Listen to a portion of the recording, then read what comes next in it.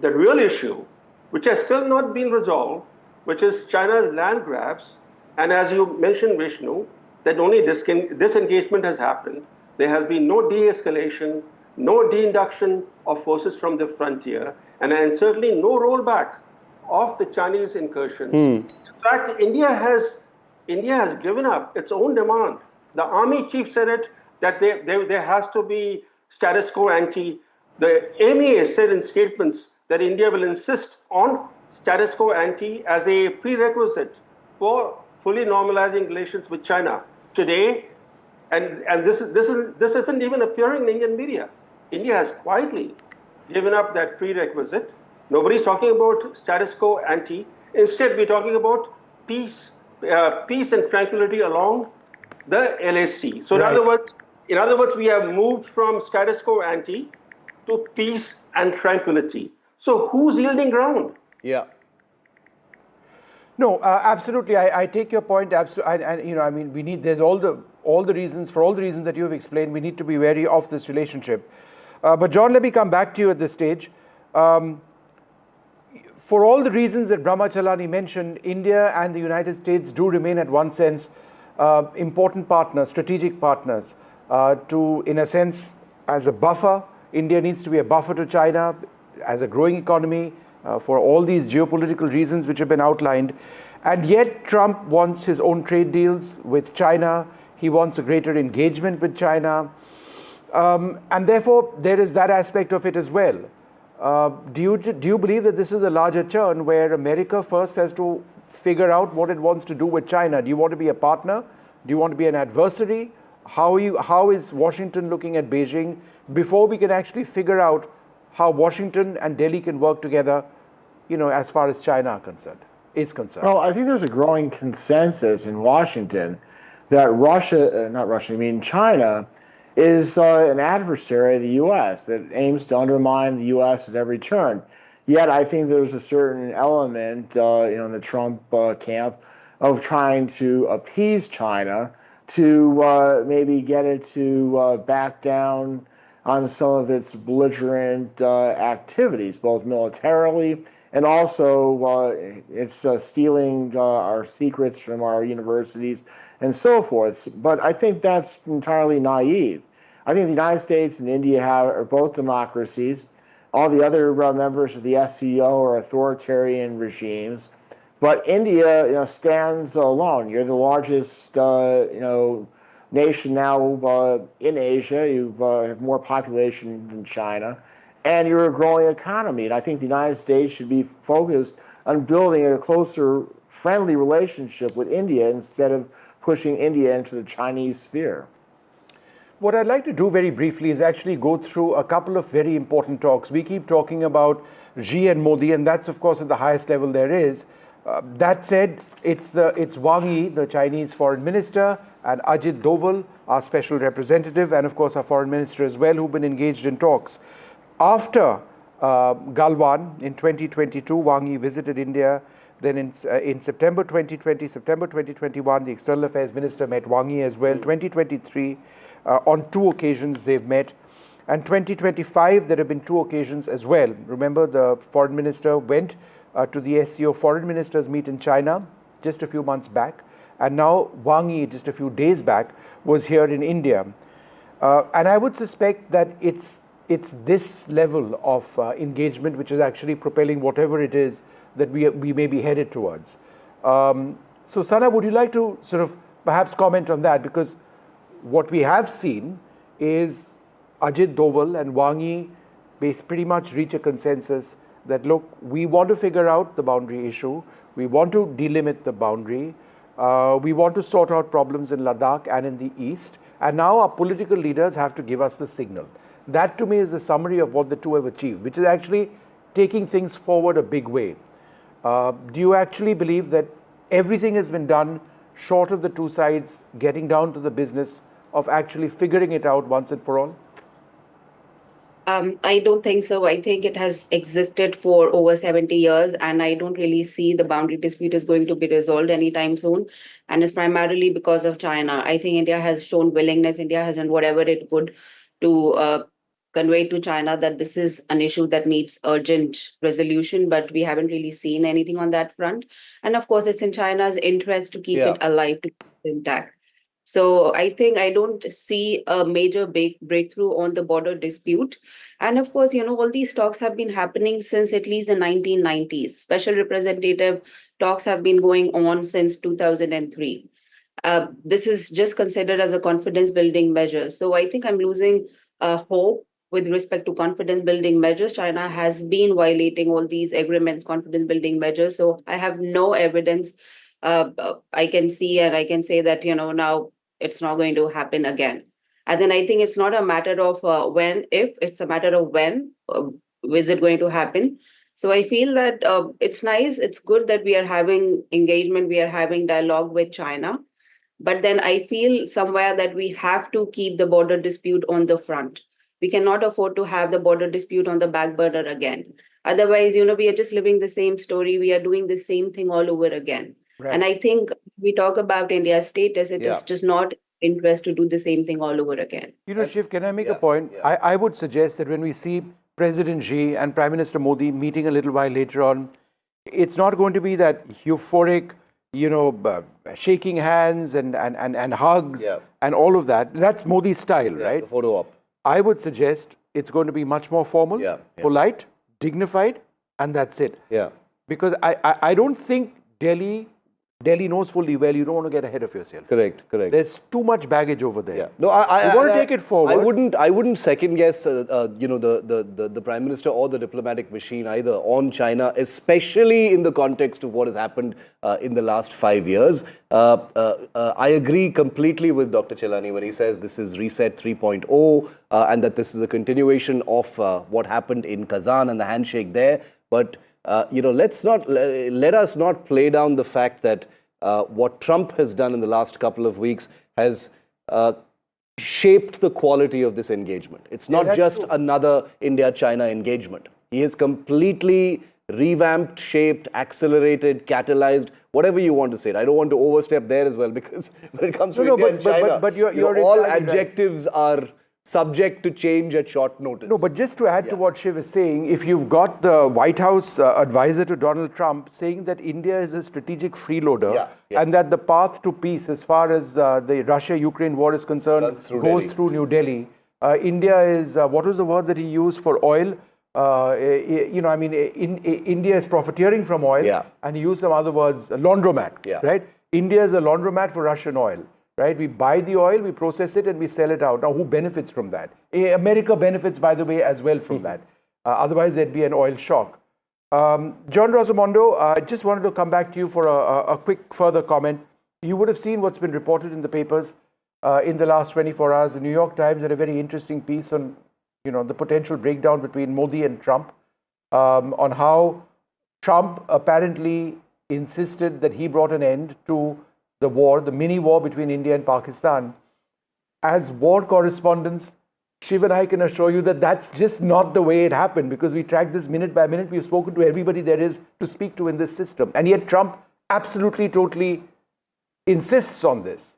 Do you believe that it's this narrative on Op Sindoor and who ended it, right? The mini war between India and Pakistan, which has brought down the level of the relationship?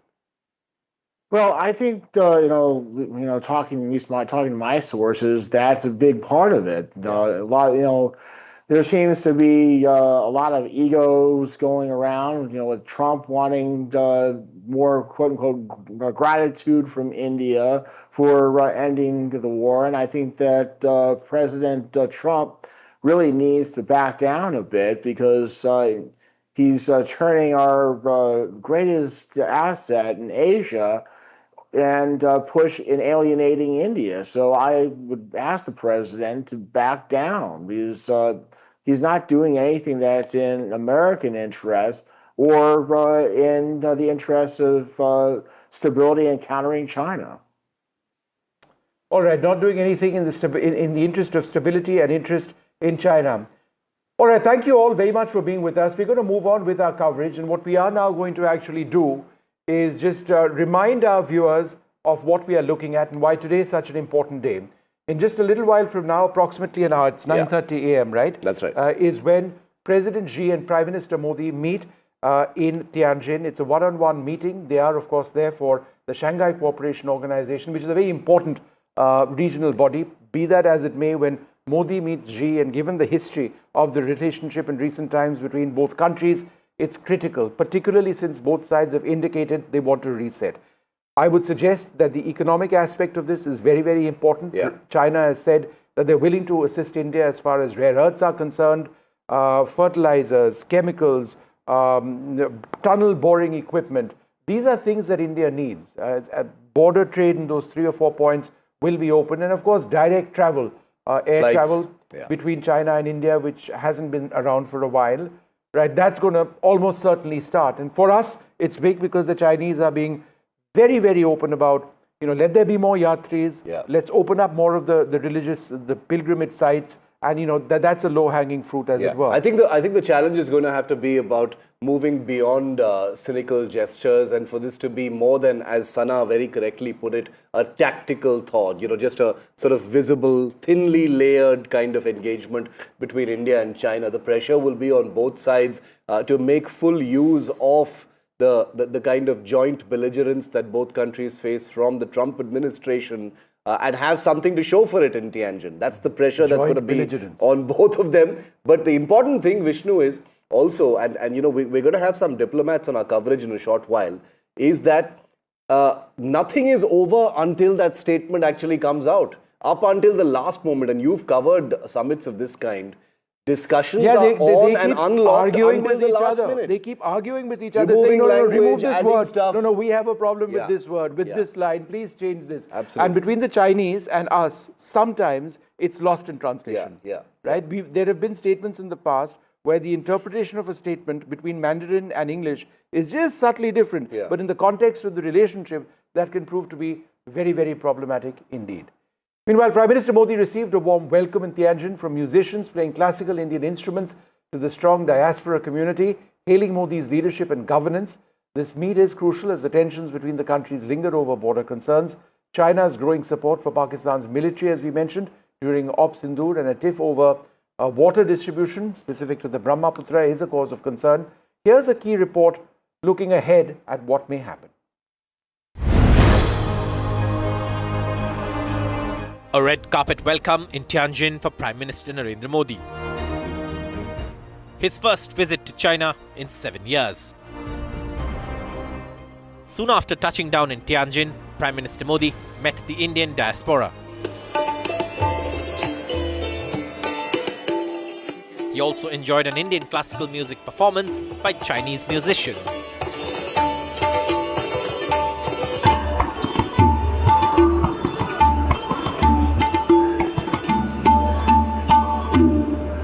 That was the Tin Tihai that you heard. Yes, Tin Tihai.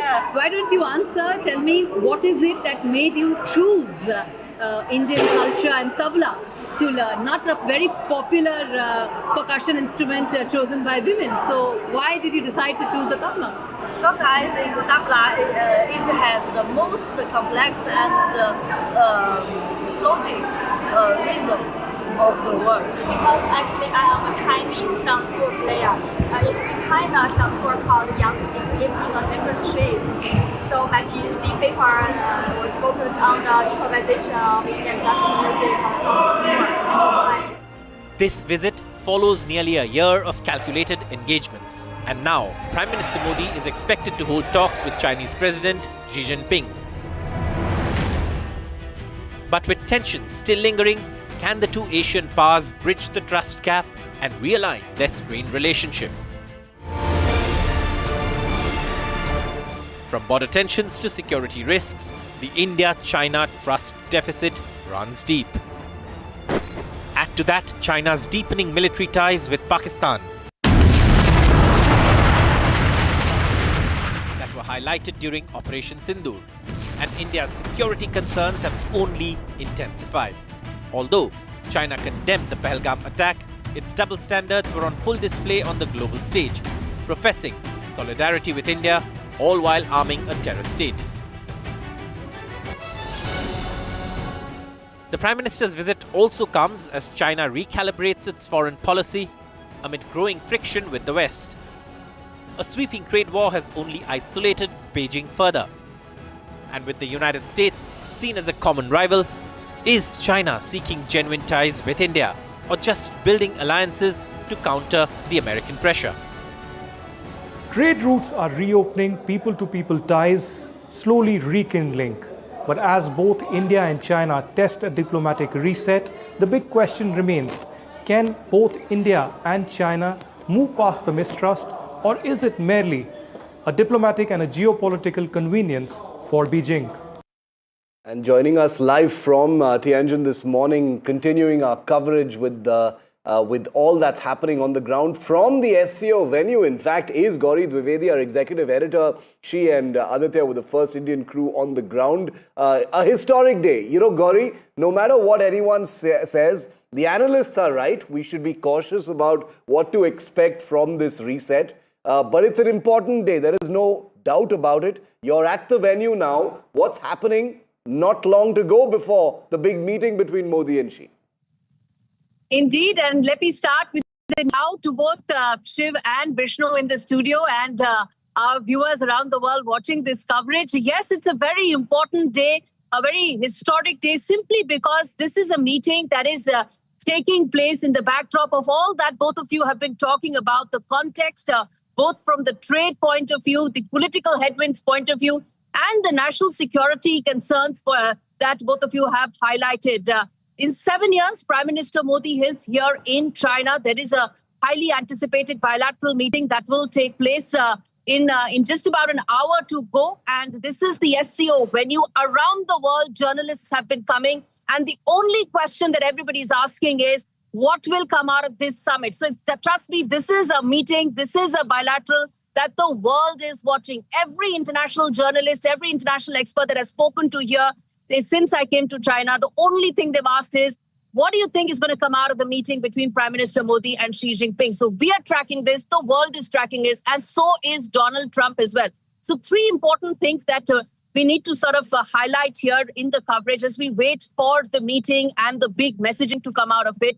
One needs to be cautious of the fact that there's been progress, but there's also been incremental progress, more in the people-to-people aspect of this relationship, and the contentious issues do remain. And let's also keep in mind that SCO, when it was started, had security as its undercurrent, tying China and some of the core countries that joined it way back when it was Shanghai 5, so to say. So security is a very important layer of these discussions. How much of that is likely to happen in the bilateral discussions, even in the summit level discussions, remains to be seen. And the third important point that I want to, of course, also mention is that this happens at the time when the Trump tariff, the headwinds with regard to Trump administration, not just tariff, but also the shrill rhetoric that's come in. Even if the NDTV report, it's still not confirmed, it has been validated by any of the governments. But the messaging, the timing, it sends that shrill message. And I think those headwinds coming in from the Trump administration are also likely to be factored in some of these discussions that will take place here. Gauri, do we have any idea how long the two leaders might meet? Is there a time which has been allotted? And do we expect a joint statement? I doubt whether there's going to be a press conference, but will there be a joint statement? No, there's no joint statement lined up as far as we know right now, Vishnu. In terms of the timing, it is expected to be about 40 odd minutes is the ballpark figure that we are told. And as far as details are concerned, that is something that we will get to know during the course of the day. But I guess that is only when the second bilateral will also be finished. That's when we'll get more details of it. Prime Minister Modi also has a bilateral with Myanmar, but that's later in the day. But specific to the this important meeting between Prime Minister Modi and Xi Jinping, a statement is not expected to come out as of now. And in terms of key takeaways, I think that is something only during the course of the day that we'll get more details of. Okay, no, but that's interesting, Gauri. You're saying no joint statement, no press conference. We would get details. Press conference will take place in the evening. I said that. Okay. Yeah, press conference. So press conference in the evening by the External Affairs Ministry. By the Foreign Minister, for Foreign Secretary. Yeah, that will take place in the evening. That's expected to be about 6:30 p.m. IST. It's 9 p.m. here local time. That's when it will take place in the evening. I think that will be summing up the two bilateral meetings that the Prime Minister will hold.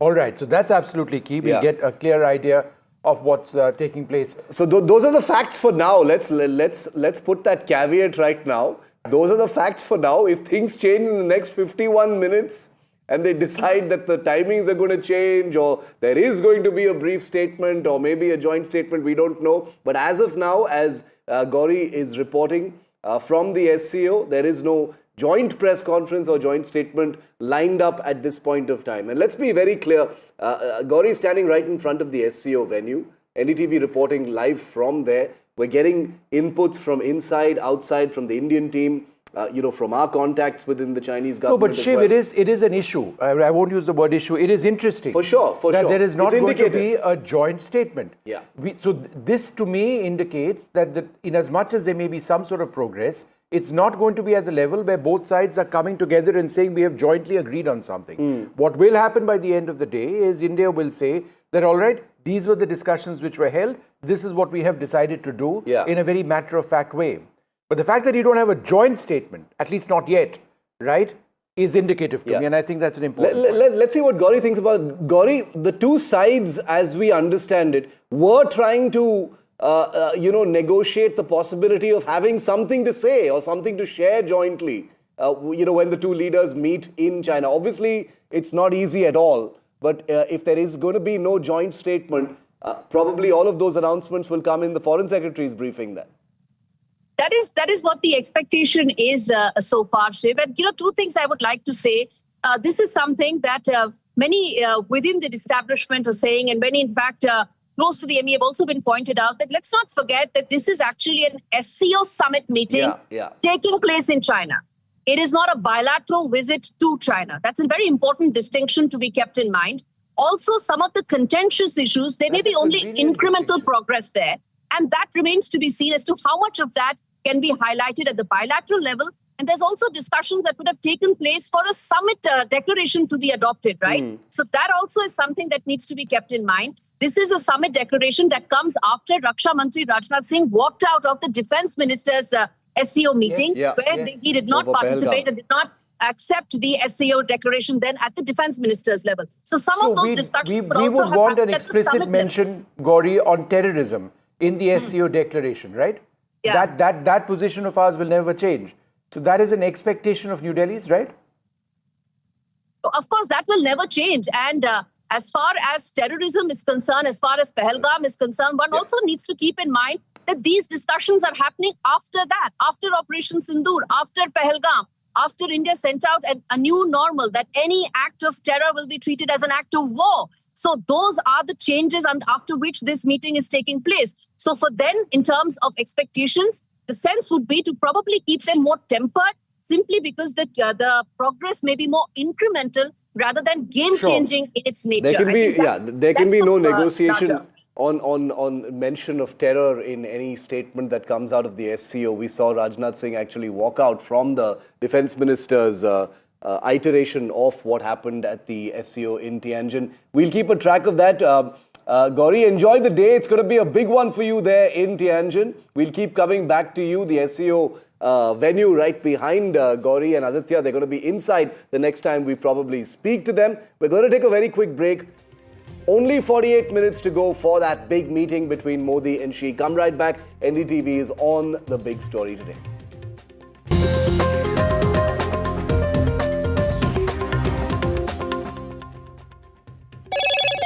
Hello, Moto. Moto G96 5G. All eyes on you.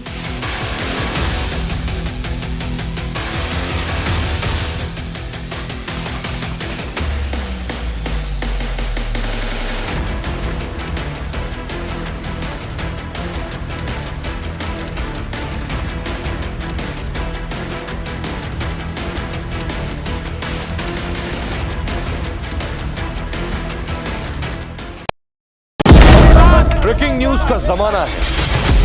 सबको तिल का ताड़ और राई का पहाड़ बनाना है। ऐसे में जनता के जूते के अंदर फंसा कंकड़ कौन देखे? बड़े बड़े मुद्दों के शोर में जमीन से जुड़े मुद्दे अक्सर खो जाते हैं।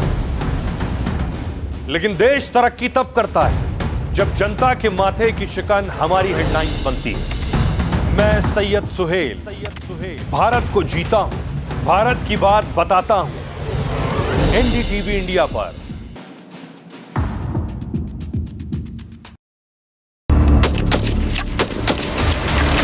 Good afternoon, sir. Good afternoon. I'm the medical officer of this unit, sir. Good afternoon. So nice to meet you. Thank you, sir. Same Hello, this ma'am. side, sir. So this is the firing range. Yes, sir. This is our firing rate, sir. You handle weapons, right? I've handled weapons. कि हम लोग एक तो shooting में we get to handle weapons. yes. They are not real guns, but they are very similar. So the functioning of it is very similar. आपने training वगैरह मैंने training भी ली है और I own a weapon also, licensed weapon.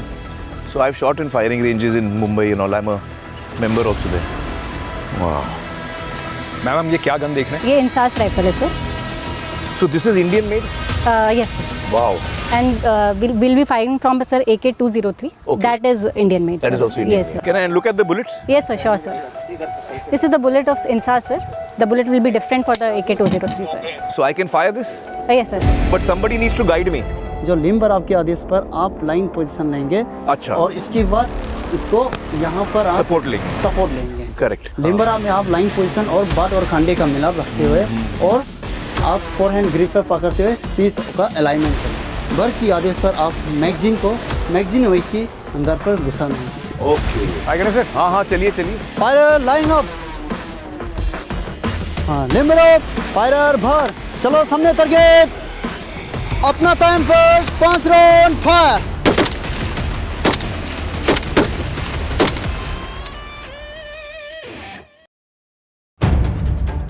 If it matters to you, if it matters to you, if it matters to you, it matters to India, it matters to India, and it matters to me, and it matters to me. India Matters with Shivaru. Only on NDTV 24/7.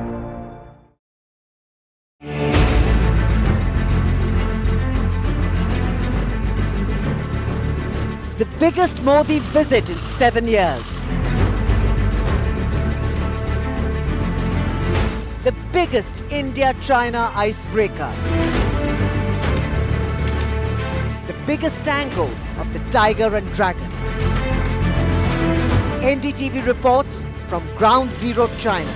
NDTV is the first Indian media crew that has reached here in Tianjin in China to cover the SCO summit. The news breaks, the body language, the mind games of a new beginning. We at NDTV will keep getting you every aspect, every update, every development first from Tianjin.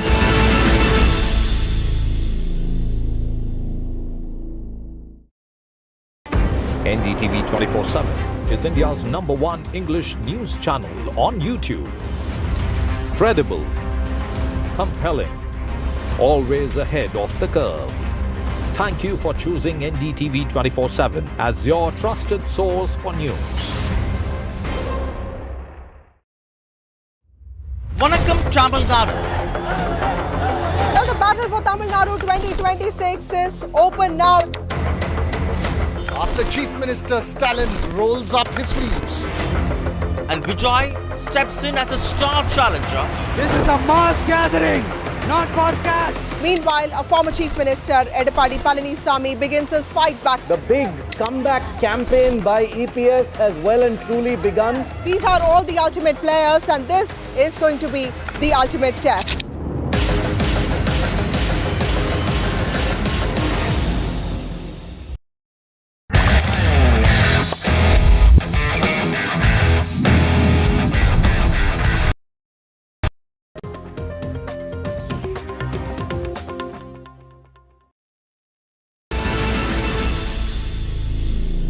Huge day, absolutely, for India and China. In about 40 odd minutes from now, Prime Minister Narendra Modi meets the Chinese President Xi Jinping in Tianjin on the sidelines of the Shanghai Cooperation Organization meet. It's an important bilateral meeting between the two leaders. It's scheduled to go on for just under 1 hour. Will there be some sort of progress in terms of the India-China relationship, which has really been fairly awful since the Galwan clash of 2020? We'll find out all of that. There is a press conference which is going to be held later on this evening where we'll know the big takeaways of what India and China have achieved. But For now, let's take a look at what's been happening in Tianjin and the warm reception that the Prime Minister received from the Indian diaspora there. We're reporting from the SCO summit here in China. In a few minutes from now, Prime Minister Narendra Modi and Chinese President Xi Jinping would be meeting. There will be a tango between the tiger and the dragon. But what will this result into? Will the mistrust be forgotten? What about the trust deficit? There are a few Indians who have come here. Right outside, you can see the venue. They're waiting for the meeting between Prime Minister Modi and Xi Jinping. They welcomed the Prime Minister last evening here in China. Let's try and find out from them what they are here looking forward to. आप मुझे बताएं, please tell me that what are you looking forward to when you meet, Prime Minister here? And do you think that this is the time that India and China need to come together and give a response to Trump? Yeah, this is the right time to give the answer to the Western countries. How South countries, how China, India is moving towards something new, something innovative. There are lots of business opportunity between China and India. If this summit has some good bilateral, then you will see the Western country will come to this region and they will come to India, and then we need to put more tariff on that. So this is the answer to the Trump. He should. Yesterday, you have seen that how people from Indian community have greet the Modi. So now the world is going to see how Modi will move. This is the time. This is the real time for the India. This is the we are on path of World Guru, All right. Vishwa Guru. All right, we are on the path of becoming the Vishwa Guru. That's what people and the Indian diaspora mean here. And they're saying that this will be a loud message to Donald Trump. Let's see what really happens at the SCO meeting. For NDTV, we'll be bringing all the live updates. This is Aditya Rajkol reporting live from the SCO summit here in China for NDTV.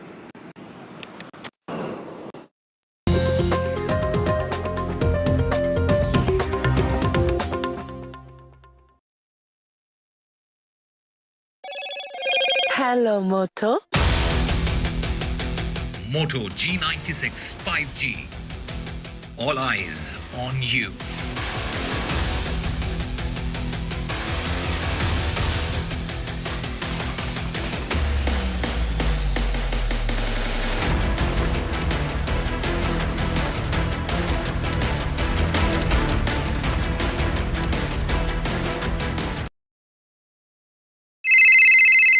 Hello बोलिए madam, डब्बा trading कब से चल रहा है पता है madam आपको? हम और आप तो जन्म भी नहीं हुआ था हमारा.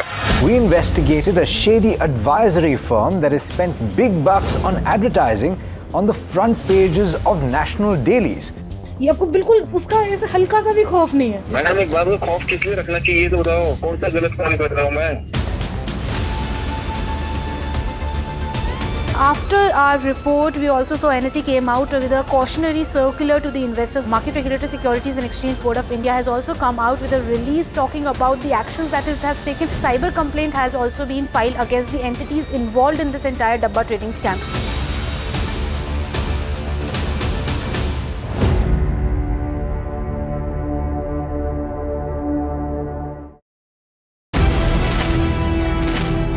India's defence game is no longer evolving, it's transforming. The NDTV Defence Summit 2025 brings together the sharpest minds. One day, big conversations, bold ideas. The mission is clear. Stay ready, stay ahead. Leading from the front, the Honourable Defence Minister, Rajnath Singh. The NDTV Defence Summit 2025, warfare in the 21st century.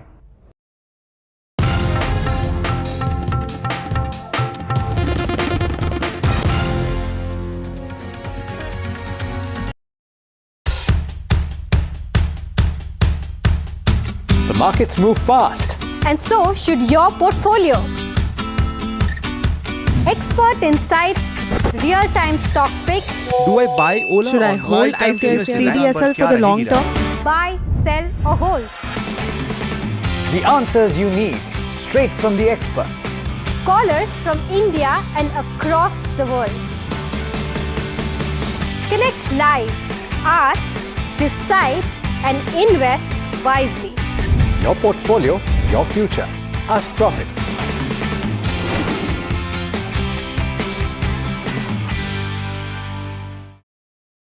Rajasthan is history, culture, and much more.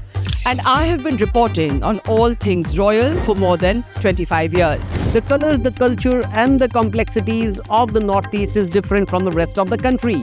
I have been bringing the Northeast closer to the capital for over 15 years. Madhya Pradesh is the heart of India, and I have been capturing its every beat for over 10 years, covering the corridors of power, what is said, what is left unsaid, and what it actually means for you and me. I have it all covered. Kashmir is often called paradise on earth, a region that has been in a state of flux from conflict to India's proud.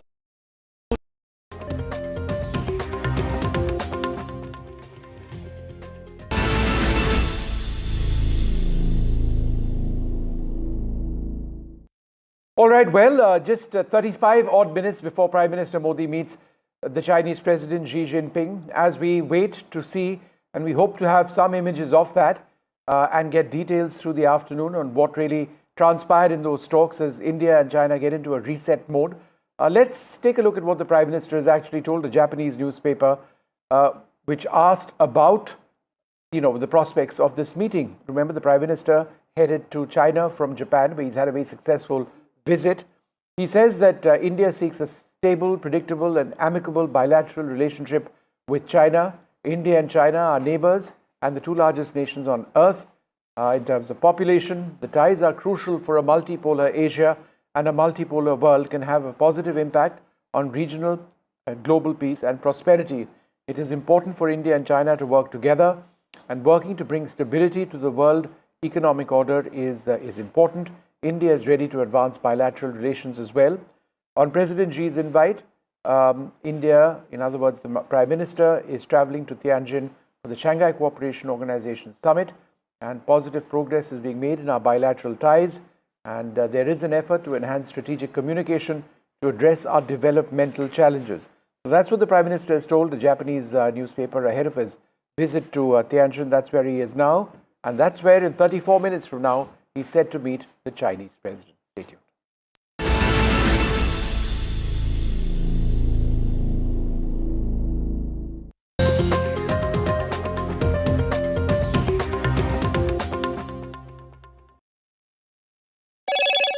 Hello, Moto.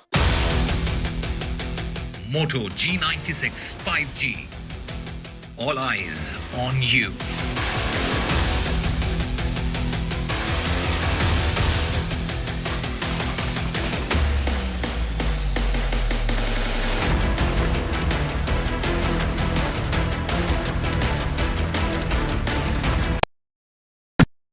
Pulling us into this country. They argue, I conclude. They deflect, I drill down.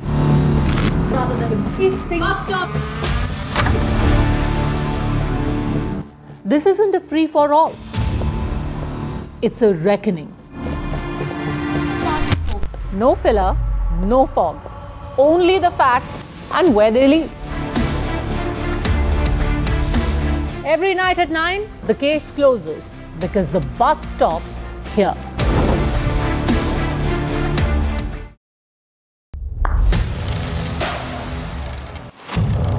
What seems settled for me is unfinished business.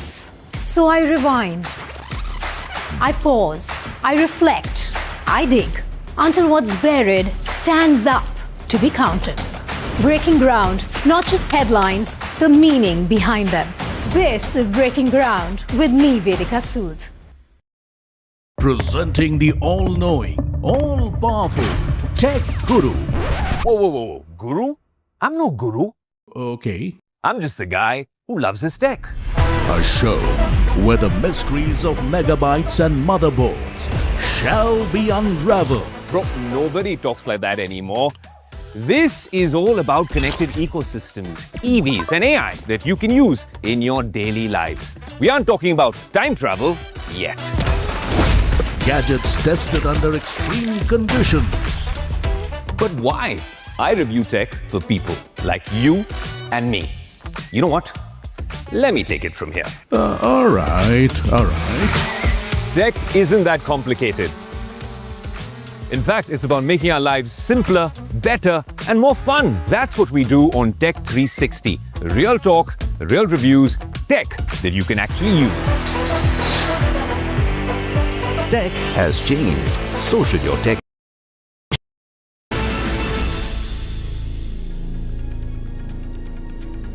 Good morning and welcome to our viewers in India and across the world. In exactly 31 minutes from now, it's a meeting which the whole world will be looking at. Prime Minister Modi meeting the Chinese President Xi Jinping. In 2020, there were violent clashes in eastern Ladakh. The relationship went into a free fall, but there's an attempt now at a massive strategic reset. We're going to give you analysis, live coverage from Tianjin in China, and we're keeping it absolutely real. No over-the-top coverage. We're going to be giving you the facts. We're going to give you the reality between India and China, because this is one relationship where you don't want to step across what is actually on the ground. You don't like the word atmospherics, do you? The atmospherics are fine. We're going to be showing you all of those atmospherics, and there are going to be lots of atmospherics in Tianjin, but we keep a very close eye on what the national interest is going to be as far as India is concerned. Let's get a look at the headlines first. There's a key Modi-Xi bilateral just minutes away now, 30 minutes away, a bilateral that signals a new phase in India-China ties amidst the US tariff threat. NDTV brings you all the updates from China and keeps an eye on Washington as well, who'll be quite clearly watching. Putin has landed in China. Remember, this is the SCO summit, not a bilateral. In an interview, Putin has slammed discriminatory sanctions by the Trump administration. There's a key Modi-Putin bilateral in Tianjin at the SCO tomorrow. An interesting development ahead of the Prime Minister Putin meeting bilateral tomorrow morning. Narendra Modi has spoken to the Ukrainian President Volodymyr Zelensky, who's conveyed and has conveyed India's commitment to a peaceful settlement of the Ukraine conflict. This is what I must tell you, that this is a key takeaway for us, that in less than 50 weapons, we were able to achieve conflict domination. Huge exclusive at the NDTV Defense Summit yesterday. Indian Air Force Vice Chief says 50 missiles fired by the Indian Air Force in Operation Sindoor. And that was all it took to drag Pakistan to the ceasefire table.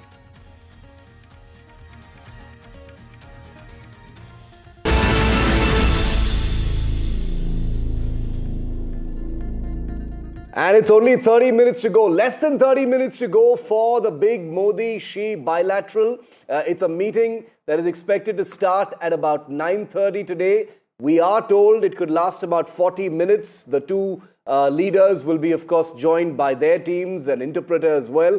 The Trump tariff war widely seen to have not only accelerated but added a special flavor to this engagement between Modi and Xi. Many are calling it a reset, a reboot, a renewal of ties between the two countries. It comes after 7 years.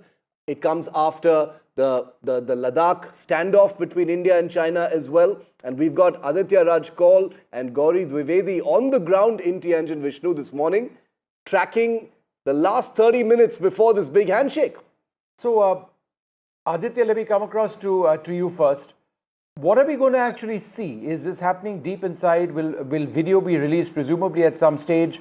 Will we get a sense of what actually transpired in these talks? And finally, the big question, do we expect a breakthrough or something less than that? Well, good morning to you all from the SCO venue here. In a few minutes from now, the big handshake happens between Modi and Xi Jinping, Vishnu and Shiv.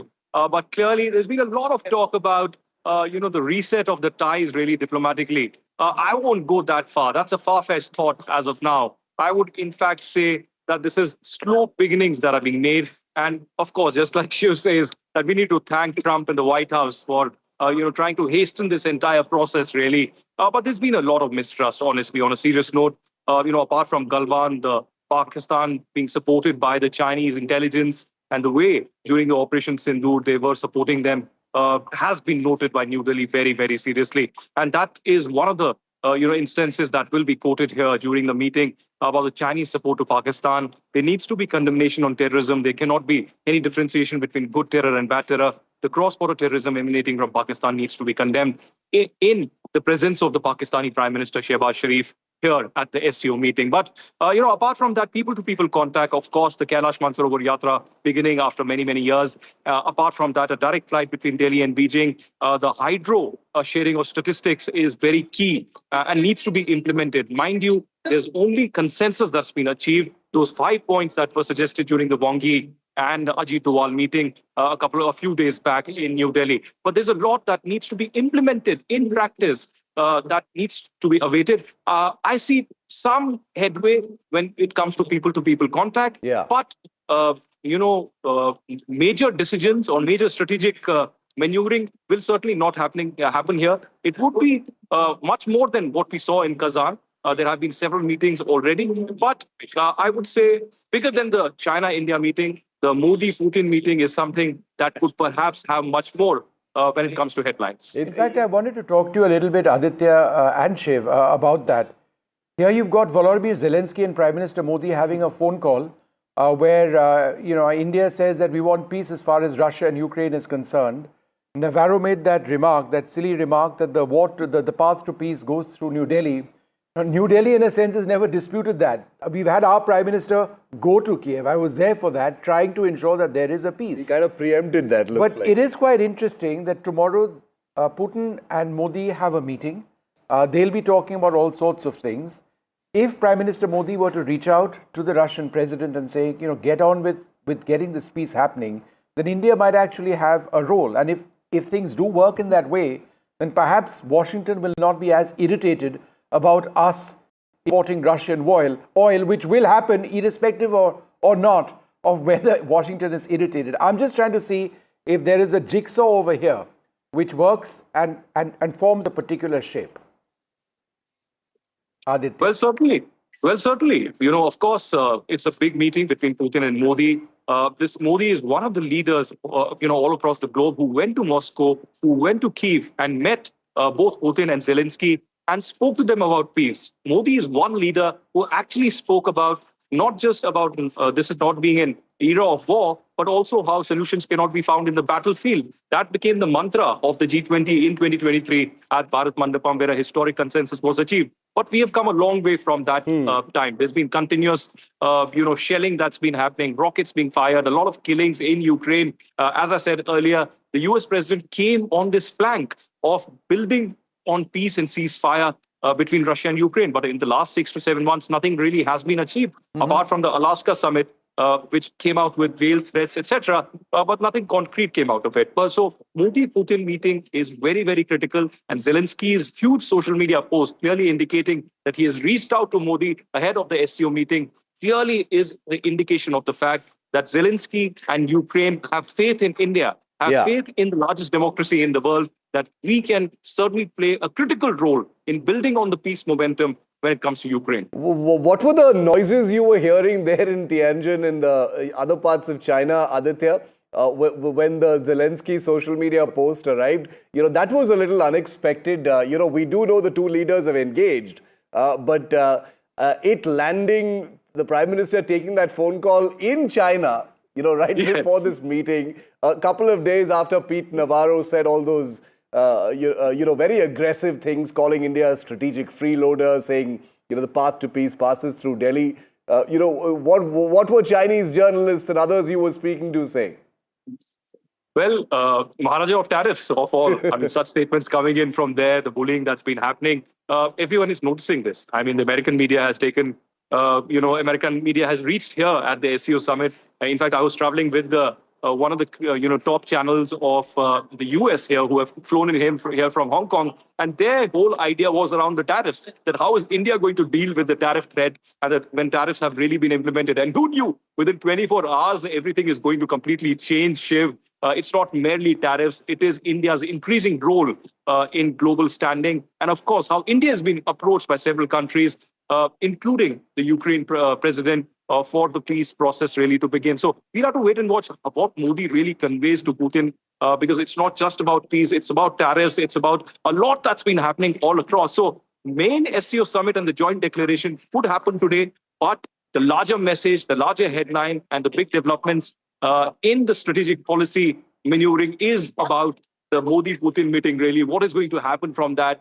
Will there be some kind of a joint statement? Will there be some announcements on the trade that India and Russia plan to do in the coming days? Priyanka, how will Washington be watching this meeting between Xi and Modi? Well, Washington, Trump will definitely be watching. We can expect an immediate post from him on his Truth Social platform. That's what I predict. But the reason why Trump is calling India out, right? Jaishankar is talking about these double standards. But what Trump is saying is that India is actually uniquely profiting from Russian oil. There's many countries, as Dr. Jaishankar said, that buy Russian oil. So why should India be singled out with such high tariffs? But India is one of the only countries that is consuming it, buying it, and then refining it and selling it to other countries. So including the US. Is that we are one of the only countries that is profiting from the war. Now, that is why he's trying to impose these tariffs to gain leverage. But this is an incredible chance for PM Modi to meet with President Putin. Sorry, he has a meeting with him at this summit. It is an incredible opportunity for Modi and Russia to actually use their relationship and try to influence Russia to stop the war. That might be, and that's probably what the call from Zelensky was also about. Aditya, can we just, the four of us over here, go through the problems we have with the relationship with America? Number one, we're a laundromat for Russian oil. Number two, we're a strategic freeloader.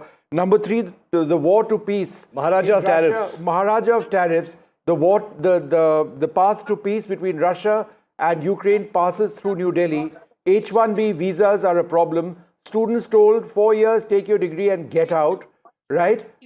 Illegal immigrants bound in cuffs and sent back in a not too polite way. I'm not sure I necessarily disagree with that, but that's something which has irked a lot of people over here. What else? And of course, the big Op Sindoor peace. The big Op Sindoor peace. The democracy lessons that we get from the US and the annual religious reports, religious freedom reports. Oh yeah, and freedom of press, by the way. That's right. Journalists also have restrictions, but that applies to journalists from all over the world applying over there. And there are restrictions now. But at the same time, there's very few countries that are, of course, a lot of countries are buying the oil. We're not, the US is not saying anything about that. A lot of countries are using it for their own use.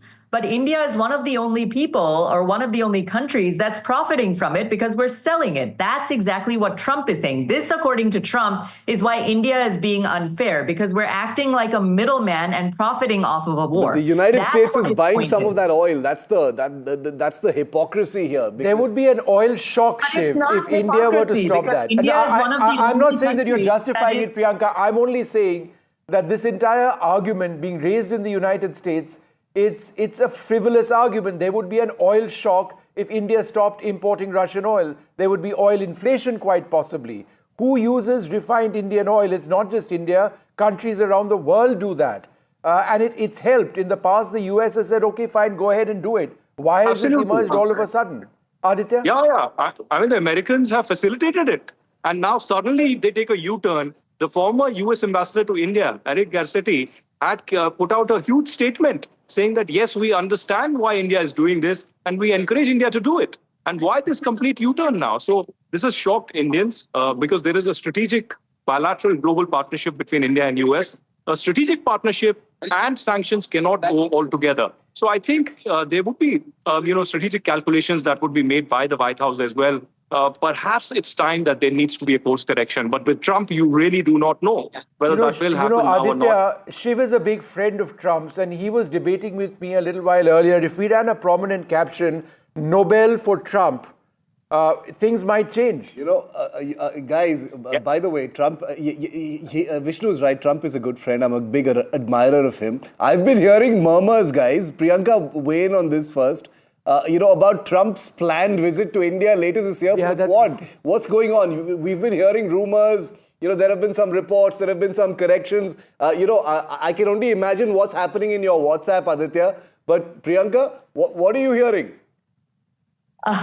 He might. There are a lot of rumors, but everything is unconfirmed. As you know, Modi and Trump do have a lot of respect for each other. Yeah. Trump has said that Modi is a very, very tough negotiator. There is a lot of mutual respect over there. And keep in mind that tariff wars at this point, it is still under negotiation. So I think that the Trump-Putin meeting right now at the SCO summit is very, very strategic, and it might actually determine whether Trump makes a very friendly visit to India later on this year. I think everyone's holding off on, taking any decisions that go beyond the next 30 minutes. I think we can all be very sure about that, right, Aditya? Nobody's going to say, I'm going to come or I'm not going to come to India yet. They're going to see how things play out right now. It would be nice if a few of us, if you're talking about coming and going from one country to the other, were actually privileged to travel to China. In my case, I wasn't given a visa. But Aditya was. That's another story. But sure, one thing is sure that, if Trump doesn't come to India, he's going to miss on the chole bhature and kundru that you love so much. So, among many other things. But yeah, you're right. It's I think Team Trump that has been in some ways sort of unleashed to say all these very unsavory things about India. Is going to weigh its options, see how things really roll before taking a decision. The Quad Summit is scheduled for later in the year, so there's some time for that. But there are all these moving parts that need to be looked at, whether it is Xi Jinping, whether it is Zelensky, whether it is Putin, all of those things, where they fall, what meetings take place at the SCO, what phone calls take place after this. Will there be another escalation from the White House or from Team Trump's advisors while the Prime Minister is at the SCO today and tomorrow? That's something that cannot be ruled out as well. So we'll have to look at all of those things. Let's open it up a little bit. Priyanka and Aditya continue to be with us from China and the US. Let's open it up. We've got many more experts and analysts joining us on our coverage to help us decode what is essentially a pretty complicated affair. But before I go to them, a quick look at the timeline. October 21st is when there was a pact between the two countries to resolve the border conflict. Now, these are big words because this border conflict, as you know, has been festering for a very long time. Let's move that forward. October the 23rd, Prime Minister Modi and President Xi met in Kazan in Russia. That was seen to be the beginnings of the reset that we're seeing move forward right now. November 19th last year, the External Affairs Minister and Wang Yi, the Foreign Minister of China, had met. This was the first of a series of meetings that has spilled over into this year. Let's keep moving this forward as fast as possible. June 25th to 26th, Rajnath Singh was in China for the SCO meet. That particular meet didn't go very well over protests by India that Pahalgam had been expunged from that joint statement. In June, the Kailash Mansarovar Yatra actually began with the first group of pilgrims going into Tibet for the Kailash Mansarovar Yatra at that point. And this was seen to be a very visible sort of de-escalation diplomatically between the two sides. August the 18th, the Chinese Foreign Minister Wang Yi was here in India. He met with the National Security Advisor, the External Affairs Minister, as well as the Prime Minister. And this was something that pretty much cleared the decks for what we're seeing happen in Tianjin right now. The Prime Minister is in Tianjin right now, and that meeting is going to take place just about 15 minutes from now is when the big Modi-Xi bilateral takes place. Vishnu, we're joined by a lot of experts. Let's open this up now. I've got some breaking news coming in just now, an update from Tianjin. The meeting between Prime Minister Modi and President Xi is expected to start shortly. So that's the big breaking news we can actually talk about right now. This is information that I've got coming in from the Indian delegation in Tianjin, where the Prime Minister and President Xi are expected to start their meeting shortly. The meeting, as we've been reporting, will last approximately 40 minutes. So it's supposed to start in 12 minutes or so. It could start any time now. So essentially right on schedule. So that's what's all set to take place. Let's have that breaking up. An update from Tianjin that the meeting between the Prime Minister and President Xi shortly. So that's what we've been waiting for. Let's go across now to Aditya Rajkol. Aditya, go ahead. We've got this update coming in. What do we expect? Are we going to see lots of video? Is it going to be played out prominently? What's the sense you're getting? Well, yes, any time now that Prime Minister Modi would be meeting Xi Jinping, big bilateral happening, after Kazan, the positive headways that were made last year in Kazan would be taken forward. There have been a couple of meetings in the past as well between Ajit Doval and Wang Yi, and of course between Jaishankar and his Chinese counterpart. Of course, a lot is being said about the reset in the ties and a big test between India and China currently. But if you speak to foreign policy experts who've been tracking China for a very long time, they do not expect a major announcement likely after the bilateral. They expect the positive momentum in the fields of people-to-people contact really to be taken forward, perhaps to be implemented, including the direct flight between Delhi and Beijing. And of course, already we've had the headway on the Kailash Mansarovar Yatra, which has been started, and the hydro statistics that need to be shared between the two countries could be implemented as well. But when it comes to the boundary question, that remains a big major concern for India, where not just the boundary and the transgressions that have repeatedly happened, all is not well in eastern Ladakh as well, apart from the status quo that's in place currently. Apart from that, the Chinese have currently, in the past, repeatedly changed the names of villages in Arunachal Pradesh. That's a huge concern for New Delhi. That there was a strong statement by the Ministry of External Affairs. So these are concerns concerning the sovereignty and the security of the country that certainly will not be compromised. That remains a big red flag. Aditya, very quickly, have the two leaders arrived at the SCO venue? Just checking on that.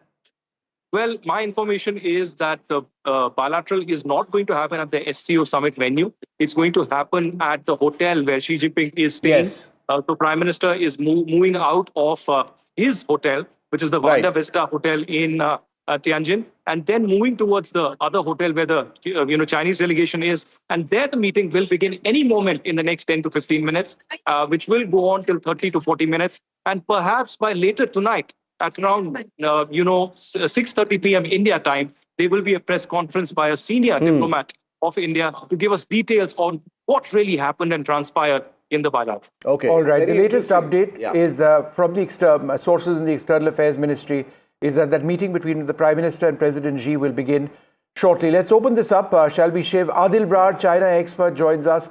We're also joined by David K. Johnson, senior journalist, Namrata Hasija, a research fellow with the Center for China Analysis and Strategy at the Stimson Center, and Mitali Nikore, who's an economist. Namrata, let me come to you first. Do you expect anything substantial out of this visit, or is it just a sign of confidence between India and China? Namrata, go ahead. Yeah. All right, we'll come back to Namrata in a moment from now. Let me take that across to Mitali Nikore. Mitali, do you believe that the economic ties between India and China are a low-hanging fruit, that they may be something as far, for example, as rare earths are concerned? No, absolutely, Vishnu. I mean, if we look at the trade deficit that's currently on between India and China, it's at its highest point that it's been since the last almost 10 years. The ministry, in fact, released data very recently, and in fact, it points out that currently the trade deficit between India and China stands at almost $100 billion, and that's not really in our favor. So therefore, it is definitely in our interest to start to push towards joint ventures and joint explorations, more investment and co-investment from Indian and Chinese companies. However, this will take a lot of trust building and a lot of work, because a lot of companies in China who are involved in, say, rare earths, or who are even involved in semiconductor or renewable energy or even solar cell manufacturing, are in fact government-backed state-owned entities, and therefore it becomes important that the government-to-government relationship is fixed first before we start talking about co-investments and trade. Adil, how are you reading it? 7 minutes to go for this. We here, of course, on NDTV are putting out all the facts. There tends to be a great deal of hype when it comes to an India-China sort of reset. But obviously, these are very, very complicated engagements. There is a context to this particular one, given everything that's happening with Trump. You're in Taipei right now. How are you seeing this handshake that's coming up? Thank you, Shiv. At the moment, the way I think China looks at this engagement with India is that they want to build the confidence that was, building up over the last few months, and they want to continue that momentum, as the last speaker also mentioned. But the key thing that China wants from India is that there are certain aspects of the SCO where India can play a major role in terms of, moving forward. The joint statement, India has questioned the issue of joint statement in the past. They've raised questions about terrorism. So these are some of the sticking points that China wants to get over so that they can move forward and have a successful SCO meeting at the moment. And in terms of the bilateral relationship, we have seen there are many sticking points like trade. There's a huge deficit with China. There's also the issue of visas. The direct flights that both sides are talking about starting haven't really started. So there's a lot of symbolism here, but actually delivery on some of these key things has not been done yet. So that's what they are going to discuss. And China hopes that India can come the halfway that they are also going to walk. David K. Johnston, the fact that India and China want to reset in their relationship, does that impact the broader India-US strategic partnership, which appears in the last few days to essentially be on hold? I think you're seeing the early stages of a complete reworking of the world trade order. The incompetence and the illegal tariffs that Trump has put forth have created a whole series of decisions, which this is one of the most important, about let's reorder trade instead of having U.S. dominance of the trade around the world. China has been the biggest beneficiary so far of the utterly incompetent practices of the Trump administration. And China believes that it should be the dominant power in the world. No question about that. It has its own agenda here to pursue. And so long as Donald Trump remains as the American president with his policies that are all based on his ignorance of economics, his belief in mercantilism, which was discarded hundreds of years ago as an economic theory, we will see further efforts by other countries to develop their own pacts. We're seeing Europe and Japan working on new trade agreements. And what we could end up with at the end of the day are trade zones from which the U.S. is excluded rather than being a dominant factor. And this is simply, this meeting, this rapprochement is a very early stage in that realignment of the pattern we've had for the last half century. It's interesting because there are always all these expectations from an India-China engagement at any level, but one has to be pretty realistic. Even if you accept that there is a special context and a special sort of flavor and a complexion to this particular engagement, it is one that arose from the Kazan handshake that happened in October last year. But everything that's happened in the last 2 weeks has completely changed the context of what's happening. Namrata, if you can hear me now, go ahead, give us your sense. 5 minutes to go for that scheduled bilateral between Modi and Xi Jinping. How are you reading this? A tactical thaw between the two countries, confidence building, or something more? Sorry, I have not can't hear your question. Can you please repeat? Okay, we'll Shiv. try and fix these technical issues, and we'll come back to you in a little while later on. Mitali Nikore, the fact of the matter is that India and China, despite all the problems that we've had, do remain close economic partners in terms of the trade, which has never really gone away. Do you really expect that to step up at the very least? Because at so many levels, India and China economically are connected. No, absolutely, Vishnu. I think for the Chinese particularly, India offers a very, very promising new market because even though the exports of China to India or Indian exports from China are nearly 100 billion right now, but that doesn't mean that the market cannot grow. There are new areas, particularly in renewable energy, infrastructure, even defense equipment, where there is a lot of cooperation that's possible. And even on the services side, India can gain from aligning with China on the new AI discoveries that China is working on and the AI and ML missions that China has launched. So I think there's a lot to gain in terms of mutual work. David, quick question to you. There was a phone call between Volodymyr Zelensky and the Indian Prime Minister yesterday that was unexpected. It wasn't The two leaders had spoken just a few days ago, but they've spoken again yesterday. Modi has this Putin bilateral scheduled in China tomorrow. Do you think there's going to be a response or a comment from Trump? I mean, he's been saying a lot. He's been saying a lot through Pete Navarro as well. What do you think is going to come out from the White House? Yeah, Donald, whom I've covered for 37 years, has been very quiet the last couple of days, and I think he's more concerned with domestic matters. But Zelensky has been very active, and I'm not surprised he reached out to Prime Minister Modi because he's in a very precarious position.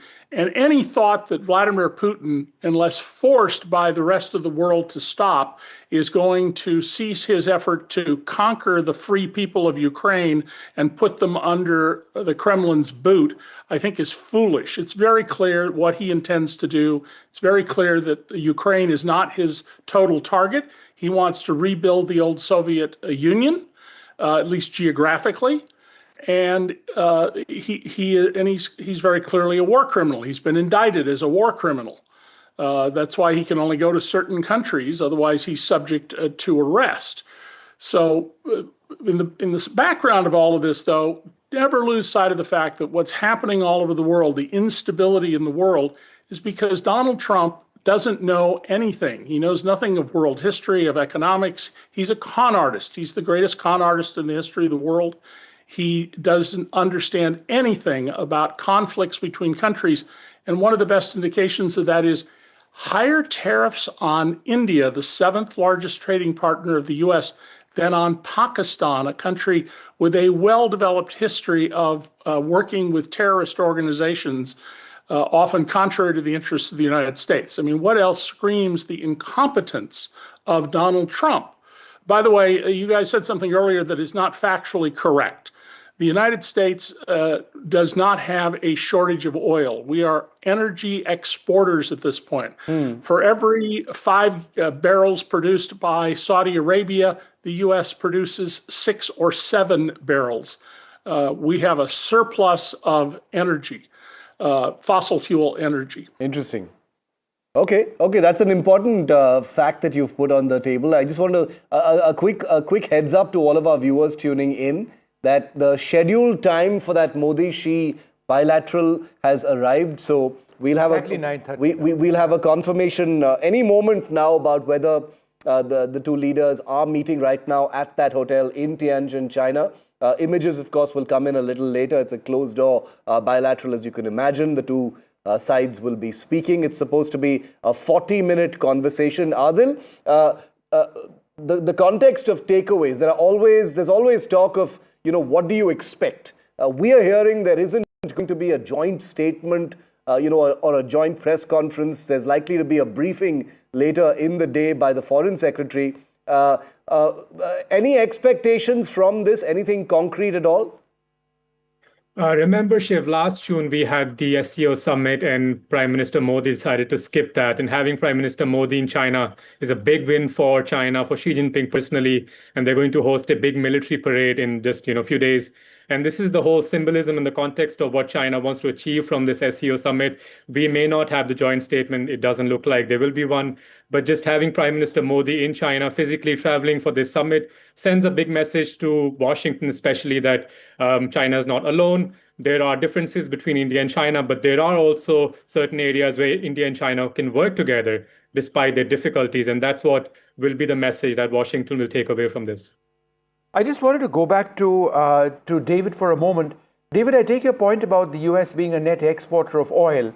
I think the point that we were trying to talk about was America's import of refined oil, a part of which, as I understand it, does come from India. India has been shipping approximately 265 billion of oil in the US, with America as a key destination.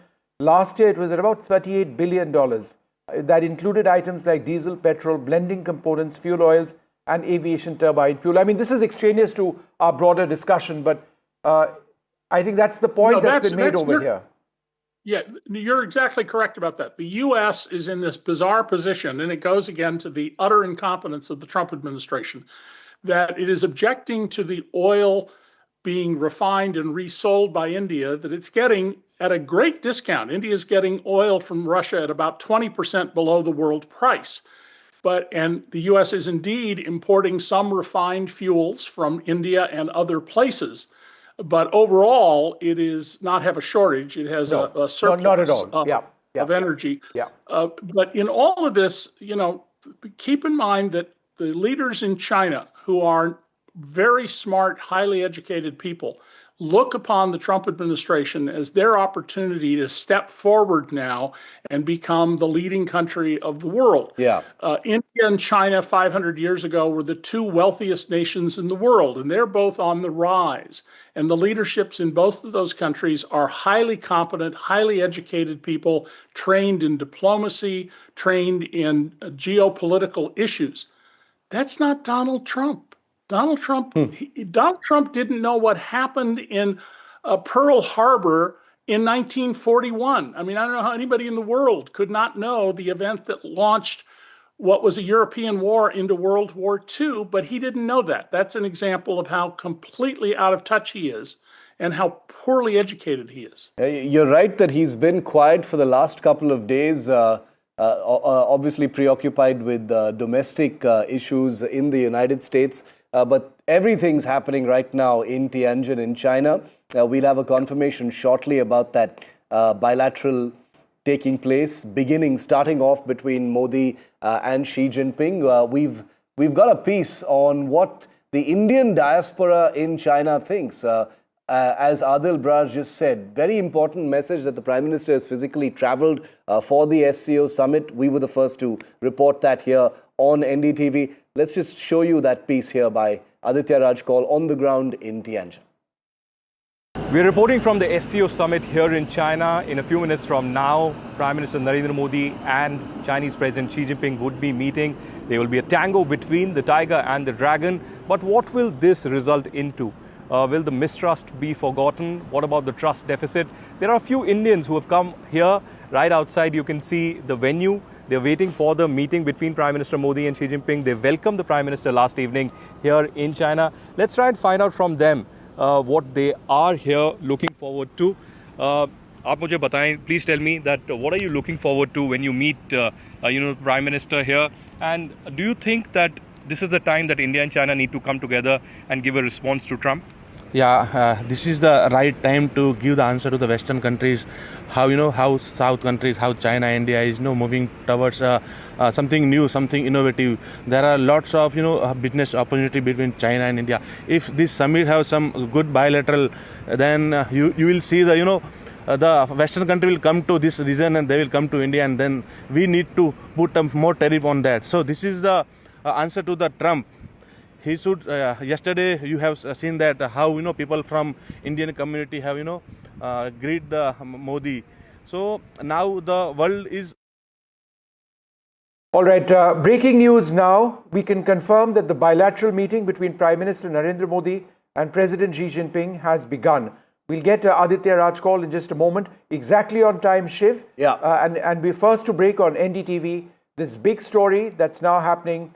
We'll bring you images, video of that as soon as we get it, which should be any time now. Shiv? That's right. On time, 9:30 a.m. is when that bilateral has begun. You're hearing it first here on NDTV. Vishnu obviously plugged in with his sources both in India and China. This is the first bilateral between Prime Minister Modi and Xi Jinping since the Galwan clash in 2020. It's a very, very big bilateral. There are lots of expectations, but they are being calibrated and tempered because of the realities, obviously, that exist between the two countries. There's a huge number of things to discuss. At this point, we understand that the meeting will last about 40 minutes. It's behind closed doors, obviously, but there will be images here on NDTV anytime now. Very, very shortly, there will be that Kodak moment, that photo op where the two leaders actually shake hands and pose for the cameras. So we will get you those pictures first here on NDTV. So keep looking at your screen because this is the big handshake of the year. It has been accelerated, it has been catalyzed by what's been happening between India and the United States. But this is quite independently and quite separately a relationship that has been through a great deal of historic turbulence in the last 5 to 6 years. And That's the reason why what happens in Tianjin today will radiate out and shape the India-China relationship in the years going forward. Vishnu, big news break by you here. I think what is interesting, Shiv, and just again confirming for our viewers that the two leaders are now talking, is very much premised on what was agreed on a couple of days back between Wang Yi, the Chinese foreign minister, and Ajit Dovala, our special representative, and also Mr. Jaishankar. What have they agreed on? They have agreed on special representatives mechanism on the boundary question to keep more on that. More talks between the National Security Advisor, the External Affairs Minister, etc., etc. There will be a water resources cooperation effort as well. China has agreed to lift restrictions on the export of fertilizers, rare earth materials, and tunnel boring machines to India after this meeting a couple of days back. The Kailash Mansarovar Yatra was resumed. It will become bigger right now. The granting of visas for nationals of either country, direct flights between India and China. Now, that's one part of it. The other part of it is the big issue. There is only one massive issue between India and China, the border issue, which is the boundary. Yeah. Delimitation of the boundary. There has been a renewed thrust in referring to the 2015 bilateral agreement between India and China. Once again, the two sides are going back to agreements which have existed to ensure that there is peace. The word de-escalation is now seeing use again, as also disengagement. Disengagement is when soldiers who are eyeball to eyeball move back a little bit, they move away from their contact points. De-escalation is when you look at the larger issue. So now, in those talks in New Delhi a few days back, there has been an agreement that, look, right, let's get back to the larger picture, and for that we need political direction from our leaders. Presumably, that political direction is being addressed over here. Now, that doesn't mean that India and China say it's all over, we're all friends, and this is the... No. It's not a boundary, it's a border, no. But there will be direction. And so we're going to have to see if it's low-hanging fruit or something larger. Okay, is it going to be low-hanging fruit or something larger?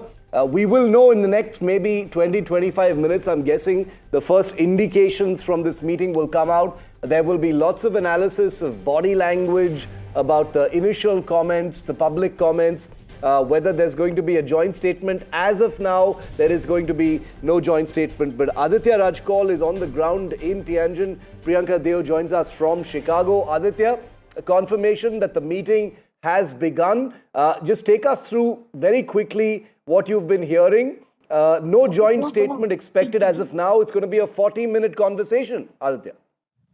That's right. We can confirm from ground here at the SCO summit that on the sidelines, the first big meeting between Xi Jinping and Prime Minister Modi has begun. This is at the hotel where the Chinese president and the Chinese delegation is staying in the city. And of course, there's a lot being said discussed about the Modi-Xi Jinping meeting. What will be the result of it? Will there be some major announcements or decisions that will be taken? As per my sources, clearly no. There are no joint statement that is expected. What we do expect, however, is that some headway will be made, some positive direction towards people-to-people contact, towards some beginnings of structured bilateral cooperation to an extent in the framework of the people-to-people contact. Of course, there are many irritants, including that of the border in eastern Ladakh and the provocations that have come in. There hasn't been any kind of a consensus that's been achieved there, apart from the status quo that continues. There is, of course, the question of the delimitation that Vishnu pointed out. And apart from that, the continuous support of China towards Pakistan on terrorism. This is one major issue that will be discussed as well. The issue of the Delhi, Beijing flight is under works. There are a lot of technical details that the flight operators need to discuss in detail, threadbare, that need to be implemented. And of course, the Kailash Mansarovar Yatra and the hydro statistics sharing is a very critical component of this bilateral dialogue. So this is the SCO summit, and the big headline from here is the SCO summit, not the bilateral, clearly, because this is just one of the meetings that are taking place here. I've spoken to several diplomats, here last night at dinner, who are positive, who are saying that, this is a meeting in a positive direction, but certainly not much can be expected out of one meeting that is taking place here on the sidelines of the SCO. Perhaps there needs to be a planning for a bilateral visit either to New Delhi or Beijing later this year or early next year. Now that we know that Quad may or may not happen, that's a question hanging in the air. There is certainly more bilateral cooperation that is expected between India and China. And of course, reiteration of the bilateral between India and Russia as well. But the key meeting between Modi and Xi has already begun. Within the next 30 to 40 minutes, we have more clarity with the first pictures coming in of the body language, of the tenor, of the way these leaders are speaking. We'll wait if any initial comments will come out of it. But clearly, a big development. Modi and Xi meeting here in Tianjin on the sidelines of the SCO meeting. We saw some positive momentum from the Kazan last year, and then a series of meetings between the leaders of the both countries, and now the top leaders meeting here in Tianjin. Clearly a significant development that the Americans and several Western countries would be also observing very closely. All right. So in terms of meetings that are taking place, it's not just the one over here with President Xi. He'll be meeting the Myanmarese leader, Prime Minister Modi, later today. There was some talk about a meeting with the Iranian leadership. Are you hearing anything on that, Aditya? The works, if it isn't a bilateral, then it will be a pull aside. But confirmation is only, Vishnu, about the three bilaterals that will happen. First one has begun between Modi and Xi Jinping. This will be followed by the bilateral with Myanmar. And tomorrow is that big day when Putin and Modi will be meeting, and this will be before Modi takes off for New Delhi.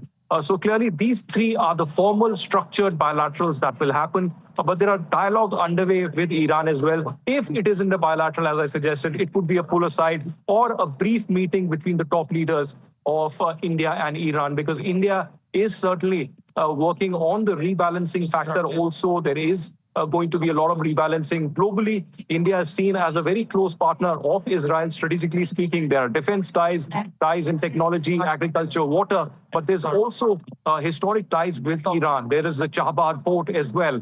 And a lot of communication that has continued between India and Iran during the recent 12-day war. And India spoke to both the leaders during that time as well. So clearly, India's significance as a peacemaker is of importance at the SCO summit. Zelensky reaching out, and now there is talk of the meeting between the Indian and the Iranian leaders.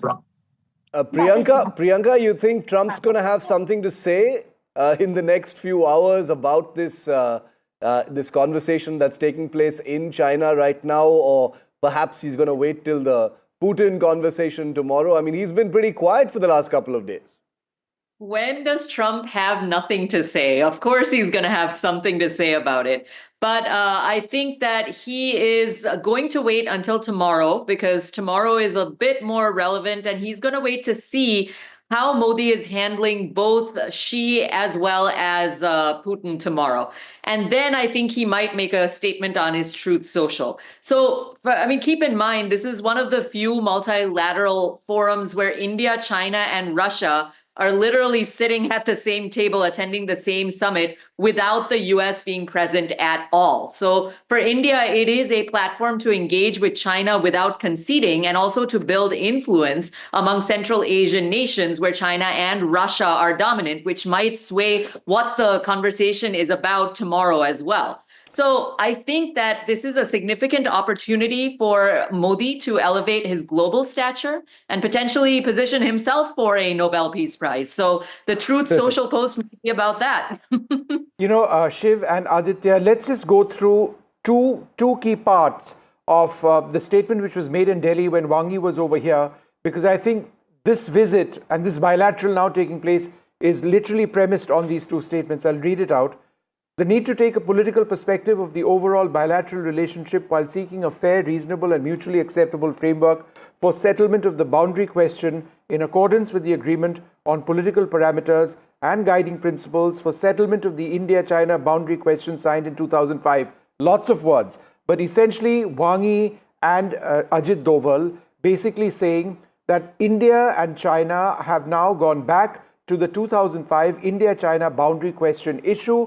that agreement between both sides, because after Galwan, all previous agreements were thrown away. I mean, we were almost at a state of war. So they've gone back to the basis upon which they want to figure out the problems. And number two, setting up an expert group under the working mechanism for consultation and coordination on the India-China border affairs to explore, quote, early harvest in boundary delimitation in the India-China border areas. Now, I would, the word early harvest, Aditya, came up in the Chinese readout as well. So they actually do want some takeaways. I mean, how would you look at these 2 points as being the basis of the talks taking place now? Well, certainly there's been a positive headway. There's no doubt about that. And as we've discussed, the Trump tariffs have only tried to speed up the entire process of India and China trying to rebalance and think of getting together. I think Wang Yi meeting with Ajit Doval was very, very critical. That set the tone of the meeting between Modi and Xi here on the sidelines of the SCO. And the 5 points that were agreed on, 2 of them that you elaborated about the working committee and the expert group on the boundary question. And of course, on the sidelines on some people-to-people contact measures are very critical. So on the boundary question as well, we do expect some headway taking shape here. The formation of that expert group and the working committee will look into a time-bound resolution, at least in some areas. But will it happen? How long will it take is something that we need to wait and watch. But certainly China has proposed about the early harvest and about the boundary question. And this we speak even as Modi and Xi are meeting right now. There's a lot happening inside that room, and we're waiting for the details of the same. It's a big, big development with 2 major economies meeting together, discussing, among other things, trade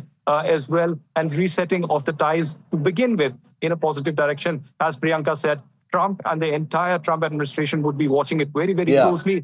He's been unrealistically very, very silent these couple of days, but certainly we do expect some troubling remarks from him, perhaps tomorrow. Because I agree with Priyanka. I think tomorrow is a little bit more relevant. I want to hear what Navarro has to say. I'm not interested in Trump. I want to hear what Navarro has to say after Modi meets Putin.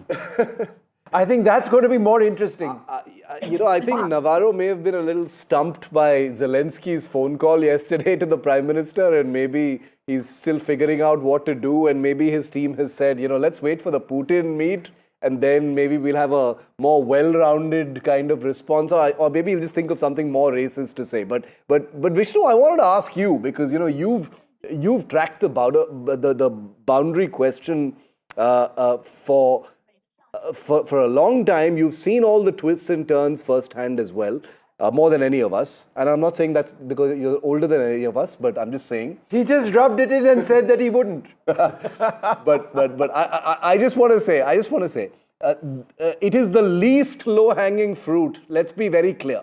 I think we can agree on that. The boundary question is the most aggressive issue between the 2 sides. It is the biggest issue between the 2 sides. It is the most stubborn issue between the 2 sides.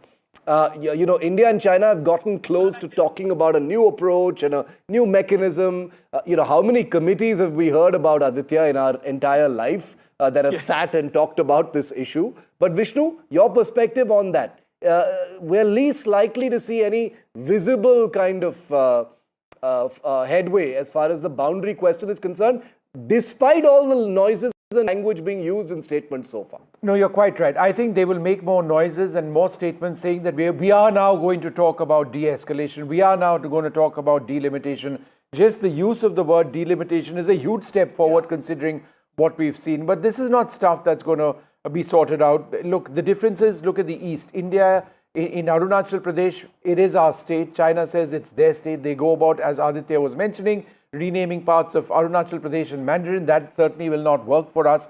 There are areas over there which are very sensitive. The Chinese have been building up along those border areas, in areas which India claims to be our own. So that's a huge issue over there. Somebody has to budge. Is India going to budge? Is China going to budge? We've seen violent clashes in Arunachal Pradesh as well. We've seen a massive build-up of Chinese air bases on their side, not just to the north of Arunachal Pradesh, but in the east of the Fingers area, which lies to the east of Arunachal Pradesh. The central sector, much more settled, much more peaceful. And, I mean, if there is... Central sector is Uttarakhand, etc., right? Yeah, it's much more settled, much more peaceful. And I think, there is a great deal more that is possible. That is a real low-hanging fruit in saying that, okay, fine, we are more or less sorted out over here. Let's ensure that remains. Eastern Ladakh, right? The fact of the matter is that after 1962, in fact, even before 1962, after 1959, beyond a certain point, India has not really been able to move east. The China, what they have done right now is that they have pushed their claim line to what their 1962 claim line was. And that is where the new line of control, as it were, in Eastern Ladakh lies. Now, in the last couple of years, the good thing, and we forget about this, which has taken place, is the creation of buffer zones.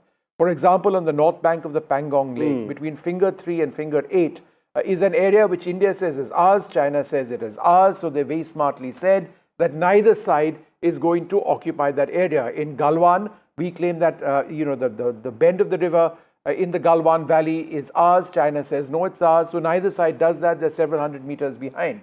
And that has happened in other places as well, right? So that's a smart way in the Hot Springs area, for example, where both sides have de-escalated their tensions. But what we now want is a movement over here, because you don't just want buffer zones, you want some sort of disengagement over here, some sort of boundary over here. You can call it a line of actual control, but it's not a buffer zone. It then just sort of improves the status of that.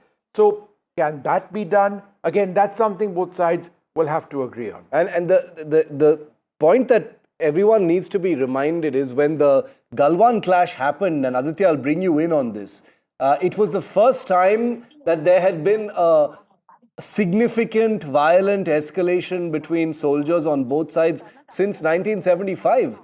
Since what happened in Nakula in Sikkim.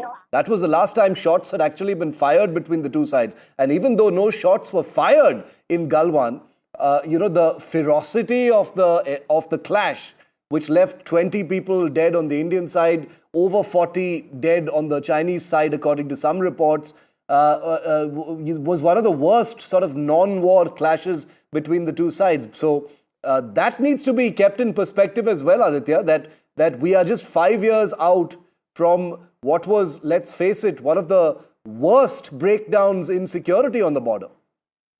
Well, absolutely, Shiv. There's no compromise when it comes to sovereignty or security, especially of our armed forces who are protecting and at the LAC all across. What happened in Galwan was unprecedented, unheard of really in many, many years. In more than 4 decades, first, very, very gory violence being reported, violent clashes in which we lost 20 of our brave hearts.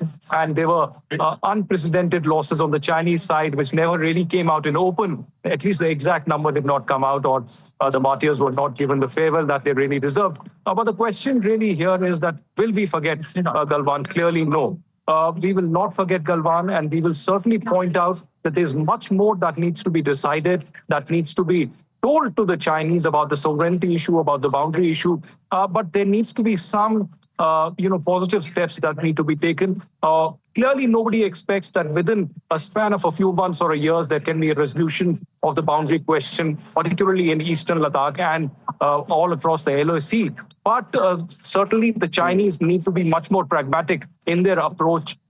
These boundary question talks that happen between the special representatives, Ajit Doval and Wang Yi, it clearly cannot be only diplomatic measures. There needs to be much more, and there need to be steps that need to be taken, not just formation of the expert committees and the working groups, but there needs to be practical on-ground steps taken by the militaries of these both countries. And that will only happen when China realizes that you can't always have an expansionist tendency. But when you have historical ties with India, you need to build on that momentum, especially in this time in history. No, absolutely. And that's salami slicing of territory, which we've seen not just along the frontier with India, but what has taken place in the north of Bhutan. A completely, totally 100% defenseless country, in the Doklam area, since both sides actually moved back.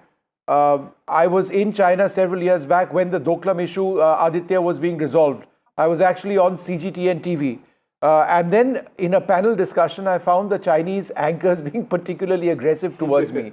In the course of that recording, Shiv, in the course of that recording, an agreement was arrived at. And within the next 5 minutes, the tone of the anchors was extremely conciliatory with me. Interesting. I mean, I think that also, the story you've just told us, Vishnu, also shows that the talks between India and China, whether they're going to arrive at something that nobody expects, happens until the last minute. I actually want to, try and understand what happens inside these meetings, Vishnu. Who all are inside that room? Aditya, inside that room, inside that the venue at that hotel in Tianjin where the two leaders are meeting right now, who all are in there with them? Just so our viewers know.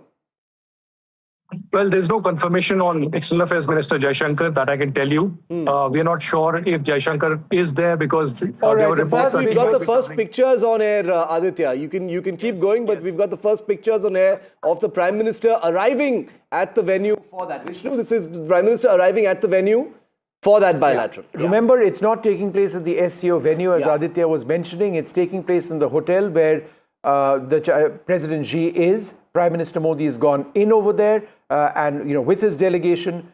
So these are the very first pictures, and we've got it first on NDTV of the Prime Minister of India arriving in Tianjin in the hotel where President Xi is, where the talks have now been going on for the last 28 minutes. So the first pictures, Aditya, the Prime Minister arriving for the bilateral. We'll have the picture of the handshake any moment now, Aditya. Well, absolutely. The first picture breaking here on NDTV of Prime Minister Narendra Modi arriving for the first big bilateral, the handshake between the tiger and the dragon, the tango that happens within those 40 minutes of meeting that is taking place right now. But Shiv and Vishnu, you asked me a question about the bilateral, what really happens, who all are there. Most of the things that happen during the bilateral are already discussed. But this is a last-minute approach by the top leaders to have that kind of a bonhomie, and that bonhomie result in some kind of a positive measures that could be announced at the last minute. But most of the other stuff, the diplomatic stuff, has been discussed by either the foreign secretaries or the diplomats at the lower level or the ambassadors as such. Apart from Prime Minister Narendra Modi, NSA Ajit Doval is very much here. We have the India's ambassador to China, Mr. Rawat here. And apart from that, Vikram Misri, the foreign secretary, is also here in attendance. There are counterparts. We saw the visual of the China's ambassador to India, also welcoming Prime Minister Narendra Modi yesterday. As I said, there is a huge question mark whether External Affairs Minister Jaishankar is here or not, because there were some reports that he would be traveling to Europe. We'll have to wait for the visual of the meeting to come to confirm that. But these are the first visuals amid the tariff announcement of Trump. Of Prime Minister Narendra Modi now not just reaching China, but approaching... Okay, we've got live pictures. Aditya, first live pictures of the meeting here. There's no audio in these pictures, so we're going to talk over them.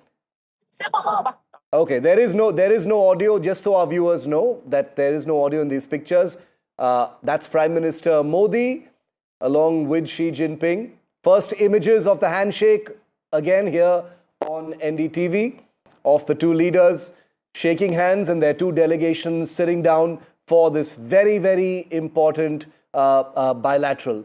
National Security Advisor Ajit Doval is also visible there in those pictures along with Prime Minister Modi. Wang Yi is there with the Chinese president. These are the first pictures of that bilateral. There's a quick glimpse of the handshake between the two leaders, which we'll put on your screen also in just a minute. Vishnu, first pictures. I would assume the Foreign Secretary Vikram Misri is there as well, but this is just historic. It's the first time you've got an Indian Prime Minister in China since the Galwan clashes of 2020, which were fatal clashes. And the fact that you've got them sitting down in conversations, in talks, that is absolutely huge, what is taking place. Now, let's be realistic, as we've been saying, that, don't expect very much. But I think the fact that you've got the leaders talking to each other, it's been preceded by a huge process, which has resulted in them coming to the stage, a process where the special representatives on the border issue have met Wang Yi and Ajit Doval, where both the leaders have said that, we have decided on all sorts of mechanisms to deal with the boundary issue, but we leave it now up to our political leaders to give us the guidance let us expect an early harvest, quote unquote. These are the words which have been used Will there be that early harvest? I would suspect it may not be something very large on the border or boundary issue. If there is something, I would suggest it's on a part of the border or boundary, but perhaps it may not be that. But I will tell you what is likely to happen. Further statements on trade between India, air travel, religious sites, more of them opening up in China. The Chinese have no problems with that per se. We expect more of that taking place, which would be in the context of the relationship very, very big. But it's the economic part of the relationship, the trade, the rare earths, the fertilizers, the chemicals, the electronics. India needs all of that. China is a world leader in manufacturing over there. Despite all of the problems that we've had with China, remember throughout this period, trade between India and China at many levels has continued. It's not enough to say that, we switched off TikTok and therefore the relationship from an economic standpoint went off. That's not the case. Shiv, I would like to know what actually happens of TikTok. Yeah, if you ask me, that's a fairly low-hanging fruit to be sorted out over. Not just a low-hanging fruit, but one of possibly the widest possible interest, when it comes to populations across the country. Because let's face it, this is a young country. The banning of TikTok took a heavy toll on the online community as well. There has been talk about TikTok being unbanned. There was a rumor recently which the government actually denied. But some people got it. Is that even on the table? We don't know. We don't know if that's on the table, Vishnu. But if it is, it's no small thing. TikTok is a huge it connects millions of people around the world. We don't know if it's on the table, but it's big. Yeah.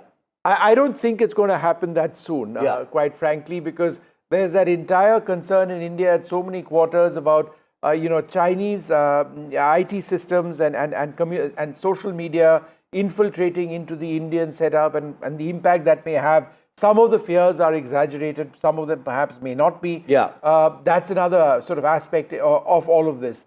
But just look at the pictures. I mean, who would have thought, 5 years after our soldiers were killed in action, Chinese soldiers killed in action in Galwan, there would be this situation where they're shaking hands.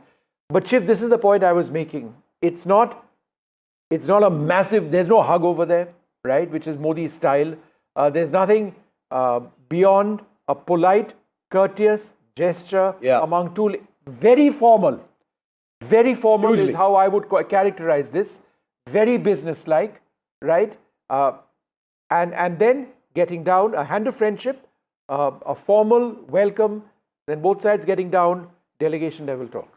And Vishnu, also remember one thing, very formal, very procedural in many ways, cordial of course, polite, they both got smiles on their face. And that's it, nothing more than that. And we will read much into body language, even though, Xi Jinping tends to be quite an inscrutable leader. This is a country that plays a lot of mind games.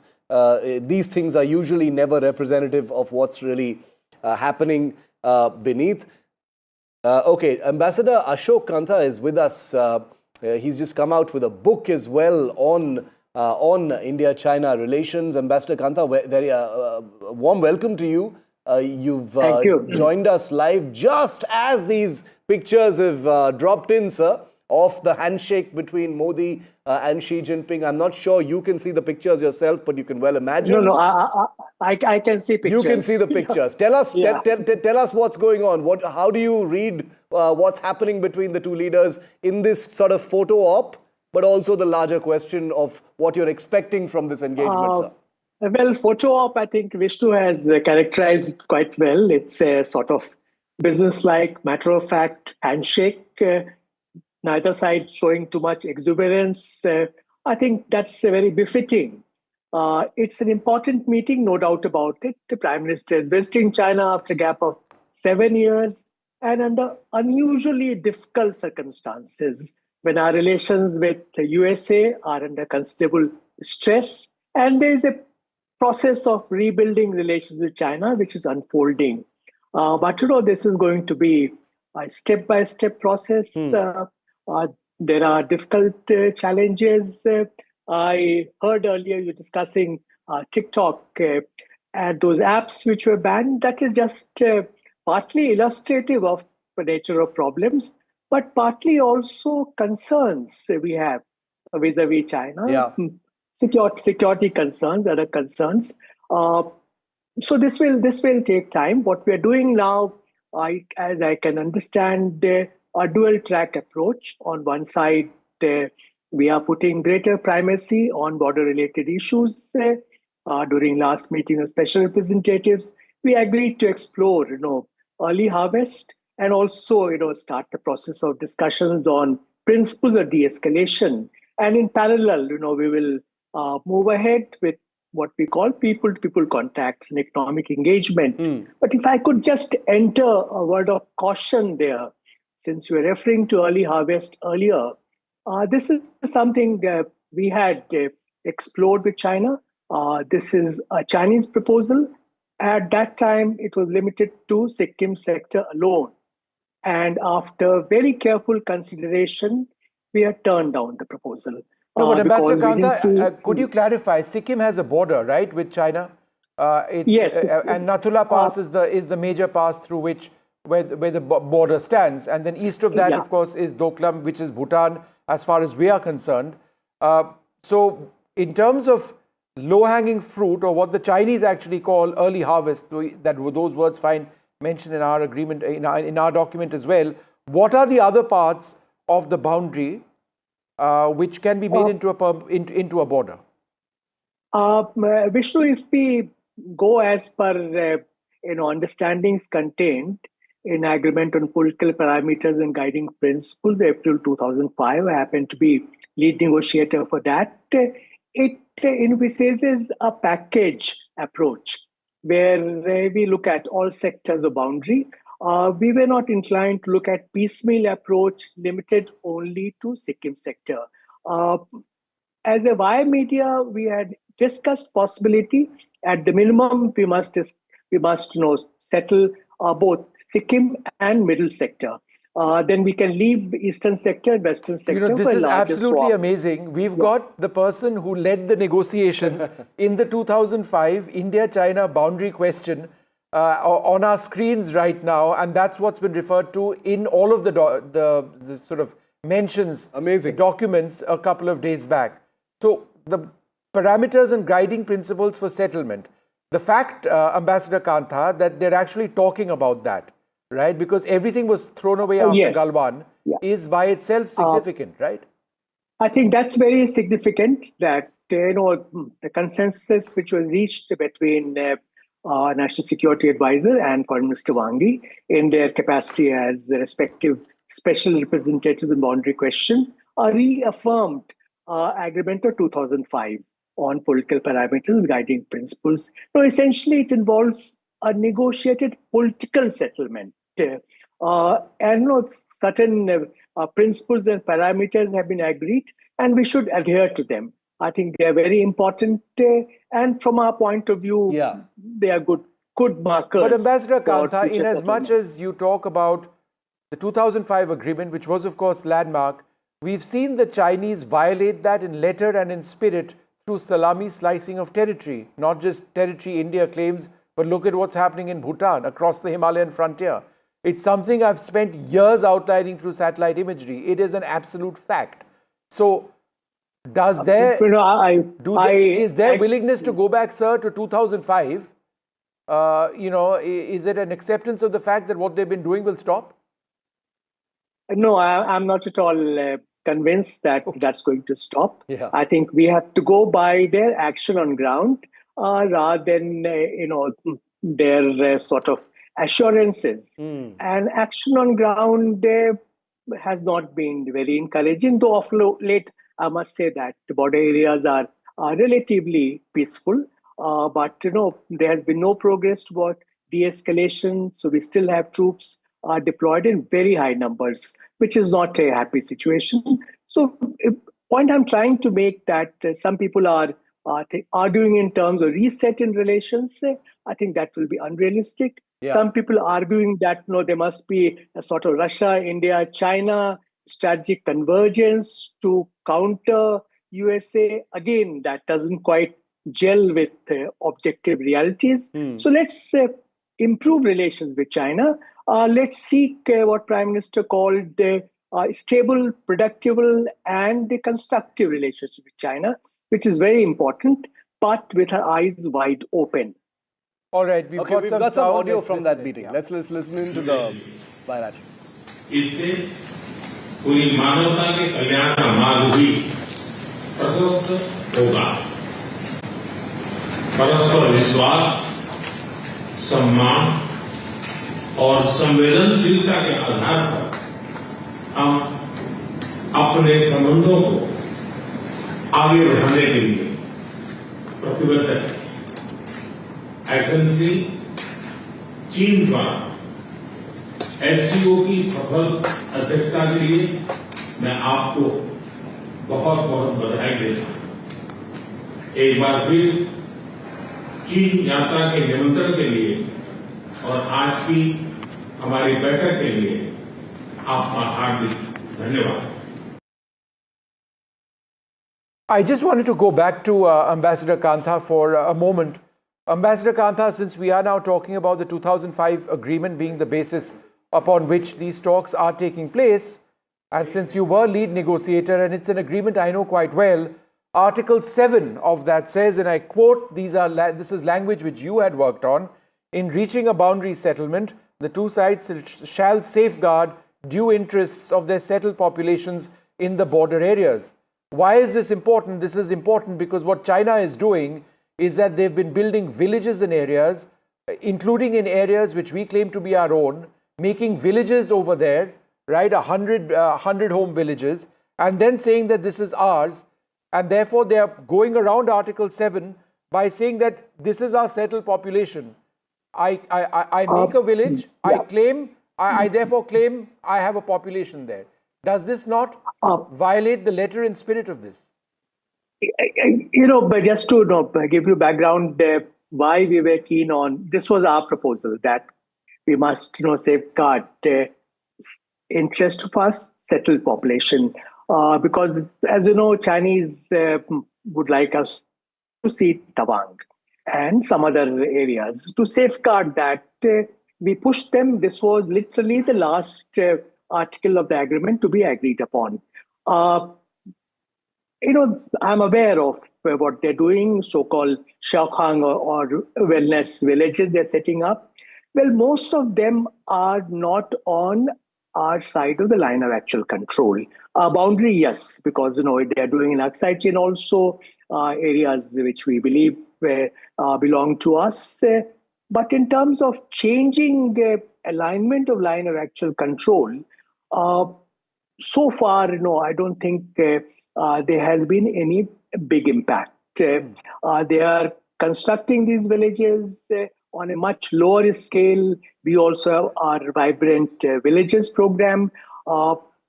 They are sort of solidifying their control because these are really dual-use villages. They're not just villages. They're also meant to be part of their defense strategy. So we have to monitor it very closely. If they try to develop certain villages on our side of line of actual control, we must prevent that. I'm aware that in Bhutan, they are developing villages on Bhutanese side of the boundary. Yeah, very much so. Ambassador Kantha, one more question, because I think it's important that we get into the nuances of the boundary discussion between India and China. In Arunachal Pradesh, we have the McMahon line. That is the boundary as India sees it. And now there is a line of actual control in Arunachal Pradesh as well. The part I don't understand is, when did we have an LAC in Arunachal Pradesh which was different from the McMahon line? I thought at one stage they were synonymous. Yeah, actually, if I could explain, China also agrees that the line of actual control is basically along McMahon line boundary. But we differ on interpretation of McMahon line boundary. Our interpretation is that it's the highest watershed in the area. And this was, Henry McMahon's idea also, as explained in his final memorandum. Whereas China would like us to transpose very small scale maps on current metric maps, which is illogical. This will lead to, some areas which are on our side of LAC, being disputed. Including, Sumdrongchu Valley, it falls in that category. You are aware of all controversy on Wangtung and what happened at 6 at 7. So therefore, there is a line of actual control. In other words, up to that area, we dominate, and we don't. And conversely, so there are areas within our interpretation of the boundary which are occupied by the Chinese, which they claim to be their own, and which we don't necessarily physically dispute. These are very small pockets, which we call under adverse possession of China. And also I referred to Sumdrongchu Valley, and there's adjoining Namkachu Valley. There are some area there. There's another pocket called Longju is there. Then some parts of Xiaomi as well. Asafila, they do enter, but no, they're not controlling as such, but they do enter. So these are pockets, but by and large, we are controlling up to line of actual control. Ambassador, great speaking to you. Thanks very much for joining us. Thanks very much. Thank you. Indeed.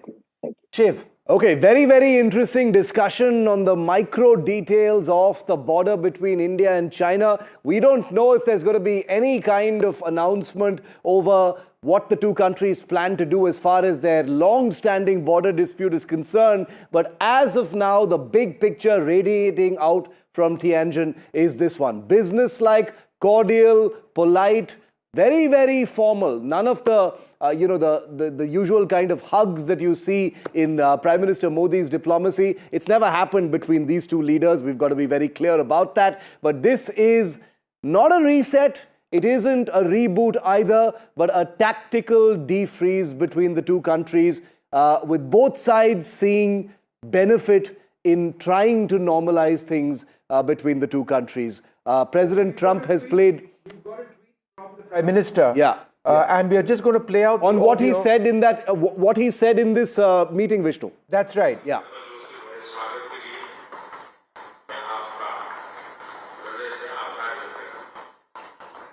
Okay, I think Vishnu's got some audio playing.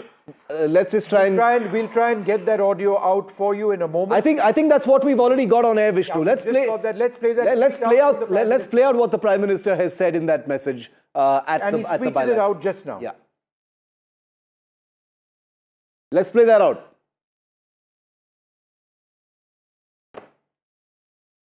All right, we'll come to that in a moment, but these are remarks made during the meeting of the Prime Minister with President Xi Jinping. That is out now. We will try and sort of bring you details of that in just a few moments from now. You guys are just not able to keep But let's continue with our programming on this.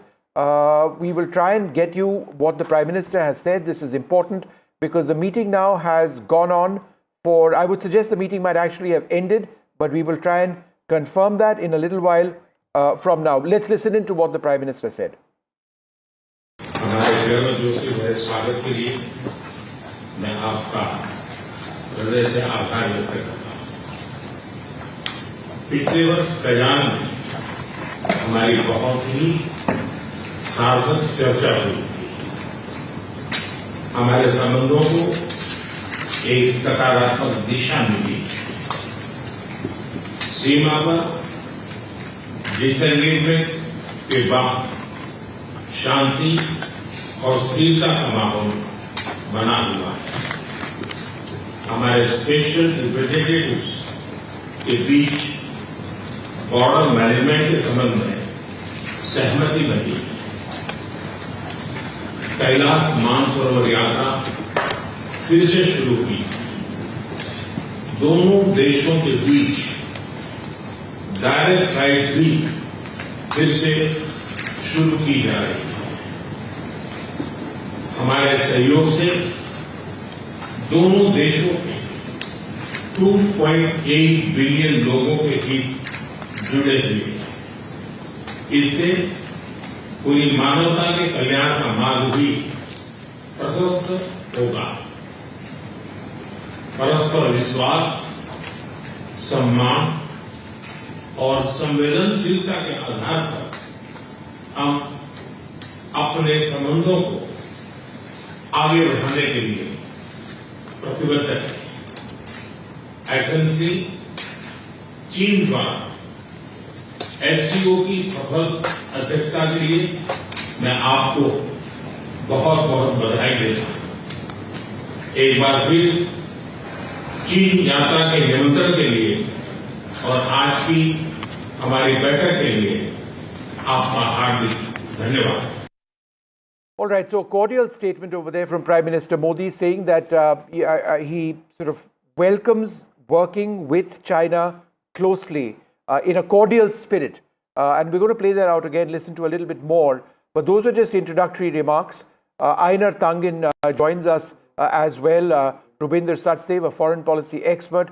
General KJS Dhillon, as well as Dr. Jayajit Bhattacharya. Thank you all very much for being with us. Einar Tangin, this is the moment that all of us have been waiting for. Your thoughts on the first remarks of Prime Minister Modi, which, I mean, in Hindi, he seemed to suggest that both countries need to work together in a conciliatory spirit.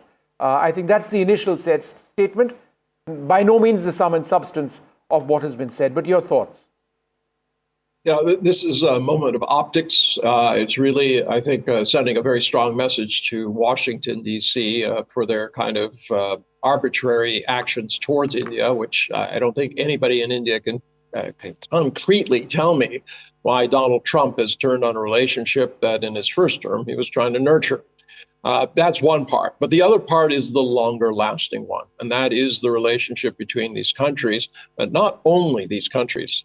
Remember, Donald Trump has put tariffs on 180 countries, including some penguins who are quite confused. So at this juncture, India has an opportunity.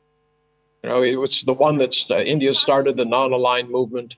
We are at a time when a bully is, striding the world stage, literally trying to take everyone's lunch money for no apparent reason. Right. India can stand up to it. India has been the balancing power both at the SCO and BRICS. And I would suggest that the reason that Washington is acting the way it is that it wants to pummel New Delhi into submission. It's concerned that if India leads the non-aligned world and tells the United States that that's the end of it. You can impose tariffs as much as you want, but they have to be uniform across all nations. You're not going to divide us in that old colonial game of having us go against each other. This would include China and Russia and many others. But it's an opportunity to stand up, to be counted, for Modi to take the mantle of leadership. And I think this is really what keeps Washington up late at night.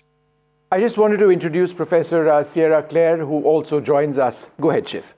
Professor Claire, welcome, and to all of our guests as well. I see Lieutenant General KJS Dhillon also with us this morning. An important day. On NDTV, we keep it real. We do know that the media in general tends to overhype what can be expected from engagements of this kind, but we keep it realistic. There is cautious optimism. There's some good headway being made, a smiling handshake between two leaders, just 3 months after a mini war between India and Pakistan, where a largely Chinese arsenal was used against India, Chinese intelligence was used, is always going to be good news, because India has consistently said that it is committed to positive relations with China. The Prime Minister has said it at this bilateral as well. Professor Claire, how are you seeing this meeting and what lies ahead?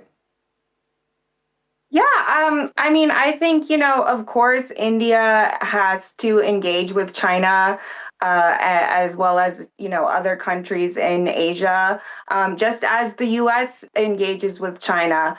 I'm not sure of the significance of this organization, the SCO.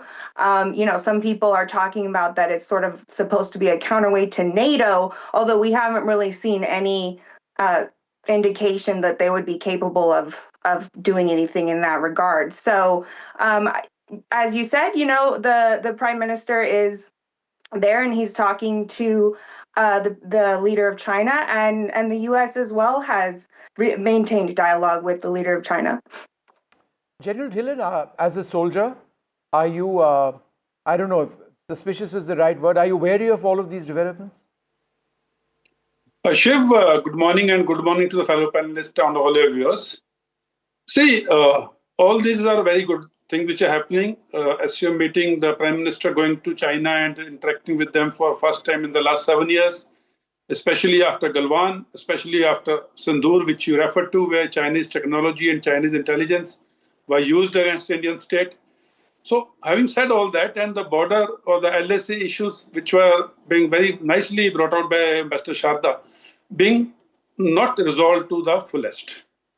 But having said that, what brings to the table in this SCO meeting is it's a 43% of world's population together.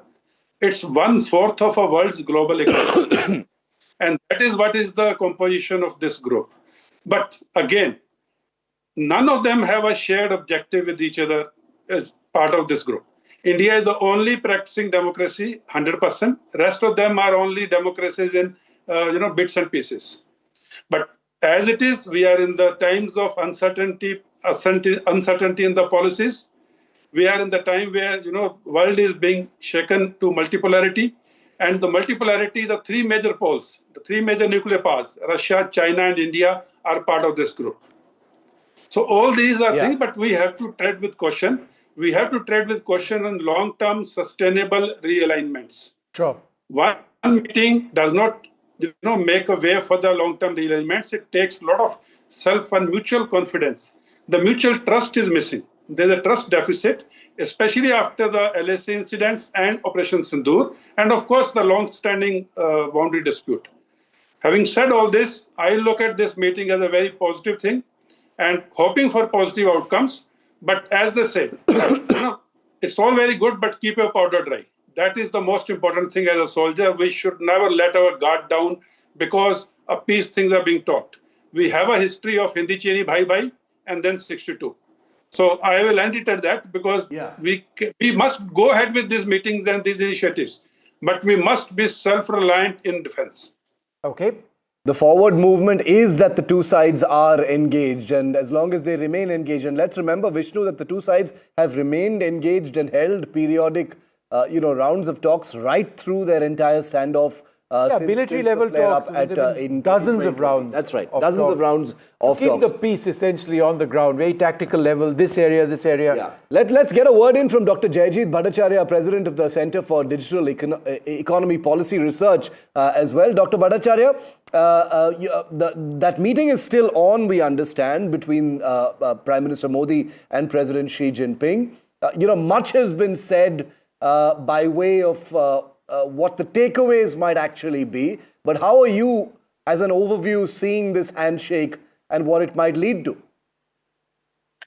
Just as in domestic politics, there are no permanent friends and no permanent enemies, and the Lieutenant General was kind of hinting at that. Similarly, in geopolitics, there is no permanent enemy and no permanent friends. It'll keep shifting. Are we moving from the Russia camp to the US camp to the China camp, or moving towards the Russia camp? Well, the fact of the matter is we are 16% of the global population. Now, within the SCO, if you look at it, between Russia, China, and India, we are 95% of the SCO economy. We are a significant part of the landmass. And therefore, it is basically a grouping which is around the interest of Russia, India, and China. And others will be falling in. And it's for the others to decide whether they want to be part of this grouping or they want to be part of the US grouping. But one of the sobering thoughts is that the US is still larger in terms of economy than the key members of SCO. So the SCO is more turning out to be a counterweight to the US. Most people who have a beef in terms of most nations who have a beef with US are moving toward SCO. So if you look at the key economies, it's Russia, it's China, it's Iran. These are the economies which are the biggest in SCO besides India. And all of them seem to be having an adversarial relationship with the US. So it's turning out to be, what Quad was for China, SCO is turning out to be for US. So it's a very interesting development. It will also attempt to create some kind of an economic bloc because that's really the need of the hour. One of the reasons why India has very enthusiastically gone for SCO. Let me just interrupt you for one moment. I've got an update from Tianjin. The meeting between the Prime Minister and President Xi is now over. It's 10:31. What time did the talk start? 9:30. 9:30, yeah. So it's gone on for an hour. Yeah. It's gone on for an hour. It was meant to be 40 minutes. It's gone on for an hour. Hopefully, we'll get a word on, and Aditya Raj call with us as well now. Aditya, do we have Aditya? Yeah, he does. He's with us. All right, Aditya. The update is that as you would know, is that the meeting between the Prime Minister and President Xi is now over. It's gone on for approximately 50 minutes. In the little statement that we heard from the Prime Minister, which we're going to play out once again, they were reading from prepared notes. Obviously, they tend to do that. But do we have any idea, basic stuff on what they may have discussed? Yes, Shiv and Vishnu, the meeting continues. Nobody had expected this. We had expected that it will be 30 to 40 minutes. It's been more than an hour Aditya, already. I can confirm it's just ended. Okay. The 50 meeting has minutes just it's ended. Yeah. Great. Yeah, it's been just about ended. 60 to 62 minutes long meeting between the Chinese President Xi Jinping and Prime Minister Narendra Modi. Of course, that initial 1.5 minute initial statement by the Prime Minister giving a crux of what's happened over the last 1 year since the Kazan meeting, where, of course, there was some positive headway. And he referred to the recent border management meeting also between Wang Yi and, of course, Ajit Doval. Ajit Doval is very much present there. And that meeting was in many ways to set the foundation of this particular meeting in Tianjin on the sidelines of the SCO. We expect that implementation of the direct flight between Delhi and Beijing, apart from that, the Kailash Mansarovar Yatra, that has already taken place and has been welcomed by the Prime Minister and the Indian government. And apart from that, there is relative peace right now. There's a status quo after the border management talks. But this needs to be taken to the next level, not just the expert groups and the working committees, but also implementation down on ground. But there are various technical details that one has to go into, and these are military level engagements that need to also happen side by side with the diplomatic talks that are happening. So we expect a statement that will come out, whether this will be in the form of a text or we will see a foreign secretary speaking towards the evening. That needs to be clear. But we do know that there is a press conference from the India's Ministry of External Affairs that will take place around 6:30 p.m. India time. It will be around 9 p.m. here in Tianjin. But yes, all eyes on what are the agreements that have been made and what exactly would be the consensus and the roadmap that India and China arrive at from here in Tianjin on the sidelines of the SCO. Aditya, stay with me. I want to on that point. I wanted to bring in Einar Tangen on this. Mr. Tangen, what would you say would be an acceptable outcome according to you? At this point, we understand there isn't going to be a joint statement. There will probably be a press conference later, by the two sides separately, maybe. In your view, speaking of specifics, what would be a good outcome? Well, I like the image of an early harvest, but in order to have a harvest, you have to plant seeds. I think those were planted back in October. And right now, what they're trying to do is figure out how to make those. So drawing down the number of troops on both sides of the borders, I think would be very good on the security front. As I said, it'll take time to build trust on both sides to get past the narratives that have developed over these many years. On the economic side, I expect more progress. It's transactional. It fits very closely with the fact that Modi has talked about what happened since last October, and there are promising things already in progress, as was mentioned, rare earths, tunnel boring machines, fertilizers, etc.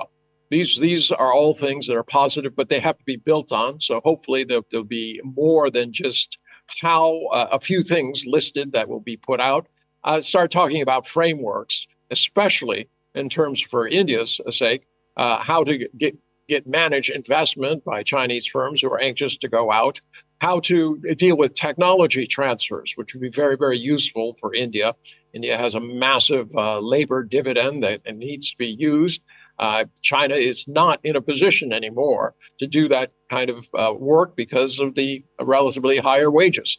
So these are two countries who are poised to work together. But beyond that, please do not lose sight of the fact that this is not a meeting solely about China and India.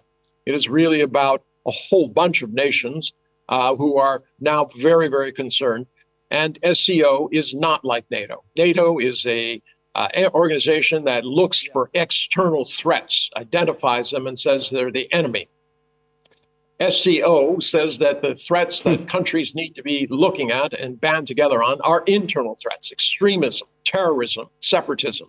These are the types of things that I think are realistically the more concerned. So they're not interested in putting together large armies to face off against each other. They're concerned about maintaining stability, especially in a time. No, but Aina Tangen, let me come in on that point on terrorism. What India really wants is a clear statement of terrorism which impacts India from Pakistan. That's been difficult. Yes. We've had our foreign minister, was it our foreign minister, Shiv? Our defense minister, who walked out of an SCO defense ministers meet recently. Didn't walk out. I mean, there was no agreement. Refused to sign the statement. Refused to sign the statement because it wasn't explicit enough on where terrorism impacts India. It comes from Pakistan. So therefore, if we do talk about terrorism, it would be a disappointment here in New Delhi if there wasn't explicit mention of the role of Pakistan. All right. And it would be a disappointment to everybody. Remember, terrorism is not something that exists just in India. All right. This is something that exists around the world. It is a common danger. That's what SCO does. I mean, you know, if from China's point of view, they always wonder why India is concerned about terrorism only if it affects India. In Balochistan, there have been many more people killed and bus attacks, singling out men, executing them on the side of the road, etc. But there has been no cry out that this is an international issue and that it needs to be addressed, and that if you do not sign on to it, you are in essence supporting terrorism. So I think what your countries have to do is to talk about terrorism to get to its root causes. To, if there are state actors, expose them. Have investigations. Make sure that if you do not trust China to do it, have somebody else you do trust do it. Have Russia do it. Make sure that whoever is behind these are severely exposed and punished. There's no question about that. I mean, the whole point of SCO is to battle that. The difficulty is you have long-standing enmities between countries. Those need to be resolved, or you're going to have this situation where, once again, the colonial powers are using these divisions in order to divide and conquer. Okay. Rubinder Sachdev, let me come across to you next. All right, we don't have him. General Dhillon, would you like to take that question on terrorism? And say, as a soldier who's fought terrorism, as a corps commander, and even before that, you know, we are very clear about this. In any, and this isn't for a moment to suggest that India doesn't look with concern at terrorist incidents elsewhere in the world, but we have our own interests. We've suffered greatly. As a soldier, you fought terrorism. What Aina Tangen mentions is Balochistan as well. And as to sort of make the point that Pakistan suffers from terrorism. You know, I mean, but how would you look at that remark by Aina Tangen? Thank you, Vishnu. And firstly, coming specifically to your question and the comment made by the previous panelist, what is happening in India, the terrorism is being sponsored by Pakistan as a state machinery. The terror hubs of Lashkar-e-Toiba and Jaish-e-Mohammed and other groups are prospering in Pakistan openly. They are there with their names, and the global terrorists are roaming around free in Pakistan openly. And Pakistani nationals, Pakistani citizens are coming into India, pushed in by the Pakistan Army and the Pakistan ISI, having trained them, having equipped them, having financed them. Pakistani nationals are coming inside Indian territory and carrying out terrorist acts. Now, this is different from Balochistan freedom fighters who are the sons of the soil fighting against the Pakistan government inside Pakistan with their inherent homegrown aspirations. Now, these two can't be equated and they can't be hyphenated. Let the world be very clear about this. India's terrorism is sponsored by Pakistan, trained in Pakistan, equipped in Pakistan, financed in Pakistan, manned by Pakistanis, headquartered in Pakistan, and pushed with the active support of Pakistan Army under ceasefire violation inside Indian territory. Now, there's a difference here. A Balochi freedom fighter, son of the soil, aspiring to create an independent state within Pakistan, fighting that government is absolutely a different thing. They can't be equated, and let there be no doubt about it. Okay. Now, having said go ahead, General. Other thing which I expect, sorry if you, okay. No, General, carry on. The other thing which I expect from SCO meeting is more, see, like someone said earlier, early harvesting is, jo ho sakta hai wo kare. The disengagement has happened in few areas. I would expect the disengagements on the line of actual control and the international boundary to be complete in all sectors, and we go back to a particular deadline. Thereafterwards, the confidence building measures and further deliberations can bring us the ultimate solution.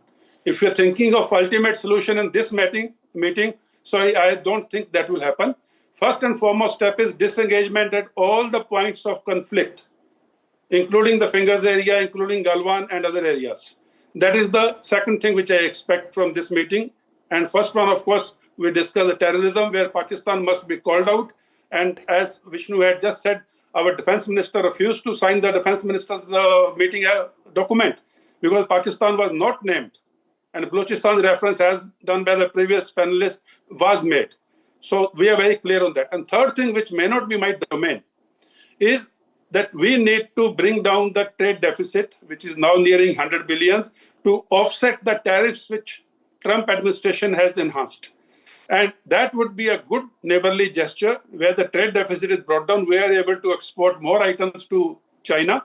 And then people-to-people contact, as was also brought out during the introductory remarks by the anchors, that also must also increase. So these are few reliable or realizable expectations. And most important for India is Pakistan's act of terror against India must be called out. Einar Tangan, do you want to respond to that?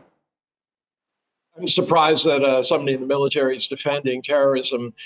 You might say that these are freedom fighters, but the fact is when they pull people off of boats, a bus, and indiscriminately shoot them in the back of the head, I don't think that's military. These are civilians. And I'm shocked, actually shocked, that you would even think that that's appropriate to defend. Now, they might have their own ideas about independence, etc. But the means are terrible. That's like saying that somehow somebody doesn't like India, they have the right to execute people who are just going on a peaceful pilgrimage. In terms of this idea that somehow, the general thinks that everybody needs to do something for India. That's nonsense. You don't make a trade by saying, what are you going to give me? All right? There has to be mutuality. You did not mention one thing where India was going to do something for China. You assume that somehow everyone needs to bow down. And this is the parochial view which is holding India back. India needs to be a leader. It needs to think beyond itself, to go back to this time when the non-aligned movement was started, when it meant something. This is the culmination moment when India can step forward, be a major player, change the world, deal with the bully in Washington, not sit around and saying, what are you going to do for me? Okay, hang on a second. General, do you want to respond to that? India needs to have something on the cards for others, in this case, China. It's not enough to say that we want this and we want that. No, absolutely. So China's beef with India is that we have not... General Dhillon, go ahead. Yeah. Point of equating terrorism in India with Balochistan movement. So that is not state-sponsored. Indian terrorism is state-sponsored by Pakistan, funded, equipped, trained. The cost of reputation, I'm saying. And Pakistani nationals are coming inside Indian territory and doing the terror acts. And these two cannot be equated. And this is what I have to respond. Otherwise, yes, when you are engaging with a country of two sizes, which are 1/6 of the world in their own domain, China and India, we both have 1/6 of the world's population. Naturally, there will be give and take. Bilaterally, there will be give and take, but on the point of terrorism, we are very clear it is Pakistan which is the fountainhead of terrorism all over the world. Okay, Dr. Jayajit Bhattacharya, you had a point to make. Go ahead. Yeah, I mistook you that the question is for me, and I was agreeing that there are issues that China believes is open from India's side. The border issues is one of the points, which is what the Lieutenant General was talking about. We need to obviously sit down and resolve it. It is tricky. We haven't been able to resolve it for over 70 years. But hopefully, between India and China, if we resolve some of these border issues, perhaps we can have India emerging as one of the poles in the world. And obviously, as we keep saying, it's a multipolar world. We can't be putting All right, I'm interrupting you now because we've got some breaking news on what exactly has taken place in the meeting. And it goes like this. In his opening remarks during delegation-level talks with Prime Minister Modi, the Chinese President Xi Jinping has said, "It's a great pleasure to meet you again, Mr. Prime Minister. I welcome you to China for the SCO summit. Last year, we had a successful meeting in Kazan." There's more over here. Prime Minister Modi says, and I quote, "An agreement has been reached between our special representatives regarding border management. Kailash Mansarovar Yatra has been resumed. Direct flights between the two countries are also being resumed. The interests of 2.8 billion people of both countries to our cooperation. This will also pave the way for the welfare of the entire humanity. We are committed to taking our relations forward on the basis of mutual trust, respect and sensitivity." Jayajit, would you like to reflect on this, on what the Prime Minister has said? Absolutely. And I think that's exactly what we were discussing when the breaking news came in. It is a significant step forward if we can resolve the border issues once and for all. And whatever the changes have happened on the border, we understand villages have been put in on the border from the Chinese side. And therefore, some of the agreements that were put in earlier, they kind of become questionable. But if there is a resolve from both sides to really sit down and resolve it, it'll have significant impact on trade between US and between China and India. We are roughly about 30% of the global population, and therefore we should be able to move the center of the economic world and center of the world in that sense towards this part. All right, we've got another soundbite now coming in, I think of the Prime Minister or of President Xi. Let's just listen in. Mr. Prime Minister, it's a great pleasure for me to meet you again this time in Tianjin. Welcome to come to China for the Shanghai Cooperation Organization Tianjin Summit. Last year, you and I had a successful meeting in Kazan, and the China-India relationship had reset and started anew. The two sides have illicitly implemented the important consensus we have agreed, and the bilateral exchanges and cooperation since made new progress.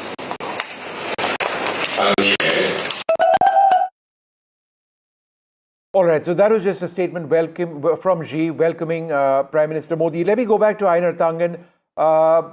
Just some very basic statements over there, but I found, the excerpt which we now have from Prime Minister Modi interesting, where he says, and I quote, "An agreement has been reached between our special representatives regarding border management and the Kailash Mansarovar Yatra has been resumed." So that we know has been resumed, so that's great. But the key part, the key takeaway is that an agreement has been reached between our special representatives regarding border management.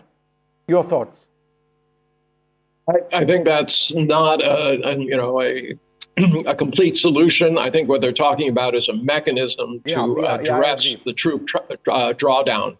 So I don't see this as a major issue. It's just saying, look, baby steps, one step at a time. Trust is important. Trust was destroyed on both sides, and at this juncture, you have to rebuild it. You have to have a mechanism to do that. You have to have communications. And I think that's what he is conveying. And I think it's the right message. We've also got more of what the Chinese president has said. This is an English translation of his opening remarks. I quote, "The world is going towards a transformation. China and India are two of the most civilizational countries. We are the world's two most populous countries and part of the global south. It's vital to be friends, a good neighbor, and the dragon and the elephant to come together." China said this in the past, and I think this is the spirit upon which these talks are taking place. Let me take that back to, who else do we have? Let me take that across to some of our other panelists. Sierra Claire, would you like to come in over here, Professor Claire, on this bonhomie between India and China based on these statements, which we're getting on a real-time basis? Your thoughts? Yes. Well, China and Russia and all of these countries constantly repeat this talking point about the world is changing and China's going to be the leader, or Russia's going to be the leader, or whoever. But the facts on the ground haven't changed. The U.S. it remains India's largest trading partner. That's not going to change anytime soon, despite the tariffs. And the U.S. Is a very important partner to India and other nations in the global south, on important security issues like terrorism, maintaining peace. So I just don't agree with that statement. But as I said earlier, I think it's natural to have a dialogue with China. But China is not a very trustworthy partner. So any agreements or any dialogue that happens, I think the U.S. is very skeptical of those type of things coming from China. Einar, Tangen, how would you respond to that? China is not trustworthy. Obviously, Claire is not an economist. When you have 50% tariffs, that in essence makes sure that there is going to be no trade, at least from the Indian side. So, it will impact the economic and also the political relations between these two countries. And if she's blind to the fact that that's why Modi is there and that's why these statements are being made, you can live in denial, but it doesn't necessarily change the facts. I'm surprised that she would say that, China is an unreliable partner, when in fact it's the U.S. unreliability which is pushing all of this. It is Trump's actions which have coalesced the BRICS grouping and also other countries. And as well as the SCO. I mean, I don't know how she can come to the conclusion, well, we don't like it, so therefore it doesn't exist. That ostrich approach doesn't work. It doesn't make any sense.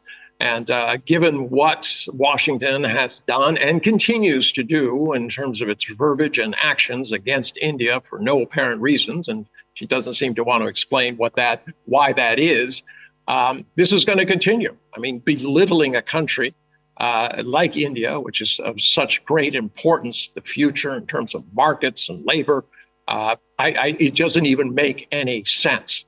So at this point, I would discount a lot of what she said. I don't think it was very factual. I've got more of what President Xi says. He says, and I quote, "This year marks the 75th anniversary of China-India diplomatic relations. Both nations need to handle our relationship from a strategic and long-term perspective. We must also step up to our historic responsibilities to uphold multilateralism, a multipolar world, and more democracy and international institutions, and work together for peace and prosperity in Asia and around the world." This is an area where there's no dispute, Sierra, between India and China. We want strategic autonomy. The word strategic autonomy wasn't mentioned over here, but I think a multipolar world is synonymous with strategic autonomy, which countries like India and China seek. That's not necessarily the way America thinks, but that's something which may be the basis on organizations like BRICS going forward. A multipolar setup. Is that something America might accept? I think that America and President Trump view India as a sovereign nation, as they do China and as they do Russia, as evidenced by Trump directly negotiating with Putin just a couple weeks ago.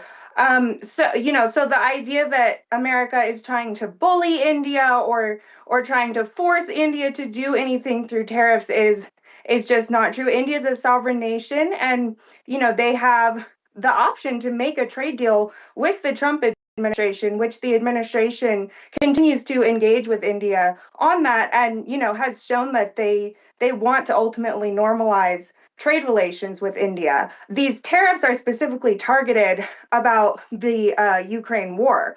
And, President Trump, that's how he engages in the world. He doesn't apologize for American strength. He embraces it. And India has benefited from that, as have many countries, because he's ended 6 wars in the past 6 months. So you really can't pick and choose when you want to use American strength and when you don't. He wants to end the Ukraine war. Sierra, I must interrupt.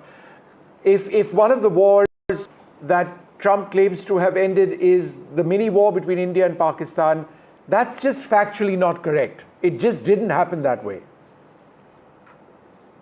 I mean, it's a ludicrous claim. Several wars that he's been a key piece in ending or resolving disputes. Were you including the one between India and Pakistan, which on a weekly basis he says that he ended, when we can tell you as independent journalists, both of whom happen to be covering national security, me for 30 years, Shiv for 25 years, that is not the way it happened. Trump did not bring India to the ceasefire table or Pakistan. It was Pakistan that came to the ceasefire table. There were very important conversations between the US Vice President and Indian leaders over here, but the peace process wasn't because of that. The peace process happened because Pakistan said, let's end it. It's not because America told India, you end it as well. They may have suggested that, look, guys, work it out. But India was not bound by that American call for peace, which was a very decent and expected call for peace. But Trump seems to say that he ended the war. He didn't. I don't think President Trump says that he ended the war alone, but he certainly includes it as one of the disputes that he was, a key piece in bringing about the resolution of it. All right. Okay, fair enough. Any further thoughts from Einar Tangen before we move ahead? Einar? Well, you've heard it. I mean, you're just trying to rewrite history. Trump was not a key player in this. This was something beyond him. And if you start looking at all the, quote, wars that he's ended, they're still fighting. So you tell me there's lots of rhetoric, but what's the reality? And this is the problem. This idea that she says that the U.S. is not bullying the world when you send out 180 letters, including to penguins, saying that you're putting tariffs on them. This is not a diplomacy. This is not responsible statecraft. This isn't even an economic a solution. It is just pure bullying. The biggest kid in the classroom going around and stealing people's lunch money. It's disgusting. All right. We have Xi Jinping saying that the elephant and the dragon should come together. He says it's vital for the elephant and the dragon to come together. We, of course, prefer to call ourselves the tiger, I think, which is more. No, I don't think there's anything wrong with the elephant. There's nothing wrong with it. The elephant is an immensely powerful animal. There's nothing Shiv wrong. and I have had a disagreement about this yesterday. I wanted imagery of an elephant and a dragon, and he insisted that it should be a tiger and a dragon. I see mind games in that, but let's play out what the Chinese president just said. 相互成就伙伴，实现龙象共舞，应当是中印双方的正确选择。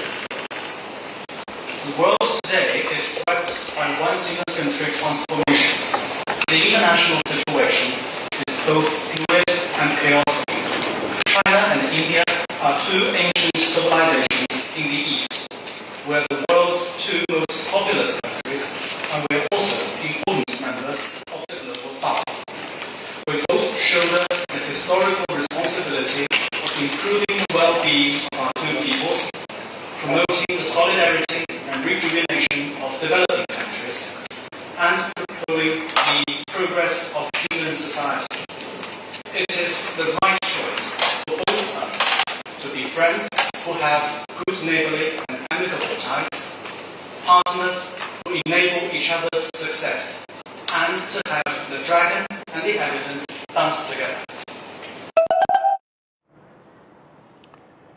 All right, so important statements there from Xi Jinping and Prime Minister Modi. Xi saying we are the world's two most populous countries, part of the global south, vital to be friends, a good neighbor, and the dragon and the elephant to come together. He spoke about multipolarity. That's something which, Shiv, India and China have no dispute on. We both want a multipolar system. Definitely have no dispute on, but, I just want to strike a note of caution, as we always must when it comes to India and China, because many of these things sound like they've been said before, and they have, between India and China. The last 5 years between the two countries have been a historic low, the lowest low since the 1960s and 70s. And therefore, this handshake has to be seen in that context. There is an intention towards an early harvest. Over the next 6 to 7 hours till this evening, we will know what those early harvest issues might actually be. Vishnu's talked about some of them. Most of them are likely to be, economic deliverables between the two countries. The seeds were sown, as Einar Tangen said, in Kazan.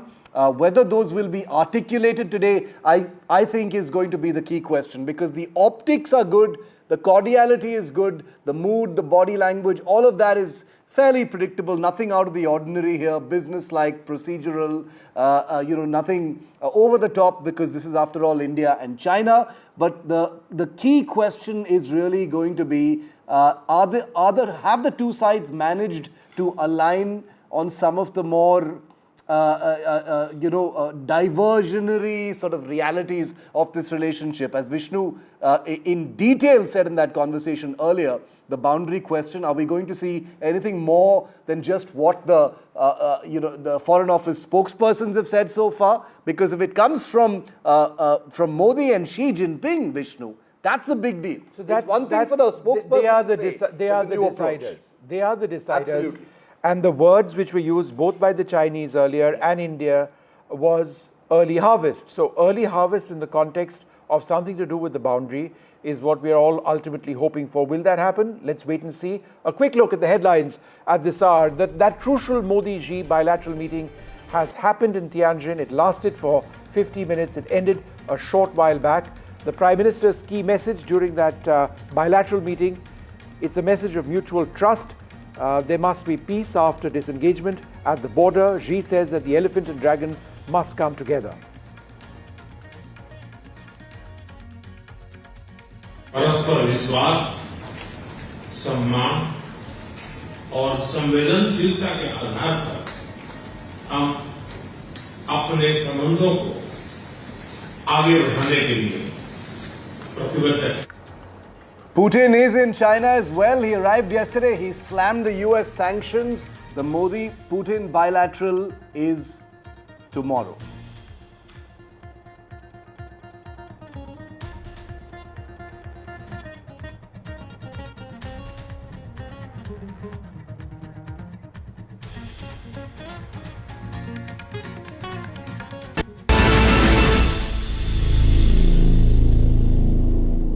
Good morning, everybody. Prime Minister Narendra Modi and Xi Jinping have held a bilateral meeting lasting approximately 50 minutes on the sidelines of the Shanghai Cooperation Organization in Tianjin. This is absolutely huge. It comes in the context of Galwan. Remember, in 2020, there were fatal clashes, military clashes between India and China in eastern Ladakh. Relations plummeted to a near-war situation between the two nuclear neighbors. But now there appears to be a rather deliberate reset. They've held a bilateral, the leaders on the sidelines of the SCO. It lasted more than 50 minutes. It's the Prime Minister's first visit to China after 7 years. Speaking at the meeting, the Prime Minister said, and I quote, "After the disengagement on the border, an atmosphere of peace and stability has been created, and that an agreement has been reached between our special representatives regarding border management." So he used the word disengagement, right, Shiv? Yeah. He did, and that's interesting because does it indicate that there is possibly going to be some kind of a takeaway as far as the boundary question? Oh, there has been disengagement. Yeah, is how this is. He said that in his comments at the bilateral itself. So you see, again, for the benefit of our viewers, there are two things over here. It's so important to remember: there's disengagement and there's de-escalation. Disengagement is when soldiers move away from their eyeball-to-eyeball contact. In areas where Indian and Chinese soldiers are really high altitude places in Ladakh and elsewhere, face off. That's disengagement when they move back. They move back just a little bit. And then there's de-escalation is when they move back hundreds of kilometers possibly, and then de-escalation itself is part of resolving the border, the boundary issue. What the Prime Minister has said, and I quote, after the disengagement on the border, that seems to indicate the first layer. At least in some places, there's been some disengagement. An atmosphere of peace and stability has been created. So these leaders, Shiv, are operating in their talks with that having been achieved. Yeah, the two places where complete disengagement hasn't happened yet, even at the smallest levels, of course, are in Demchok and the Depsang plains in the north. But the other areas, disengagement has been successful. That's what the Prime Minister is actually acknowledging here. The key question now that the two leaders have met, of course, is what the early harvest takeaways might actually be. Will they manifest in the form of some kind of a statement or a comment from the Foreign Office in China? Certainly will have some aspects of that in the Indian Foreign Secretary's press conference, which comes up at about 6:30 p.m. India time tonight. So we'll have some aspects of that. But I can guarantee you that NDTV's Aditya Rajkol and Gauri Dwivedi, our team on the ground in Tianjin, will have an early warning, an early start on those facts as soon as we start getting them in. They're speaking to their sources, in case you wondered, right now in Tianjin. So they'll be plugging into this coverage in just in a few short moments from now. We're going to have more experts joining us as well. But I want our viewers for a moment to look at these pictures. This is not the first time that Xi Jinping and Modi have shaken hands. They've met many times in the past, even since Galwan. They have met on different occasions. They've met in Bali, they've met in Kazan, they've met elsewhere. But this is the first time in 7 years that the Prime Minister of India is traveling to China, and is the first engagement of this kind since the Galwan clash, since the standoff began in eastern Ladakh. So the context of this conversation is extremely important, as are, Vishnu, the words that have been used by the two leaders. The Prime Minister talking about disengagement, Xi Jinping talking about how vital it is for the elephant and the dragon to come together. There's another thing, and I'm reading out exactly what the Prime Minister has said. An agreement has been reached between our special representatives regarding border management, and that India and China are, quote, committed to taking our relations forward on the basis of mutual trust, respect and sensitivity. So I would suggest that they are working towards fixing the border situation. Now, it's a huge border. We don't know what exactly they're talking about. Ambassador Ashok Kanta, who was with us a little while back, somebody who negotiated the 2005 agreement, said that for India, it was not one part of the border and not another part. It's the whole shebang that needs to all come together and be fixed. But the fact that India and China are back to talking about delimitation and the boundary itself and finding a solution, to me, is huge. Now, they've not spelled it out because I don't think they've gotten there. But I do believe, Shiv, with the Prime Minister saying that, then that is the political impetus which the special representatives of India and China, when they met in New Delhi recently, were talking about. That impetus has been given. And so now the people on the ground, the bureaucrats, the military leaders, the special representatives, the foreign ministers, they have their job assigned to them. That's right, that's right. They've been given those first indicators, and they now need to create those next steps as to what the relationship is going to look like maybe 6 months from now. And the other key question that's weighing on my mind, Vishnu, is, and I wonder if we'll get a confirmation or a view on that, is about Xi Jinping visiting India. Is that going to happen at some point in the foreseeable future? Has there been an invitation extended? Will there be a summit next in India between the two sides? Remember, and this is something that requires constant reminding, that this bilateral meeting between the two leaders is happening on the sidelines of the SCO. So it's not like the Indian Prime Minister has traveled to China for this bilateral. He's there to attend the SCO summit, the Shanghai Cooperation Organization summit, and amidst that, this bilateral is taking place. But will there be a pure bilateral, a bilateral that's not linked to any other summit? Could that involve Xi Jinping being invited to India in the next few months or within the next year? We don't know. That's a question that we're going to try and get some clarity on. Gauri Dwivedi is live with us from Tianjin, from the SCO summit venue. Gauri, interesting comments coming in from the Prime Minister as well as Xi Jinping. The Prime Minister talking of disengagement, Xi Jinping talking about how vital it is for the elephant and the dragon to come together. Your initial thoughts on these comments? Very interesting pictures, very interesting words, Gauri. Very interesting picture and an extremely interesting choice of words, Shiv. And also that tells you that as far as the two sides are concerned, priorities, roadmap, and focus for the relationship may not be as aligned as we think. For us, there are some bigger concerns that still remain unaddressed, so to say, which is regarding border, which is regarding our national security concerns that we've raised on several occasions and continue to do so. As far as the Chinese president is concerned, there is a reason why he said and made those three very important remarks. First and foremost, when you impress upon the shared and the culture and history and civilizational connects of the two countries, you want to try and sort of bridge some of the contentious issues and try and demarcate the relationship between one aspect, which is around trade, culture, connectivity, and the second around, of course, defense and national security, which is what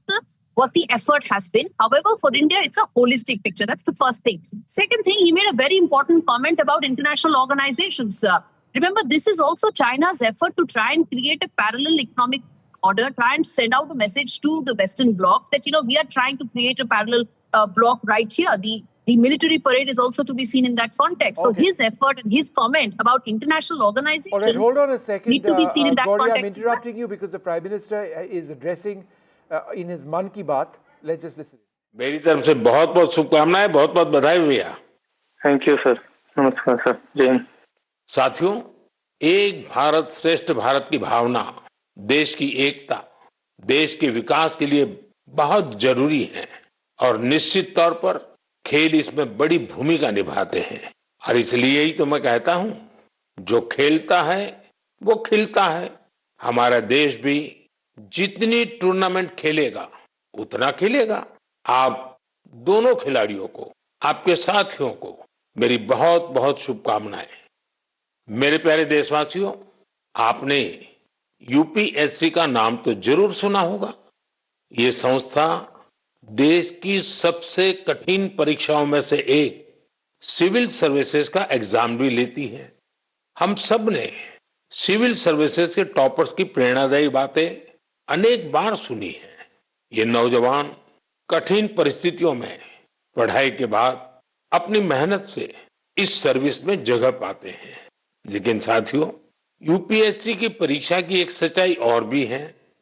हजारों ऐसे उम्मीदवार भी होते हैं जो बेहद काबिल होते हैं।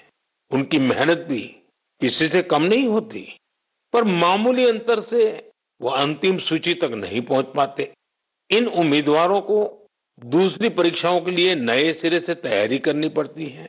इसमें उनका समय और पैसा दोनों खर्च होता था। इसलिए अब ऐसे होनहार विद्यार्थियों के लिए भी एक डिजिटल प्लेटफॉर्म बनाया गया है और इसका नाम है प्रतिभा सेतु।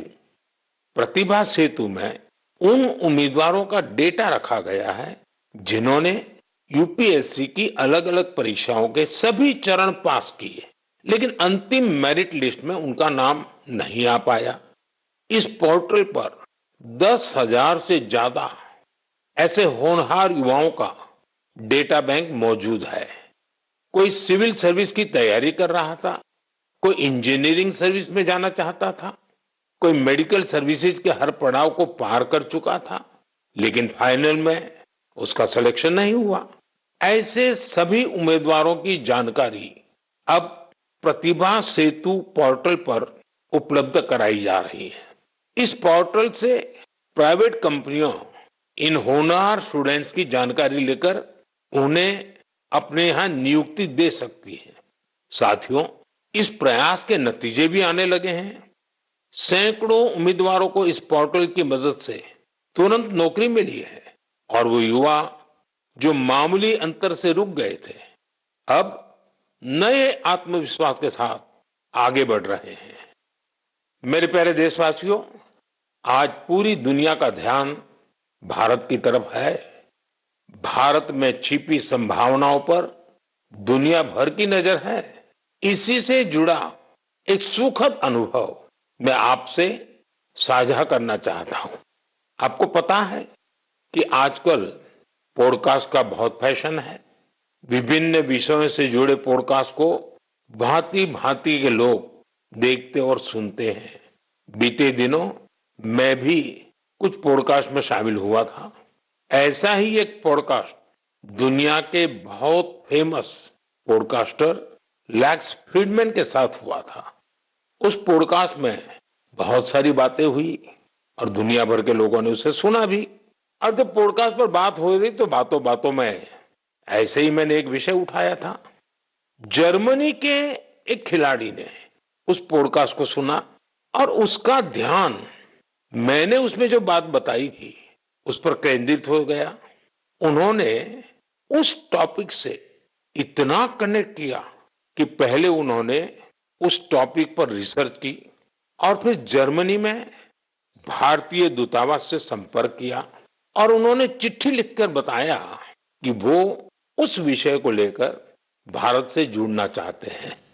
आप सोच रहे होंगे कि मोदी जी ने पॉडकास्ट में ऐसा कैसा विषय कह दिया जो जर्मनी के खिलाड़ी को प्रेरित कर गया। ये कौन सा विषय था? मैं आपको याद कराता हूं। मैंने पॉडकास्ट में बातों बातों में मध्य प्रदेश के शहडोल के फुटबॉल के क्रेज से जुड़ा एक गांव का वर्णन किया था। दरअसल 2 साल पहले मैं शहडोल गया था, वहां के फुटबॉल प्लेयर से मिला था। पॉडकास्ट के दौरान एक सवाल के उत्तर में मैंने शहडोल के फुटबॉल खिलाड़ियों का भी जिक्र किया था। यही बात जर्मनी के फुटबॉल खिलाड़ी और कोच डिटमार बायर्सडॉर्फर ने भी सुनी। शहडोल के युवा फुटबॉल खिलाड़ियों की लाइफ जर्नी ने उन्हें बहुत प्रभावित और प्रेरित किया। सही में किसी ने कल्पना भी नहीं की थी कि वहां के प्रतिभाशाली फुटबॉल खिलाड़ी दूसरे देशों का ध्यान अपनी ओर आकर्षित करेंगे। अब जर्मनी के इस कोच ने शहडोल के कुछ खिलाड़ियों को जर्मनी की एक एकेडमी में ट्रेनिंग देने की पेशकश की है। इसके बाद मध्य प्रदेश की सरकार ने भी उनसे संपर्क किया है। जल्द ही शहडोल के हमारे कुछ युवा साथी ट्रेनिंग कोर्स के लिए जर्मनी जाएंगे। मुझे यह देखकर भी बहुत आनंद आता है कि भारत में फुटबॉल की लोकप्रियता निरंतर बढ़ रही है। मैं फुटबॉल प्रेमियों से आग्रह करता हूं कि जब समय मिले वे शहडोल जरूर जाएं और वहां हो रहे स्पोर्टिंग रिवॉल्यूशन को करीब से देखें। मेरे प्यारे देशवासियों, सूरत में रहने वाले जितेंद्र सिंह राठौड़ के बारे में जानकर आपको बहुत सुखद एहसास होगा, मन गर्व से भर जाएगा। जितेंद्र सिंह राठौड़ एक सिक्योरिटी गार्ड है और उन्होंने एक ऐसी अद्भुत पहल की है जो हर देशभक्त के लिए बहुत बड़ी प्रेरणा है। पिछले कुछ वर्षों से वो उन सभी जवानों के बारे में जानकारियां जुटा रहे हैं जिन्होंने भारत माता की रक्षा में अपने प्राण न्योछावर किए हैं। आज उनके पास प्रथम विश्व युद्ध से लेकर अब तक शहीद हुए हजारों वीर जवानों के बारे में जानकारियां मौजूद है। उनके पास शहीदों की हजारों तस्वीरें भी हैं। एक बार एक शहीद के पिता की कही गई बातें उनके हृदय को छू गई। शहीद के पिता ने कहा था, बेटा गया तो क्या हुआ, वतन तो सलामत है ना। इस एक बात ने जितेंद्र सिंह जी के मन में देशभक्ति का एक अद्भुत जुनून भर दिया। आज वो कई शहीदों के परिवारों के संपर्क में है। उन्होंने करीब 2,500 शहीदों के माता पिता के चरणों की मिट्टी भी अपने पास लाकर रखी है। ये सशस्त्र बलों के प्रति उनके गहरे प्रेम और जुड़ाव का जीवंत उदाहरण है। जितेंद्र जी का जीवन हमें देशभक्ति की वास्तविक सीख देता है। मेरे प्यारे देशवासियों, आजकल आपने देखा होगा अक्सर घर की छतों पर, बड़ी इमारतों पर, सरकारी दफ्तरों में सोलर पैनल चमकते हुए दिखाई देते हैं। लोग अब इसके महत्व को समझ रहे हैं और खुले मन से अपना रहे हैं। हमारे देश पर सूर्यदेव की इतनी कृपा है तो क्यों न उनकी दी हुई उस ऊर्जा का पूरा उपयोग करें। साथियों, सोलर पावर से किसानों की जिंदगी भी बदल रही है। वही खेत वही मेहनत, वही किसान, लेकिन अब मेहनत का फल कहीं ज्यादा है। ये बदलाव आ रहा है सोलर पंप से और सोलर राइस मिल से। आज देश के कई राज्यों में सैकड़ों सोलर राइस मिल लग चुकी है। इन सोलर राइस मिलों ने किसानों की आय के साथ ही उनके चेहरे की रौनक भी बढ़ा दी है। साथियों, बिहार की देवकी जी ने सोलर पंप से गांव की किस्मत बदल दी है। मुजफ्फरपुर के रतनपुरा गांव के रहने वाली देवकी जी को लोग अब प्यार से सोलर दीदी कहते हैं। देवकी जी, उनका जीवन आसान नहीं था। कम उम्र में शादी हो गई, छोटा सा खेत, 4 बच्चों की जिम्मेदारी और भविष्य की कोई साफ तस्वीर नहीं। लेकिन उनका हौसला कभी टूटा नहीं। वो एक सेल्फ हेल्प ग्रुप से जुड़ी और वहीं उन्हें सोलर पंप के बारे में जानकारी मिली। उन्होंने सोलर पंप के लिए प्रयास शुरू किए और उसमें सफल भी रही। सोलर दीदी के सोलर पंप ने इसके बाद जैसे गांव की तस्वीर ही बदल दी। जहां पहले कुछ एकड़ में जमीन की सिंचाई हो पाती थी, अब सोलर दीदी के सोलर पंप से 40 एकड़ से ज्यादा क्षेत्र में पानी पहुंच रहा है। सोलर दीदी के इस अभियान में गांव के दूसरे किसान भी जुड़ गए हैं। उनकी फसलें हरी भरी होने लगी है, आमदनी बढ़ने लगी। साथियों, पहले देवकी जी की जिंदगी 4 दीवारी के भीतर सिमटी हुई थी, लेकिन आज वो पूरे आत्मविश्वास से अपना काम कर रही है। सोलर दीदी बनकर पैसे कमा रही है और सबसे दिलचस्प बात की, वो क्षेत्र के किसानों से यूपीआई के जरिए पेमेंट लेती है। अब पूरे गांव में उन्हें बहुत सम्मान से देखा जाता है।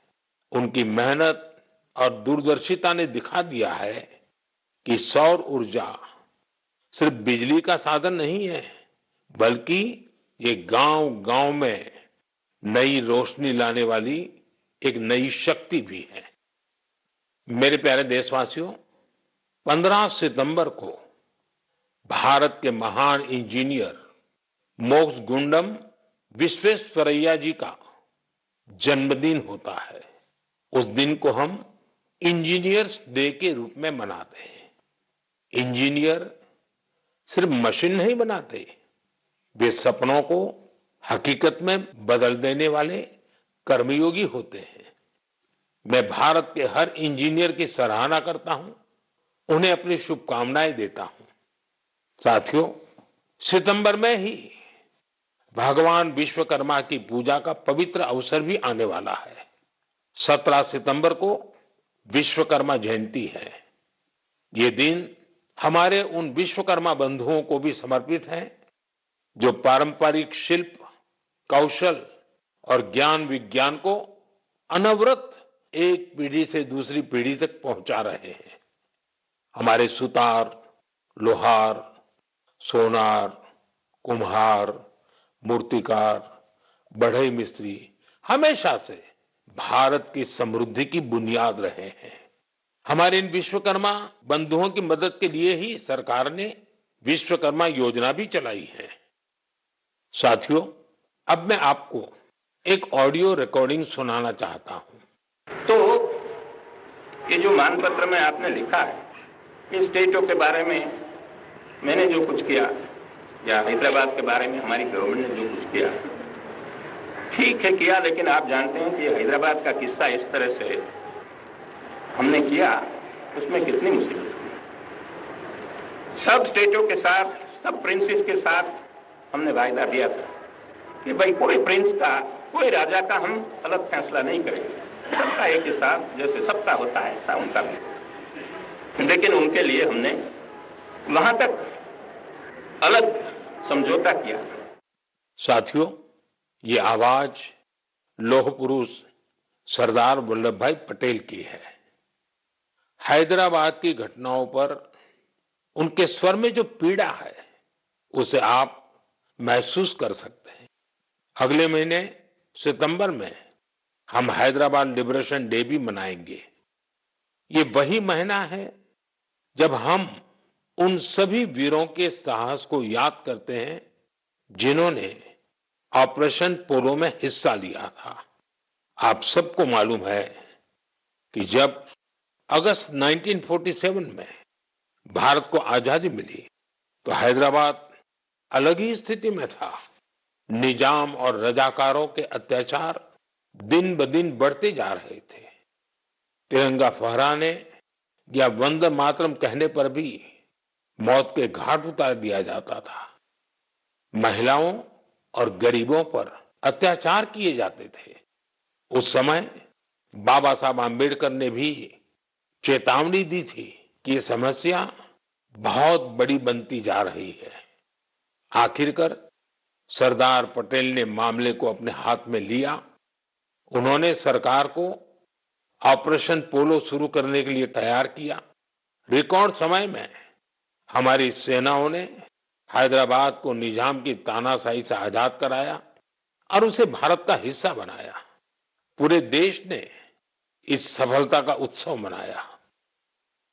मेरे प्यारे देशवासियों, आप दुनिया के किसी भी कोने में चले जाएं, वहां आपको भारतीय संस्कृति का प्रभाव देखने को जरूर मिलेगा। और ये प्रभाव केवल दुनिया के बड़े शहरों तक सीमित नहीं है, बल्कि इसे छोटे छोटे शहरों में भी देखा जा सकता है। इटली के एक छोटे से शहर कैंप रोतोंडो में ऐसा ही देखने को मिला है। यहाँ महर्षि वाल्मीकि जी की प्रतिमा का अनावरण किया गया। इस कार्यक्रम में वहां के स्थानीय मेयर सहित क्षेत्र के अनेक अहम व्यक्ति भी शामिल हुए। कैंप रोतोंडो में रहने वाले भारतीय मूल के लोग महर्षि वाल्मीकि जी की प्रतिमा लगने से बहुत खुश हैं। महर्षि वाल्मीकि के संदेश हम सभी को बहुत प्रेरित करते हैं। साथियों, इस महीने की शुरुआत में कनाडा के मिसिसागा में प्रभु श्री राम की 51 फीट ऊंची प्रतिमा का भी अनावरण किया गया है। इस आयोजन को लेकर लोगों में बहुत उत्साह था। सोशल मीडिया पर प्रभु श्री राम की भव्य प्रतिमा के वीडियोज खूब शेयर किए गए। साथियों, रामायण और भारतीय संस्कृति के प्रति ये प्रेम अब दुनिया के हर कोने में पहुंच रहा है। रूस में एक मशहूर स्थान है व्लादिवोस्तोक। बहुत से लोग इसको ऐसी जगह के रूप में जानते हैं जहां सर्दियों में तापमान -20 से -30 डिग्री सेल्सियस तक गिर जाता है। इस महीने व्लादिवोस्तोक में एक अनूठी प्रदर्शनी लगी। इसमें रूसी बच्चों द्वारा रामायण की अलग अलग थीम पर बनाई गई पेंटिंग्स को भी शोकेस किया गया। यहाँ पर एक कंपटीशन का भी आयोजन हुआ। दुनिया के अलग अलग हिस्सों में भारतीय संस्कृति के प्रति बढ़ती जागरूकता देखकर वाकई बहुत प्रसन्नता होती है। मेरे प्यारे देशवासियों, मन की बात में इस बार इतना ही। इस समय देश भर में गणेश उत्सव की धूम है। आने वाले दिनों में बहुत सारे त्योहारों की रौनक होगी। उन त्योहारों में आपको स्वदेशी की बात कभी भी भूलनी नहीं है। उपहार वही जो भारत में बना हो, पहनावा वही जो भारत में बुना हो, सजावट वही जो भारत में बने सामान से हो, रोशनी वही जो भारत में बनी झालरों से हो, और भी ऐसा बहुत कुछ। जीवन की हर जरूरत में सब कुछ स्वदेशी हो। गर्व से कहो ये स्वदेशी है, गर्व से कहो ये स्वदेशी है, गर्व से कहो ये स्वदेशी है। इस भाव को लेकर हमें आगे चलना है। एक ही मंत्र, वोकल फॉर लोकल। एक ही रास्ता, आत्मनिर्भर भारत। एक ही लक्ष्य, विकसित भारत। साथियों, इन खुशियों के बीच आप सभी स्वच्छता पर जोर देते रहें, क्योंकि जहां स्वच्छता है वहां त्योहारों का आनंद भी और बढ़ जाता है। साथियों, मन की बात के लिए मुझे इसी तरह बड़ी संख्या में अपने संदेश भेजते रहिए। आपका हर सुझाव इस कार्यक्रम के लिए बहुत महत्वपूर्ण है। अपना फीडबैक मुझ तक जरूर पहुंचाते रहें। अगली बार जब हम मिलेंगे तो और भी नए विषयों की चर्चा होगी। बहुत बहुत धन्यवाद। नमस्कार।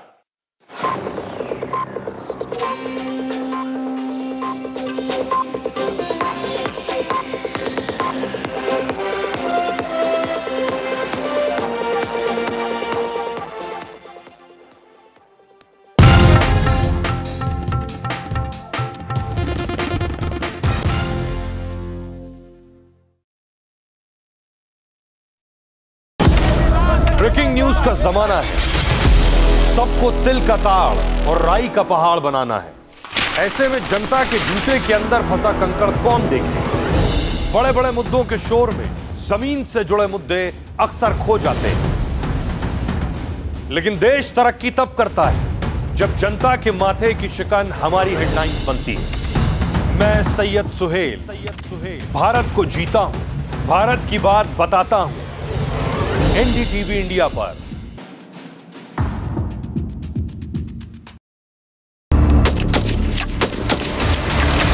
Good afternoon, sir. Good afternoon. I'm the medical officer of this unit, sir. Good afternoon. So nice to meet you. Thank you, sir. Same this side, sir. So this is the firing range. Yes, sir. This is our firing range, sir. You handle weapons, right? I've handled weapons. क्या हम लोग एक तो shooting में we get to handle weapons. Yes. They are not real guns, but they are very similar. So the functioning of it is very similar. आपने training वगैरह? मैंने training भी ली है और I own a weapon also, licensed weapon. So I've shot in firing ranges in Mumbai and all. I'm a member also there. Wow. Ma'am हम ये क्या gun देख रहे हैं? ये इंसास राइफल है, sir. So this is Indian made? Yes. Wow. And we'll be firing from, sir, AK-203. Okay. That is Indian made. That sir. is also Indian. Yes, sir. Can I look at the bullets? Yes, sir. Sure, sir. This is the bullet of insas, sir. The bullet will be different for the AK-203, sir. So I can fire this? Yes, sir. But somebody needs to guide me. जो limber आपके आदेश पर आप line position लेंगे। अच्छा। और इसके बाद इसको यहाँ पर आप सपोर्ट लेंगे। करेक्ट। लिम्बर में आप लाइन पोजीशन और बात और खांडे का मिलाप रखते हुए और आप फोरहैंड ग्रिप पर पकड़ते हुए सीज का अलाइनमेंट करें। बर की आदेश पर आप मैगजीन वेट की अंदर पर घुसाना है। ओके। सर हाँ चलिए। Fire line up. हाँ लिम्बर ऑफ फायर भर। चलो सामने टारगेट। अपना टाइम पर 5 round fire.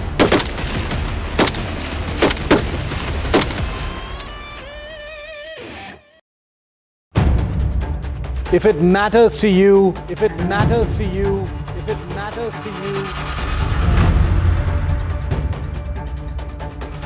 it matters to India, it matters to India,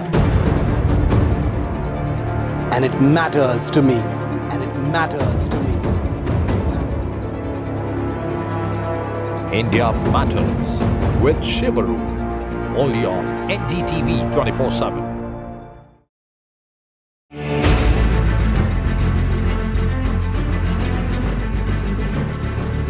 The biggest Modi visit in 7 years. The biggest India-China icebreaker. The biggest angle of the tiger and dragon. NDTV reports from Ground Zero, China. NDTV is the first Indian media crew that has reached here in Tianjin in China to cover the SCO summit. The news breaks, the body language, the mind games of a new beginning. We at NDTV will keep getting you every aspect, every update, every development first from Tianjin.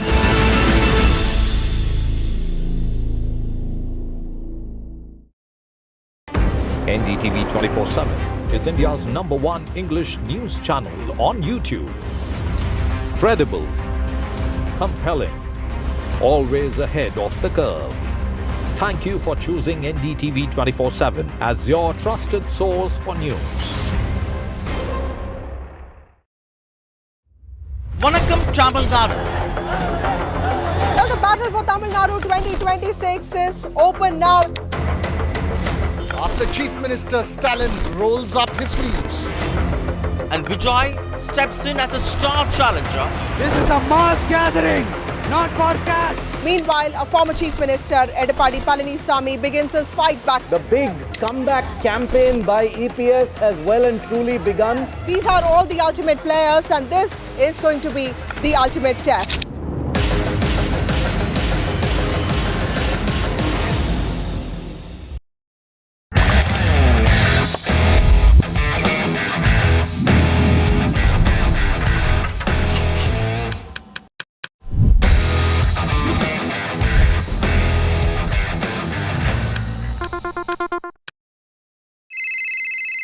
Hello बोलिए madam, डब्बा trading कब से चल रहा है पता है madam आपको?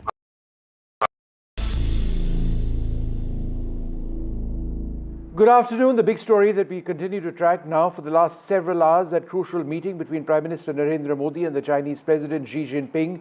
The first visit of Prime Minister Modi to China in 7 years, and the first one certainly to China since the Galwan clash.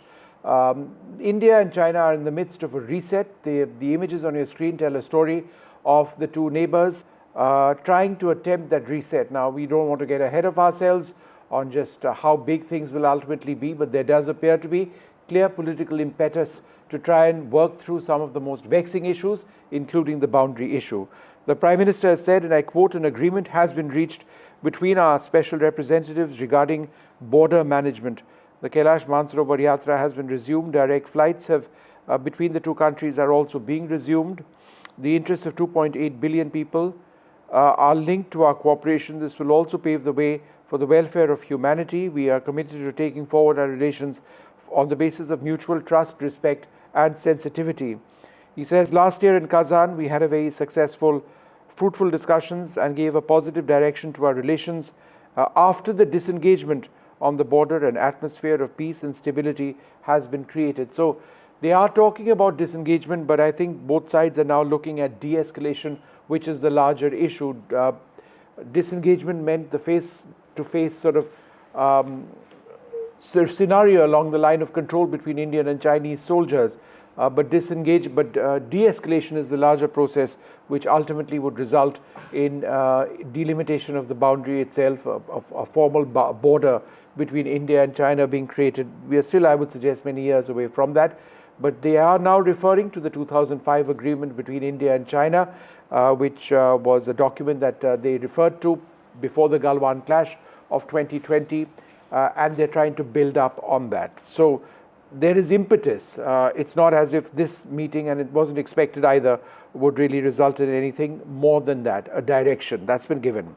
Xi Jinping says the world is going through transformation. China and India are the two of the most civilizational countries. We are the world's two most populous countries and part of the global south. It's vital to be friends, a good neighbor, and the dragon and the elephant to come together.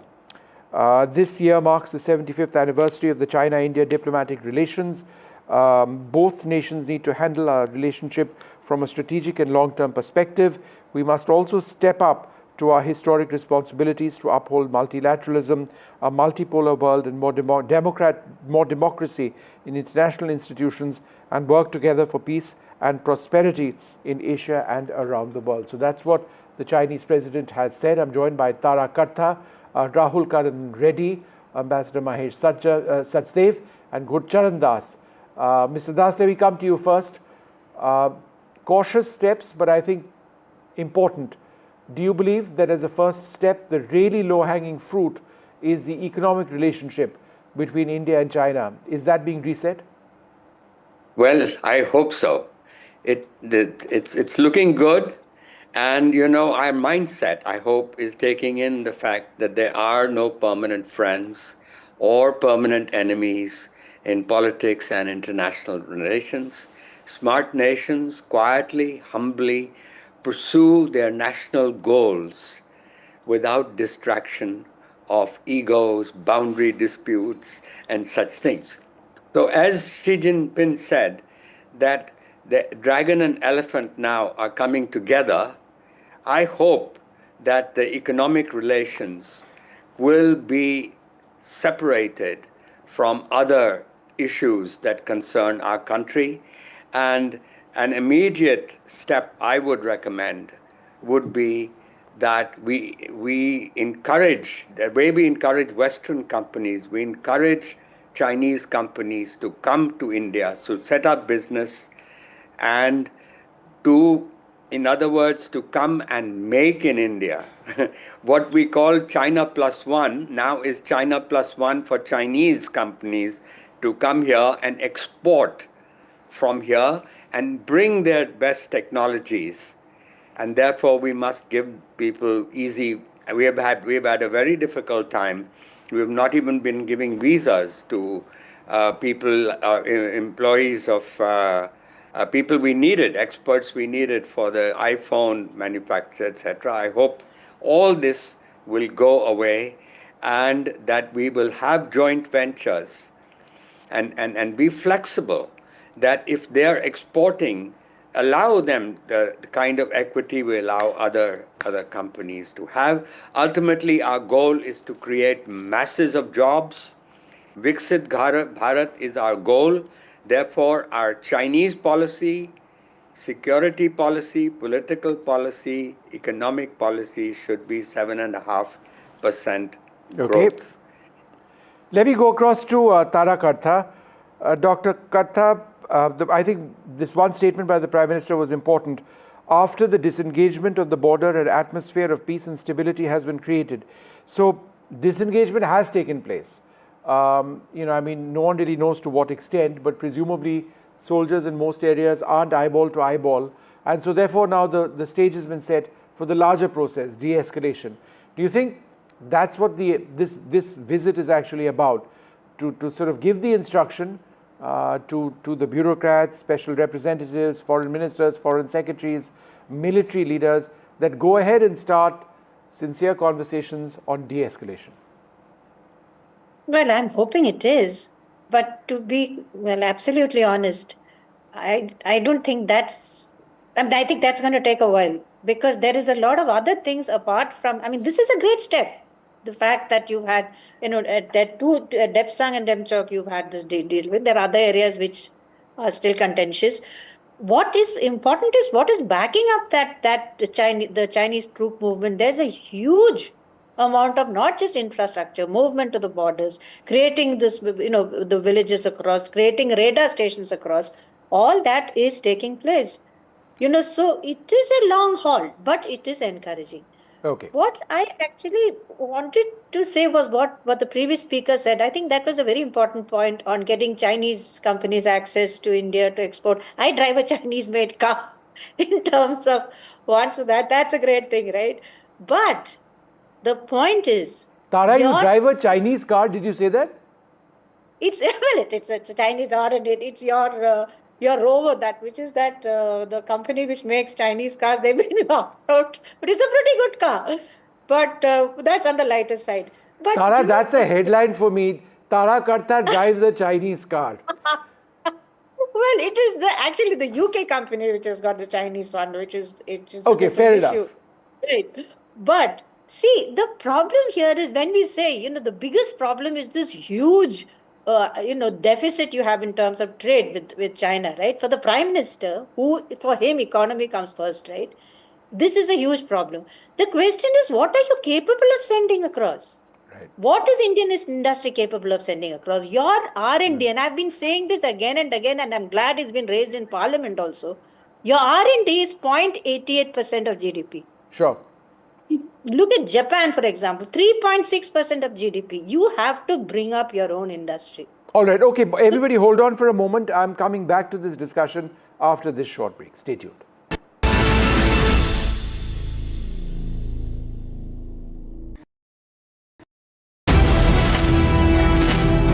India's defense game is no longer evolving, it's transforming. The NDTV Defense Summit 2025 brings together the sharpest minds. One day, big conversations, bold ideas. The mission is clear. Stay ready. Stay ahead. Leading from the front, the Honorable Defense Minister, Rajnath Singh. The NDTV Defense Summit 2025. Warfare in the 21st century.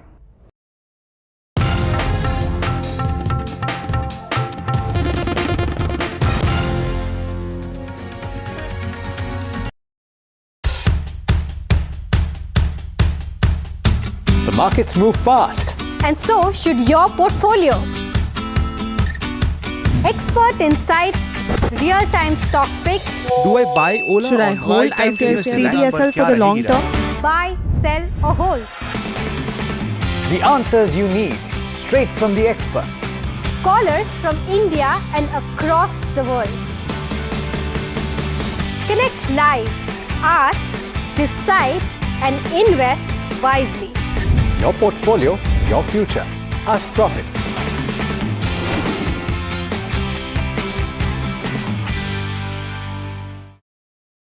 Rajasthan is history, culture, and much more. And I have been reporting on all things royal for more than 25 years. The colors, the culture, and the complexities of the Northeast is different from the rest of the country. I have been bringing the Northeast closer to the capital for over 15 years. Madhya Pradesh is the heart of India, and I have been capturing its every beat for over 10 years, covering the corridors of power.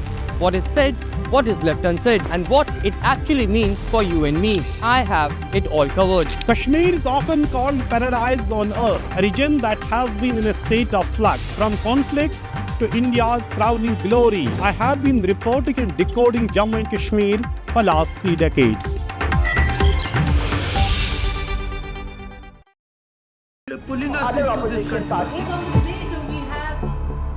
They argue, I conclude. They deflect, I drill down.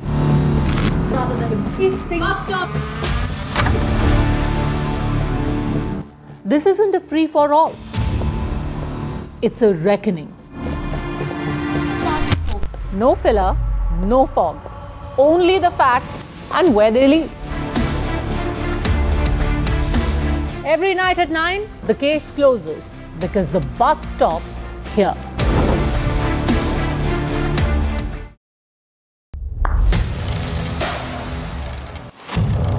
What seems settled for me is unfinished business. So I rewind. I pause. I reflect. I dig until what's buried.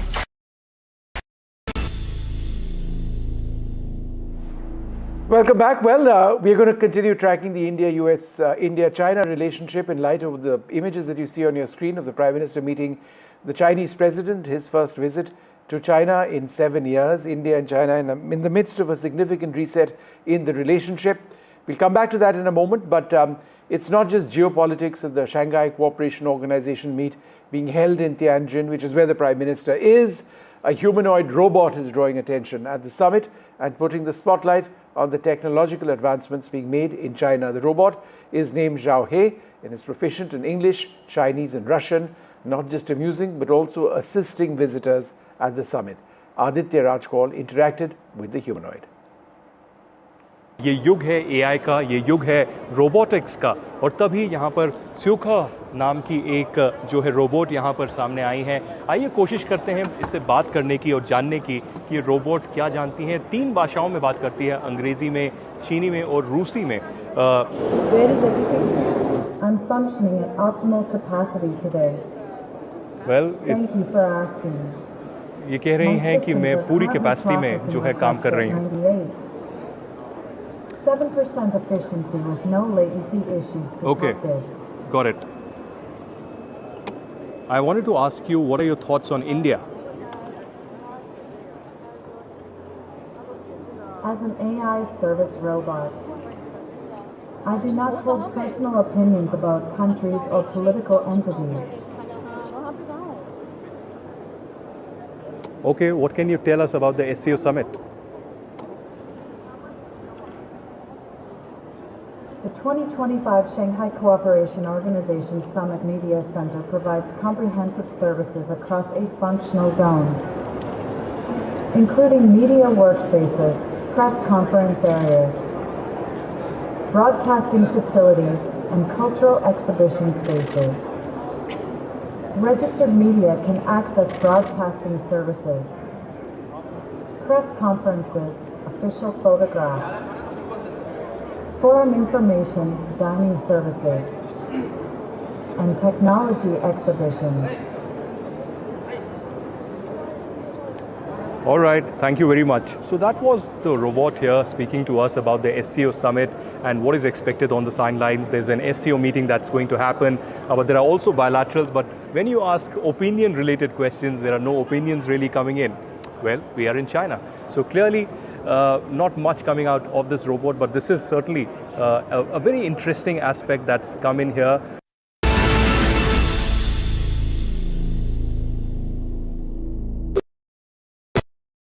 Presenting the all-knowing, all-powerful Tech Guru. Whoa. Guru? I'm no guru. Okay. I'm just a guy who loves his tech.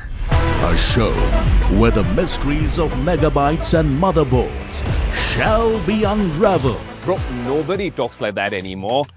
This is all about connected ecosystems, EVs and AI that you can use in your daily lives. We aren't talking about time travel yet. Gadgets tested under extreme conditions. But why? I review tech for people like you and me. You know what? Let me take it from here. All right. Tech isn't that complicated. In fact, it's about making our lives simpler, better, and more fun. That's what we do on Tech 360. Real talk, real reviews, tech that you can actually use. Tech has changed. So should your tech show. Breaking news का जमाना है। सबको तिल का ताड़ और राई का पहाड़ बनाना है। ऐसे में जनता के जूते के अंदर फंसा कंकड़ कौन देखे? बड़े बड़े मुद्दों के शोर में जमीन से जुड़े मुद्दे अक्सर खो जाते हैं। लेकिन देश तरक्की तब करता है जब जनता के माथे की शिकन हमारी हेडलाइंस बनती है। मैं सैयद सुहेल भारत को जीता हूं, भारत की बात बताता हूं। एनडीटीवी इंडिया पर।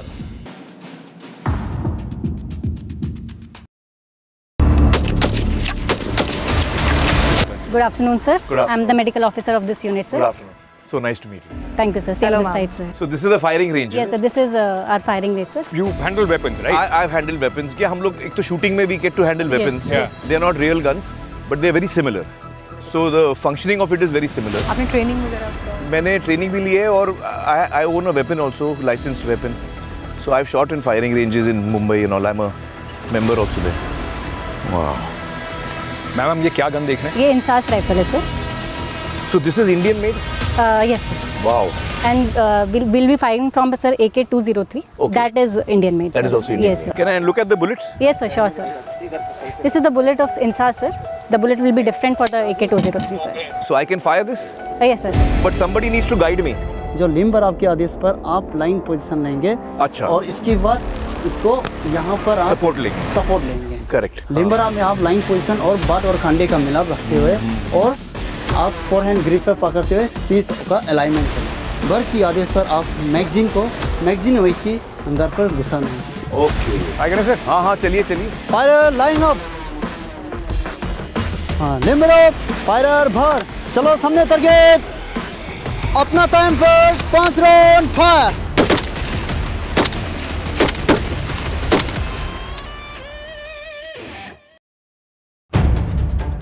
If it matters to you, it matters to India. It matters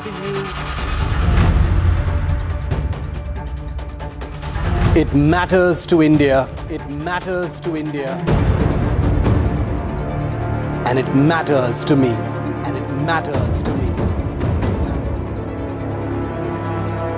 India Matters with Shivaru. Only on NDTV 24/7.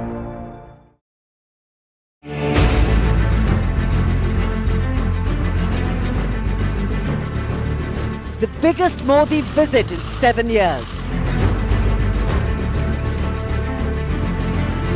The biggest India-China icebreaker.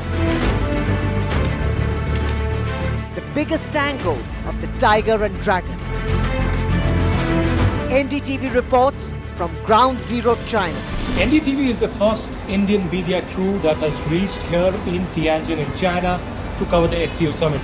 The news breaks, the body language, the mind games of a new beginning.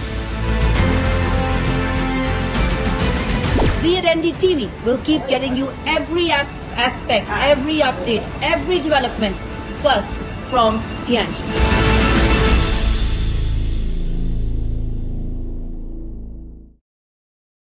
NDTV 24/7 is India's #1 English news channel on YouTube. Credible, compelling, always ahead of the curve. Thank you for choosing NDTV 24/7 as your trusted source for news. Vanakkam Tamil Nadu. Well, the battle for Tamil Nadu 2026 is open now. After Chief Minister Stalin rolls up his sleeves and Vijay steps in as a star challenger. This is a mass gathering, not for cash. Meanwhile, a former Chief Minister, Edappadi Palanisamy, begins his fight back. The big comeback campaign by EPS as well.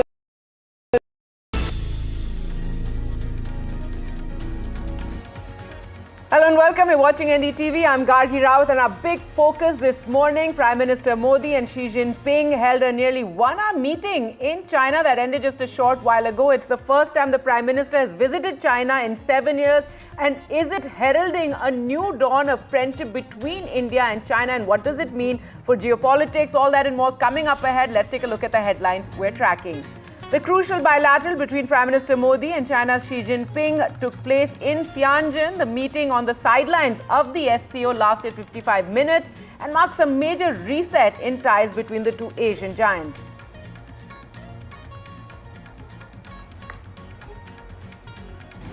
परस्पर विश्वास, सम्मान और संवेदनशीलता के आधार पर हम अपने संबंधों को आगे बढ़ाने के लिए प्रतिबद्ध हैं.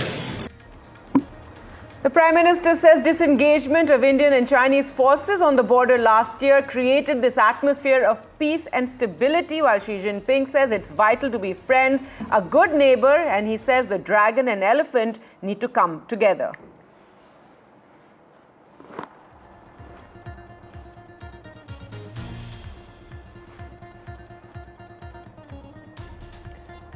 Modi-Xi bilateral talks take place amid the tariff war with the United States, a message of trust and friendship to the world, a global reform push. Can the reset in ties counter the tariffs?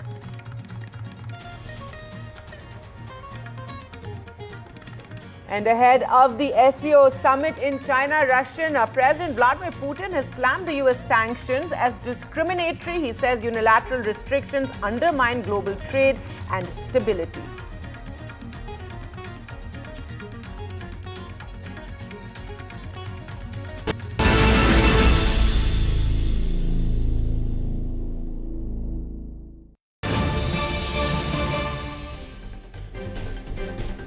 All right, some breaking news now coming in. News from China in Tianjin, where Prime Minister Modi has held a meeting with Cai Qi, Secretary of the Secretariat of the Chinese Communist Party. So that meeting is currently being held after the earlier bilateral with Xi Jinping that lasted nearly an hour. So another big development there with Prime Minister Modi holding this meeting with Cai Qi, Secretary of the Secretariat of the Chinese Communist Party.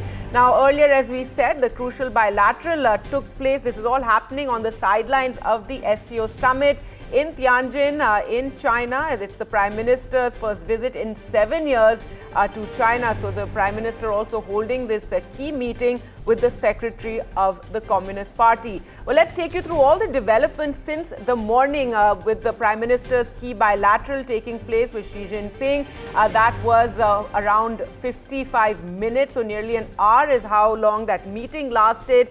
This is the Prime Minister, as we said, first visit to China after 7 years and the first after the Galwan clashes that took place, in which Indian and Chinese soldiers clashed and we lost 20 Jawans in that, remember. So since then, this meeting, it's been a long way, and it's a start of a major reset in ties between the two Asian giants. And it comes at a time that India is facing sanctions from the United States. Tariffs have been doubled by Donald Trump to 50% and the reason said is because of India buying oil from Russia. So given these tensions that one is facing from the West, a very key meeting and a key bilateral between Xi Jinping and Narendra Modi, especially if we talk about the kind of statements that were made at the start of this meeting and those opening remarks the Prime Minister said after the disengagement on the border. An atmosphere of peace and stability has been created.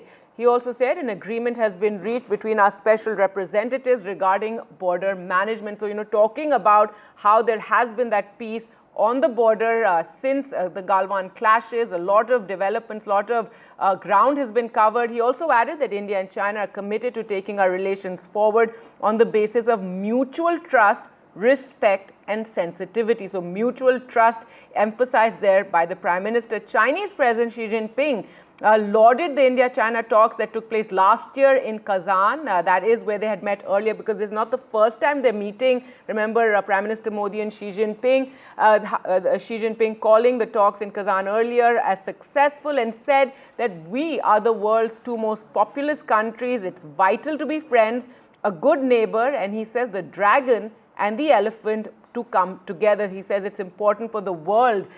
So the Prime Minister also in those opening remarks did announce the resumption of direct flights between India and China. Already the Kailash Mansarovar Yatra has resumed. So let's just listen in to those statements that were made before the bilateral. हमारे गर्मजोशी भरे स्वागत के लिए मैं आपका हृदय से आभार व्यक्त करता हूं। पिछले वर्ष कजान में हमारी बहुत ही सार्थक चर्चा हुई। हमारे संबंधों को एक सकारात्मक दिशा मिली। सीमा पर डिसएंगेजमेंट के बाद शांति और स्थिरता का माहौल बना हुआ है। हमारे स्पेशल रिप्रेजेंटेटिव्स के बीच बॉर्डर मैनेजमेंट के संबंध में सहमति बनी। कैलाश मानसरोवर यात्रा फिर से शुरू की। दोनों देशों के बीच डायरेक्ट फ्लाइट भी फिर से शुरू की जा रही है। हमारे सहयोग से दोनों देशों के 2.8 बिलियन लोगों के हित जुड़े हुए। इससे पूरी मानवता के कल्याण का मार्ग भी प्रशस्त होगा।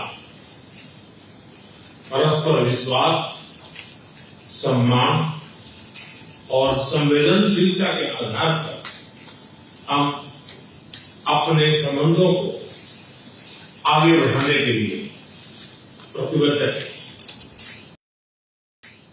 एक्सेलेंसी, चीन द्वारा SCO की सफल अध्यक्षता के लिए मैं आपको बहुत बहुत बधाई देता हूं। एक बार फिर चीन यात्रा के निमंत्रण के लिए और आज की हमारी बैठक के लिए आपका हार्दिक धन्यवाद। Mr. Prime Minister, it's a great pleasure for me to meet you again this time in Tianjin. Welcome to come to China for the Shanghai Cooperation Organization Tianjin Summit. Last year, you and I had a successful meeting in Kazan, and the China-India relationship reset and the start of the year. The two sides have illicitly implemented the important consensus we have agreed, and the bilateral exchanges and cooperation have since made new progress. The world today is swept by one-single-centric transformations. The international situation is both fluid and chaotic. China and India are two ancient civilizations in the East. We are the world's two most populous countries, and we are also important members of the global South. We both shoulder the historical responsibility of improving the well-being of our two peoples, promoting the solidarity and rejuvenation of developing countries, and propelling the progress of human society. It is the right choice for both sides to be friends who have good neighborly and amicable ties, partners who enable each other's success, and to have the dragon and the elephant dance together. All right, let's go across now to NDTV's Gauri Dwivedi, who joins us from there in Tianjin. And Gauri, several remarks made by both leaders, very positive. There's a sense of this, cautious optimism about India-China ties. Any more information, emerging from the bilateral that took place? There's been limited information, Karki, that's come out. Of course, we've really been decoding the kind of body language here, the measured statements that have come out from both sides. But at the same time, we're talking about the specifics that both sides have pointed out. The Prime Minister making it very clear, mutual trust, a very important aspect that he stressed on.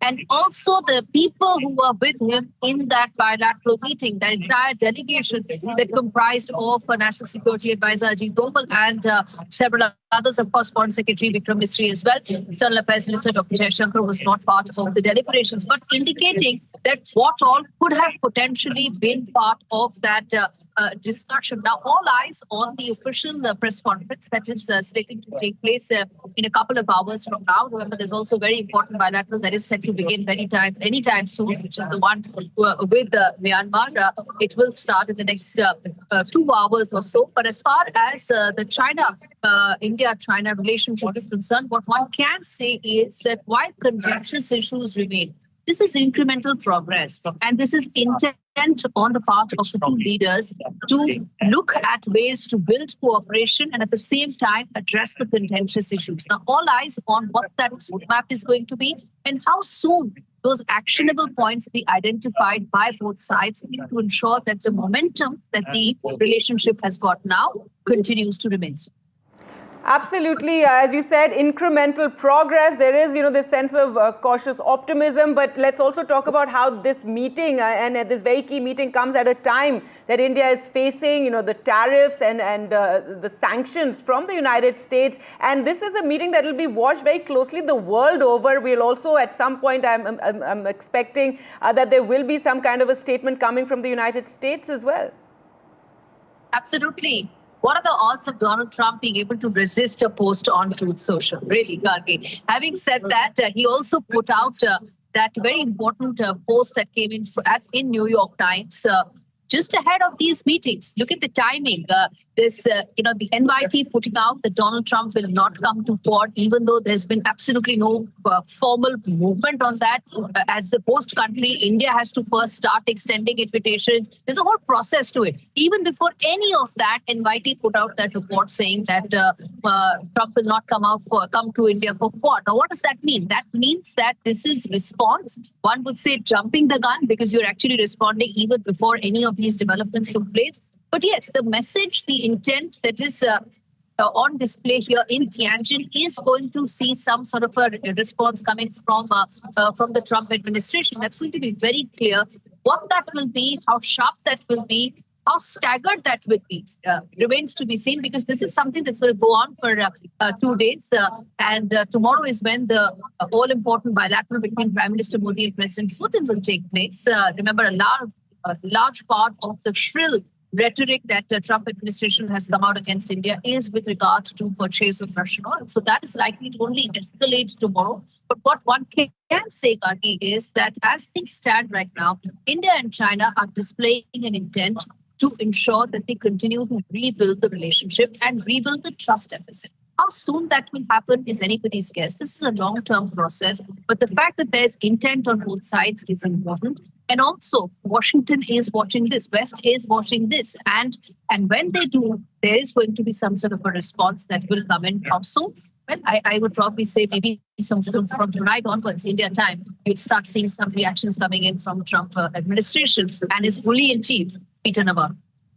All right. Thanks so much. Gauri Dwivedi, they're reporting from Tianjin. Well, let's now go across to our guests to discuss further what this now means for India, for China, for the world, for geopolitics. Thank you so much, Ratish Mehta, Senior Research Associate Organization for Research on China and Asia, joining us. Jinping, China expert, Associate Professor at OP Jindal Global University, and Namrata Hasija, Research Fellow with the Center for China Analysis and Strategy, Stimson Center. Thank you all for joining us on the program. It's been quite a morning, seeing that handshake, looking at the body language, then the kind of statements that have been made. Ratish Mehta, first to you, your comments on, all the developments since the morning that have taken place, and, this sense of cautious optimism and hope for, a new dawn, as it were, of India-China relations. First of all, thank you for having me for this show. It is indeed true. The meeting today morning has been a historic one. So has Prime Minister Modi's visit to China. It comes at the backdrop of 5 years of very troubled relationship with Beijing, as well as in the past month and a half, where there has been a lot of movement from Beijing as well as Washington towards New Delhi. But I think there is a slight tendency to misread the meeting as well as the visit as a whole, right? And the misreading is actually stemming from this idea of conflating or mixing up a strategic posture to a complete realignment of some sorts of for New Delhi's relationship with Beijing. Relations with China have seen some very troubled relations. The past 5 years, there has been a lot of mistrust, both strategically as well as structurally with Beijing. And this meeting should only be seen as part of a compartmentalized effort to take a step one by one. As far as the meeting is concerned for today, that took place today morning, of course, we understand there were some very big leaders representing India, but there were also some very important members of the Chinese party, Communist Party, representing the Chinese side, including Zhao Xi, who's Xi Jinping's right-hand man, as well as Zhang Shanji, who's the chairman of the NDRC, along with Wang He, who's the foreign minister. So there is a desire to reconcile relationships, but how quickly that relationship takes a positive upward turn is something that needs to be thought out carefully from the Indian side, because as we know, the relations with China have not always have always resulted in positive relations.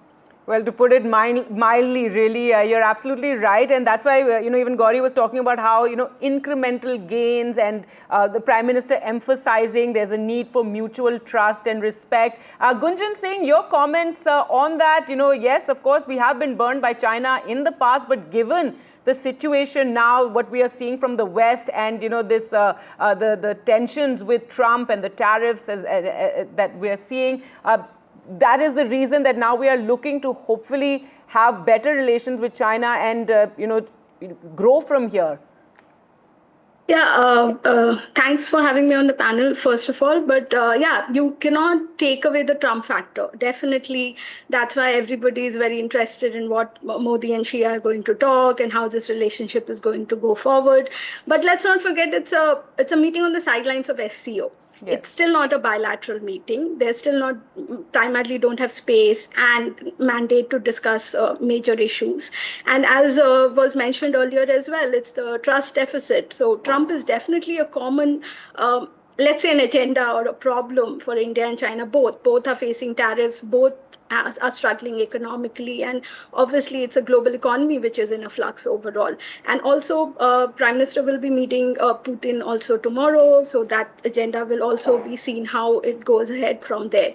But I'll still say it's cautious, right? It's a good effort, good I should say meeting, because it's a 7 years gap that China, our Prime Minister is visiting China, but they did meet last year as well on the sidelines. So it's not like they're meeting after a very long gap. Obviously, this meeting comes under the immediate implementation of the tariffs on India, which is 50% as of now, and obviously impacting our trade.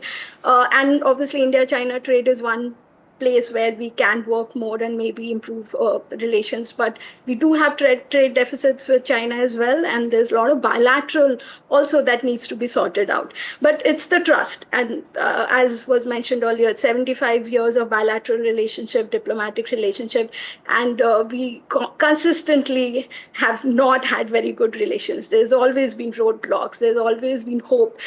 We always been cautious. And if we look at the statements as well, both the leaders are technically not talking about the same thing. India is still talking about the border and disengagement, and obviously looking at agenda that needs to be resolved for a proper reset of relationship. This cannot be termed as reset. It's still a meeting. Reset is a long drawn process. Galwan was definitely something which will take a long time to resume. And Chinese are still talking about flights and Mansarovar and people to people contact. So, and economy. So I think we still need to align where our problems are, who wants what, and both sides definitely need to sit together bilaterally to discuss that more. All right. Just before I come to you, Namrata, I know you've been waiting patiently. Let's just listen into what a Chinese journalist had to say about the meeting that took place.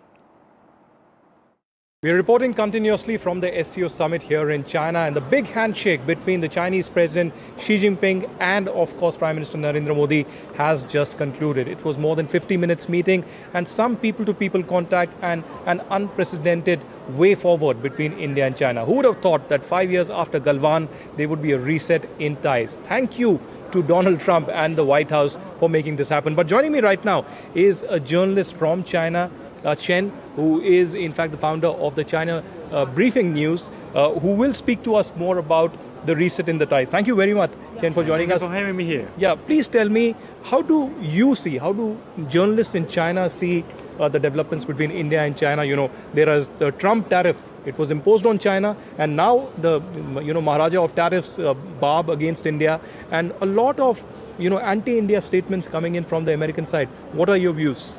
I think for the U.S. tariff, huge tariffs against India, I think it's beyond everyone's expectation. Previously, we always believed India is an ally of the U.S., but now you have the over 50% of the tariff, and also the U.S. has forced India to open its more market, for example, the sensitive agriculture part. So I think that is a huge shock, and some people even call it kind of a betray. And for the China-India relations, I think as both sides agree that is we are not affected by the third party, but we're also not targeting the third party. I think for Prime Minister Modi's 7 years, the first visit in 7 years to China, I think that is a milestone for the bilateral ties, especially as you said, it's kind of a reset for this bilateral ties. And I think as the two leaders have met to have this kind of strategic dialogue, I think that have paved a very strong path for the bilateral ties, and especially for the communications among different ministries and for the different levels. I think that is good for both sides, politically, economically, and also for the culture-to-culture and the people-to-people exchange. All right, so those were comments by a Chinese journalist on the meeting that just took place. But coming to you now, Namrata, if you can also your comments on the meeting that has taken place. Everybody is very cautious, saying this is just the beginning. Let's not hold our horses, not get too excited over this. The body language has also been spoken about, the kind of it was not cold but very impersonal handshake. Xi Jinping's expression also, he does have that inscrutable expression, so maybe you're reading too much into it. But yes, your comments on the developments of this morning. Thank you, Gargi, for having me here. And, observe Xi Jinping's body language when he's meeting President Putin. You will not see the same body language that he has, with Modi. There's always like a smile ear to ear that he has. And that's very rare for us to see, when he's meeting other leaders. As far as the meeting is concerned, calling it a reset, historic, milestone, I don't think I would use such words. Second, I don't think the Trump's tariff is reset, the reason. Wouldn't you agree to reset? At least all of you are being so, quite pessimistic. But hopefully a reset in ties, maybe? We are being realistic. That is why you don't us, calling it No, all of course, these terms. of course. It's just the kind of statements that were made as well. Yes. Yes, and also what I was saying that let's not give Trump a lot of credit behind this meeting. It's been 9 months. It was, the process started 9 months back. So that time, India was not facing the 50% tariff. So let's not give Trump that credit also that, he's the reason behind, this meeting. So it was 9 months back when the two leaders, countries started talking to each other. So it's been a very long drawn process that has resulted, in whatever we are seeing, the thaw or the little readjustment that we are seeing in India-China relations. So it took a really long time. Yes, the tariffs is making everyone look up to this meeting. That's another thing. But I would not say, there is a shadow of the Trump, the tensions, and therefore more, emphasis or more, we're really, looking at this meeting taking place. Yes, and also let's not forget that it was the Chinese, Wang Yi, who actually came here first discussing the special representative talks. But those are on border issue, right? But what did he discuss instead? Economy. So let's also figure out that it's economy that's pushing the Chinese, and it's their, economy right now, which has been under pressure for a very long time, right after COVID. That has resulted in them seeking a market, and India has been an answer to that. And that is also one of the major reasons that China has softened their stand when it comes to India. And it is, of course, their economy. That is why I'm saying again and again and stressing this, that special representative talks are for the border, but economy was discussed. So, and also let me draw your attention to a few comments that, came on Vaishyan right before this meeting. And the comments from the Chinese side was that the differences between India and China are more fundamental than the differences between India and the US. We have a lot of issues, and that is why, again, because you said, why are you not using that? They said we still have the one China principle, border issues, the Pakistan factor, influence in the global South countries, and India's suppression of Chinese products at home. And, the article itself says that there is no common thing that is uniting the both countries. So that is why we have to be very cautious. Also, when Wang Yi came, let's not forget I'm so sorry, we're completely out of time, but thank you so much all for joining us, and clearly all of you, agreeing that one needs to be very, very cautious and not. It's a meeting that has taken place, first visited after 7 years of the Prime Ministers there. Yes, there is a shadow of Trump as well on all these developments. But let's now get you this report from Tianjin, where there's a humanoid robot that is helping visitors. Take a look. ये युग है AI का, ये युग है robotics का, और तभी यहाँ पर स्यूखा नाम की एक जो है रोबोट यहाँ पर सामने आई है। आइए कोशिश करते हैं इससे बात करने की और जानने की कि ये रोबोट क्या जानती हैं। 3 भाषाओं में बात करती है, अंग्रेजी में, चीनी में और रूसी में। Where is everything? I'm functioning at optimal capacity today. Well, Thank you for asking. ये कह रही हैं कि मैं पूरी कैपेसिटी में जो है काम कर रही हूँ। 7% efficiency with no latency issues detected. Okay, got it. I wanted to ask you, what are your thoughts on India? As an AI service robot, I do not hold personal opinions about countries or political entities. Okay, what can you tell us about the SCO summit?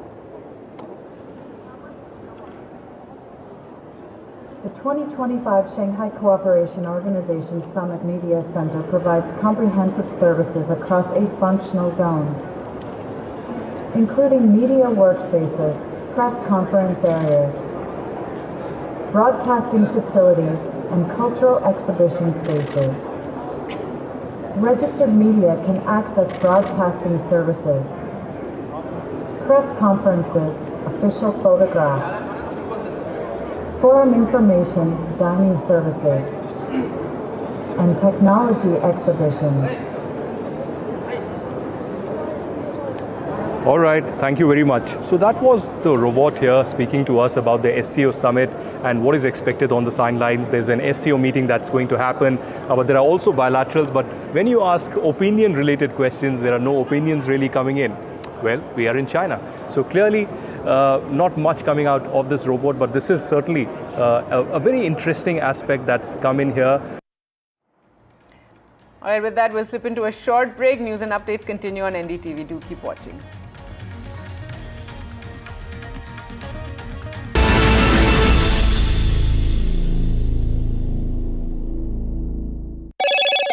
Hello, Moto. Moto G96 5G. All eyes on you.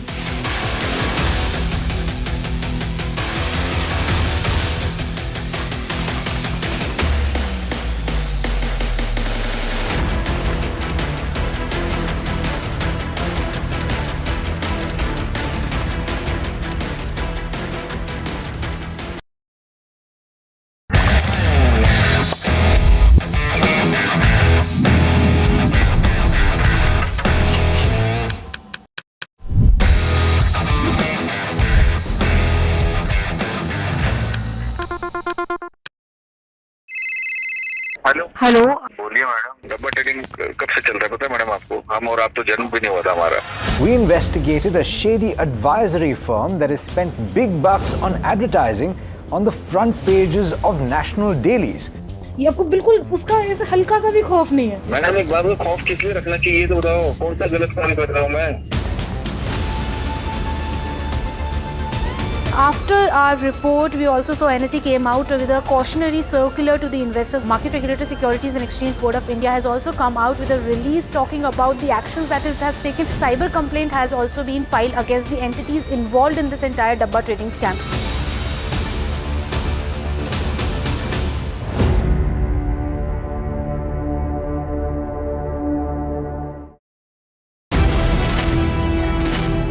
India's defence game is no longer evolving, it's transforming. The NDTV Defence Summit 2025 brings together the sharpest minds. One day, big conversations, bold ideas. The mission is clear. Stay ready, stay ahead. Leading from the front, the Honourable Defence Minister, Rajnath Singh. The NDTV Defence Summit 2025, Warfare in the 21st Century.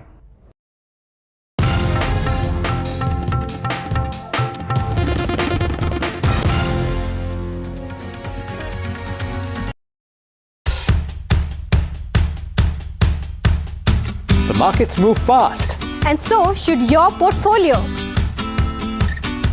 Expert insights, real-time stock picks. Do I buy Ola? Should I hold CDSL for the long term? Buy, sell or hold. The answers you need, straight from the experts. Callers from India and across the world.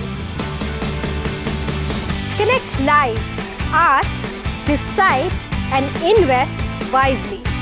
Your portfolio, your future. Ask Profit.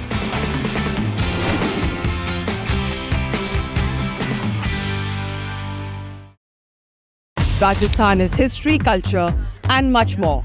And I have been reporting on all things royal for more than 25 years. The colors, the culture, and the complexities of the Northeast is different from the rest of the country. I have been bringing the Northeast closer to the capital for over 15 years. Madhya Pradesh is the heart of India, and I have been capturing its every beat for over 10 years, covering the corridors of power, what is said, what is left unsaid, and what it actually means for you and me. I have it all covered. Kashmir is often called paradise on earth, a region that has been in a state of flux from conflict to India's crowning glory. I have been reporting and decoding Jammu and Kashmir for last 3 decades.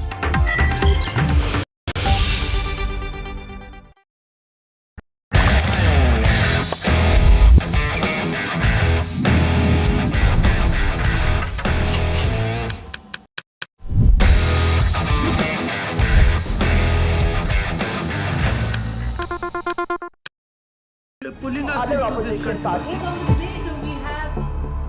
They argue, I conclude. They deflect, I drill down. Stop. This isn't a free-for-all. It's a reckoning.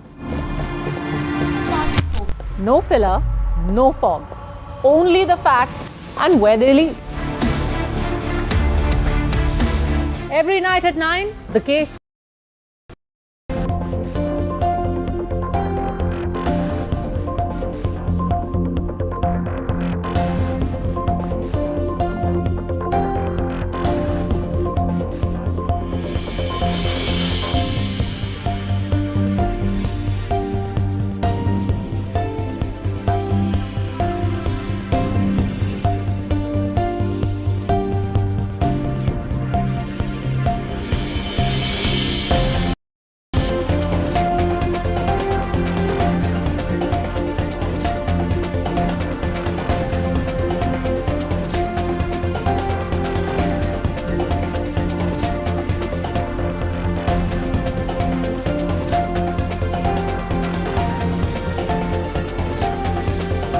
In the heart of India's farmlands, where age-old agricultural traditions still thrive, a quiet revolution is taking flight.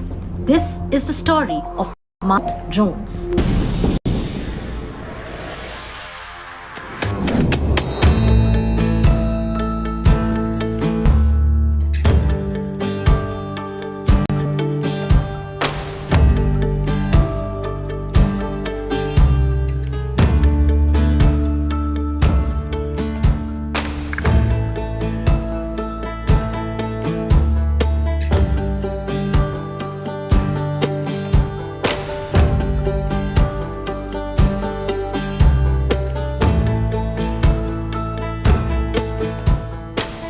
For Damodar, farmer in Telangana, the burden of manual spraying is a familiar one.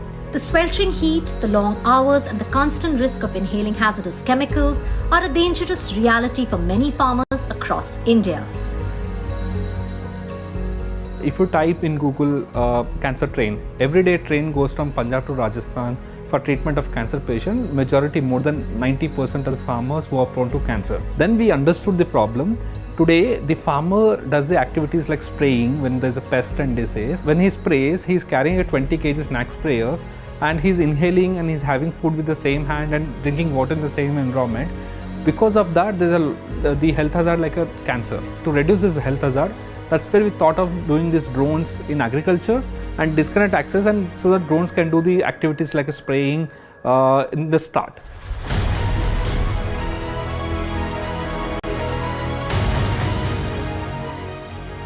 Damodar watches as the drone efficiently and safely sprays his field with pinpoint accuracy. This technology is up to 20 times more efficient than the traditional manual or tractor sprayers he has typically used, dramatically cutting spraying time while ensuring precision and, most importantly, keeping him safe from potential health hazards.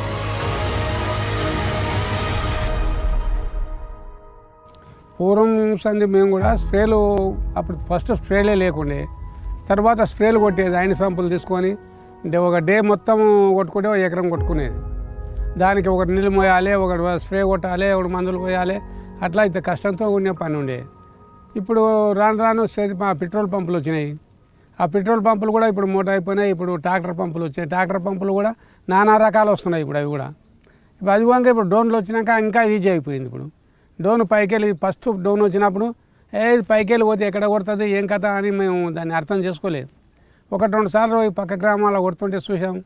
దాంతో మాకు మంచిగా improve అనిపించింది. Time adjust అయింది, ఖర్చు తక్కువైంది, water కష్టం తక్కువైంది. అందు నుంచి మేము కూడా డ్రోన్లు వాడుతున్నాం. ఇప్పుడు ఇంకొక విషయం సార్, ఇప్పుడు మక్క వేసినాం, అది 6-7 ఫీట్లలో ఎత్తు పెరిగింది. అందులోకెళ్ళి మనుషులతో కొట్టనీకే సాధ్యం కాదు. అది ఇప్పుడు ఈ డ్రోన్ అయితే ఆ లేపులో పోతున్నది మీదకెళ్ళి. పురుగు కంట్రోల్ అవుతున్నది దానికి. ఇప్పుడు మనుషులు కొట్టాలంటే ఇంత 2 ఫీట్లు 3 ఫీట్లు ఉన్నప్పుడు అంటే రైతులు లేబర్తో కొట్టుకోగలుగుతాం. అది ఇప్పుడు 6-7 ఫీట్లు అయింది. తేడా కనిపిస్తున్నది. ఇంతకుముందుకు మన స్ప్రేలతో కొడితే ఇట్లా పోతుంటే ఓ పక్క పడేది, ఓ పక్క పడపోయేది. పడతాన పురుగు మంచిగా ఉండేది, పడంతాన మేసిపోయేది. ఇది అట్లాగా కంటిన్యూగా పోతుంది. ఇంకోటి ఏంటంటే ఇది ప్రెషర్గా ఎక్కువ వస్తుంది. అది మనం పంపుతో కొడుతుంటే ముఖం మీద పడేది, ఈడ పడేది. మాస్కులు ఎన్ని పెట్టినా కూడా ఎన్నో రోజులు మేము హాస్పిటల్లో కూడా పోయి దాన్ని ట్రీట్మెంట్ చేసుకున్నాం.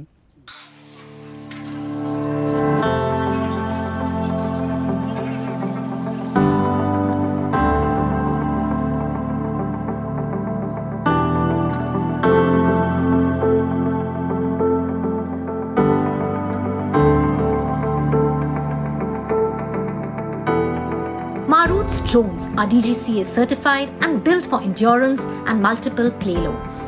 They have developed what they call an aerial tractor, a single drone with multiple applications.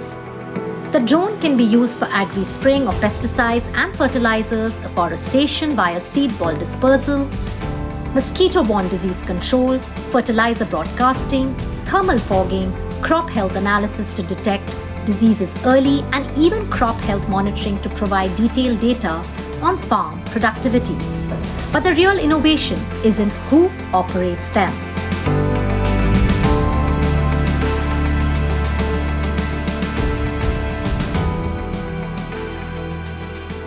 When we started the technology like a drones in agriculture, we understood who will use these drones. Then we understood it's not the farmer who is directly going to use these drones, because what we saw was the age group of this 20 to 40. It can be your 10th pass, polytechnic guy, ITI guy, or existing JCB guy, auto driver, cab driver who is in rural areas can adopt this, and a farmer can pay per acre, per usage. So what at the end farmer is paying 500 rupees, 600 rupees per acre, and he is utilizing these drones, and we are creating a small micro entrepreneurs in the village level. We call village level entrepreneurs. They buy these drones and they use this as a service or a rental to the end farmer. The end farmer can buy or use these drones like a pay per use or pay per acre kind of a model. So what the micro entrepreneur is able to do, a micro entrepreneur can do 20 to 30 acres.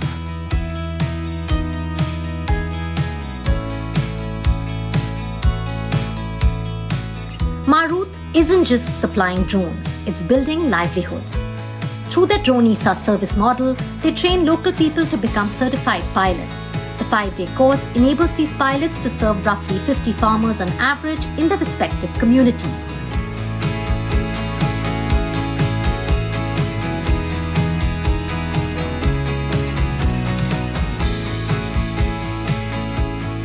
Today, Maruth has trained over 1,200 pilots in 2 to 3 years, established training centers in more than 15 states, and empowered thousands of villages and drone-based agri-solutions that are delivered by micro-entrepreneurs from within their own communities.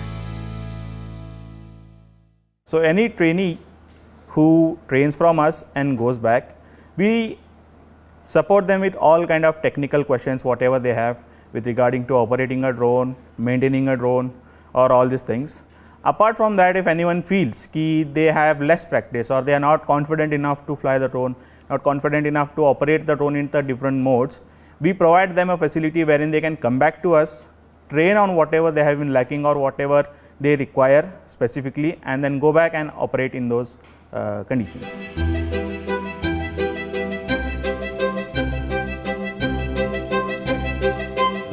This innovative approach has made Maruth a trusted partner for farmers and a recognized name at the national level.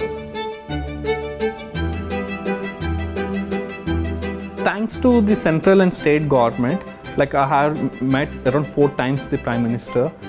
First I met was when the locust attack happened, where we used drones. It was peak COVID time, and we could able to control entire Jaipur, Rajasthan region using these drones. That's where the first interaction started. Then he was very curiously trying to understand what are you were using these drones for and what you were doing it. That's where we started telling them. By then there was looking for a solution for reverse migration. Like how can you, people are coming to rural areas, how can you create employment at rural areas? Then we presented him how these drones can create more employment at rural area by providing a simple assistance like a loan or a subsidy, creating more employment opportunities at rural areas to the agri-graduates or to the unemployed youth, and also to the self-help women using these drones. So thanks to the Prime Minister and thanks to the state governments, where they are trying to provide through these loans and subsidies and creating more employment opportunities using these drones. As Damodar Reddy heads home, he isn't just a farmer, he is a pioneer, and his example shows that when technology meets community, a new kind of harvest can begin. With a drone overhead and a new generation of entrepreneurs below, he's not just farming, he is cultivating the future.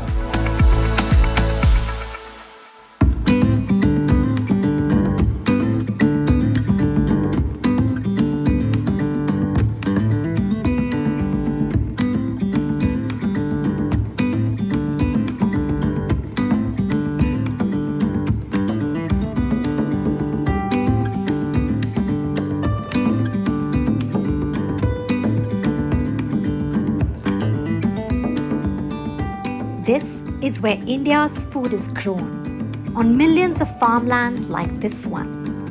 Rows and rows of thriving crops that will be harvested and sent to the market. But look again, this isn't an open field. It's an innovation that is changing the lives of India's smallholder farmers. This is Kheti's greenhouse in a box.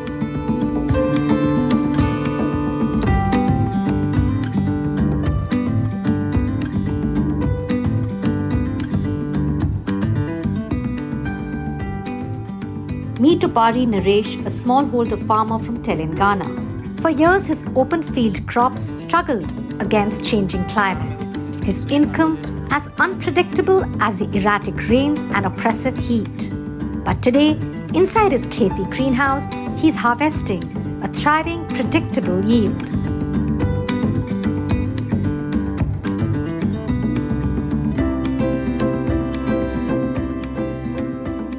Green house రాకముందుకు మేము agriculture చేస్తున్నాం.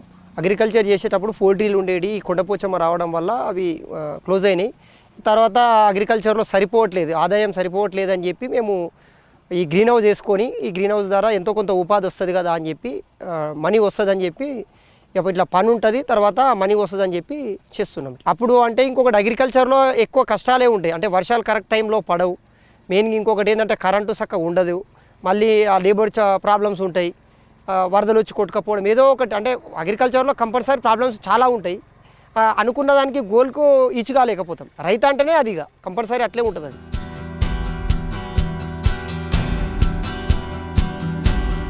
Kheti was inspired by the idea to find a solution for the big problem of agriculture in India. Millions of smallholder farmers who India depends on for food are beset by climate-affected harvest and collapsing incomes. Their lives are amongst the hardest in the country.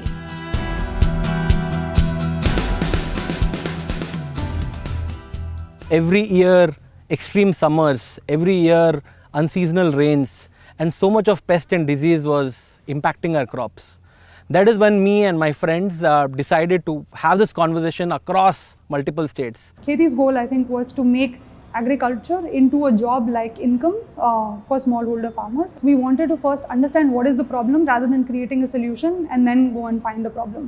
So we just started talking to farmers and asked, what is your biggest challenge in farming? I think it was just that question, and then we just patiently listened to everything that came up.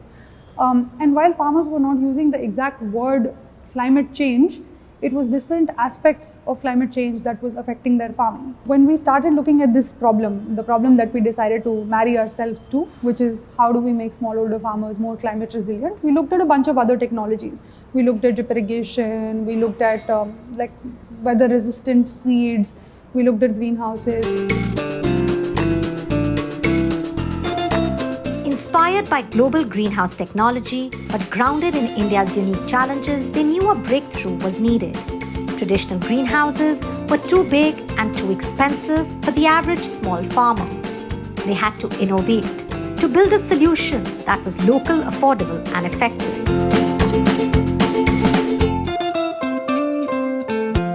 I guess the reason why we chose the greenhouse is because one, it had high proof of concept.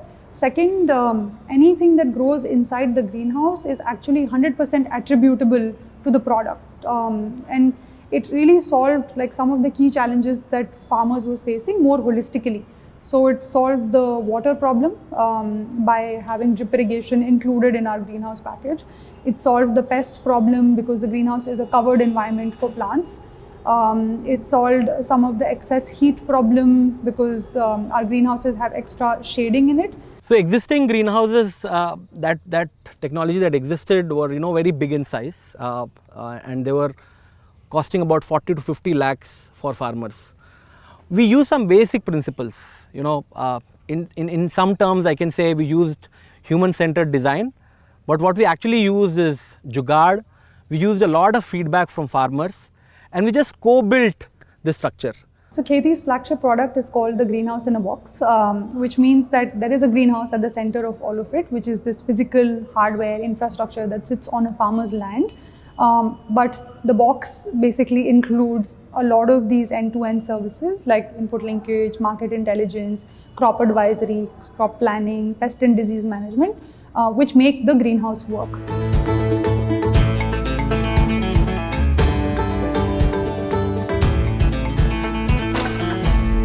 Kheti's unique greenhouse in a box solution is 50% cheaper than traditional greenhouses and covers just 2% of a small farm. So farmers can continue open field cultivation while building a reliable, protected source of income. The development and customization of these climate-smart and farmer-centric greenhouses follows a rigorous process. Step 1 involves researching the crops, the farmers, and the possible structures. Step 2 is brainstorming with experts, manufacturers, designers, and agronomists to come up with greenhouse ideas that solves major pain points of the farmers. Then the designs are tested on software and simulations, and the fabricated prototypes are installed at Kheti's R&D facility near Hyderabad to address the issues and problems. In the testing phase, prospective farmers are invited to the R&D facility to provide feedback based on which a final design is chosen.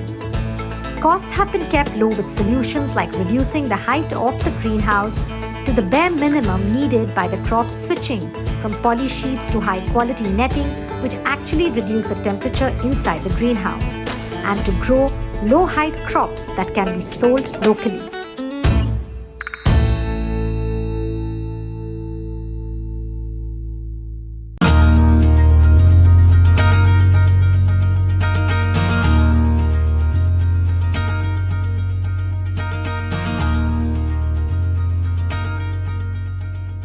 The result? A greenhouse that costs less than Rs 1 lakh and delivers up to 7 times more food using 90% less water and far fewer pesticides. Incomes can more than double, providing farmers with a crucial lifeline against climate shocks. Kheti has now reached over 7,000 farmers across 9 states, including Telangana, Andhra Pradesh, Rajasthan, Madhya Pradesh, Bihar, Jharkhand, Eastern UP, and Odisha, providing climate-smart farming solutions tailored locally. This isn't just about hardware. Each greenhouse in a box is a complete solution bundled with irrigation, quality seeds, and fertilizer. But its most critical component is the human connection. A dedicated agronomist who provides expert advice on crop choices, pest control, seasons, and monitors progress. On a weekly basis, we usually call the farmers and ask for the photos of those of the crop, so that we can just diagnose what kind of disease or what kind of pest that they are going through, and we recommend either pesticide or fungicide or fertilizer that should be given for the crop. The farmer who is currently starting his new GH or starting a new crop, we usually recommend English cucumber or some crops like spinach, which can be done in less than 3 months, and they can also earn their profit in less than 3 months itself. మాకు organisation అంటే ఇక్కడ మాకు village దగ్గరలో ఒక ఆయన ఖేతికి సంబంధించిన ఆయన ఉంటే ఒకటి పక్కకి వేసుకుండు రైతు పక్కకి వేసుకున్న రైతుతోటి మళ్ళీ మేము అది ఎట్లా వేసుకోలేదని చెప్పి ఇన్ఫర్మేషన్ తీసుకొని తర్వాత ఆయనను పిలిపించుకొని ఆయనకు ఫోన్లు చేసి పిలిపించుకొని తర్వాత ఫస్ట్ ఈ చిన్న పెద్ద నెట్ హౌస్ వేసుకున్నా, తర్వాత మళ్ళీ చిన్నది వేసుకున్నా. ఇక గ్రీన్ హౌస్ వల్ల ఏంటంటే మాకు ఒక 50% ప్రాబ్లమ్స్ అయితే సాల్వ్ అవుతున్నాయి. అందులో మాకు 20,000 మిగులుతుంది 1 ఎకరాలో వరి వేస్తే. వరి కాకుండా మొక్కజొన్న, పత్తి ఏది వేసినా కానీ.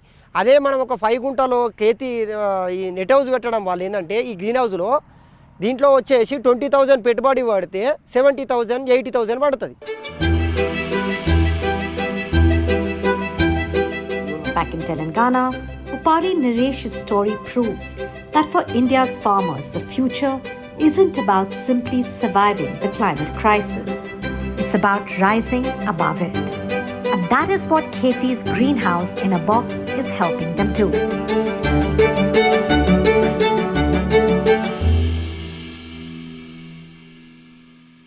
Before we end, let's talk about financial literacy.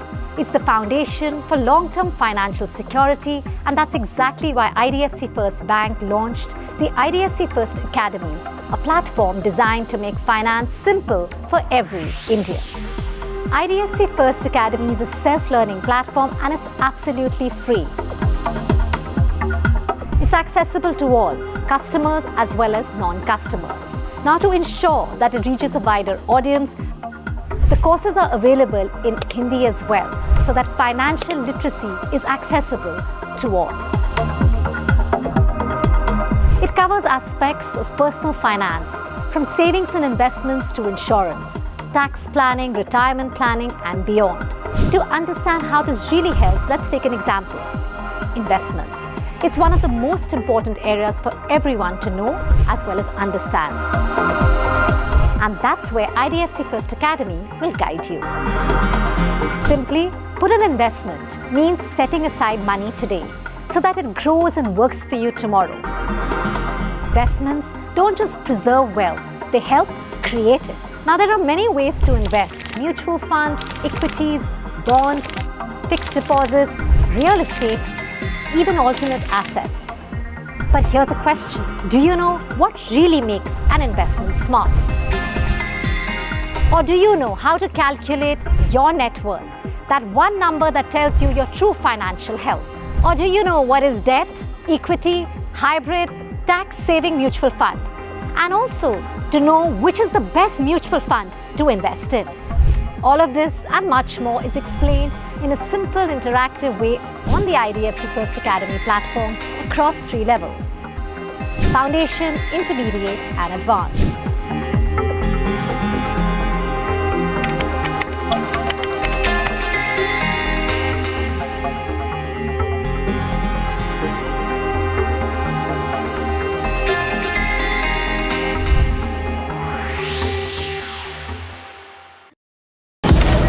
Breaking news का जमाना है, सबको तिल का ताड़ और राई का पहाड़ बनाना है। ऐसे में जनता के जूते के अंदर फंसा कंकड़ कौन देखे?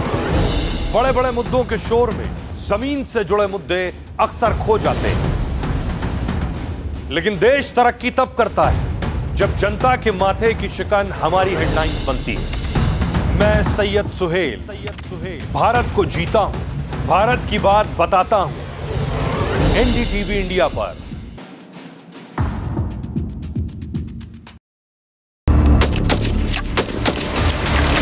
Good afternoon, sir. Good afternoon. I'm the medical officer of this unit, sir. Good afternoon. So nice to meet you. Thank you, sir. Same this side, sir. So this is the firing range. Yes, sir. This is our firing range, sir. You handle weapons, right? I've handled weapons. क्या हम लोग एक तो shooting में we get to handle weapons. Yes. They are not real guns, but they are very similar. So the functioning of it is very similar. आपने training वगैरह? मैंने training भी ली है और I own a weapon also, licensed weapon. So I've shot in firing ranges in Mumbai and all. I'm a member also there. Wow. Ma'am हम ये क्या gun देख रहे हैं? ये इंसास राइफल है, sir. So this is Indian made? Yes, sir. Wow. And we'll be firing from, sir, AK-203. Okay. That is Indian made, That sir. is also Indian Yes, made. sir. Can I look at the bullets? Yes, sir. Sure, sir. This is the bullet of Insas, sir. The bullet will be different for the AK-203, sir. So I can fire this? Yes, sir. But somebody needs to guide me. जो limber आपके आदेश पर आप line position लेंगे। अच्छा। और इसके बाद इसको यहाँ पर आप सपोर्ट लेंगे। करेक्ट। लिम्बर में आप लाइन पोजीशन और बाट और खांडे का मिलाप रखते हुए और आप फोरहैंड ग्रिप पे पकड़ते हुए सीज का अलाइनमेंट करें। बर की आदेश पर आप मैगजीन वेट की अंदर पर घुसाना है। ओके। सर हाँ चलिए। Fire line up. हाँ लिम्बर ऑफ फायर भर। चलो सामने टारगेट। अपना time first 5 round fire.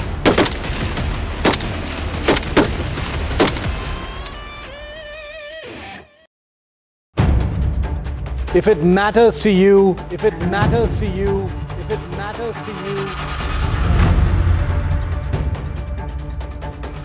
it matters to India. It matters to India.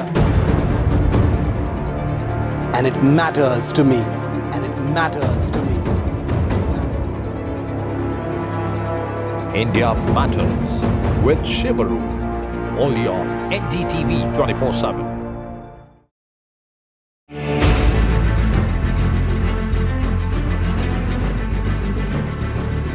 The biggest Modi visit in 7 years.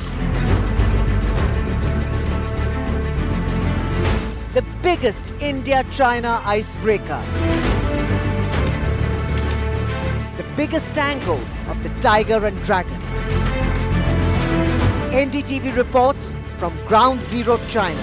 NDTV is the first Indian media crew that has reached here in Tianjin in China to cover the SCO summit. The news breaks, the body language, the mind games of a new beginning. We at NDTV will keep getting you every aspect, every update, every development first from Tianjin.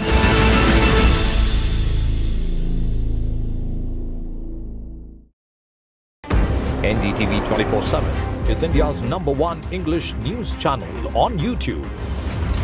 Credible, compelling, always ahead of the curve. thank you for choosing NDTV 24/7 as your trusted source for news. Vanakkam Tamil Nadu. Well, the battle for Tamil Nadu 2026 is open now. After Chief Minister Stalin rolls up his sleeves. And Vijay steps in as a star challenger. This is a mass gathering, not for cash. Meanwhile, a former Chief Minister, Edapadi Palanisamy, begins his fight back. The big comeback campaign by EPS has well and truly begun. These are all the ultimate players, and this is going to be the ultimate test.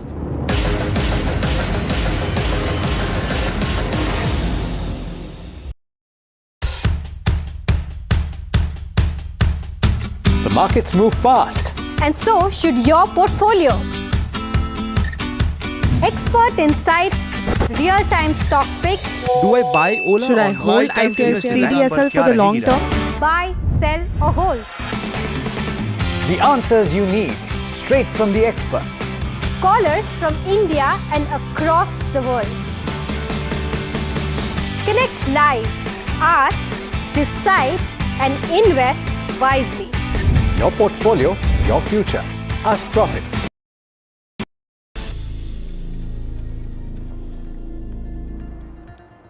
Hello and welcome. You're watching NDTV. Our big focus today is the bilateral meeting that took place between Prime Minister Narendra Modi and Xi Jinping in China. We'll get you all those highlights. Let's take a look at the headlines we're tracking. The crucial bilateral between Prime Minister Modi and China Xi Jinping took place earlier this morning in Tianjin on the sidelines of the SCO summit. The meeting lasted nearly an hour. Will it be a major reset in ties between the two Asian giants?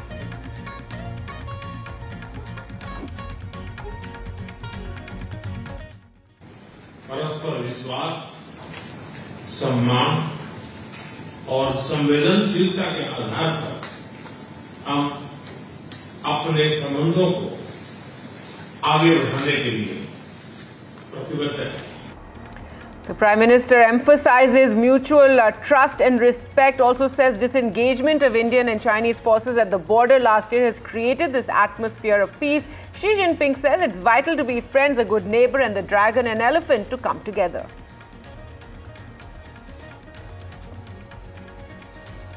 And the elephant in the room, as it were, Donald Trump, Modi-Xi bilateral ties and meeting taking place amid the tariff war with the US. Can the reset in ties counter Trump?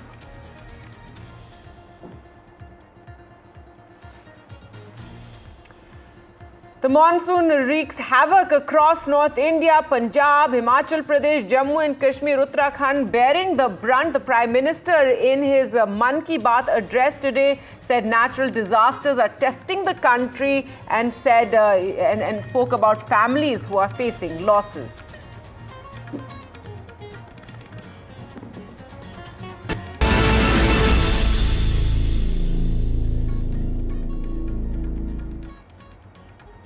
Prime Minister Modi and Xi Jinping held a crucial bilateral on the sidelines of the SCO summit a short while ago. The key bilateral lasted for over around 55 minutes, and this is the Prime Minister's first visit to China. This is in Tianjin where the meeting took place, and it's his first visit after 7 years and the first visit after the deadly Galwan clashes that took place on the border of Leh Ladakh along the LAC there, where India lost 20 of its soldiers.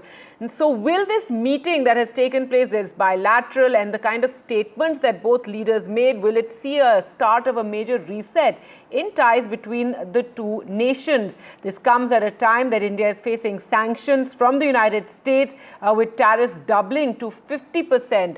Now, speaking at the start of the bilateral, the Prime Minister in his opening remarks said after the disengagement on the border, an atmosphere of peace and stability has been created. He says he talked about an agreement has been reached between our special representatives, adding that India and China are committed to taking relations forward on the basis of mutual trust, respect and sensitivity.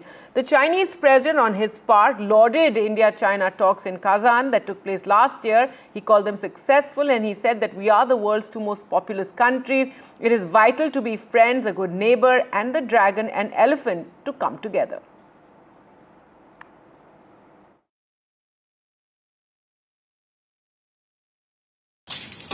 गर्मजोशी भरे स्वागत के लिए मैं आपका हृदय से आभार व्यक्त करता हूं। पिछले वर्ष कयार में हमारी बहुत ही सार्थक चर्चा हुई। हमारे संबंधों को एक सकारात्मक दिशा मिली। सीमा पर डिसएंगेजमेंट के बाद शांति और स्थिरता का माहौल बना हुआ है। एथेंस चीन द्वारा SCO की सफल अध्यक्षता के लिए मैं आपको बहुत बहुत बधाई देता हूं। एक बार फिर चीन यात्रा के निमंत्रण के लिए और आज की हमारी बैठक के लिए आपका हार्दिक धन्यवाद। हमारे स्पेशल रिप्रेजेंटेटिव्स के बीच बॉर्डर मैनेजमेंट के संबंध में सहमति बनी। कैलाश मानसरोवर यात्रा फिर से शुरू की। दोनों देशों के बीच डायरेक्ट फ्लाइट भी फिर से शुरू की जा रही है। हमारे सहयोग से दोनों देशों के 2.8 बिलियन लोगों के हित जुड़े हुए हैं। इससे पूरी मानवता के कल्याण का मार्ग भी प्रशस्त होगा। परस्पर विश्वास, सम्मान और संवेदनशीलता के आधार पर हम अपने संबंधों को आगे बढ़ाने के लिए प्रतिबद्ध है। Mr. Prime Minister, it's a great pleasure for me to meet you again this time in Tianjin. Welcome to come to China for the Shanghai Cooperation Organization Tianjin Summit. Last year, you and I had a successful meeting in Kazan, and the China-India relationship was reset and the start of the year. The two sides have illicitly implemented the important consensus we have agreed, and the bilateral exchanges and cooperation have since made new progress. The world today is swept by one-single-century transformations. The international situation is both fluid and chaotic. China and India are two ancient civilizations in the East. We are the world's two most populous countries, and we are also important members of the global South. We both shoulder the historical responsibility of improving the well-being of our two peoples, promoting the solidarity and rejuvenation of developing countries, and propelling the progress of human society. It is the right choice for both sides to be friends who have good neighborly and amicable ties, partners who enable each other's success, and to have the dragon and the elephant dance together. All right, let's go across to NDTV's Gauri Dwivedi, who joins us from Tianjin there in China. And Gauri, so a lot of, scrutiny of this entire meeting, of whatever the body language was when the two leaders met. Also the kind of statements that were made, ahead of the bilateral taking place. Any more details coming out, and a lot of emphasis on the importance of India and China's relationship. Indeed, Gargi, details have been very few that have come out so far, sketchy details, because also let's remember this is not a bilateral summit, so to say. This is an SCO summit where the Prime Minister had a bilateral meeting with the President of China, but it was essentially the SCO summit for which he's here in China. Having said that, this summit also a lot of people feel sets the stage for continued dialogue and continued process of ensuring that the trajectory towards normalization remains on track. Because, let's remember that we're still some time away from complete normalization times. That process we have started. It started last year with the SCO summit in Kazan. It was a short but an important interaction between the two leaders. That's more sidelined, so to say. This is a structured dialogue that has taken place this time around. And when you talk about a structured dialogue, it had several pieces to it. And the fact that the border issues were on the table is an extremely important aspect of understanding that when you talk about the process from here on, the roadmap from here on, it may not be in the fast lane. Given the fact that contentious issues lie in the border management area. Now, how is that likely to shape up remains to be seen. But most importantly, what many feel is the fact that the two leaders met, the fact that the two leaders engaged with each other, and the fact that they are open to constructive discussion is indicative of the fact that they are willing to take this forward. Of course, there are several push factors. The geopolitical trade headwinds pushed by Donald Trump and his tariff war is acting as a tailwind, so to say, for these two leaders to look at avenues for cooperating more. But the fact that they are doing is extremely important and sends out a very important message to the world, not just with regard to India, China, but also with regard to Global South. And that's a message that Donald Trump needs to receive. And in all probability, we will see some reactions trickling in Washington as well, because a strong, concerted message from Global South is probably going to elicit some sort of a response from the Trump administration as well, given the fact that it's primarily about the tariff war that really got the two leaders deciding on the path to collaborate more. All right, thanks so much, Gauri, for joining us. Gauri Dwivedi, they're reporting from Tianjin. Now, let's go across to our panelists. Omkar Bhole, China economy expert, Organization for Research on China and Asia, joining us. Also, Dr. Jabin Jacob, Associate Professor, Department of International Relations of Shiv Nada University. Thank you so much both for joining us. And, a lot being made of this bilateral meeting that has taken place on the sidelines, yes, of the SCO summit. A lot of statements made by both the leaders talking about the importance of the relationship, the Prime Minister emphasizing the need for mutual respect as well. Omkar Bhole, first to you, your takeaways from what we've seen so far, a lot also being made of the body language, the handshake that we saw. First of all, thank you for inviting me to the show.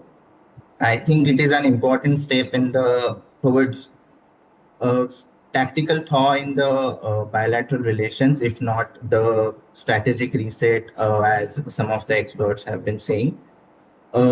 This meeting is important also because we have seen in the last year that after the meeting in Kazan, there were developments in terms of India-China relations. So one can only hope that there might be similar developments going forward in the coming months. About the handshake, as already have been mentioned in the show before by many experts, that it has been a very formal and formal gesture shown by both the leaders, as they are both aware that there have been several challenges in India-China relations in the past years. And even though India considers border problem as the most important or a prerequisite for normalizing ties in other sectors, there are other challenges, if not equally important, but there are important challenges in economy sector in terms of China's dam building in Tibet, which has implications for India. So there is an awareness among both leaders as well as the other policymakers that there are several challenges that going to restrain normalization in the coming months or coming years, if I can say. But at least there is some progress or some signaling that has been shown by the top leaders that there can be or there is a political will in both countries that we need to have some sort of arrangement or management in ties. That's right, Dr. Jacob, your comments, and a lot of the analysts are being extremely cautious, I would say, some bordering on pessimistic, saying, we've been burned by China in the past. But at this point, the way geopolitics is, given the kind of hostility we're facing from Trump, from the West, India doesn't have much, choice or room, as it were. And this is something that one would build on. But yes, a very cautiously optimistic approach is what's needed. Well, number one, I think, yes, caution is well advised. We go by the record not simply by summit meetings and statements that come out at the end of these meetings. We also have to see how these statements and how these decisions are followed up. And I think our experience with China, despite some very high-level meetings in the past 10 years or more, especially after the informal summits, has been disappointing, to say the least, or to put it mildly. So yes, caution is well advised. We have to wait and watch whether even the decisions that come out of this meeting. In fact, most of the decisions at this meeting are reiterations of what the special representatives talks, a few weeks ago concluded. So, all right. In fact, I have some breaking news also now coming in. That there has been a statement from China on the Modi-Xi meeting, and the highlights really are that should not remain rivals is what the China statement on the meeting has said. Kazan meet marked the reset. That was the meeting that took place between Xi Jinping and Prime Minister Modi last year in Kazan in Russia. Both countries shoulder responsibility. So this is the statement that is coming out after the meeting earlier today between the two leaders. And remember, as we're discussing that is it going to be the reset in ties? India needs to be cautious. A lot of welcome statements made emphasizing the relationship between the two countries. But let's tell you more about this statement that has come out from China after the meeting between Xi Jinping and Prime Minister Modi, that they should strengthen strategic communication and deepen mutual trust. So that's important, given mutual trust there being emphasized, because there has been a major deficit when it comes to this trust between India and China, especially given that various sticking points still remain. Ladakh has not been completely sorted, and Arunachal Pradesh is also there. So China talking about how there needs to be that mutual trust, and as long as they remain committed to the overarching principle of being partners, not rivals, and providing development opportunities, not threats for each other, China-India relations will flourish and move forward steadily. So quite a positive statement there coming from China after after the meeting between Xi Jinping and Prime Minister Modi.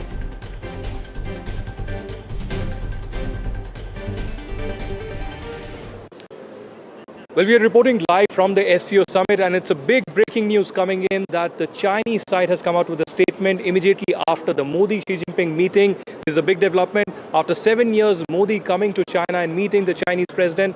And I have Hule with me, who's the correspondent of the CGTN, who will give us more details on this breaking development that's coming in. Thank you, Hule, for joining us. I want to begin by asking you, what are the key points of the statement from the Chinese on the meeting that has just concluded?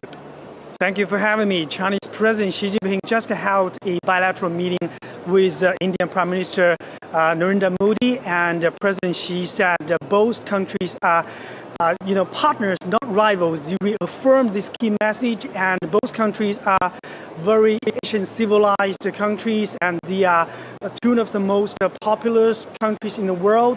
They are both members of SCO as well as BRICS, so the countries should move forward and to boost their bilateral ties. This year marks the 75th year of diplomatic relations between China and India, and the two countries should boost the collaboration as key members of global South. So this shoulders the responsibility of upholding the multilateralism and global collaboration. Over the last 5 years, Ule, we have had unfortunate developments in Galwan. There were clashes that happened, and there have been meetings on the boundary question as well. Your Foreign Minister Wang Yi was in New Delhi. He met Ajit Doval. So is there anything on the statement on the boundary question? Do you think such impediments were discussed as well? Actually, during the meeting last year in Kazan, President Xi Jinping and Modi also met, and this time they also mentioned that the border issue shouldn't affect the bilateral ties. It should not become an impediment. Yeah. Exactly, and actually the two countries have already set up a high-level representative representation mechanism to solve these kind of border problems. And now the two sides have already settled down to move on, and they are going to move on to boost the collaboration. And also the direct flights between China and India will resume. More tourism, collaboration, cultural exchanges are expected. Well, yes, it's a big development. That people-to-people contact is being reaffirmed by both the leaders of India and China. That's the latest. We're picking up. One important question is also about the tariffs that's coming in from the US side. Continuous tariffs on India. Before that, it was tariffs on China. Do you think there would be more economic cooperation also between India and China in the coming days? LEI क्या है ये? Raj Kaul, who joins us from Tianjin. Aditya, if you can take us through the highlights of the statement that has just been released on Prime Minister Modi and Xi Jinping's meeting. Statement on the big bilateral and the handshake between Prime Minister Narendra Modi and Xi Jinping.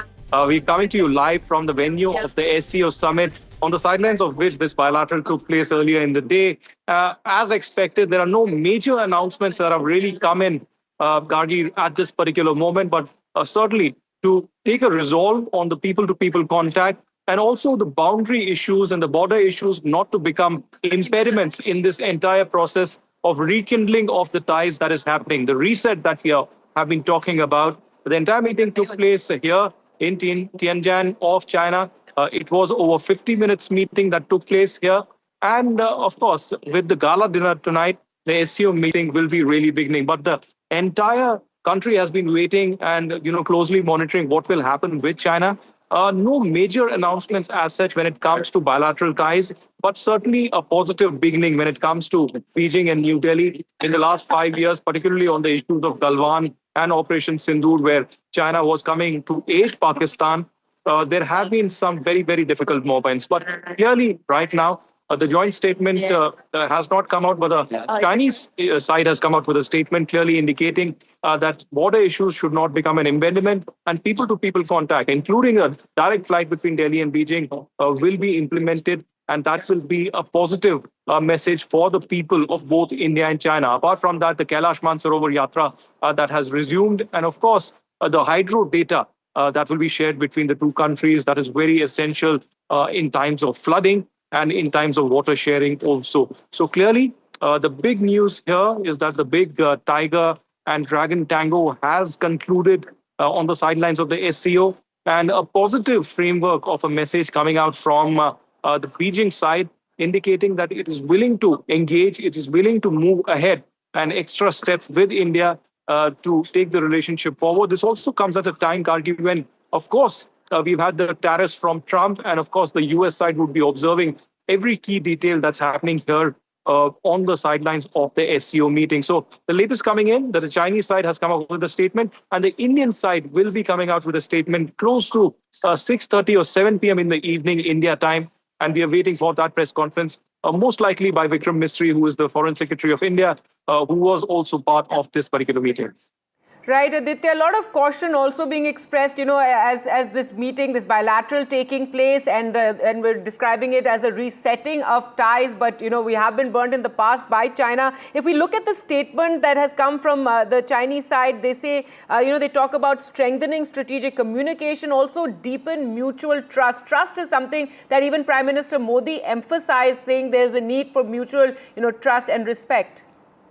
That's right, Gargi. Mutual respect and mutual trust have been the tenets of the basis and the foundation of the relationship between India and China for decades together. And this is what External Affairs Minister Jaishankar had also emphasized. And this morning when Prime Minister met Xi Jinping, these were the words of the Prime Minister, that we need to have mutual respect and mutual trust, especially in regard to the boundary question, especially when it comes to transgressions and aggression that is shown on the boundary, particularly in eastern Ladakh, the Indian territory. We've seen continuously transgressions over the last decades, from Chumar to, Daulat Beg, Oldie, different areas of the eastern Ladakh. We've also seen the Chinese renaming places in the Indian territory of Arunachal Pradesh into Mandarin. That has not gone too well with India. On Dalai Lama also, there have been significant questions. that have been asked, and on the question of Taiwan and Tibet as well. But here, on the bilateral side, I think a positive beginning has been made. It may not be a complete normalization of diplomatic ties. It may not be a complete reset, but this is a baby step that has been taken. And of course, Trump tariffs have played their role in this entire exercise to push India and China closer. And tomorrow, now we are looking up to that big bilateral between Modi and Putin. And perhaps there'll be much more meat in the story, bigger headlines tomorrow when Putin and Modi meet, because this will be the first meeting after 50% tariffs and penalties have been imposed on India, sanctions on India, and strategic dialogue between Modi and Putin in such new international order times. All right, Aditya, thanks so much for joining us with those details. And Putin, of course, hitting out at the tariffs ahead of the SCO meeting. So that was one statement that came from Vladimir Putin. We'll continue to track all the developments taking place. Earlier today, Prime Minister Modi and Xi Jinping meeting. China coming out with that statement on the meeting, talking about the need to strengthen strategic communication and deepen mutual trust, saying that they should be partners, not rivals, provide development opportunities and not threats for each other, and saying that then the China-India relations will flourish. Analysts being very cautious about all these developments. While the right things are being said, remember that in dealing with China, there is a lot of caution. That is something that is needed, is what most analysts feel. We'll slip into a short break and keep bringing you all those big developments taking place. Do stay with us.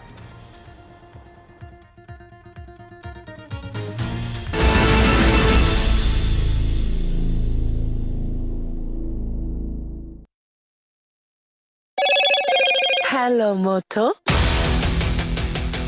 Moto G96 5G. All eyes on you.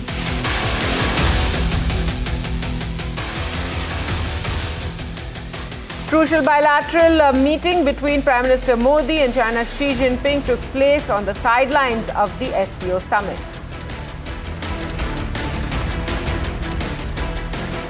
The Prime Minister talks about the disengagement of India-Chinese forces and the need for mutual trust and respect. Xi Jinping says it's vital to be friends, the dragon and elephant to come together. The bilateral talks taking place amid the tariff war with the US. Can the reset in ties counter Trump? Ahead of the SCO summit, Russian President Vladimir Putin slammed US sanctions as discriminatory.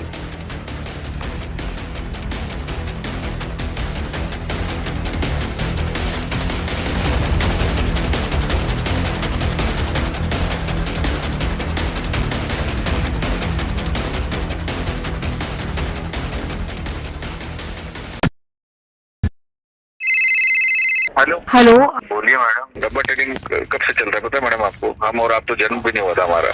We investigated a shady advisory firm that has spent big bucks on advertising on the front pages of national dailies. ये आपको बिल्कुल उसका ऐसे हल्का सा भी खौफ नहीं है. मैडम एक बात को खौफ किस लिए रखना चाहिए तो बताओ, कौन सा गलत काम कर रहा हूँ मैं?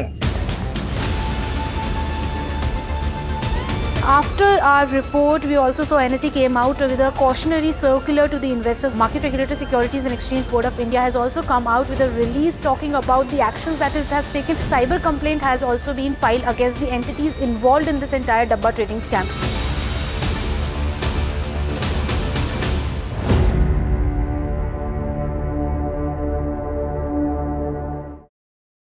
Rajasthan is history, culture, and much more.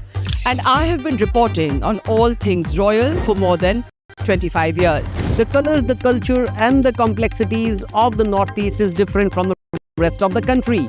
I have been bringing the Northeast closer to the capital for over 15 years. Madhya Pradesh is the heart of India, and I have been capturing its every beat for over 10 years, covering the corridors of power, what is said, what is left unsaid, and what it actually means for you and me. I have it all covered. Kashmir is often called paradise on earth, a region that has been in a state of flux from conflict to India's crowning glory. I have been reporting and decoding Jammu and Kashmir for last 3 decades.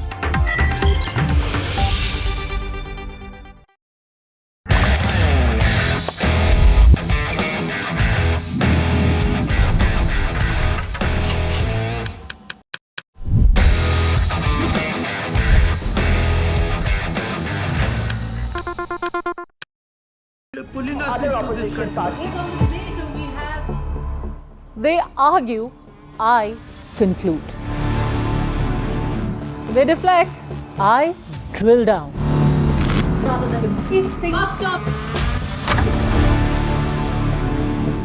This isn't a free-for-all.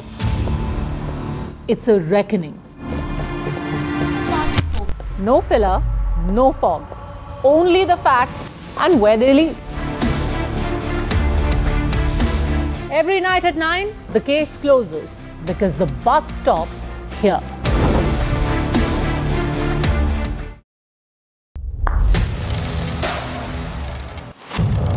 What seems settled for me is unfinished business. So I rewind. I pause. I reflect. I dig until what's buried stands up to be counted. Breaking ground, not just headlines, the meaning behind them. This is Breaking Ground with me, Vedika Sood. Good afternoon, sir. Good afternoon. I'm the medical officer of this unit, sir. Good afternoon. So nice to meet you. Thank you, sir. Same Hello, this side, sir. So this is the firing range. Yes, sir. This is our firing range, sir. You handle weapons, right? I've handled weapons. Yeah, हम लोग एक तो shooting में भी get to handle weapons. Yes. They are not real guns, but they are very similar. So the functioning of it is very similar. आपने training वगैरह? मैंने training भी ली है और I own a weapon also, licensed weapon. So I've shot in firing ranges in Mumbai and all. I'm a member also there. Wow. Ma'am हम ये क्या gun देख रहे हैं? ये इंसास राइफल है, sir. So this is Indian made? Yes, sir. Wow. And we'll be firing from, sir, AK-203. Okay. That is Indian made, That sir. is also Indian Yes, made. sir. Can I look at the bullets? Yes, sir. Sure, sir. This is the bullet of insas, sir. The bullet will be different for the AK-203, sir. So I can fire this? Yes, sir. But somebody needs to guide me.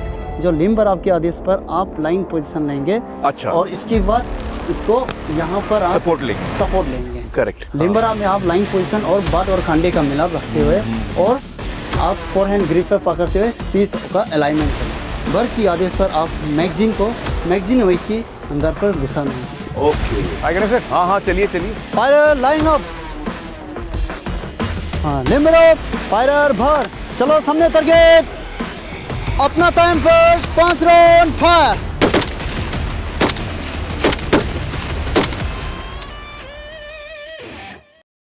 Presenting the all-knowing, all-powerful Tech Guru.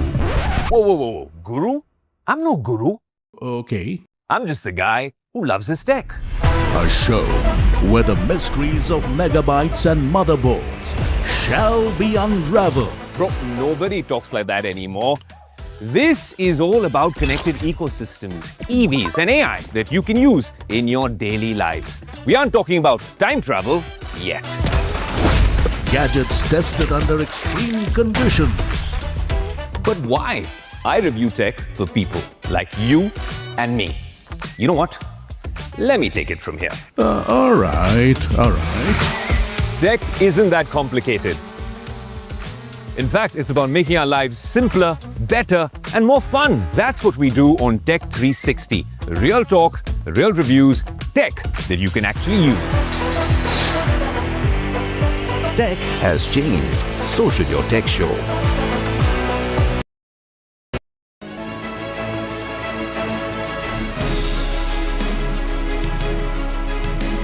Welcome to the Pagaria JBN Power Conclave, a 3-day landmark event that made a resounding impact in the vibrant city of Colombo.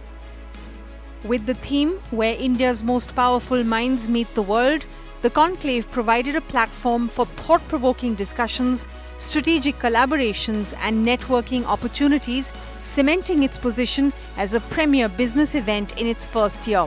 Today, we bring you insights from some of the top voices at the Pagaria JBN Power Conclave who are playing a pivotal role in shaping the country's direction and policies. We begin with Laksharaj Singh Mewar, custodian of the 1,500-year-old House of Mewar and executive director at Historic Resort Hotels, India's only private chain of heritage palace hotels and resorts. A prominent figure known for his dedication to societal service, Laksharaj Singh spoke about his vision of serving the people. His session was titled Virasat aur Parampara. So we have had the most distinguished and prominent personalities basically gracing and enlightening us on this vibrant platform. But दोस्तों, royalty तो पहली बार हाथ लगी है, so सब कुछ जान कर रहेंगे, छोड़ेंगे नहीं हुकुम. Hukum, Your Highness, you are the 77th custodian to the House of Mewar, and you ascended to the throne this last April, I believe, in the coronation ceremony that happened, and then you basically took a pledge of upholding the legacy of cultural stewardship and services.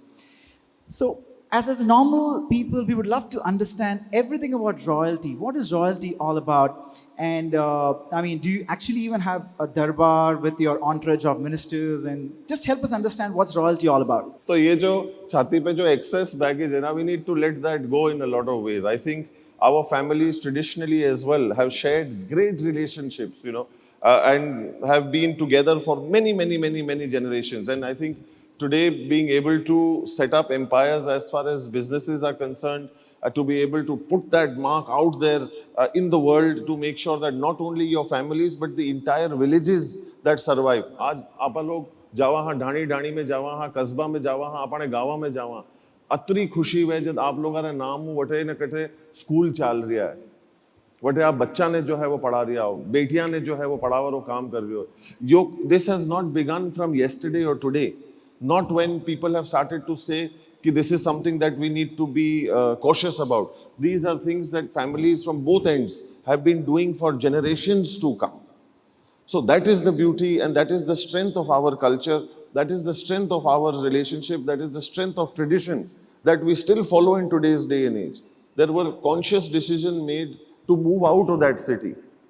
But we haven't forgotten those roots. कितने लोगों से मैं मिलता हूँ जब वो मेरे को कहा जाता है कि साहब हमारे बेटी की शादी है हमारे बेटे की शादी है हम वापस गांव में जा रहे हैं तो आज हम लोग उस मिट्टी से फिर भी जुड़े हुए हैं आज हम उस संस्कृति से फिर भी जो है वो एक वास्ता रखते हैं तो और ये कोई भी काम कोई भी चीज एक व्यक्ति विशेष नहीं कर सकता जब तक सारे लोग इसके पीछे नहीं लगते सब लोग एक साथ नहीं आते तब मैं इस बात को कहता हूँ कि नियत जिसकी अच्छी है किस्मत उसकी दासी है कर्म जिसके अच्छे हैं उसके घर में मथुरा काशी है तो and these are the actions that help us decide all of that so which is the beauty and I think we are all doing ordinary works but in an extraordinary way तो आज की तारीख में घर की महिलाएं घर की बच्चियां गांव की और ढाणियों की बच्चियां अगर पढ़ेंगी तो जाकर कहीं ना कहीं समाज जो है वो शिक्षित होगा Post coronation, what was exactly your roadmap towards governance, towards modernization, and towards sustainability? Because you're inheriting such a huge legacy. So I wanted to understand what's your roadmap towards that. So when India was becoming independent, grandfather also. So he's made the one come up with this roadmap in New India and Independent India.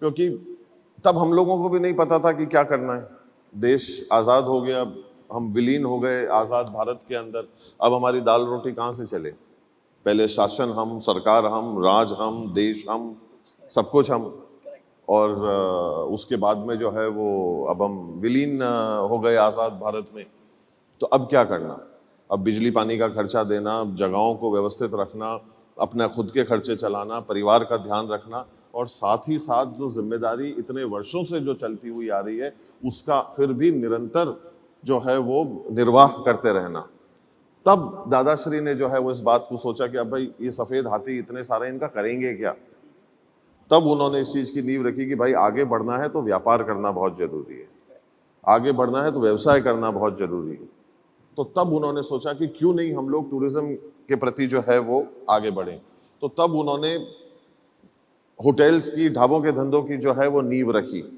और उस time पे पत्रकारों ने जम के आनंद ली बड़े बड़े अखबारों के अंदर बड़ी बड़ी हेडलाइन छापी कि अब ये राजे महाराजे झूठे बर्तन धोएंगे तो आलोचनाओं से खिल्ली उड़ाने से हंसने से कि देखो अरे बढ़िया भी हो हमारी लड़का काट दी अब ये लोग थामड़ा माजेगा ये सोच थी सन 60 के अंदर these were the headlines of the newspapers at that point in time but it did not deter that man at all that is the time under those adversities today a place that is much celebrated across the world celebrated as perhaps the #1 spot in the world the top 10 places in the world. And that is where a birth to a monument was given, which is today we commonly hear about it and know of it. And a lot of them here have experienced is as called the Lake Palace Hotel.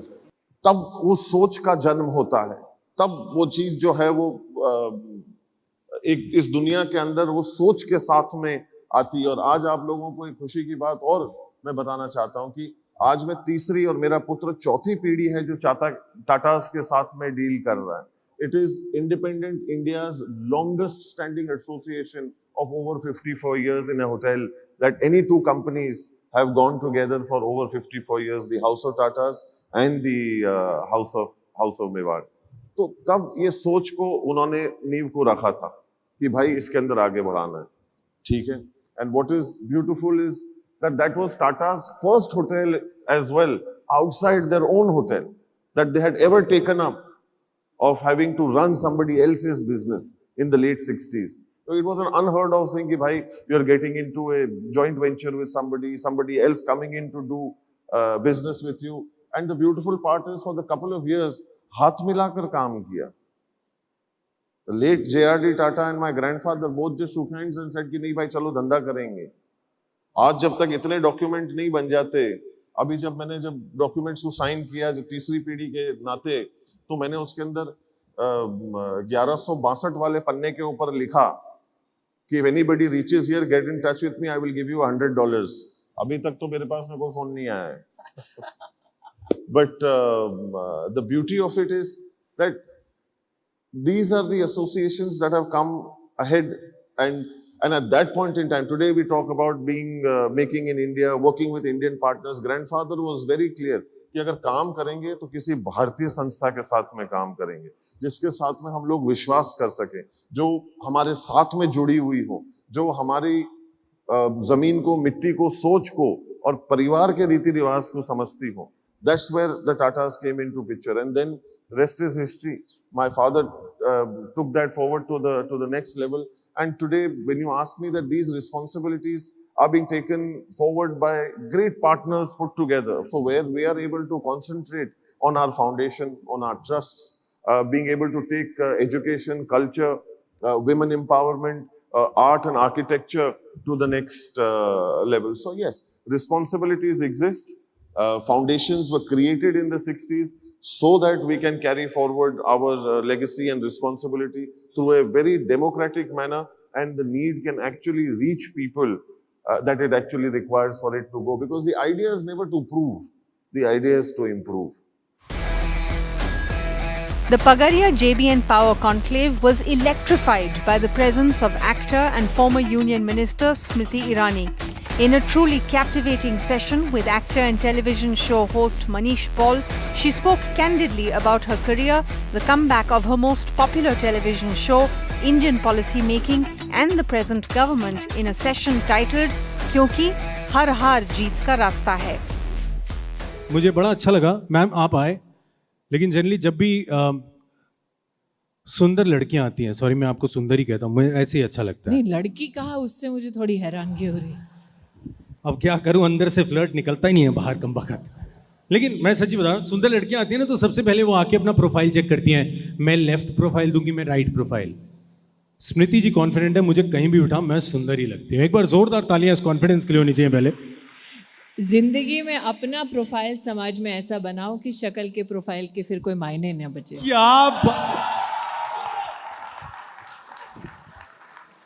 मेरे writer को आज मैंने यहाँ पे बिठाया हुआ है.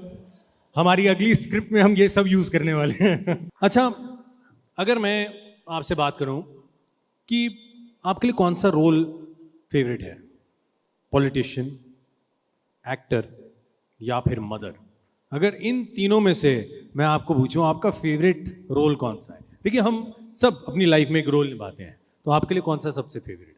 देखिए, एक्टिंग आपके क्राफ्ट को टेस्ट करती है, पॉलिटिक्स आपके मॉरल्स को टेस्ट करती है, और मदरहुड आपकी सोल को टेस्ट करती है.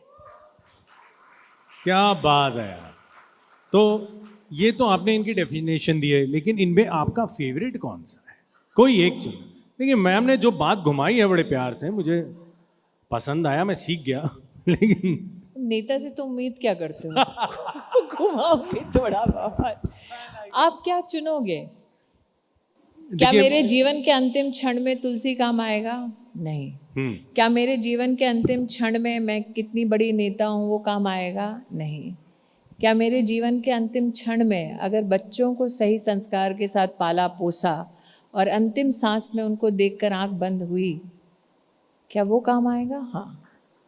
क्या बात है. I think that explains it all. Absolutely clear, crystal clear हो गई ये बात तो. लेकिन देखिए क्या होता है कई बार ना एक्टर्स, मैम आपने भी फेस किया होगा बहुत बार, कई बार एक्टर्स को ना ऐसी सिचुएशन आ जाती है they don't know what to do. Like मान लीजिए People always know what to do. हाँ, People always know what to do. oh. Do they choose to do what they know they should do is the issue. हाँ, तो अब इसी पे मेरा सवाल आधारित है कि मान लीजिए एक हाइपोथेटिकल सिचुएशन है कि आप बहुत मेहनत कर रही हैं, बहुत पैसे जमा करने हैं, घर की EMI जानी है, कल अगर EMI नहीं गई तो बड़ी दिक्कत हो जाएगी. आप पैसे जमा कर रहे हैं लेकिन एक ब्रांड एंडोर्समेंट आई है ऐसे प्रोडक्ट की जो कई बार एज एन एक्टर आप एथिकल नहीं समझते उसे एंडोर्स करना, लेकिन वो ब्रांड कह रहा है आप जितने पैसे कहेंगे दे देंगे. ऐसी सिचुएशन आए तो आप क्या करेंगी? मेरी आई थी ऐसी सिचुएशन. तभी तो मैंने पूछा. मेरे जीवन का पहला घर खरीदना था, 20 लाख का EMI देना था, मुझे पान मसाले का एड ऑफर हुआ था जो करोड़ों में जा रहा था, लेकिन मैंने उसको एक्सेप्ट नहीं किया. सबने कहा कि अरे EMI भरनी है. मैंने कहा नहीं, लोग जब तुलसी को देखेंगे तब क्या कहेंगे अपने बच्चों को कि आंटी पान मसाला बेचती है. तो मनीष, पैसा तो आप कमा लोगे दोबारा, जमीर कहाँ से कमाओगे? क्या बात है. पैसे से सौदा होता है, जमीर का सौदा होता है. क्या बात तो कही यार. इसीलिए- आई थिंक ये बड़ा मुश्किल होता है पैसे को ना करना एनी सिचुएशन में, लेकिन ऐसी में तो और मुश्किल होता है. लेकिन आपने ये बता के, ट्रस्ट मी, प्रीच करना आसान है, प्रैक्टिस करना मुश्किल है. वही है. नहीं आप तो प्रैक्टिस करी हुई हैं, तभी आप प्रीच भी तभी करेंगे बिकॉज आपने किया है, आप क्रॉस करी हैं ऐसे. लेकिन आई थिंक जितने भी लोग सुन रहे हैं और जहां तक ये बात जाए, आई थिंक थोड़े % लोग भी अगर इस बात को समझे तो आई थिंक अपना काम हो गया.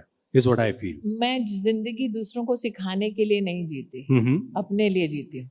पर अगर कई लोग अपने आप सीखें आपसे, क्योंकि यहाँ बहुत वो- से हैं जो सीख रहे हैं. वो स्वेच्छा से सीखना चाहें तो सीखें, क्योंकि अगर तुम जिंदगी दूसरों को इम्प्रेस करने या सिखाने के लिए जीते हो तो वो भी कोई जीना हुआ क्या? क्या बात है भैया. मेरे ख्याल जितना इंस्टाग्राम पे आज मैंने पोस्ट करना है, मैं थोड़ी देर के लिए तो रोक दूंगा. During her session, the former Union Cabinet Minister interacted with the gathered business community, answering their queries with wit and candour, showcasing her sharp intellect. Very good evening, ma'am, and welcome to the G2JBN. Since आप business summit में आई तो एक business question जरूर पूछूंगा on behalf of all the business people. Please don't ask me about Trump. No. But do go ahead. Ma'am, accountability नहीं है. You are just blame, a notice comes and I run around pillar to post, prove myself innocent. It takes me years and years. I come out clean, I spend lots of money. But what is the accountability of the person who puts a charge sheet? सच में बोल रहा हूँ, ED के नाम से. See, we are businessmen, we are not terrorists. Let me be very, there are certain people, I am not blaming. But जो tax देते हैं उन्हीं के ऊपर इतना बर्डन क्यों बढ़ाया जा रहा है? Only that percentage of people, why are they again coming in the bracket again and again? The taxation, it was ease of doing business. I can name hundreds of instances where there are so many obstacles, but the basic obstacle is, yeah, there's something which has come out very good, is the faceless and all. They're very nice. But one notice, and it goes on adding up. It takes time. So this is what I want you to convince on our behalf to the ministry, कि कुछ taxation वालों को और नहीं burden देना चाहिए please.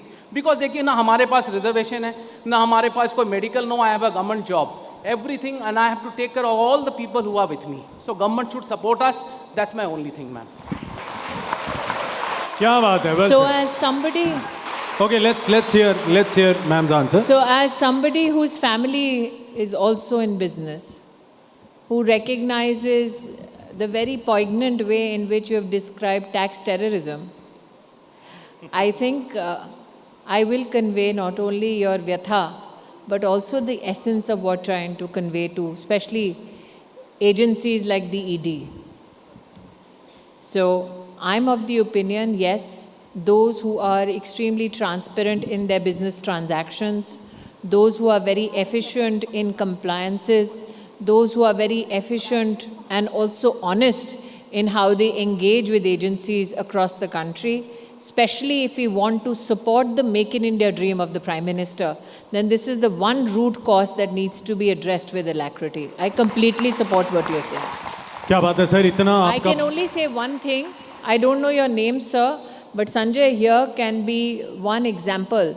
As minister, I used to take all the challenges of my industry with both the Ministry of Finance and the Ministry of Commerce, including CBDT, including ED and CBI.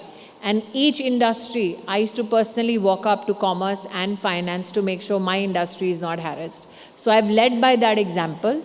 I can offer you this on the platform of JBN, that if you have such cases where you need attention of authorities, forget sending your message. I'm happy to be that link person who conveys it to the right desk. Give me the case papers and I'll get it done. Veteran politician and diplomat Shashi Tharoor was also a part of the Pagadia JBN Power Conclave. He provided his expert perspective on the repercussions of international tariffs and India's manufacturing prowess, emphasizing the crucial need to develop the Indian market by Indians for Indians. Well, look, I think, frankly, one of the things I always say to our business friends in India is to do more investment in India. And they're not. I mean, let's face it, there is a fair amount of capital being accumulated and not being invested. And this is something that we all have to look at very carefully. I have been very concerned about the fact that so many of our business elite are migrating, taking their wealth, their headquarters to countries like the UAE and elsewhere, complaining, of course, about things that we can fix, like tax harassment or unreasonable behavior by revenue officials, customs officials, and so on. But when you have every year reports of 10,000 millionaires leaving and so on, it becomes a genuine problem for us, because we need Indian capital to stay in India and be invested in India so that we can generate jobs and opportunities here. One thing you can say about Mr. Trump is that he's committed to his own country. I think his economic policies are not particularly well thought through. I don't believe that he's suddenly going to be able to manufacture everything in America that the Americans are used to buying much more cheaply from abroad. Because honestly, American wages are so much higher, right? I mean, nowadays the average American is making on minimum in the neighborhood of a couple of $100 a day. Now, you can't compete when you're dealing with Vietnamese labor at a couple of $100 a month. So how are you going to make any items cheaper? You can tax Vietnam 15%, but their margin is going to be like, very comfortably off, even if you tax them 15%. So I think that the Americans are going to discover that the short-term effect of Mr. Trump's tariffs is to raise prices for American consumers without generating the kind of jobs that Mr. Trump thinks are going to be generated. How many cars, how many more sort of factories in the Rust Belt are going to come on stream? How many of them are going to be hiring large numbers of blue-collar workers? I have very sincere doubts. And therefore, the way in which the world economy was evolving under globalization, where some of the more affluent societies were on the cutting edge of innovation, technology, robotics, now AI, that sort of thing, whereas the hard manufacturing work is being done in countries like China, that kind of division of labor always made more sense. Now, China is becoming more expensive, it's going to Vietnam. Vietnam becomes more expensive, it'll move to Indonesia, Bangladesh, whatever. That's the way the world is. Everyone wants to get the same goods cheaper, and they want to have it manufactured by people more cheaply. But in our case, we have some challenges in developing our manufacturing sector. Our land is expensive, population pressures have ensured that. Our electricity infrastructure, etc., has not been perfect. And on top of all of that, if we now have the tariff thing, no one's going to want to set up factories here. So what we need to do now is focus very heavily on developing our internal market, generating jobs, producing goods by Indians for Indians. And that's something we need to do very much more of in the coming years. Hosted by Jito International and Jito Chennai Plus, the first of its kind Pagaria JBN Power Conclave was a true convergence of visionaries. As an expatriate from India working in Sri Lanka, when I saw the energy of these people, my first exposure to JBN, it is, I will say, infectious. So the way you get the energy, joy, the way these people are, looking forward to make an impact in not only in business, in society, really impressive. So given that, I think this conference itself, we have got the opportunity to associate with people who have reached the highest state in their respective businesses. So would like to invite all the Indian businesses to extend their facilities and arms to Sri Lanka. Thank you very much. The great, fantastic Colombo. I am coming here for the first time. I'm loving the beaches around here and it's so great weather. And the event is fabulously packed. Learned lots of the Smriti Irani's session and the interaction was fab. So it's amazing. Got a chance to meet Akshay Kumar and lots of celebrities, lots of AI and business tycoons here.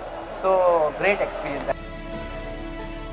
In a world shaped by transformation, innovation and resilience, the Pagaria JBN Power Conclave emerged as a signature gathering of visionaries, decision makers, industry leaders and disruptors. Next week, in the final part of our series, we will bring you more insights from the conclave as we continue this celebration of ideas, ingenuity and ambition.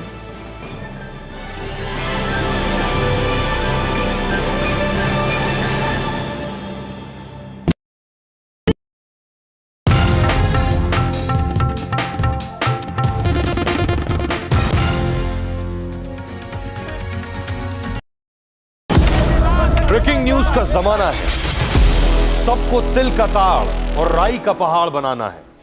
ऐसे में जनता के जूते के अंदर फंसा कंकड़ कौन देखे? बड़े बड़े मुद्दों के शोर में जमीन से जुड़े मुद्दे अक्सर खो जाते हैं, लेकिन देश तरक्की तब करता है जब जनता के माथे की शिकन हमारी हेडलाइंस बनती है। मैं सैयद सुहेल भारत को जीता हूं, भारत की बात बताता हूं। NDTV इंडिया पर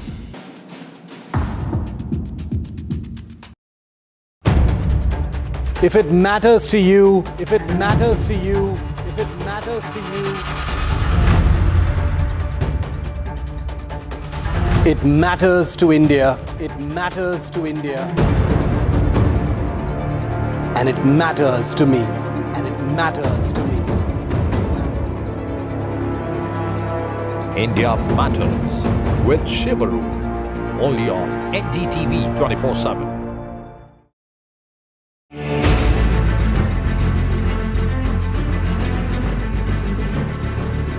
The biggest Modi visit in 7 years. The biggest India-China icebreaker. The biggest angle of the tiger and dragon. NDTV reports from Ground Zero, China. NDTV is the first Indian media crew that has reached here in Tianjin in China to cover the SCO summit. The news breaks, the body language, the mind games of a new beginning. We at NDTV will keep getting you every aspect, every update, every development first from Tianjin.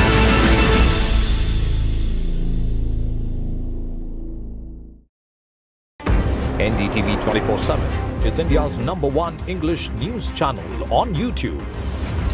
Credible, compelling, always ahead of the curve. Thank you for choosing NDTV 24/7 as your trusted source for news. Vanakkam Tamil Nadu.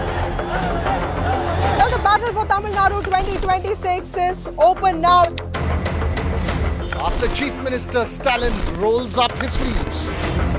And Vijay steps in as a star challenger.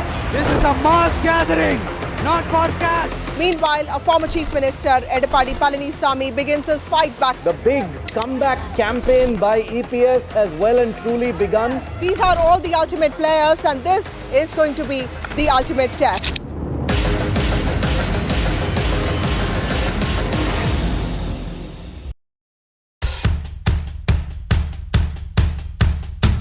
Markets move fast. And so should your portfolio.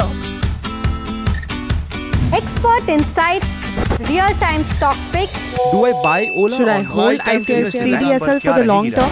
Buy, sell or hold. The answers you need, straight from the experts. Callers from India and across the world. Connect live, ask, decide and invest wisely. Your portfolio, your future. Ask Profit.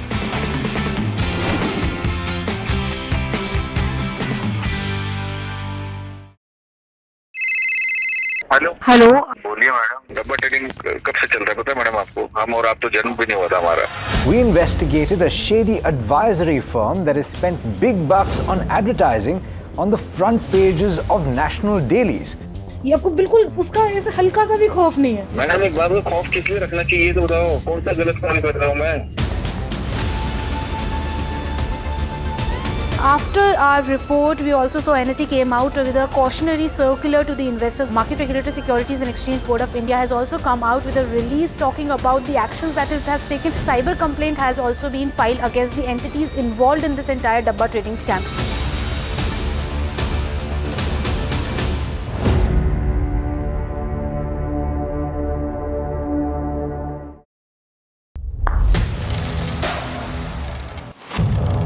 What seems settled for me is unfinished business. So I rewind, I pause, I reflect, I dig until what's buried stands up to be counted. Breaking ground, not just headlines, the meaning behind them. This is Breaking Ground with me, Vedika Sood.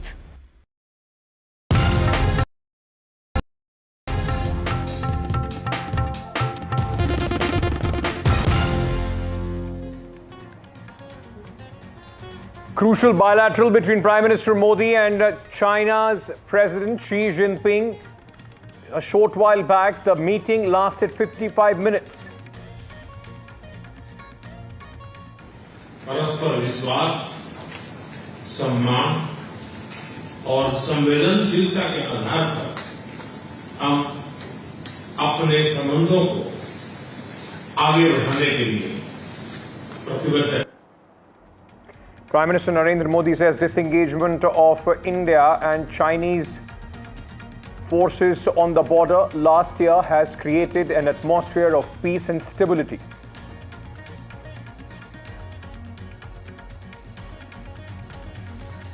Modi-Xi bilateral takes place amid the tariff war with United States. Tomorrow, the SCO summit, Prime Minister to meet Vladimir Putin as well.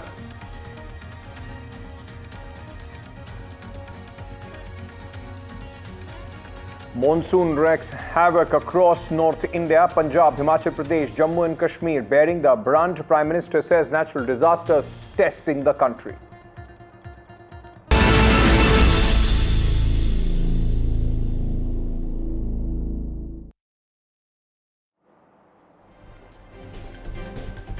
Right, some important breaking news coming in. NDTV has accessed the full statement of Prime Minister Narendra Modi after his meeting, the bilateral meeting with Xi Jinping. The full details of Prime Minister's statement in China. The Prime Minister has said India, China must pursue strategic autonomy. Ties shouldn't be seen with respect to a third country. Prime Minister has also noted that India, China both should pursue strategic autonomy and their relations should not be seen through the eyes of a third country. The two leaders deemed it necessary to expand common ground on bilateral, regional and global issues and challenges like terrorism, fair trade in multilateral platforms as well. Let me go across to my colleague Gauri Dwivedi, who is tracking this very, very important bilateral from China for us. Gauri, all the details accessed here on NDTV, an important statement with respect to America as well, where the Prime Minister said the relations between both countries should not be seen through the eyes of or the lens of another country. And in fact, may I also add Pakistan to that list? That third country as much also refers and could be read as Pakistan as well. Now, these are very important statements that has been issued by India after that bilateral summit that took place, the bilateral meeting that took place between Prime Minister Modi and Xi Jinping. Three very important things out of this. First and foremost, as you rightly pointed out, that the two countries' relations should never be seen through the third country lens. That has ramifications in terms of the India-US relationship and also the China-Pakistan relationship. Both of them are extremely important, and India has expressed that in the past as well and spoken about it at length. The fact that the National Security Advisor Ajit Doval was part of these deliberations and the fact that border disengagement did find mention both in Prime Minister Modi's comments as well as this statement by the External Affairs Ministry indicates that this is an important aspect of the relationship that the government has spoken about and featured during that almost 1 hour long bilateral talk between the two leaders. That's the first point. The second point is it also goes on to say that let differences not be turned into disputes. Another very significant fact. Remember, both sides have been making concerted efforts over the last 12 months, at least since the Kazan summit, where both of them met on the sidelines, to ensure that the deep freeze in which the ties had gone into get recovered from there. The thaw has most certainly come in. People-to-people connect is where you see the maximum amount of progress that has been made. The fact that visas were not being processed even for tourists and business visitors, all that is now set to change, as well as direct connectivity as well. So to that extent, saying that differences should not be turned into disputes is indicative of the intent to move ahead. Now, how soon will that movement be? What are those actionable points? Those will be identified in due course of time. But this is a larger message that's extremely significant in terms of the meeting that took place between the two leaders. And the third and equally important aspect to it is which talked about a long-term perspective. Committed to resolution is another important aspect that was mentioned in it. So in the sense that we were expecting and keeping our expectations fairly tempered going into meeting, it was said that maybe there could be only incremental progress, but the statement indicates, and the statement does reflect, that there's been progress, there's been movement, and all eyes now on the roadmap that will be identified from here on to pick up the trajectory of the recovery of the relationship between India and China. Gauri, let me also ask you, because, just picking up from this itself, where the two leaders have also deemed it necessary to expand common ground on bilateral, regional, and importantly, issues and challenges like terrorism and fair trade in multilateral platforms. Specifically speaking about terrorism, India has, time and again pointed out how Pakistan is the state sponsor of terror, China being an important partner as far as Pakistan is concerned. Both leaders, finding it fit to be mentioned in their statement does send across a very important message as far as this very important aspect for Indian security is concerned.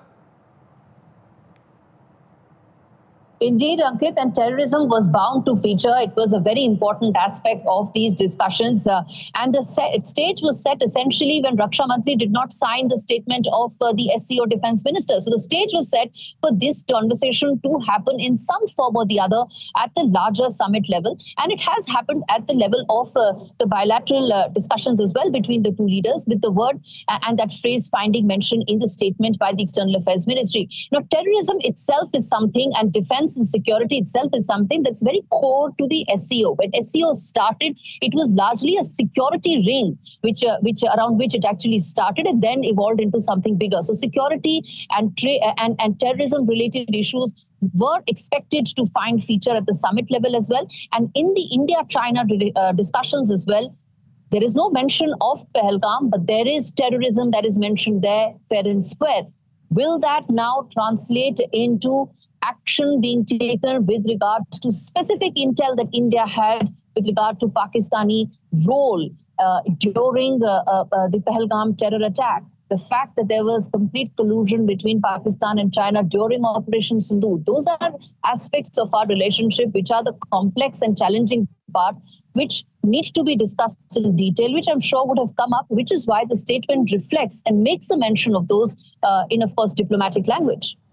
Gauri, stay on with me. Aditya Raj Kaul also joins us at this moment. He's also been in China covering, in fact, this very important visit of Prime Minister of India. Aditya, let me, just get you also on this very important statement that have been accessed by NDTV between both the leaders. Not only does it go, it goes beyond the stated positions as far as both the countries are concerned. But it's important to also note how the Prime Minister has spoken about strategic autonomy, about relations which can't be seen in the lens of third country, as Gauri was saying, whether it's United States or Pakistan in the region.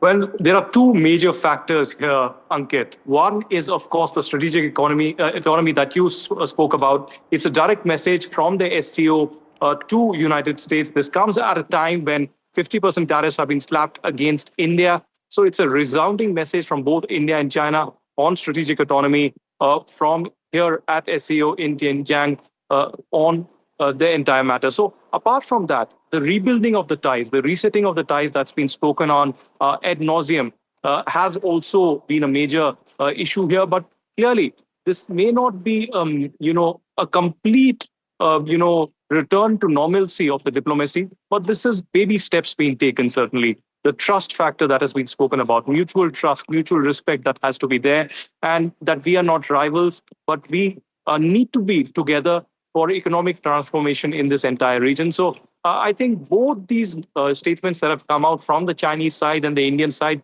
clearly indicate that we want peace, we want path to progress, and we need a dialogue and a diplomacy that really transforms this relationship into a positive direction. There's been several irritants in this relationship, including that of what happened in Eastern Ladakh, in Galwan in 2020, and thereafter during Operation Sindoor, the entire support that China gave to Pakistan for terrorism against India, and of course shielding the terrorists time and again, and the attack that the military launched against India as well, has been duly noted by New Delhi. But at the same time, there is strategic autonomy. There is also cooperation now building up between Beijing and New Delhi in the form of people-to-people contact, in the form of a direct flight between these two countries. So while there may not be a major earth-shattering transformative statement that has come out, but these statements are indicative of the fact in what trajectory the relationship will really be built up in the next few months. Could we see visits happening in Beijing and New Delhi? Could we see many more dialogues shaping up diplomatically between these two countries? Perhaps yes.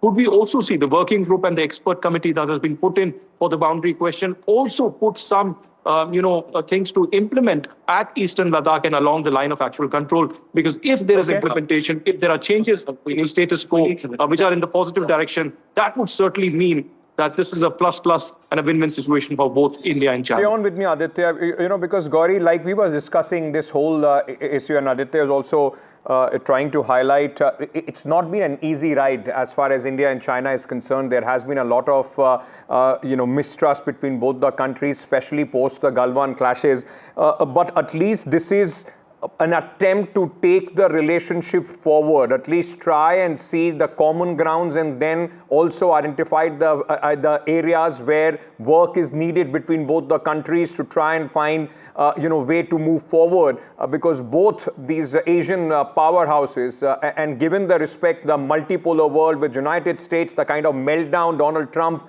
has been having with both China and India, it is going to be an important, if I may say, a re-beginning, a kickstart once again between both the countries.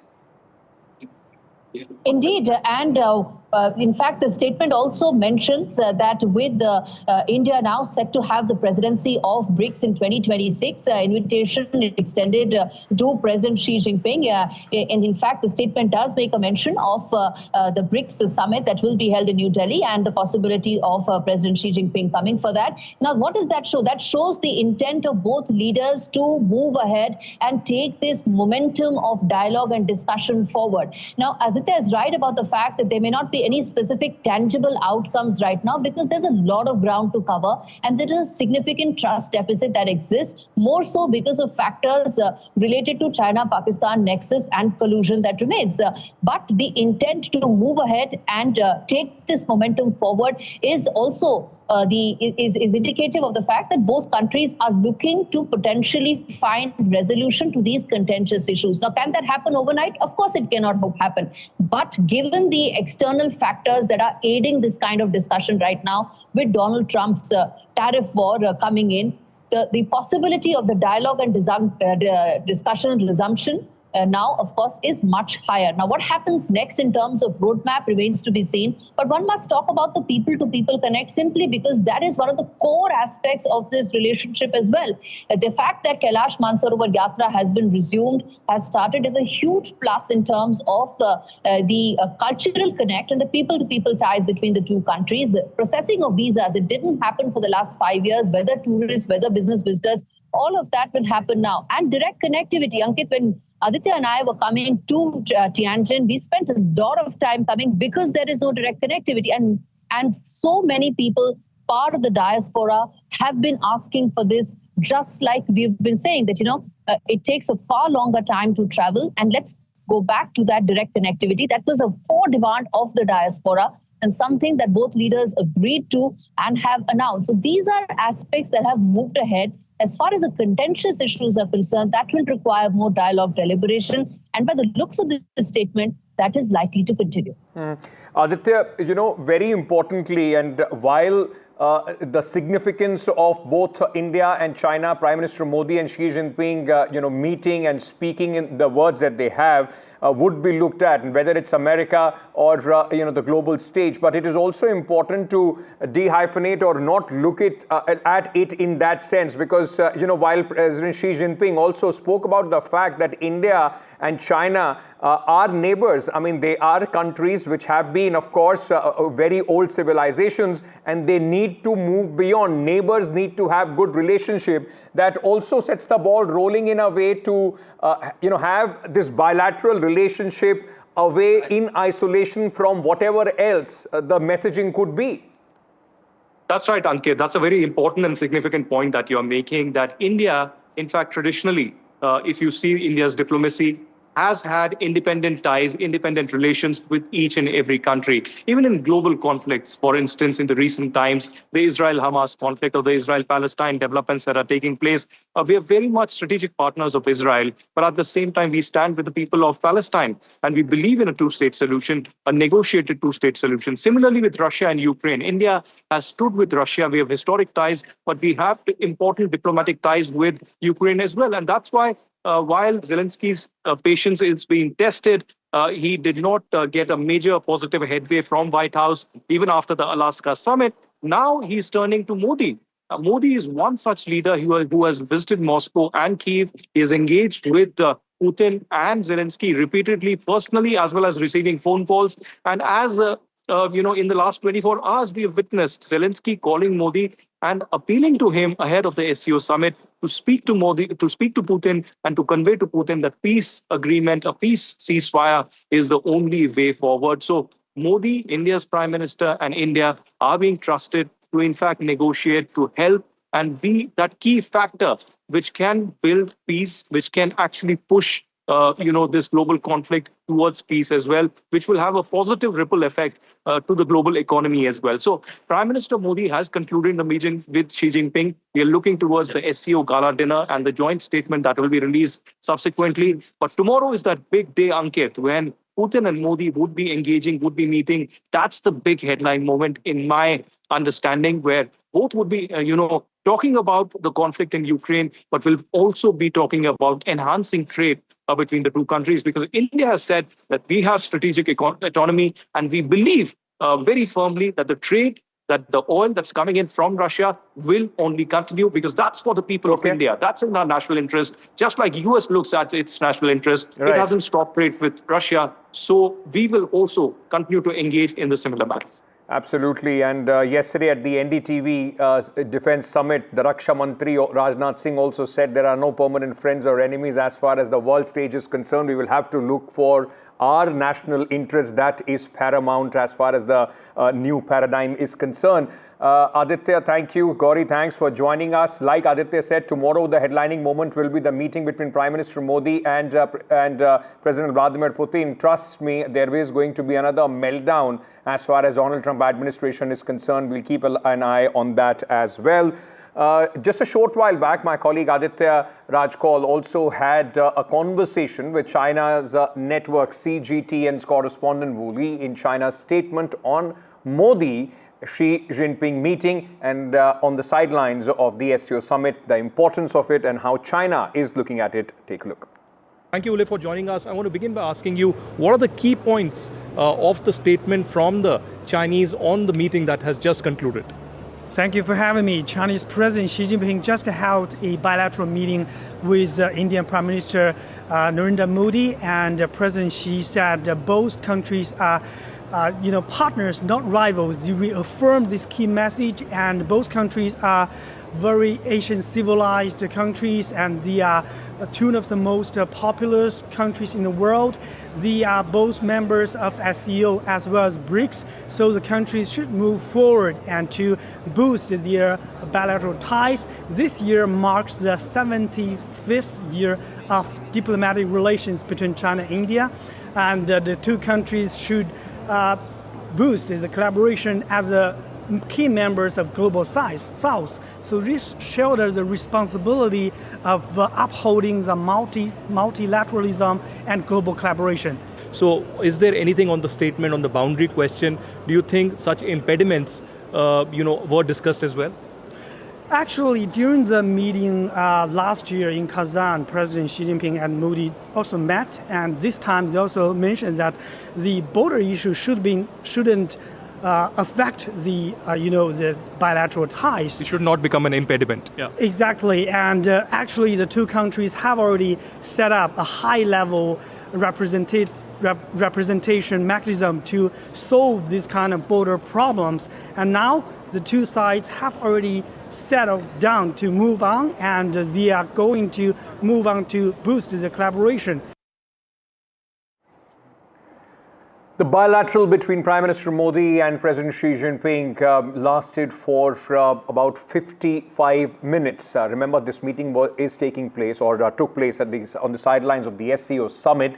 The Prime Minister's visit to China is taking place after 7 years, and this is the first after the Galwan clashes and also Operation Sindoor. Now, both the leaders spoke about very, very important issues. Prime Minister Modi said, and I'm quoting him here, after the disengagement on the border, an atmosphere of peace and stability has been created and an agreement has been reached between our special representatives regarding the border management. He also added, committed to taking our relations forward on basis of mutual trust, respect and sensitivity. Meanwhile, Chinese President Xi Jinping also lauded India and China talks in Kazan and called them successful. Take a look. हमारे गर्मजोशी भरे स्वागत के लिए मैं आपका हृदय से आभार व्यक्त करता हूं। पिछले वर्ष कजान में हमारी बहुत ही सार्थक चर्चा हुई। हमारे संबंधों को एक सकारात्मक दिशा मिली। सीमा पर डिसएंगेजमेंट के बाद शांति और स्थिरता का माहौल बना हुआ है। एक्सेलेंसी, चीन द्वारा SCO की सफल अध्यक्षता के लिए मैं आपको बहुत बहुत बधाई देता हूं। एक बार फिर चीन यात्रा के निमंत्रण के लिए और आज की हमारी बैठक के लिए आपका हार्दिक धन्यवाद। हमारे स्पेशल रिप्रेजेंटेटिव्स के बीच बॉर्डर मैनेजमेंट के संबंध में सहमति बनी। कैलाश मानसरोवर यात्रा फिर से शुरू की। दोनों देशों के बीच डायरेक्ट फ्लाइट भी फिर से शुरू की जा रही है। हमारे सहयोग से दोनों देशों के 2.8 बिलियन लोगों के हित जुड़े हुए हैं। इससे पूरी मानवता के कल्याण का मार्ग भी प्रशस्त होगा। परस्पर विश्वास, सम्मान और संवेदनशीलता के आधार पर हम अपने संबंधों को आगे बढ़ाने के लिए प्रतिबद्ध है। Mr. Prime Minister, it's a great pleasure for me to meet you again this time in Tianjin. Welcome to come to China for the Shanghai Cooperation Organization Tianjin Summit. Last year, you and I had a successful meeting in Japan, and the China-India relationship at the reset and the start of the year. The two sides have illicitly implemented the important consensus we have agreed, and the bilateral exchanges and cooperation have since made new progress. The world today is swept by one-single-century transformations. The international situation is both fluid and chaotic. China and India are two ancient civilizations in the East. We are the world's two most populous countries, and we are also important members of the global South. We both shoulder the historical responsibility of improving the well-being of our two peoples, promoting the solidarity and rejuvenation of developing countries, and propelling the progress of human society. It is the right choice for both sides to be friends who have good neighborly and amicable ties, partners who enable each other's success, and to have the dragon and the elephant dance together.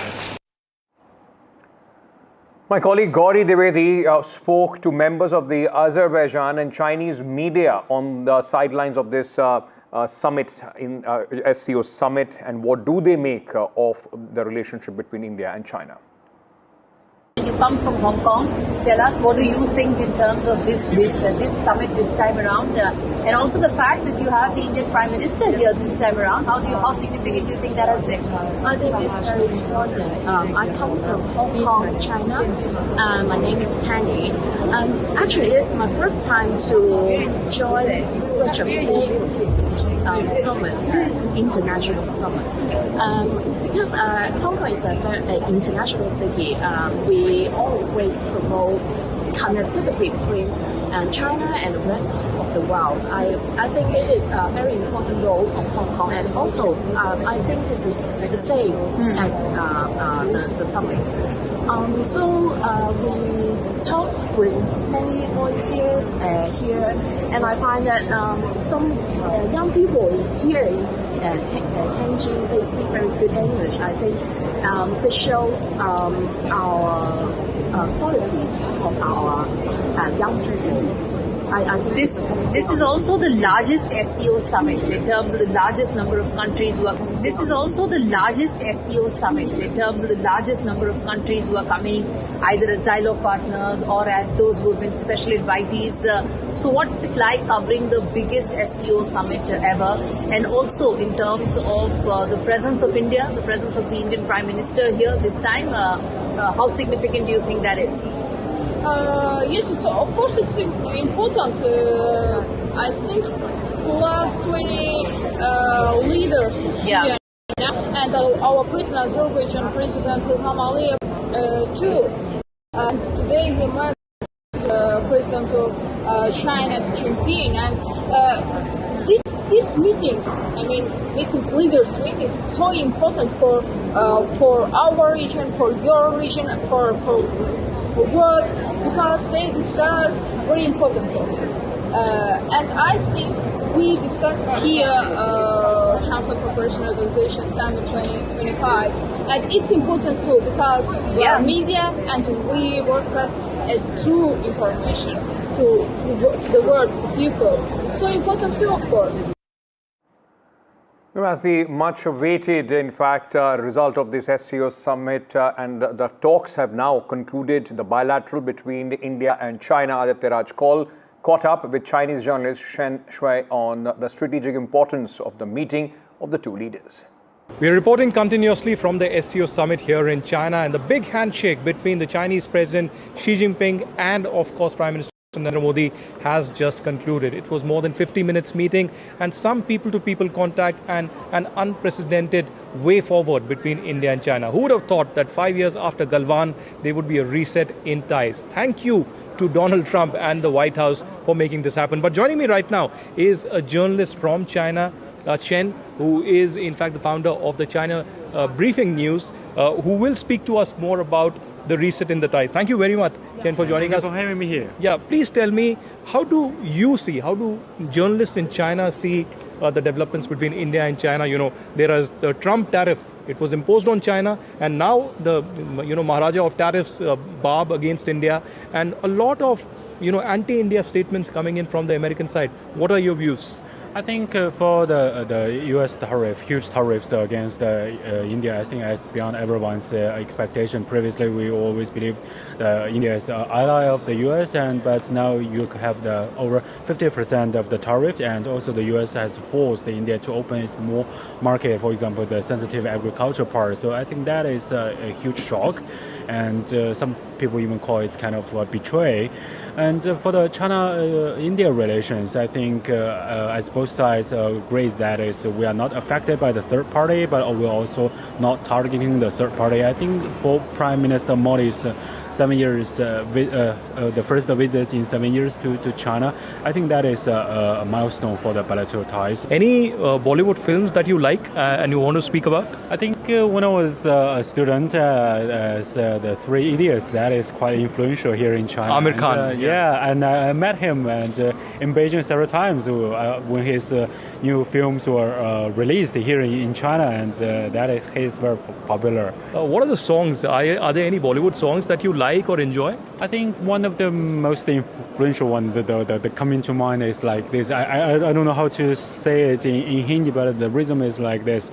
Dun, dun, dun, dun, dun, dun, dun, dun. Dun, dun, dun, dun, dun, dun, dun, dun. Dun, dun, dun, dun, dun, dun, dun, dun, dun, dun, dun, dun. They also caught up with a social media influencer in China, Lulu.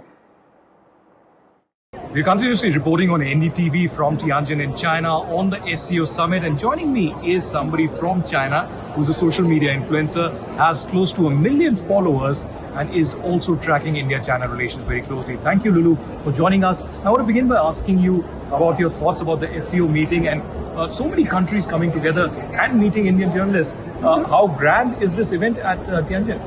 Yes, this is actually the largest SCO summit since it was founded. So I'm quite excited and really thrilled to meet all the international friends here. Yes. And particularly if we speak about India, just a couple of hours ago, Indian Prime Minister Narendra Modi has met the Chinese President Xi Jinping. And we haven't had that great relations in the last 5 years. So how do you see India-China relations at present? What would you want it to happen in the next few months?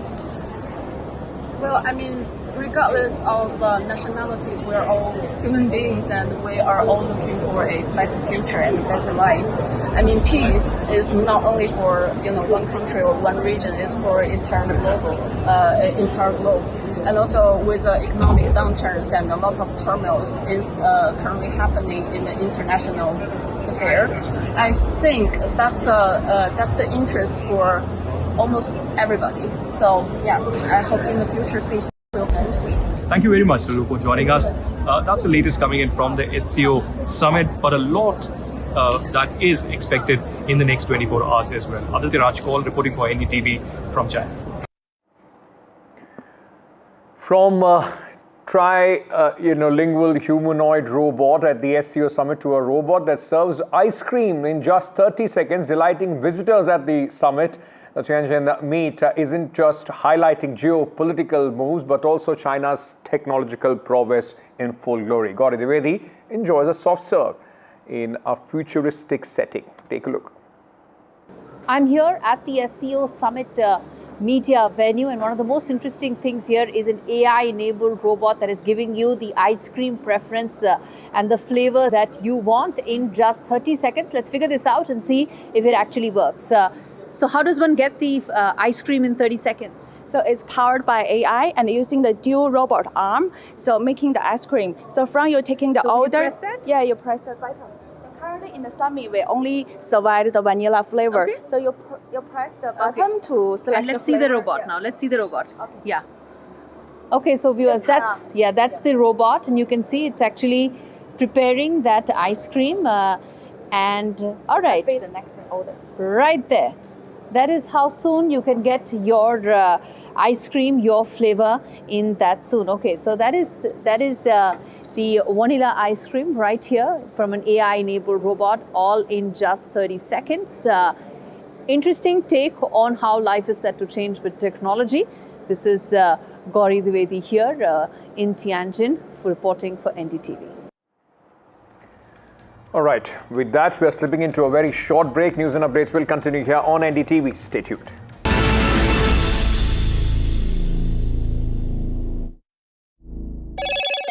Hello, Moto. Moto G96 5G. All eyes on you.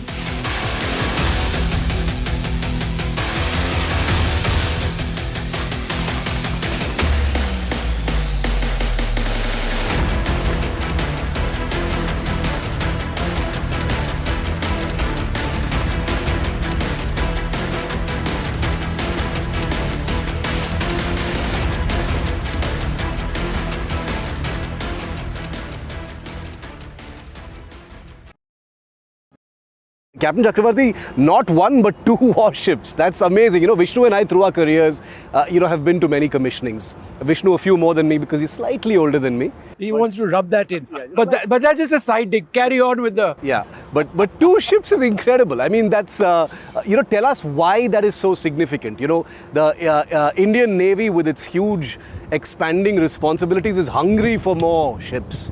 So getting two ships at the same time is a bonus, isn't it, sir? Yeah, of course. Like you said it yourself, the responsibilities are increasing. Indian Ocean is where the action is happening, and Indian Ocean is going to be the future playground for all the, not just the navies, the nations around the world. And Indian Navy, as the preferred security partner, is very active in this area. Given the responsibility and the large area that is, the number of assets is required. And that's the reason we are getting these warships. They're not just numbers, it's not just the quantity, it's the quality of these warships also, because they have high speed and they have got very large endurance and they can stay out at sea for long times. The frigates are very versatile ships to be. And so these two warships are going to add a punch, not just to the Eastern Naval Command, in particular, of course, Eastern Naval Command, but to the Indian Navy in general.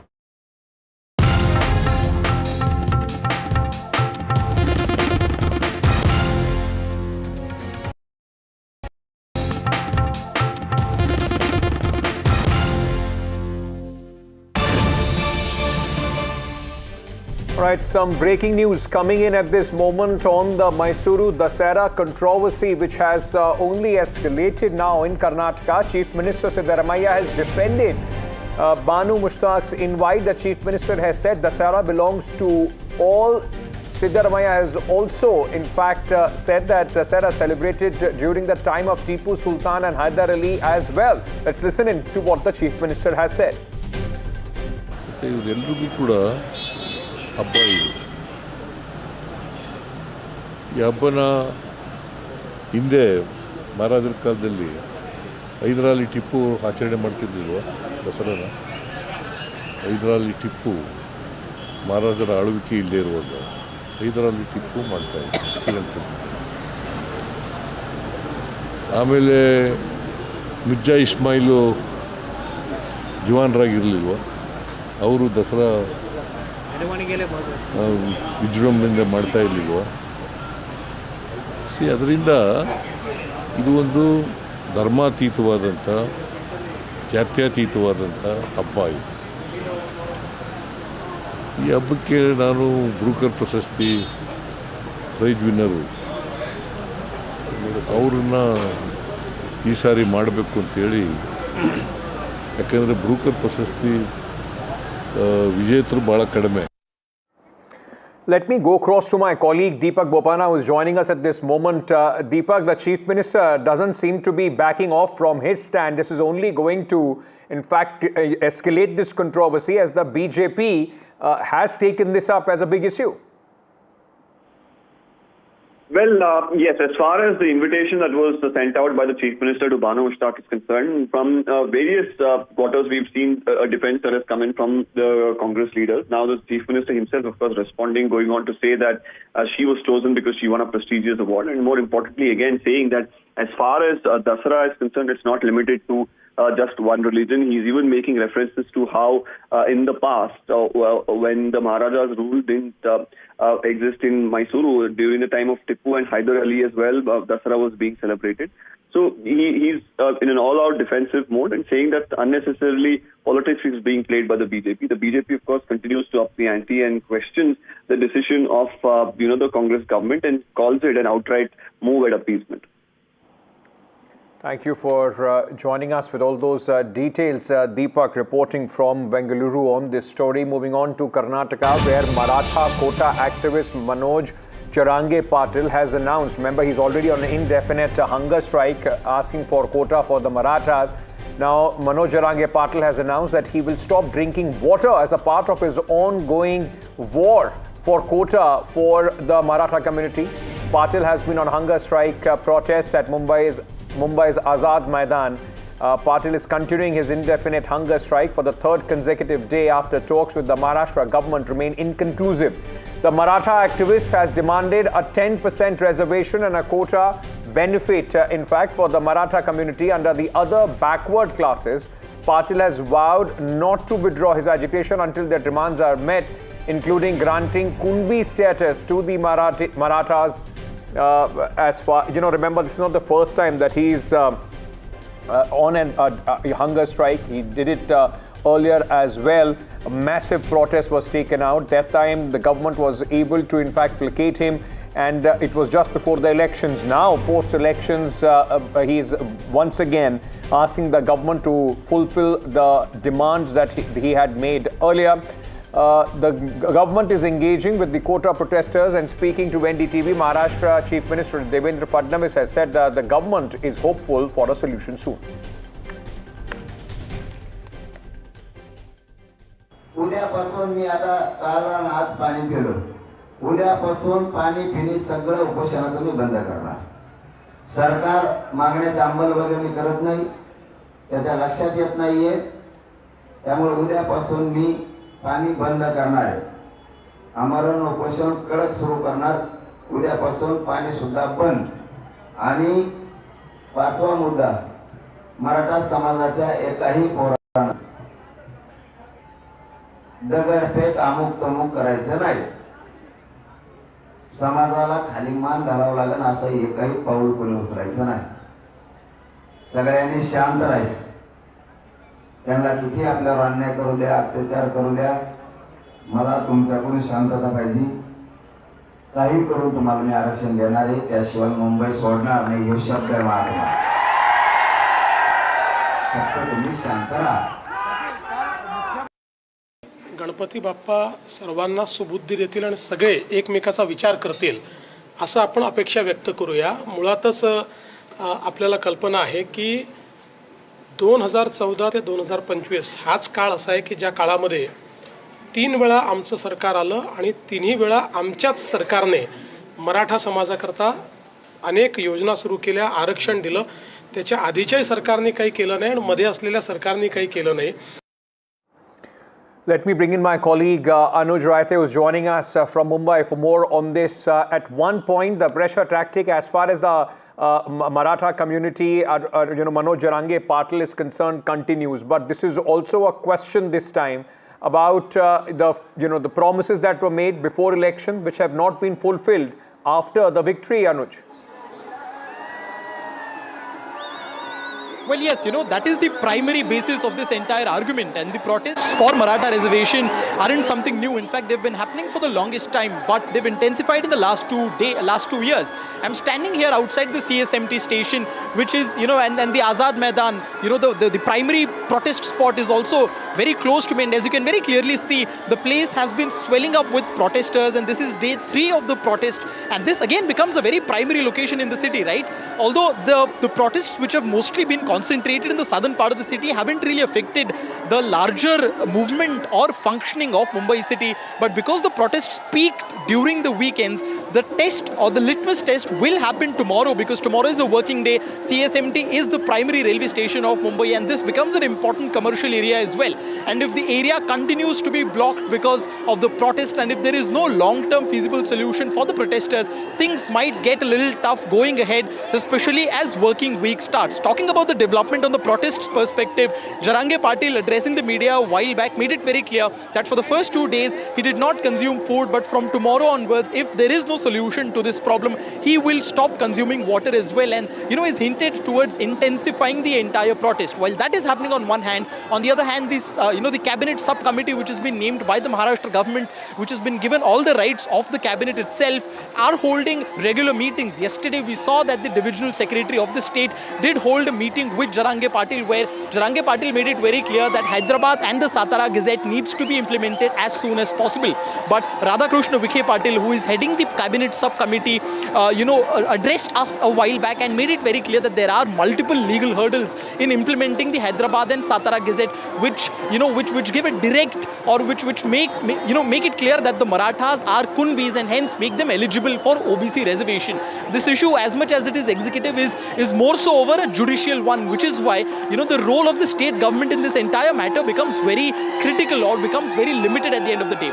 More importantly, another meeting will be held by the additional divisional secretary of Maharashtra and the Advocate General of the state, Virendra Saraf, tonight, or rather today evening at around 5 p.m, where further development or update on what is to be done by Maharashtra government when it comes to addressing the questions which have been put forth by Jarange Patil comes into the fray.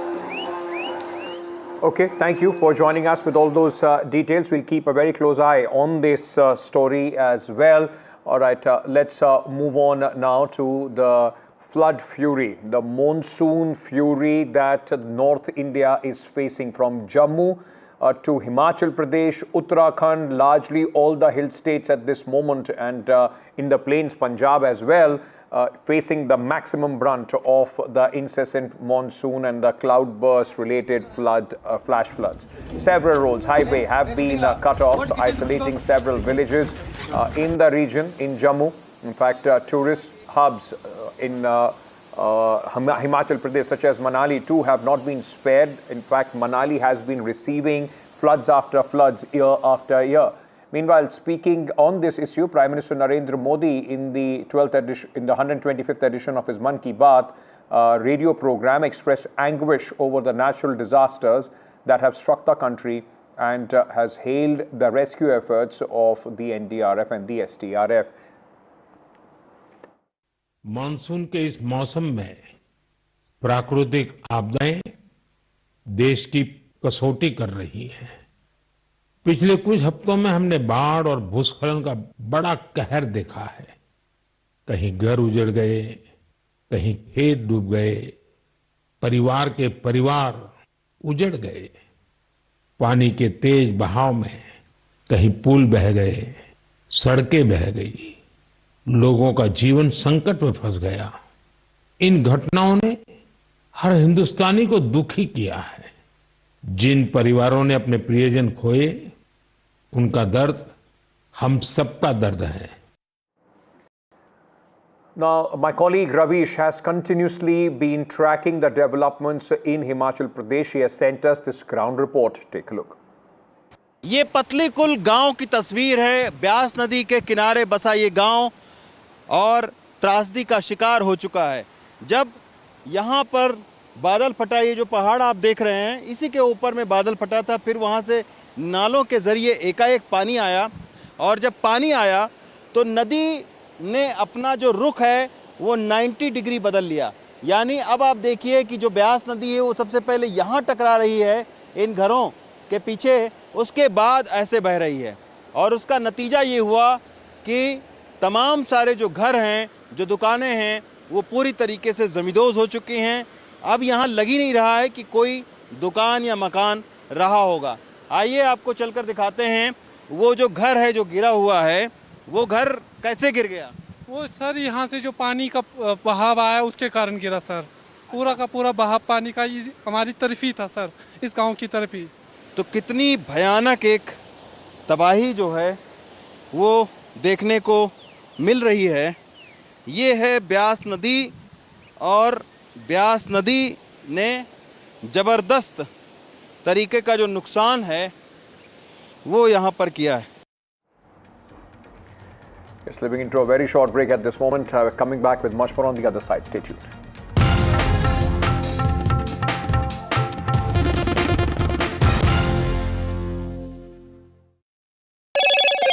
Hello, Moto. Moto G96 5G. All eyes on you.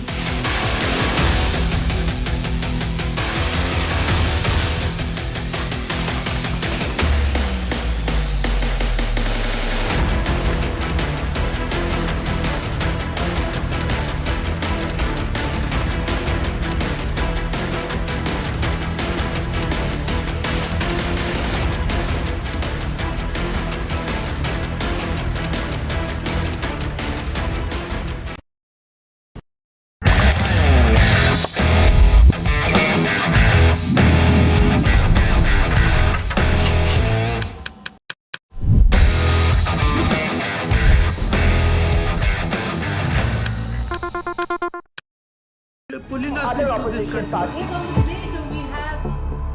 They argue, I conclude. They deflect, I drill down. Stop. This isn't a free-for-all. It's a reckoning. No filler, no fog. Only the facts and where they lead. Every night at 9, the case closes because the buck stops here.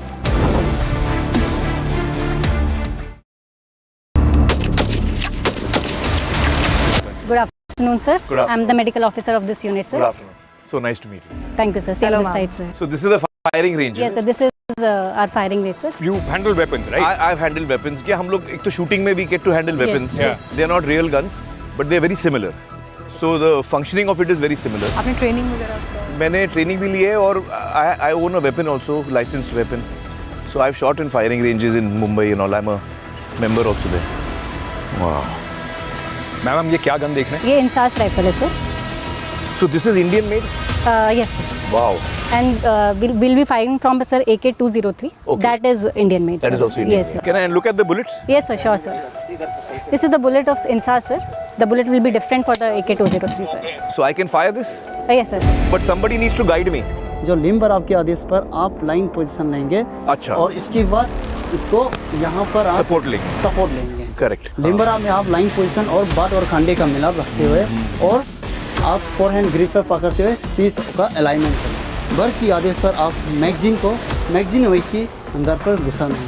Okay. आगे sir. हाँ चलिए. Fire line up. हाँ limber of. Fire भर. चलो सामने target. अपना time पर 5 round fire.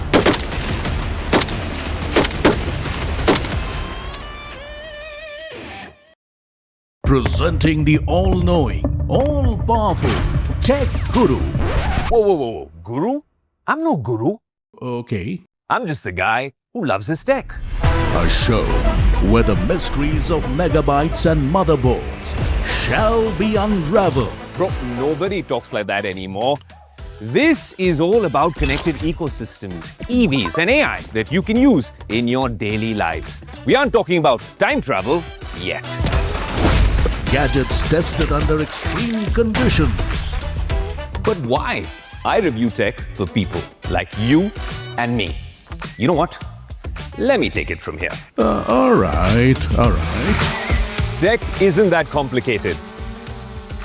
In fact, it's about making our lives simpler, better, and more fun. That's what we do on Tech 360. Real talk, real reviews, tech that you can actually use.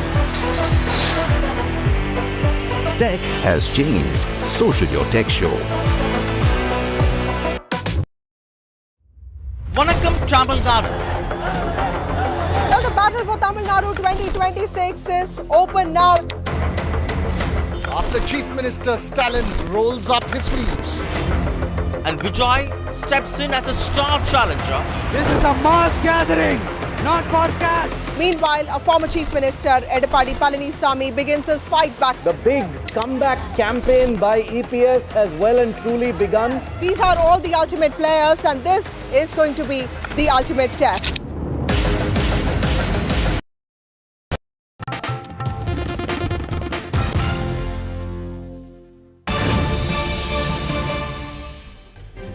So breaking news coming in, an FIR has now been registered against Trinamool Congress MP Mahua Moitra for her remarks against Union Home Minister Amit Shah. Mahua Moitra hit out at the BJP, attributing her remarks to a Bengal poem, while the BJP has alleged she was advocating violence. The complaint was filed in Raipur, and the police have registered an FIR based on that complaint. Alright, just first let's listen into a reaction. आज देश के लिए बहुत दुर्भाग्यजनक दिन है जब देश के सर्वोच्च संस्था संसद में चुने हुए एक सांसद श्रीमती महुआ मोइत्रा जो पश्चिम बंगाल के कृष्णनगर से सांसद है, उन्होंने देश के सर्वोच्च प्रधानमंत्री जी के और आदरणीय अमित शाह जी जो गृह मंत्री है, उनके गले को काटकर प्रधानमंत्री जी के मेज पर रखने की बात है। ये असंभव है, ये दुर्दांत है, ये दुस्साहस है। इस देश के गणतंत्र को और इस देश की अखंडता को चोट पहुंचाने का ये कुत्सित प्रयास है। और हम सब उस बंगाली समाज से आते हैं जिस बंगाली समाज को हमेशा स्वतंत्रता संग्राम के नाम से जाना जाता है, कला के नाम से जाना जाता है, इतिहास के नाम से जाना जाता है। और आज उस बंगाली समाज से एक ऐसी नेता पैदा हुई है या एक नेत्री आई है जो पूरे के पूरे बंगाली समाज की मातृशक्ति को बदनाम करने का कुत्सित प्रयास बारंबार करते जा रही है। बांग्लादेशी घुसपैठ पर बात करना क्या अपराध हो गया इस देश में? क्या बांग्लादेशी घुसपैठ पर बात करने पर आपके प्राण चले जाएंगे? ये कैसा राजनीति है? आज बंगाल वो भूमि है जो विवेकानंद जी के नाम से जाना जाता है। बंगाल वो भूमि है जो नेताजी सुभाष बोस और खुदीराम बोस और न जाने कितने ऐसे ऋषि मुनियों के नाम से जाना जाता है। उस बंगाल की भूमि को बार बार बदनाम करने का टीएमसी का जो प्रयास चल रहा है, हम उसके खिलाफ आए हैं कि उनके खिलाफ FIR हो, भारतीय दंड संहिता के तहत हो और उनको कड़ी से कड़ी सजा मिले और ऐसी नेत्री का सामाजिक बहिष्कार हो और समाज से उनका नेत्री का टैग हट जाए, वो मेंबर ऑफ पार्लियामेंट भी ना रहे। हम उस तरह की लड़ाई लड़ेंगे, उस दिन तक लड़ाई लड़ेंगे जब उनको पार्लियामेंट से। All right, let me go across to my colleague Ritwik Mondal, who's joining me at this moment. All right, before we do that, there is these, in fact, visuals coming in from the SCO summit in China, where Prime Minister Narendra Modi is meeting. It's a bilateral meeting which is taking place between Prime Minister Narendra Modi on the sidelines of the SCO summit with the Myanmar junta chief. In fact, Myanmar remains a key partner for India's strategic interest in the region. So these visuals, in fact, were coming in from on the sidelines of the SCO summit, where Prime Minister Modi is meeting the Myanmar junta chief and the delegation there having bilateral talks.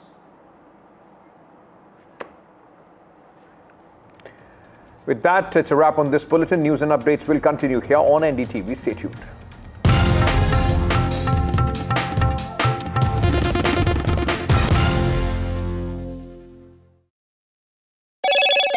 Hello, Moto.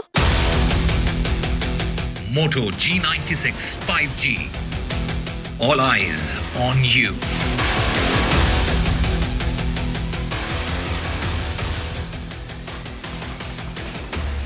Chinese musicians performed to welcome Prime Minister Modi at the SCO summit. The traditional Indian musical instruments are being used there in the performance.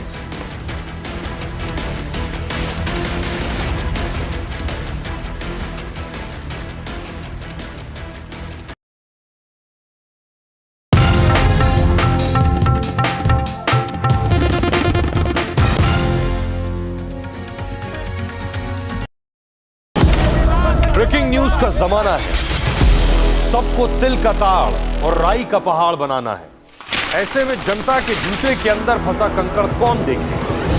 बड़े बड़े मुद्दों के शोर में जमीन से जुड़े मुद्दे अक्सर खो जाते हैं, लेकिन देश तरक्की तब करता है जब जनता के माथे की शिकन हमारी हेडलाइंस बनती है। मैं सैयद सुहेल भारत को जीता हूं, भारत की बात बताता हूं एनडीटीवी इंडिया पर।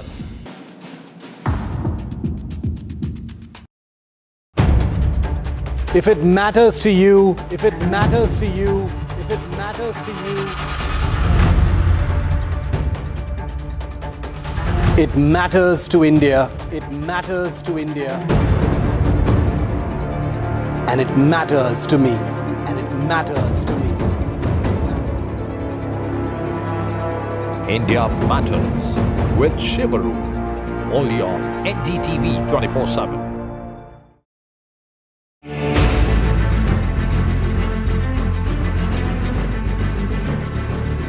The biggest Modi visit in 7 years. The biggest India-China icebreaker. The biggest angle of the tiger and dragon. NDTV reports from Ground Zero, China.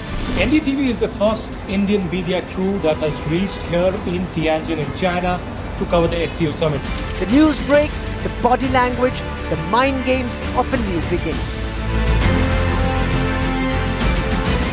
We at NDTV will keep getting you every aspect, every update, every development first from Tianjin.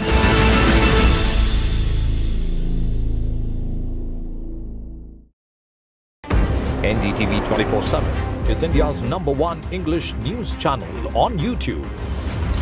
Credible, compelling, always ahead of the curve. Thank you for choosing NDTV 24/7 as your trusted source for news.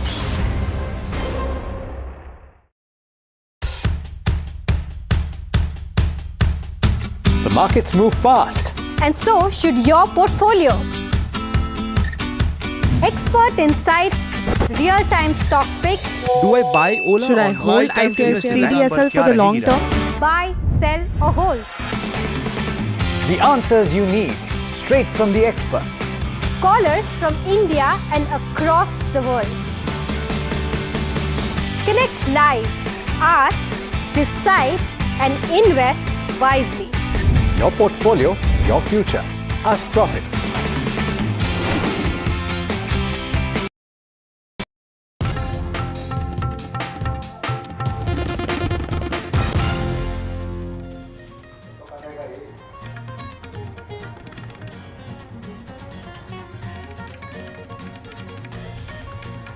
Hello and welcome to NDTV. Our special focus on the SCO summit. The big bilateral just took place between Prime Minister Modi and President Xi Jinping. We'll break it down, the importance and the messaging here on NDTV. I am Ankit Tyagi. These are the headlines. Crucial bilateral between Prime Minister Modi and Chinese President Xi Jinping lasted 55 minutes. Will it be a major reset in ties between the two Asian giants? परस्पर विश्वास, सम्मान और संवेदनशीलता के आधार पर हम अपने संबंधों को आगे बढ़ाने के लिए प्रतिबद्ध हैं। Prime Minister Modi says disengagement on India and Chinese forces on the border last year has created an atmosphere of peace and stability. Xi Jinping also says it's vital to be friends, a good neighbor, and the dragon and the elephant to come together.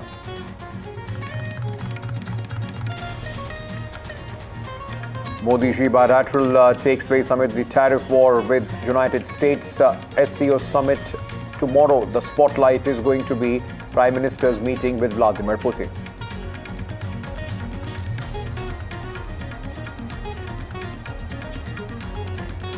Prime Minister's statement on the bilateral with China says ties can't be seen by a third country's lens, must expand common grounds on terrorism.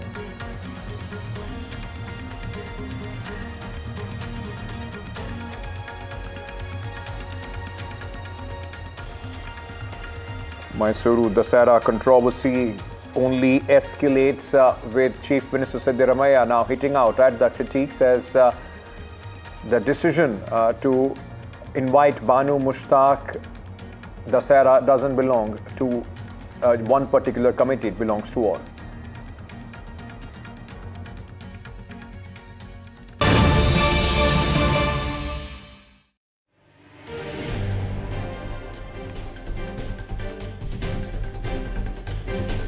Meetings taking place on the sidelines of the SCO summit of Prime Minister Narendra Modi, the latest one now between Prime Minister and the Myanmar junta chief, the senior general, in fact, leading the delegation from the Myanmar side. And both the countries have had this bilateral, with Prime Minister leading this bilateral. Myanmar remains a key partner for India's strategic interest in the region, and in that context, this becomes an important meeting.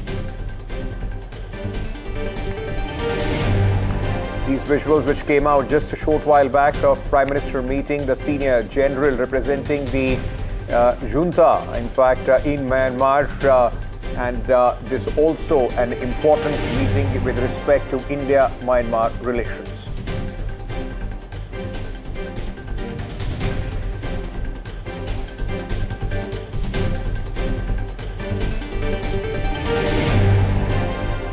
All right, what we'll do before we start getting into details of that very important bilateral that took place between India and China, let me first go across to my colleague Gauri Dwivedi and Aditya Rajkol, those who are in Tianjin, covering this entire SCO summit for NDTV, bringing us a ringside view of what's happening there. Gauri, the meeting, the bilateral between India and Myanmar, also an important one, given how important Myanmar's role is as far as a strategic partner with India. There are 2-3 very important aspects with regard to Myanmar, Ankit, and which is the reason why this visit is and this bilateral meeting that is taking place right now is very significant. Now, India is, as far as the instability in Myanmar is concerned, it has a direct impact on our entire northeastern belt. It also has an impact on the Siliguri corridor that connects mainland with the northeast. So to that effect, the political and military instability that has been there in Myanmar for some time now has a direct impact on India. Now, add to it the fact that there has been a lot of political turmoil in Bangladesh in the last 1 year. And the fact that Bangladesh is a key hub in terms of the entire connectivity area between India, Myanmar, and the northeastern region as a whole does mean that India needs to engage more directly with Myanmar going forward, which is the reason why, in fact, there were also reports that were coming in about a potential corridor being created via Bangladesh with regard to Rohingya refugees as well, another area that impacts India very significantly. So this meeting that is taking place right now between India and Myanmar on a bilateral level has 2 very important objectives. One, and the core objective being to stabilize any potential Rohingya refugees that may come in further from Myanmar through the entire corridor. The second important aspect is to secure our security concerns, terror-related concerns here, given the political turmoil in Bangladesh. And the last and equally important point is that China has been making deep investments in Myanmar. There is a China-Myanmar economic corridor that has got a fresh lease of life and a fresh fillip with more investments and funds coming in. India does not want to not have a play in this because this impacts directly its neighborhood, and which is the reason why this meeting right now gains that much significance.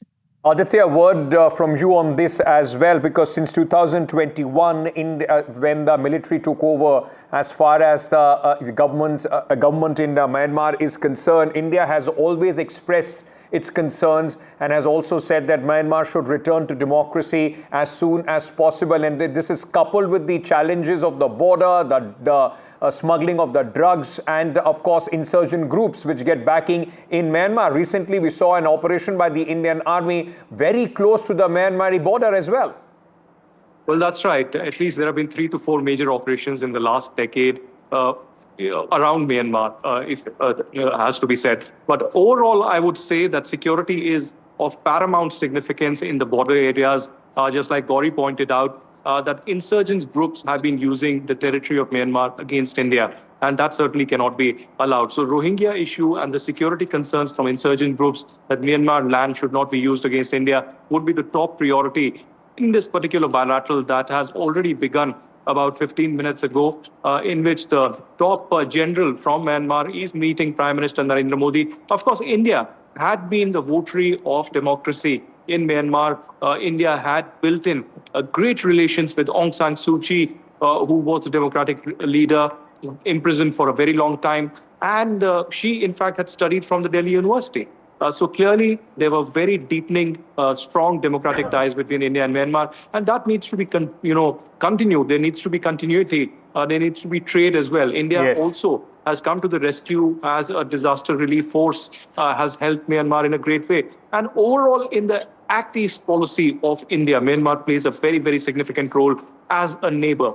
And, the entire Northeast is connected with Myanmar. And therefore, the refugee crisis and the Rohingya elements can play a security nightmare for India, even though we have a very robust mechanism at the border. But that would be discussed threadbare. I request both of you to stay on with me. Let's now shift our focus to the big meeting that took place today. Remember, Prime Minister Narendra Modi is in China after 7 years, and the first time after the Galwan clashes and what happened in Operation Sindoor, the kind of support that China, in fact, gave to Pakistan at that moment. NDTV has access full details of Prime Minister's statement after the bilateral between him and the Chinese President Xi Jinping. The Prime Minister, in fact, went on to say, and he noted that India and China both pursue strategic autonomy and their relations should not be seen through the lens of a third country. The two leaders deemed it necessary to expand common ground on bilateral, regional and global issues and challenges like terrorism, fair trade in multilateral platforms. My colleagues have been tracking this very, very important story from China. Let me bring you in, Gauri, to begin with the statement that came out after the meeting between both the leaders. Many are calling this beginning of the thaw with what happened in the relationships post the Galwan crisis. We have seen disengagement on the border, which possibly has led way to what we are seeing today at the SCO summit, the bilateral, so on and so forth. And also, given the context, the global context, a message sent across to both the countries, their domestic audience, and to the world, particularly United States of America as well. It's a very strong message. It's a message of intent. It's a message of direction.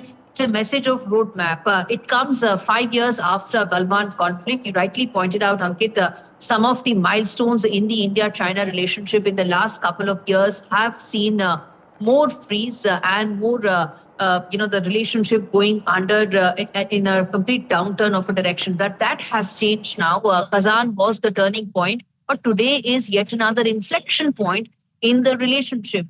The statements that have come out from both sides, in fact, the Chinese statement also that has come out, indicates a very clear push towards normalization. Again, we've been very cautious about the fact that one must be optimistic, but also pragmatic, given that there are deep concerns that lie on both sides. The Indian statement also very categorically mentioned a third party, third nation, and there's a reason for that. While America is an important stakeholder, so is Pakistan as far as the Pakistani-China nexus is concerned. So all those are extremely important aspects of the India-China relationship. But in the backdrop of the very fast-paced developments that have taken place in the last couple of months itself, and today's meeting actually marks a very significant inflection point. Now, what happens from here on is a roadmap that will be decided by both countries to identify areas where they feel they will be able to move fast and make greater progress,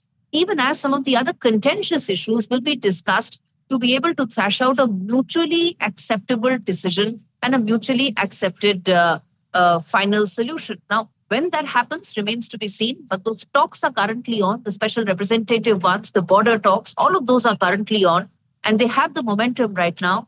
It's all eyes now on how soon there will be more concrete progress on any of those fronts.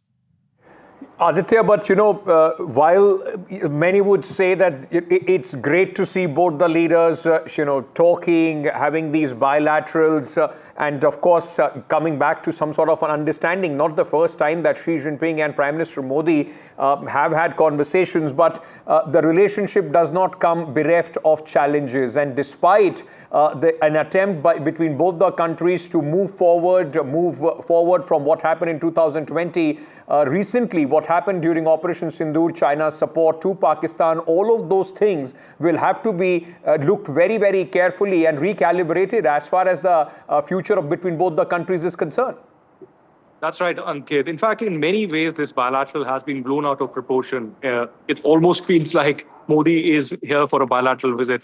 That's clearly not. The reality is that this is an SCO meeting, and this is merely a bilateral meeting on the sidelines. So the meat of the story is the SCO summit, and of course, global issues just like Ukraine and other connectivity issues and terrorism gains prominence because of the SCO structure, which was based, the foundation was based on the security alliances and security cooperation and to counter terrorism. But I must say here that we need to tread very, very cautiously because there's been a trust deficit. There have been some actions that China has been engaged in, including supporting Pakistan during Operation Sindoor, giving them intelligence, giving them live updates on India through satellite imagery and other intelligence. Apart from that, the Galwan crisis, for the first time in 40 years, such violent clashes taking place, many deaths on both sides. We lost 20 of our brave hearts in the line of duty, and China lost many more, but they never admitted that. That's another story. But the reality of the matter here is that this is not,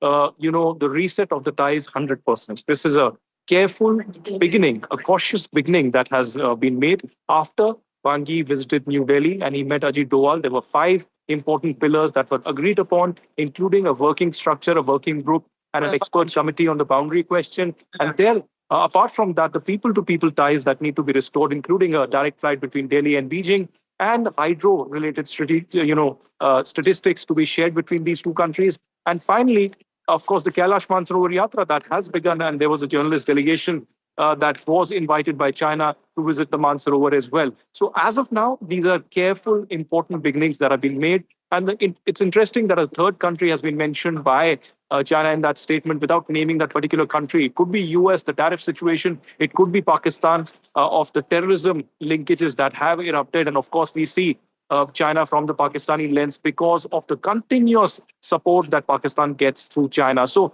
as of now, the first bilateral has concluded. The second bilateral is underway. And tomorrow is the day, Ankit, when the big bilateral between Prime Minister Modi and Putin will take place. This will happen just about 24 to 36 hours after Zelensky made that SOS call to Modi to intervene and to convey to Putin that ceasefire should be agreed upon and a peace agreement should really be a reality. And that's interesting because Trump has failed over the last 6 months to bring peace. And now they are looking towards Modi to make some maneuvering so that peace is restored. Right, Aditya, thank you for joining us. Gauri, thanks to you as well. Tomorrow also is going to be a very, very busy and important day for my colleagues. And of course, make no mistake about that, there will be a lot of talk around, this summit, especially the bilaterals between Prime Minister Modi and Russian President Vladimir Putin as well. There will be a lot of signaling when it comes to all these countries coming together at the time when United States meltdown, Donald Trump's meltdown is taking place on that tariff issue. Prime Minister Modi and Xi Jinping held a crucial bilateral meeting as we've been speaking about it. It lasted for over 55 minutes. This is the first visit of Prime Minister to China in 7 years. After the Galwan clashes, it presumes more importance. Will this help in a way start or restart of a major reset in ties between both the countries at a time when India is facing sanctions from United States? Remember, China has come out in support of India when it comes to the tariff talks between India and United States is concerned, and they've said that, you have to stand up to a bully. Let's listen in to some reactions after that bilateral between Prime Minister Modi and President Xi Jinping.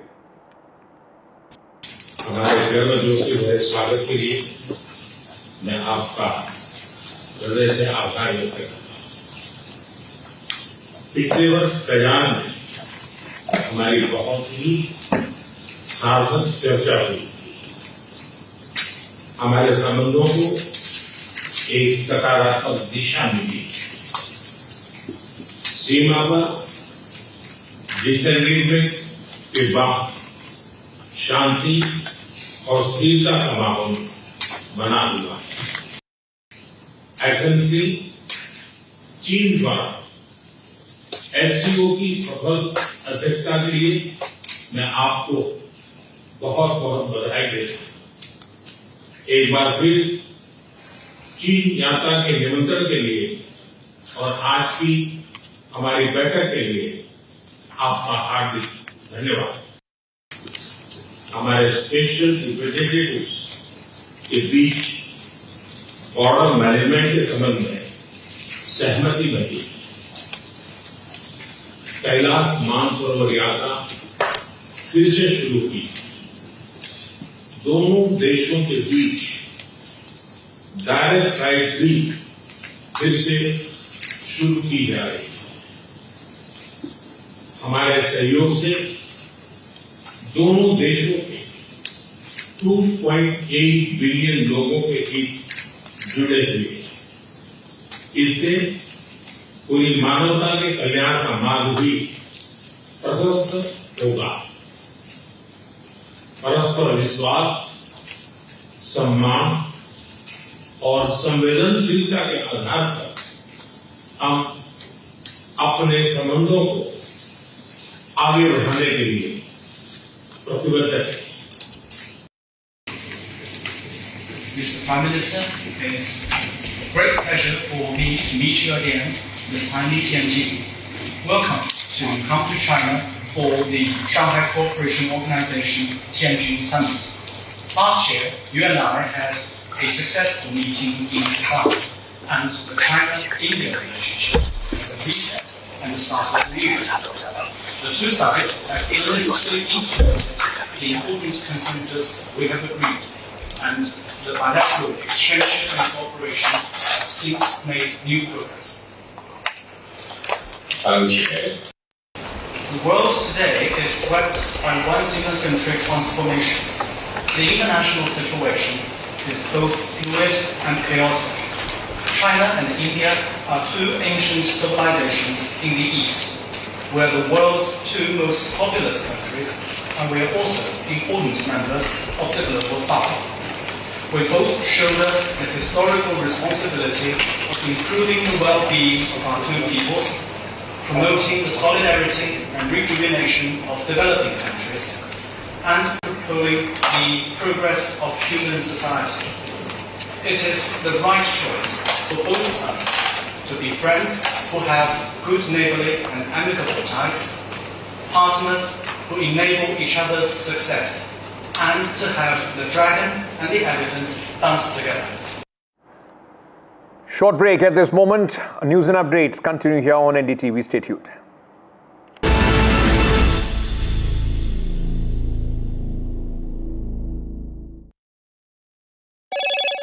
Hello, Moto.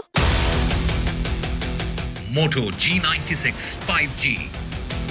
All eyes on you.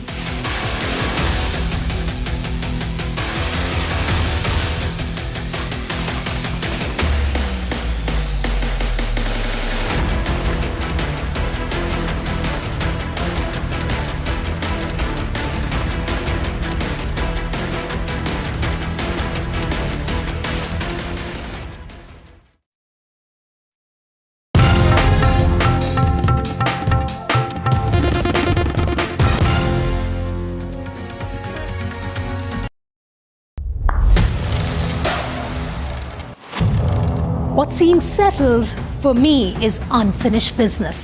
So I rewind, I pause, I reflect, I dig until what's buried stands up to be counted. Breaking ground, not just headlines, the meaning behind them. This is Breaking Ground with me, Vedika Sood.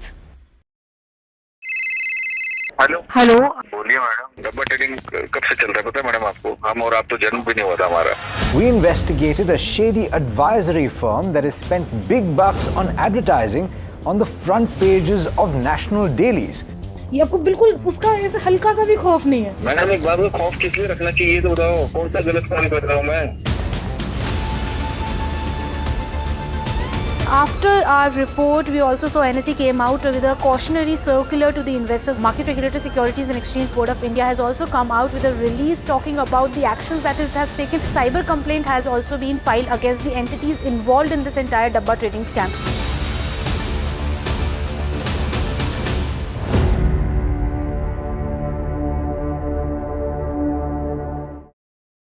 Captain Chakravarti, not one but two warships. That's amazing. You know, Vishnu and I, through our careers, have been to many commissionings. Vishnu a few more than me because he's slightly older than me. He wants to rub that in. But that's just a side dig. Carry on with the... Yeah, but two ships is incredible. I mean, that's, tell us why that is so significant. You know, the Indian Navy with its huge expanding responsibilities is hungry for more ships. So getting two ships at the same time is a bonus, isn't it, sir? Yeah, of course. Like you said it yourself, the responsibilities are increasing. Indian Ocean is where the action is happening, and Indian Ocean is going to be the future playground for all the, not just the navies, the nations around the world. And Indian Navy, as the preferred security partner, is very active in this area. Given the responsibility and the large area that is, the number of assets is required. And that's the reason we are getting these warships. They're not just numbers, it's not just the quantity, it's the quality of these warships also, because they have high speed and they have got very large endurance and they can stay out at sea for long times. The frigates are very versatile ships to be. And so these two warships are going to add a punch, not just to the Eastern Naval Command, in particular, of course, Eastern Naval Command, but to the Indian Navy in general.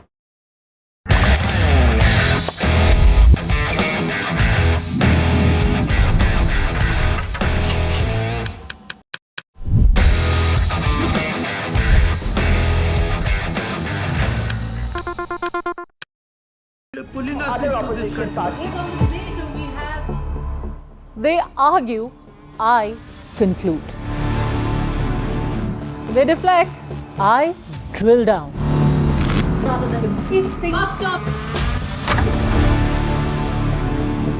This isn't a free-for-all.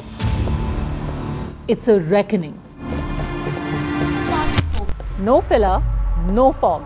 Only the facts and where they lead. Every night at 9, the case closes because the buck stops here.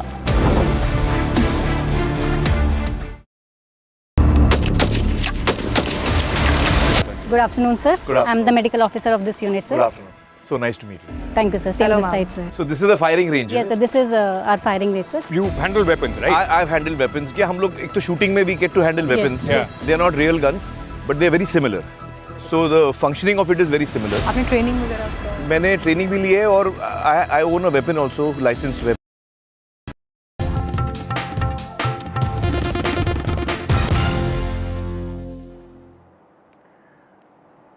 The controversy around the invitation to Banu Mushtaq for the Dussehra celebrations in Karnataka and Mysuru specifically has only escalated, with the Chief Minister defending the decision of the government. The Chief Minister Siddaramaiah has said Dussehra belongs to all and has also cited Tipu Sultan and Hyder Ali. The Chief Minister has said that Dussehra was celebrated during the time of Tipu Sultan and Hyder Ali as well. This festival is for the people from all religions in the past. And didn't Hyder Ali and Tipu Sultan also celebrate Dussehra? When Mirza Ismail was the Diwan, didn't he hold Dussehra with grandeur? Therefore, the Chief Minister said, I want to say this is not a festival of just one religion or caste. I decided to choose Booker Prize winner Banu Mushtaq to inaugurate the festival because the number of people who have won this award are very, very less. ಇವರೆಲ್ಲರಿಗೂ ಕೂಡ ಹಬ್ಬ ಇದು. ಈ ಹಬ್ಬನ ಹಿಂದೆ ಮಹಾರಾಜರ ಕಾಲದಲ್ಲಿ ಹೈದರಾಲಿ ಟಿಪ್ಪು ಆಚರಣೆ ಮಾಡ್ತಿದ್ದಿಲ್ವ ದಸರಾನ.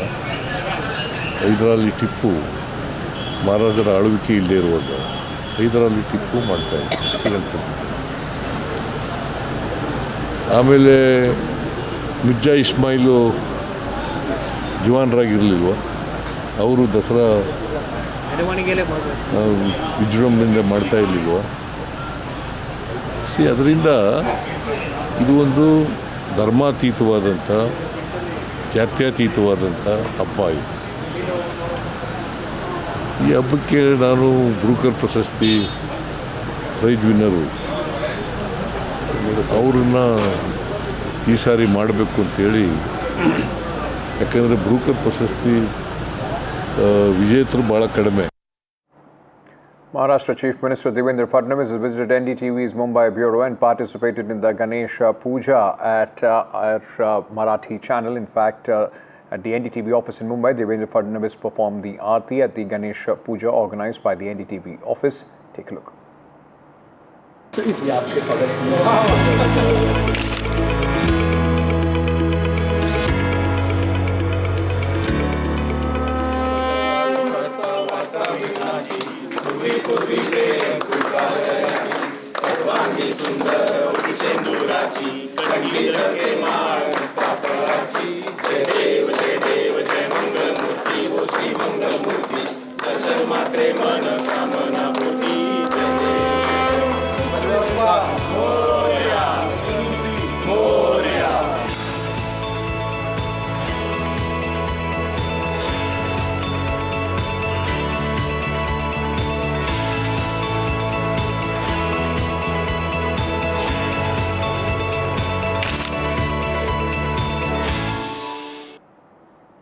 Time for a short break at this moment. News and updates will continue here on NDTV. Stay tuned.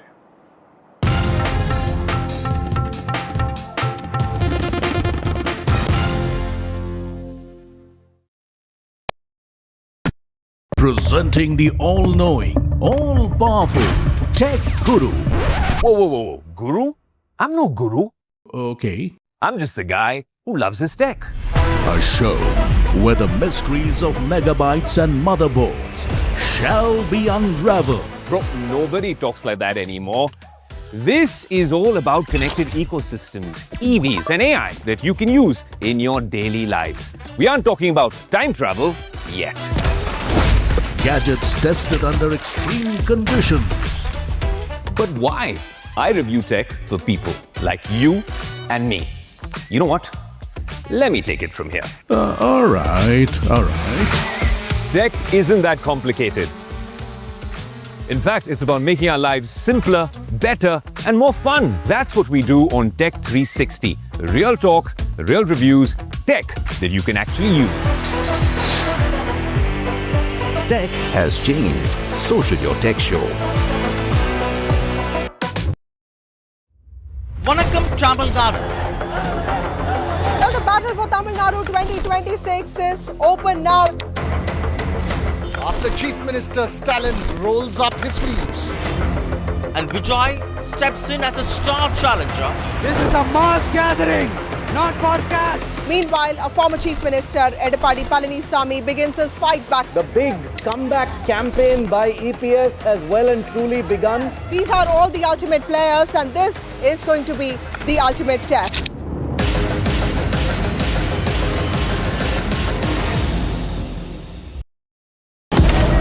Breaking news का जमाना है। सबको तिल का ताड़ और राई का पहाड़ बनाना है।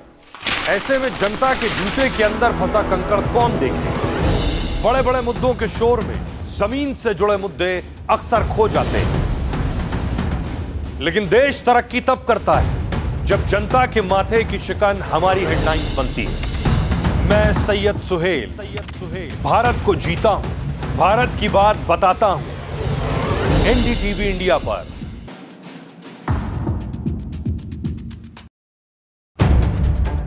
If it matters to you, if it matters to you, if it matters to you,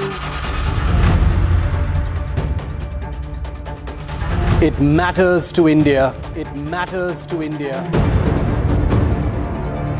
and it matters to me, and it matters to me. India Matters with Shivaru, only on NDTV 24/7.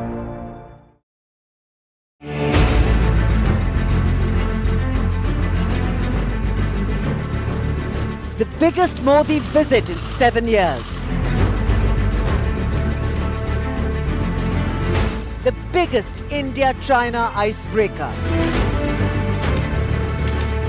The biggest tango of the tiger and dragon.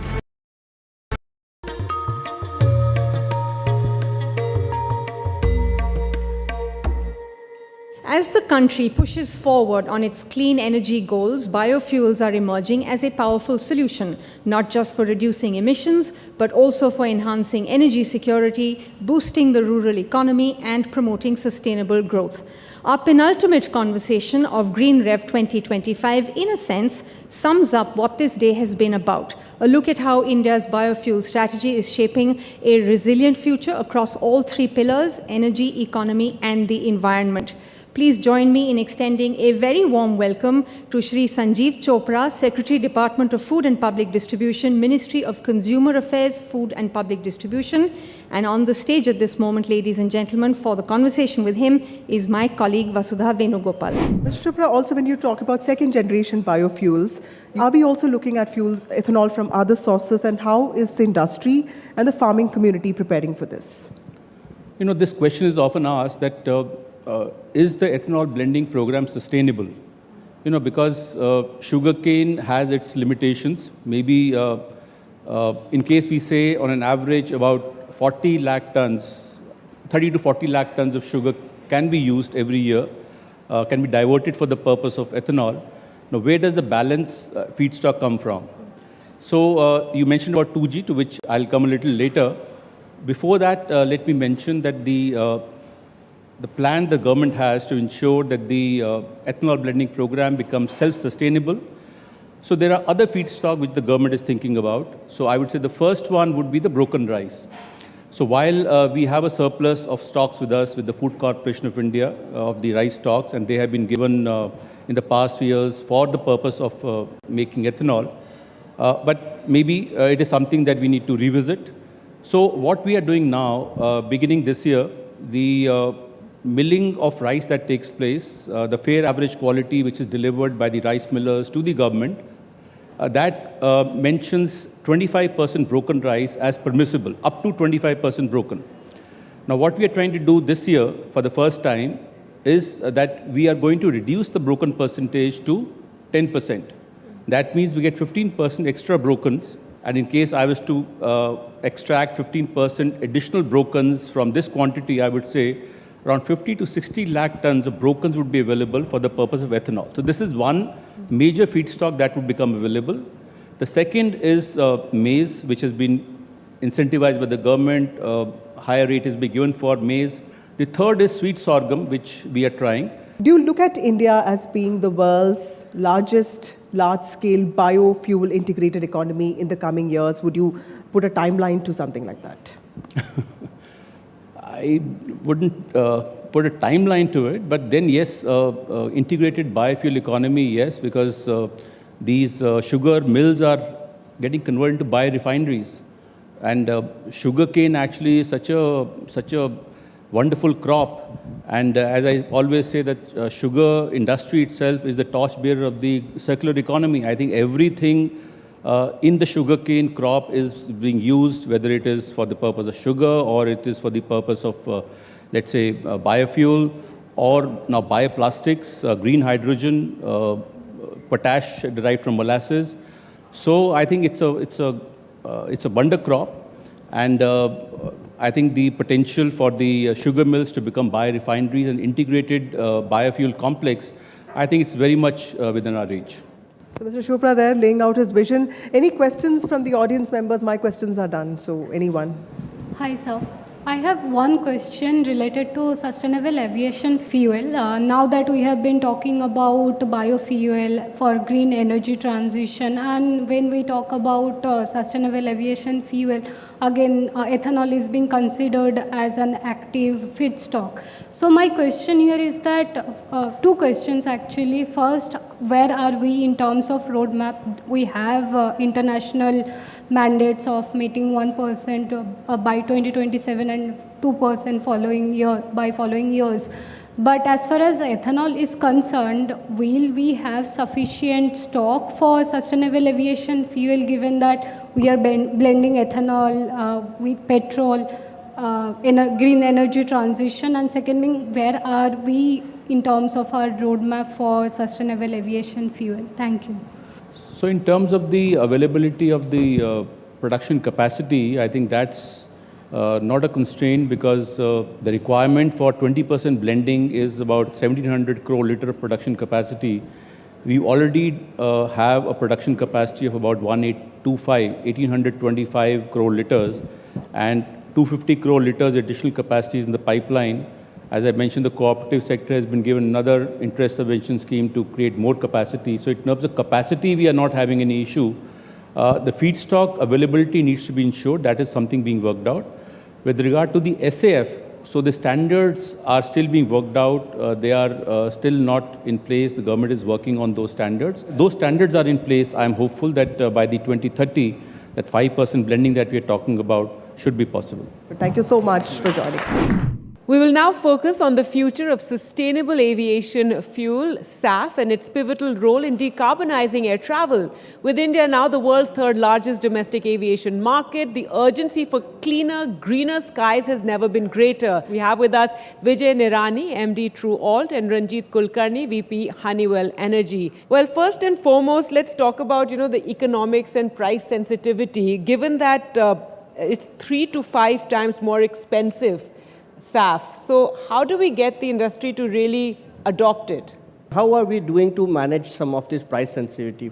Price sensitivity comes from volatility, uncertainty. So where we are looking into is how do we make sure the sustainable aviation fuel is available in a predictable quantity, in a timely quantity, and a substantial quantity that gives sufficient volumes to the market. So those are the things. More and more volume becomes available. It's a demand supply, correct? As the demand or the supply becomes more, price parity comes down.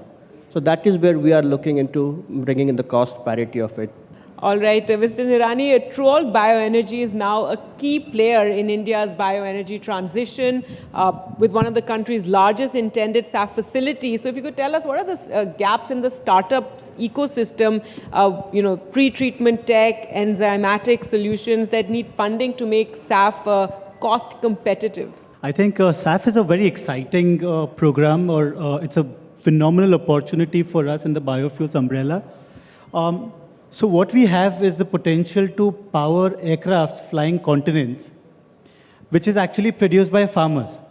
And of course, there will be certain technology challenges for which people like Mr. Ranjit Kulkarni are working very hard. And I'm sure him and his team will find solutions in the very near term. And in fact, we have sort of having the capacity for ethanol going through the alcohol to jet route, have plans to set up one of the largest capacities in the country. The technology really to convert ethanol to ethylene has been there, and people have been using that since many ages already. So it's only bringing together all of that and making a compound out of it, which Mr. Kulkarni and his team are set to achieve. And companies like us and country like ours is set to benefit from. All right, so Mr. Kulkarni, that brings me to the question with Honeywell's ethanol to jet fuel process, cutting aviation greenhouse gas emissions by 80%. So how do you optimize this for India's diverse feedstocks, sugarcane, molasses versus agri-waste to maintain cost parity? First thing I'm again proud to say is this ethanol to jet technology has been developed by us in India and it's gone global. Wonderful. So that's a fantastic achievement for us. That's quite an achievement. I think that deserves a round of applause. Yes. And the second, we believe in two fundamentals. Waste is a misplaced resource, which means every molecule we harness, make sure we use it wisely. And just because I can do something doesn't mean I should do it. I have to be responsible. Let's talk about biomass. It's how we utilize that carbon, hydrogen, reject oxygen, reject other contaminants, and make the molecule I want, whether it is green plastic, whether it is green fuels, or green chemicals. How do I make it in lesser and lesser number of steps? If you look at agri-residue, biomass, ethanol, they all have different characteristics. Understanding these characteristics is very key in how we take it to the next step of SAF or biochemicals. That is where innovation comes into the picture. That is where we now try to do it. If I can do it instead of 4 steps, can I do it in 3 steps? Can I do it in 2 steps? Every step I reduces the carbon intensity, reduces the heat, reduces the energy, and thereby reduces the carbon footprint of that product. This is the philosophy we drive. Mr. Nirani, to you now, how can airlines be encouraged to commit to long-term SAF procurement contracts, given, as we discussed, the cost premium, and should India mandate blending targets similar to what's happening in the European Union? So I think the mandate is already announced, but the roadmap to achieving the mandate is what we are looking to hear from the policymakers. So there's a mandate to already start blending 1% by 27, 2% by 2028, and up to 5% by 2030. And again, CORSIA, the body that regulates emissions, has already given global emission mandates as well. So be it the US or the European Union, they chose different pathways to achieving those mandates. What I would say is, because the ethanol program became a big success for 2 reasons. One, there was incentives to the manufacturers, and again, there was a penalty if you don't consume or blend ethanol in petrol. There was a 2 rupee penalty that was levied. Right? In the European Union, they straightforward have carbon taxing. If you're not going to reduce your carbon emissions, there are taxes that are levied. And multiple companies have either shut down or sold out because of the carbon tax implications. So one thing is, India is a very cost-sensitive economy. Yes. We are a very fast-growing economy. So, and again, as compared to per capita flying with the developed countries, we still are much, much lower than anybody else. Now, government is giving subsidies. There are capital subsidies available. There intend to be carbon credits that is coming up. There are a lot of global capital which is sort of allocated to SAF. We just need to tap on the right doors for us to make sure this project is up and running. So I think what the government or the policymakers are already doing, we just need them to come out with the right push a little more quicker. And then we get to use that and turn them into projects. Mr. Nirani, if you can talk about, beyond decarbonization, as you were just elaborating, how can SAF drive rural employment as well as waste to wealth opportunities? So it's a tremendous socio-economic sector by large. Right? So just to give our company, so one operate sugar mills, of course, one of our group companies, and TrueAlt does biofuels. Just one company or one group that is ours works with closely 350,000 farmer families. Let's say a family has 4 people. That's close to 1 million people that we work closely with. So that's the kind of impact one company probably can generate. And there are multiple companies like ours. So that said, all of what we consume come typically from all the farmers, the 1 million people that are directly employed or rather tied up with us. Once we take in the product, I'm just stepping a little behind, going beyond SAF and say, what exactly is the products that we take? We take the sugars that come in, we make one sugar for human body, that's one energy. We make cogen, we make power, we make ethanol. Now ethanol gets converted into SAF. The byproduct is biodiesel or bio-naphtha or other special chemicals. Or let's say the ethanol could get converted into malolactonic acid or multiple opportunities. So all in all, the whole value chain has the potential to create unimaginable level of employment. So that's a humongous socio-economic impact that we carry, not just on employment, but the allied support that the biofuel sector carries. All right, well, on that very optimistic note, I'd like to end it here. Thank you so much both for joining us. India's journey towards green mobility is at an inflection point. While EVs are at the center stage of the conversation, the road to sustainability is not a single lane. It's a multi-lane highway that includes flex fuel vehicles, hybrids, hydrogen, and other clean technologies. To dive into this, we have with us Mr. Mohan Savarkar, Chief Product Officer and VP Tata Motors. We are also joined by Mr. R.S. Sachdeva, Deputy CEO and Chief Transformation Officer, BECV. Mr. Sachdeva, first question to you is, in this day and age when there are so many technologies being talked about, there is EV, there is FFVs, there is hydrogen, there is hybrid, how are you finding the balance in making sure that these technologies, you get the best technology that is ready for the future?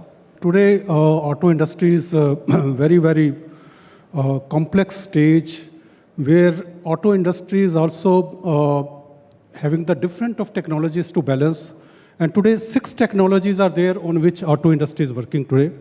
Diesel is there, then biodiesels, biofuels. There you have got the gas technology, you have got the ethanol technology, you have got the biodiesel technology. After that, CNG and LNG, and then of course EV is there, and then hydrogen internal combustion engine.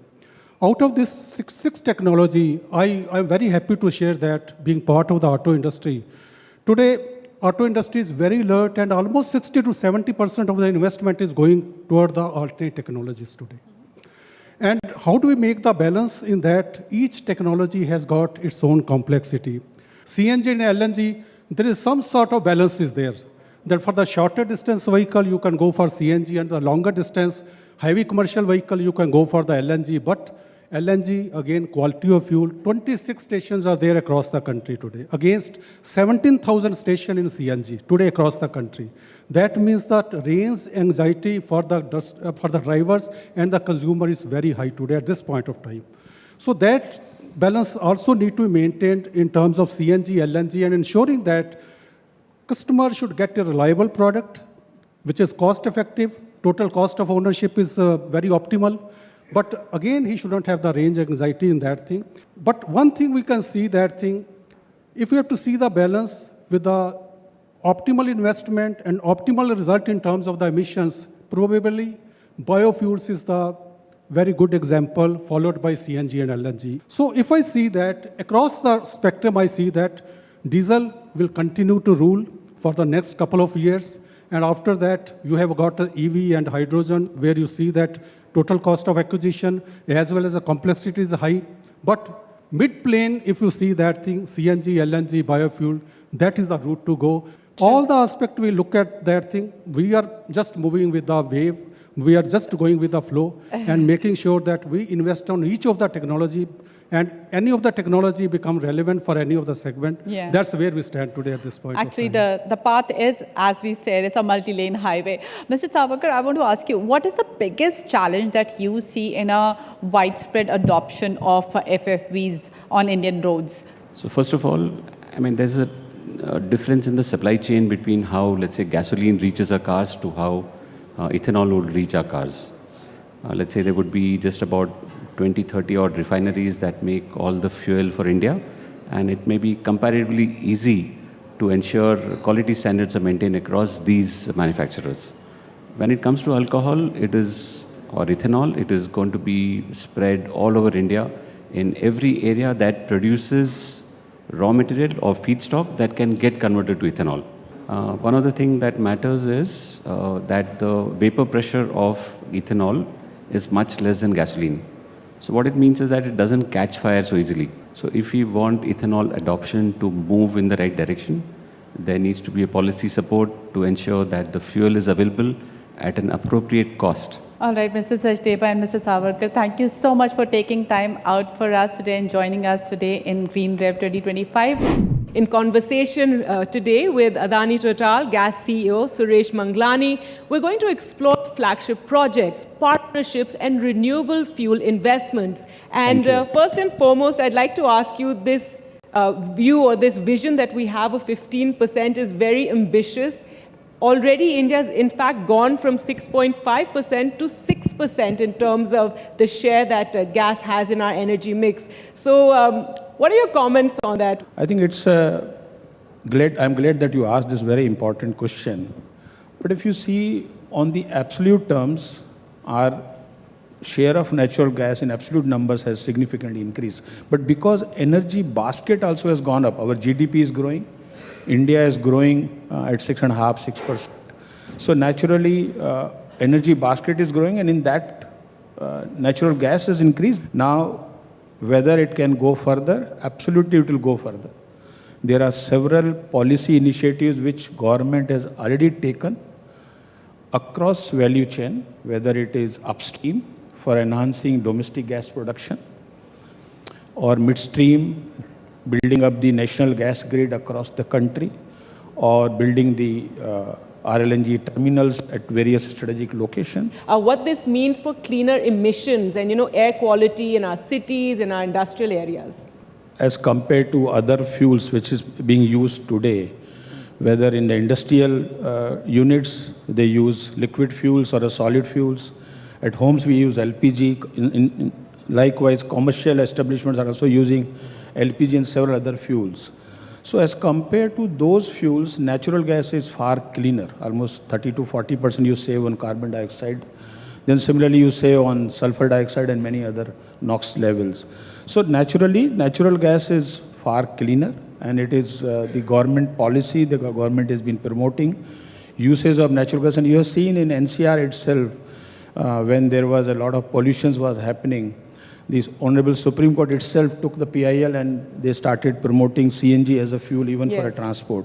So it is an undisputed fact that adoption of a natural gas will bring relief for all the cities, urban areas, and also the rural areas for breathing the fresh air and clean air.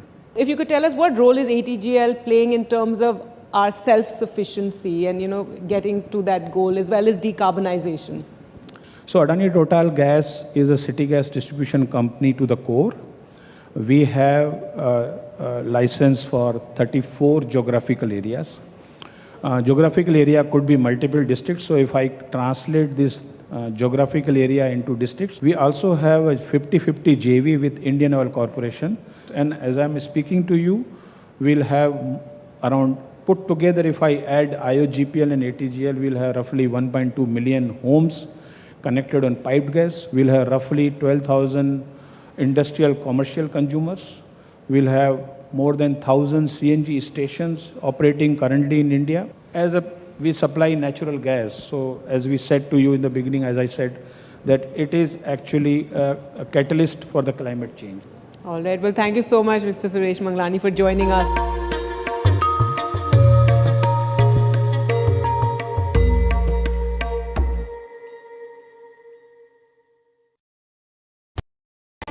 NDTV 24/7 is India's #1 English news channel on YouTube.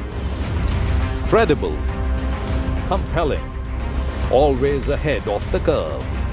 Thank you for choosing NDTV 24/7 as your trusted source for news.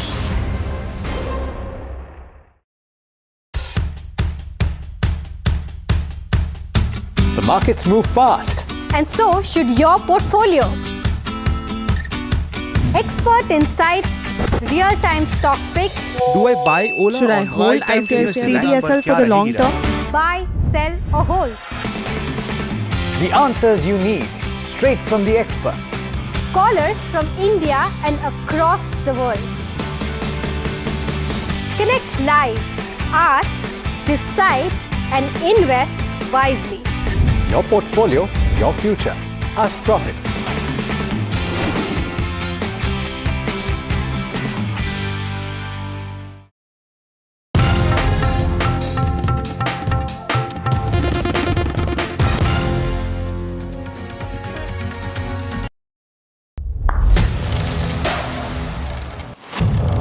What seems settled for me is unfinished business.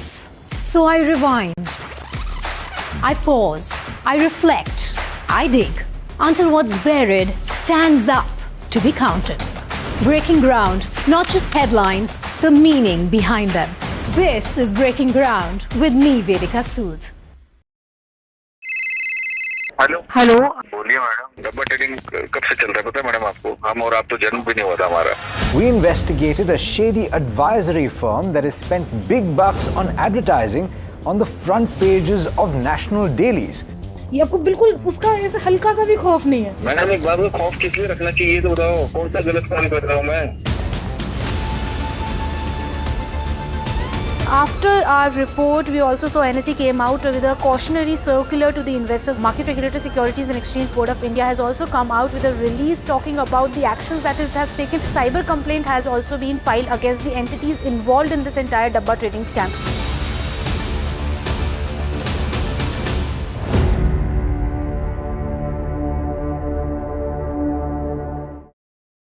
Captain Chakravarti, not one but two warships. That's amazing. You know, Vishnu and I, through our careers, have been to many commissionings. Vishnu a few more than me because he's slightly older than me. He wants to rub that in. But that's just a side dig. Carry on with the... Yeah, but two ships is incredible. I mean, that's, tell us why that is so significant. You know, the Indian Navy with its huge expanding responsibilities is hungry for more ships.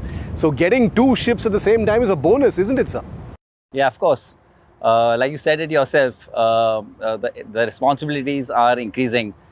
Indian Ocean is where the action is happening, and Indian Ocean is going to be the future playground for all the, not just the navies, the nations around the world. And Indian Navy, as the preferred security partner, is very active in this area. Given the responsibility and the large area that is, the number of assets is required. And that's the reason we are getting these warships. They're not just numbers, it's not just the quantity, it's the quality of these warships also, because they have high speed and they have got very large endurance and they can stay out at sea for long times. The frigates are very versatile ships to be. And so these two warships are going to add a punch, not just to the Eastern Naval Command, in particular, of course, Eastern Naval Command, but to the Indian Navy in general.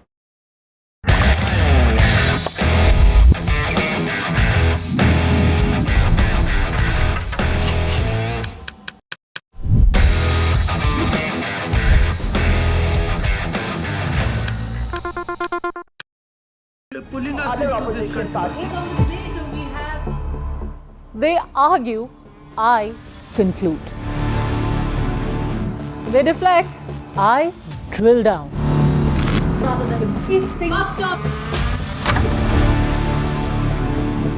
This isn't a free-for-all. It's a reckoning. No filler, no fog.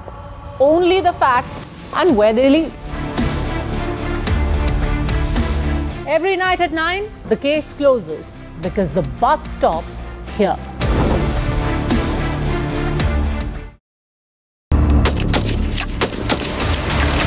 Good afternoon, sir. Good afternoon. I'm the medical officer.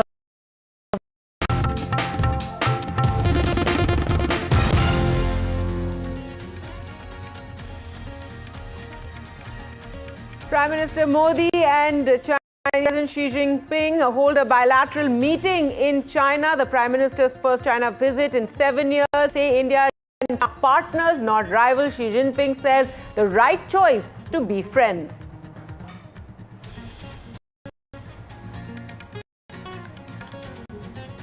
The Modi-Xi bilateral takes place amid the tariff war with the United States. Tomorrow, the SCO summit. Vladimir Putin, can the reset in ties counter Trump?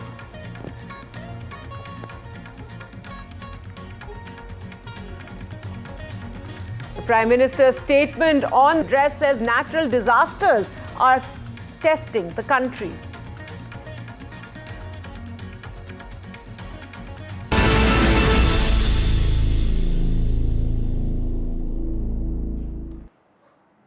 Hello and welcome. You're watching NDTV. I'm Gargi Raut. Our top story, Prime Minister Narendra Modi today met with Chinese President Xi Jinping on the sidelines of the two-day SCO summit. That's the Shanghai Cooperation Organization Summit. This is in China's Tianjin. The Prime Minister's first visit to China after 7 years, and this is the first visit after the Galwan clashes that took place along the LAC in Ladakh, in which 20 Indian soldiers were killed. Now, the Prime Minister, in his opening address before the bilateral, said that he is committed to taking India-China relations forward based on mutual trust, respect and sensitivity. Also talking of how the situation has settled along the LAC, creating this conducive atmosphere of peace. He said that atmosphere of peace and stability has been created after the disengagement on the border. Now, Xi Jinping on his part said that it is important for India and China to be friends and good neighbors. The Chinese president also emphasized both countries need to handle our relationship from a strategic and long-term perspective. So many, welcome statements there made. Though this meeting comes as both nations are facing stiff US tariffs under President Donald Trump's global trade war, as well as Western scrutiny over their relationships with Russia. हमारे घर में दोस्तों हुए स्वागत के लिए मैं आपका हृदय से आभार व्यक्त करता हूँ। पिछले वर्ष कल्याण में हमारी बहुत ही सार्थक चर्चा हुई। हमारे संबंधों को एक सकारात्मक दिशा मिली।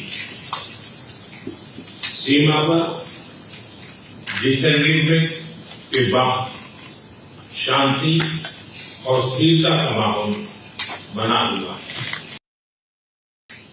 एक्सेलेंसी, चीन द्वारा SCO की सफल अध्यक्षता के लिए मैं आपको बहुत बहुत बधाई देता हूं।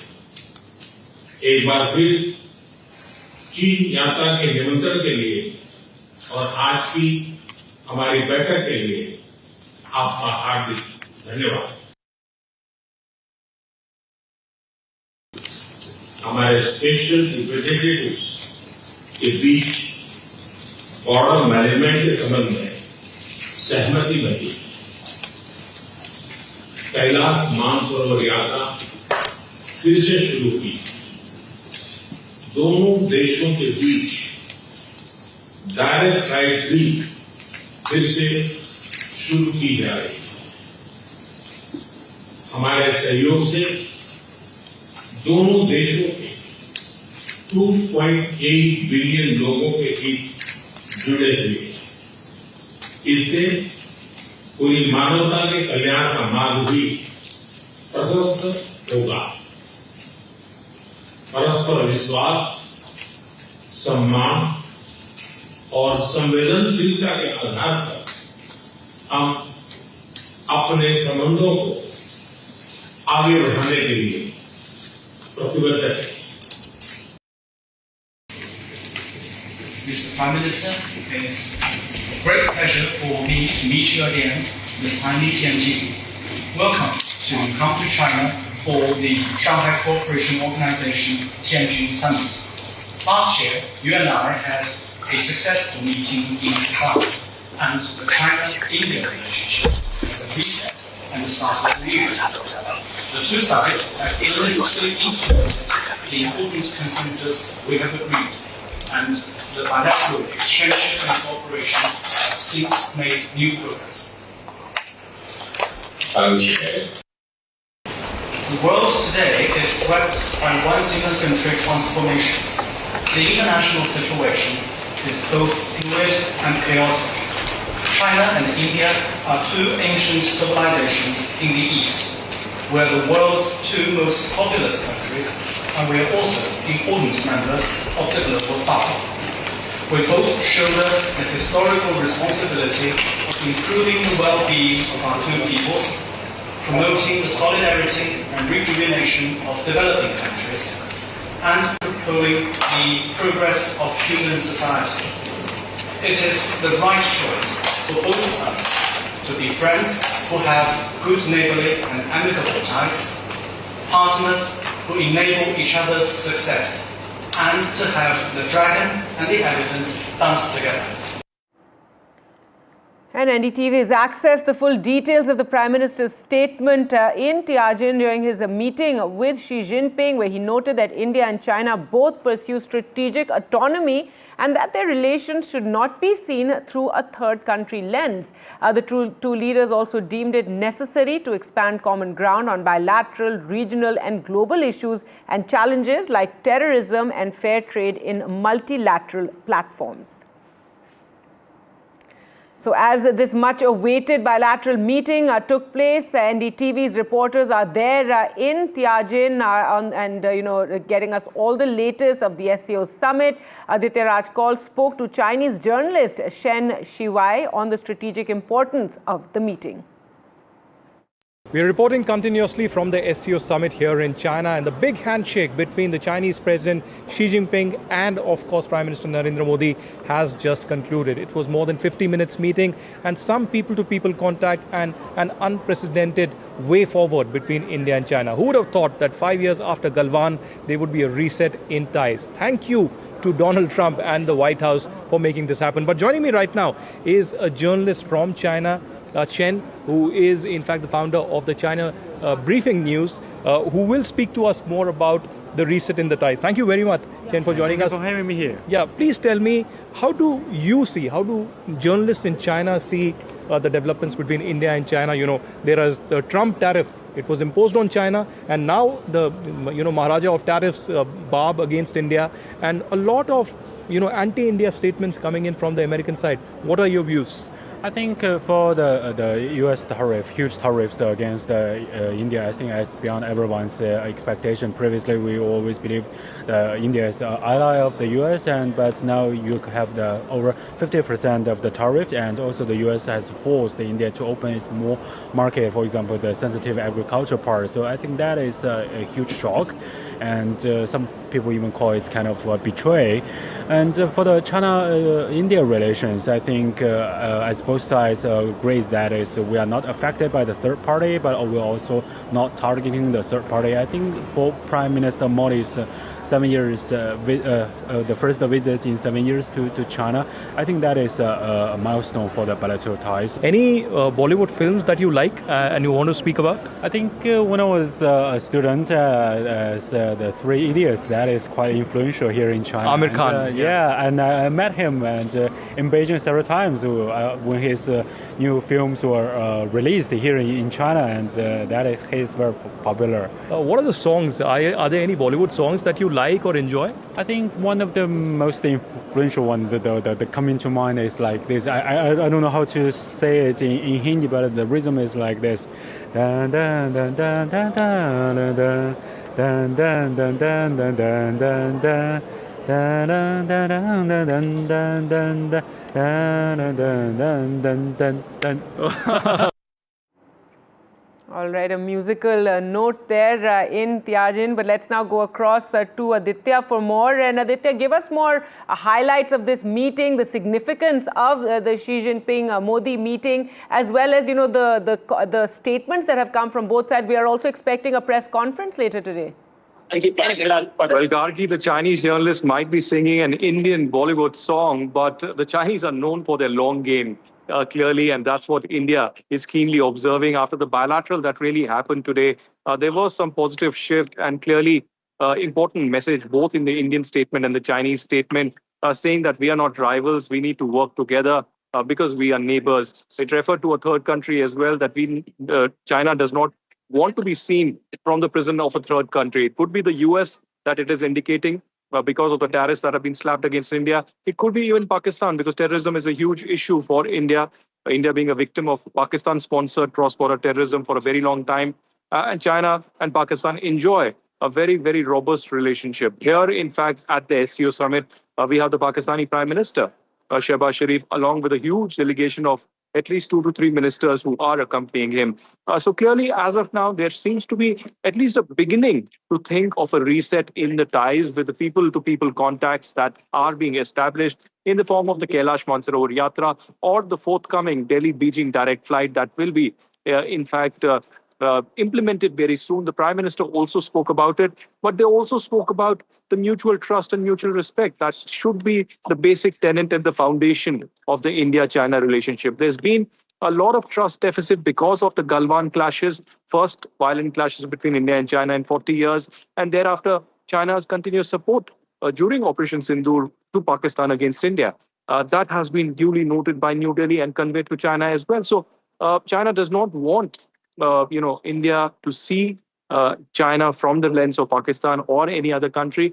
But the reality is that security and sovereignty is of paramount importance to New Delhi. And New Delhi will not make any compromises when it comes to land, when it comes to sovereignty, when it comes to the boundary question, or even Pakistan's interference in the internal affairs of India. So as of now, there is a beginning of the reset that's happening. No major announcement really from the bilateral, but we are looking towards a major bilateral that will happen tomorrow, Kargi, when Putin and Modi meet, just about 36 hours after Zelensky made an appeal to Prime Minister Modi while he was in China, making a phone call and asking him to intervene and convey to Putin that peace agreement was the only solution that can end this war now. That's right. Thanks so much, Aditya. Tomorrow will be another, blockbuster day in a sense, and we're also waiting for that reaction from Donald Trump. Perhaps that too will only come tomorrow. But let's talk about the body language that has really been scrutinized as the two leaders met and that handshake took place. It was firm. There was but some sort of stiffness also. As you can see, it's not very exuberant or warm. The Prime Minister smiling. Xi Jinping's expression, as always, inscrutable. A powerful handshake, silent yet thunderous on the world stage. Part of a carefully choreographed diplomatic dance, watched by keen-eyed observers across power corridors, some even in the White House. After 7 years of frosty silence, the ice has cracked. The moment India and China stepped out of the hostility, captured in a single searing image. Prime Minister Narendra Modi and President Xi Jinping locking hands in a rare and riveting display of diplomacy. Both leaders extending their hands to meet the others, a signal of willingness to work together in the face of global challenges. The body language, far from the days of swinging in front of the Sabarmati in Ahmedabad, but firm, respectful and calculated. This wasn't camaraderie, but strategic power play. PM Modi, known for his warm hugs, chose formality, and President Xi, equally guarded, matched his stance, a sign of cautious cooperation. At stakes, nothing less than regional stability and global order. The tiger and dragon, once locked in confrontation, are now choosing optics of peace over echoes of past conflict. While actions may speak louder than words, the two leaders' words were just as measured. हमारे सहयोग से दोनों देशों के 2.8 billion लोगों के हित जुड़े हुए हैं। इससे पूरी मानवता के कल्याण का मार्ग भी प्रशस्त होगा। परस्पर विश्वास, सम्मान और संवेदनशीलता के आधार पर हम अपने संबंधों को आगे बढ़ाने के लिए प्रतिबद्ध हैं। China and India are two ancient civilizations in the East. We are the world's two most populous countries, and we are also important members of the global South. We both shoulder the historical responsibility of improving the well-being of our two peoples, promoting the solidarity and rejuvenation of developing countries, and propelling the progress of human society. It is the right choice for both sides to be friends who have good neighborly and amicable ties, partners who enable each other's success, and to have the dragon and the elephant dance together. One handshake, 1,000 messages. In the great game of global power, Tianjin wasn't just a meeting. It was a chess move. For now, the world waits with bated breath to see what happens next. In diplomacy, body language is almost as important as written statements. Going by the body language of the two leaders today, they exchanged a warm handshake, a firm and a warm handshake, indicating, many say, an intent to move forward, provided the contentious issues are addressed. Will that happen remains to be seen. A roadmap for that has to be identified. China needs to walk the talk as well. But one thing is for certain, from the body language, the cold shoulder that the two leaders gave each other for the time between the Galwan clash till now has now made for firm handshakes. Will there be warmer greetings soon? Only time will tell. In Tianjin, this is Gauri Dwivedi for NDTV. All right, so that was all about the body language and the handshake. But let's now talk about the gains. What does this really mean now for India and China? And it's all about the economy after all, isn't it? So let's first talk about India's EV sector and the benefits it could have from these improved ties with China. We could access cheaper batteries, advanced EV technology from China, and this would help accelerate domestic EV adoption and also reducing the costs for consumers. So that's a big benefit for India. Now for China, India's EV market offers room for Chinese companies to grow, because remember, they too are very concerned about the economy. They'll get a vast new market as India will scale up its green mobility push. There could be joint ventures. Local manufacturing could also deepen economic linkages. China's economy stands to benefit from greater access to India's markets. This, of course, is something that one has spoken of in the past about how there is, it's very skewed in favor of China. The trade, opening India's consumer market, will offer relief to China's slowing economy and will provide new demand for Chinese goods, services, and investment. So that is what China could gain. China, remember, has assured India it will address the need for rare earth minerals, and that is something that India is looking forward to. India's clean energy, electronics industries depend on rare earths, and China's assurances eases those supply concerns and to support India's ambition, tech ambition there. Now, both sides have also agreed to reopen border trade. Resuming cross-border trade revives local economies in Himalayan regions. It also signals a thaw in ties after years of strained relations. And of course, the Prime Minister, in his opening remarks before the bilateral, announced the direct flights from India to China set to resume. And this restored air connectivity will help boost tourism, business travel, as well as people-to-people ties. It aids smoother supply chains also between the two Asian giants. So these are some of the early gains that one can expect from this improvement in relationships between India and China. Now let's talk more about the Prime Minister's visit there. And what has been very interesting to see is that he is riding in style. He's been seen riding in the red flag, the Hongqi L5 car. That's the Chinese President Xi Jinping's preferred car. A diplomatic gesture not to be missed when, it's all about symbolisms and reading into little gestures like this, known as the red flag. The Hongqi L5 is a high-end luxury vehicle and a symbol of China's domestic automotive industry. Hongqi, a symbol of made in China, was first manufactured way back in 1958 by the state-owned First Automotive Works, that's FAW, for the elite of the Communist Party of China. And the Prime Minister, during this visit, his first visit in 7 years to China, has, in a gesture, chosen to ride in this car.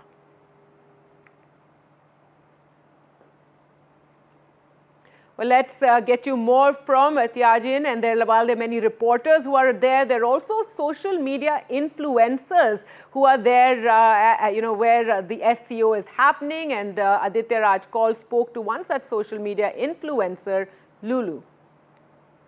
We're continuously reporting on NDTV from Tianjin in China on the SCO summit, and joining me is somebody from China who's a social media influencer, has close to 1 million followers, and is also tracking India-China relations very closely. Thank you, Lulu, for joining us. I want to begin by asking you about your thoughts about the SCO meeting and so many countries coming together and meeting Indian journalists. How grand is this event at Tianjin?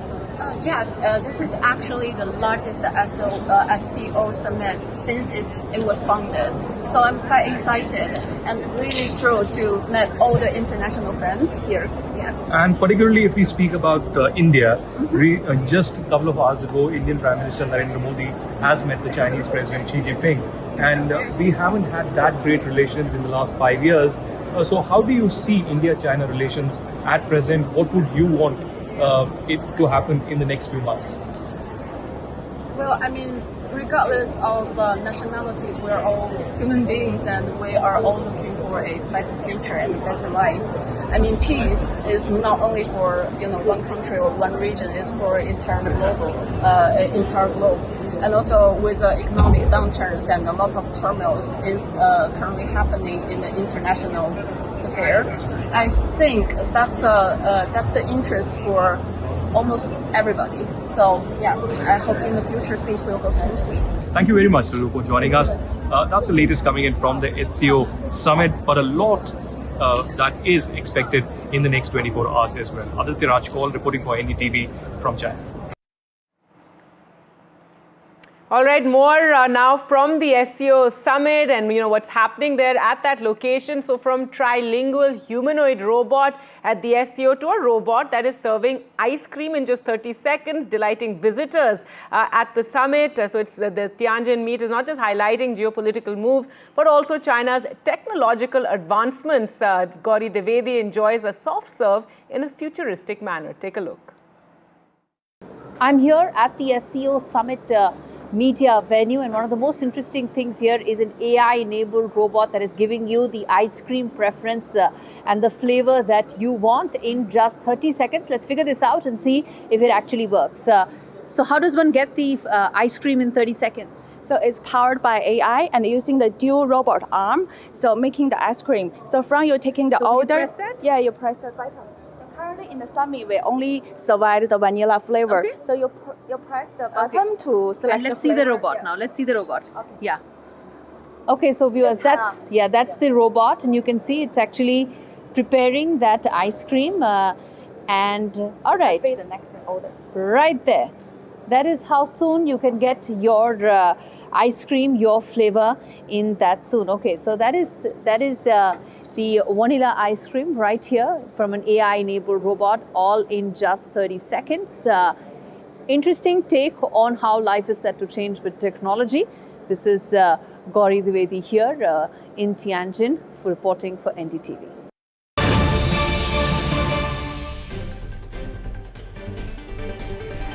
Let's now bring you the Congress's reaction to the developments in China and the Prime Minister's meeting with Xi Jinping, the bilateral that took place, and the Congress has hit out at the Prime Minister, saying that after my dear friend Donald Trump, it is my dear friend Xi Jinping, questioning the central government, saying, tell me, did we get justice for Galwan? Is the status quo of April 2020 in place?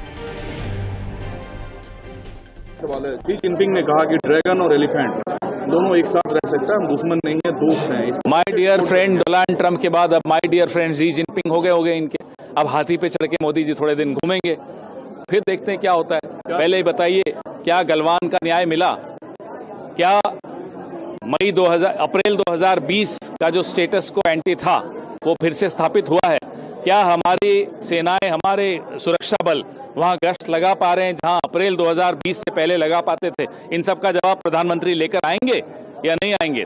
दोस्त बदलते रहते हैं, फिर दिल टूट जाता है, फिर नए दोस्त ढूंढते हैं। देश की तो हालत आपने देख ही ली, अर्थव्यवस्था की हालत देख ली, विदेश नीति की हालत देख ली।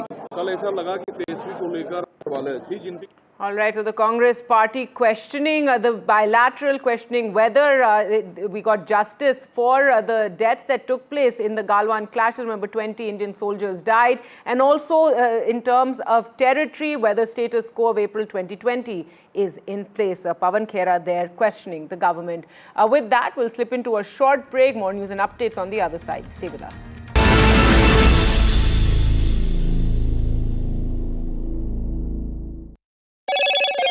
Hello, Moto.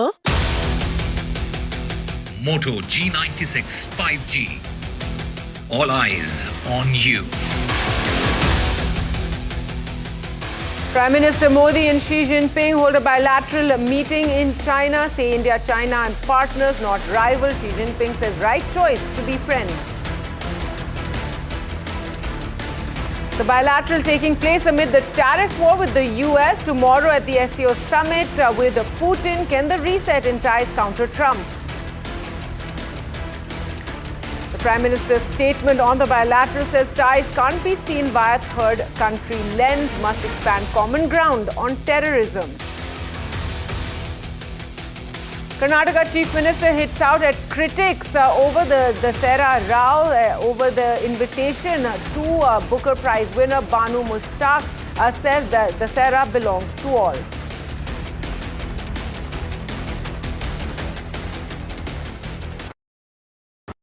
Presenting the all-knowing, all-powerful Tech Guru. Whoa. Guru? I'm no guru. Okay. I'm just a guy who loves his tech. A show where the mysteries of megabytes and motherboards shall be unraveled. Bro, nobody talks like that anymore. This is all about connected ecosystems, EVs and AI that you can use in your daily lives. We aren't talking about time travel yet. Gadgets tested under extreme conditions. But why? I review tech for people like you and me. You know what? Let me take it from here. All right. Tech isn't that complicated. In fact, it's about making our lives simpler, better, and more fun. That's what we do on Tech 360. Real talk, real reviews, tech that you can actually use. Tech has changed. So should your tech show. Before we began this episode, Vishnu was walking around this gun right now and having a really good time. Vishnu, the weapons. Let's talk about the weapons right now. No, I think the weapons are absolutely incredible. And Commodore, why don't you come in on this? This is an upgraded gun mount. Eventually, all of the ships of this class will have this upgraded gun mount. She carries BrahMos missiles, MR SAMs as well. How does this represent one of the most formidable capabilities for ships of this class, not just in the region, but anywhere in the world? So Vishnu, I would like to highlight one very important aspect in this class of ships, and that is the indigenous fire punch that we pack with us. Yeah.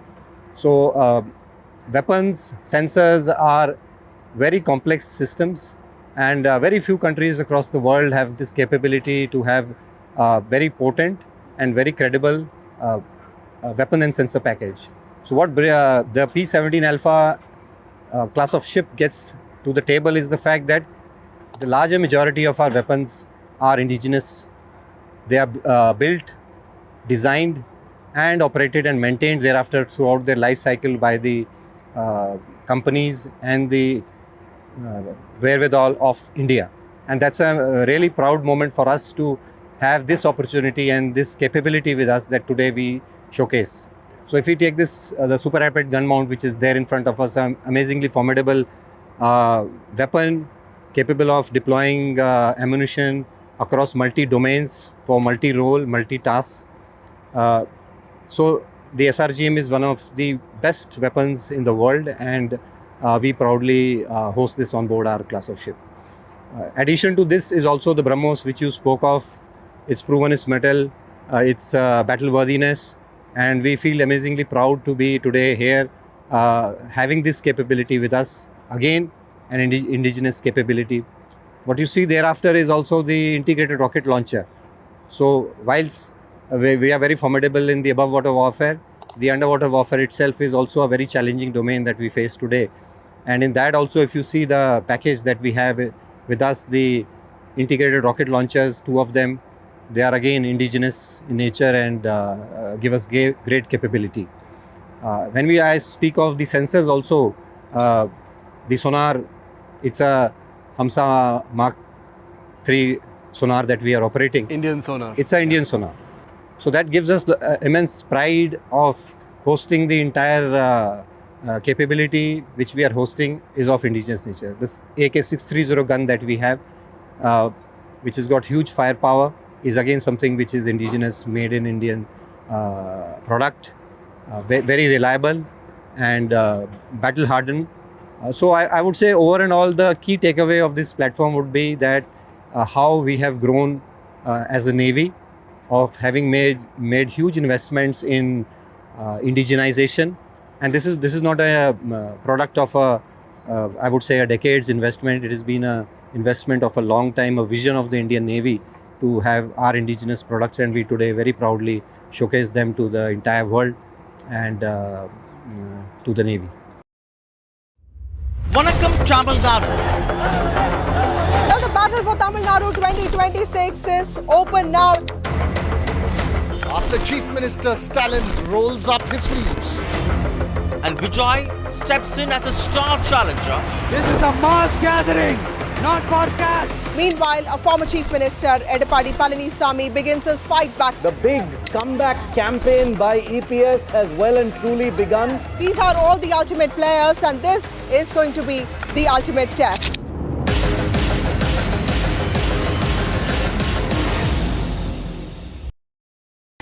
NDTV 24/7. is India's #1 English news channel on YouTube. Credible, compelling, always ahead of the curve. Thank you for choosing NDTV 24/7 as your trusted source for news.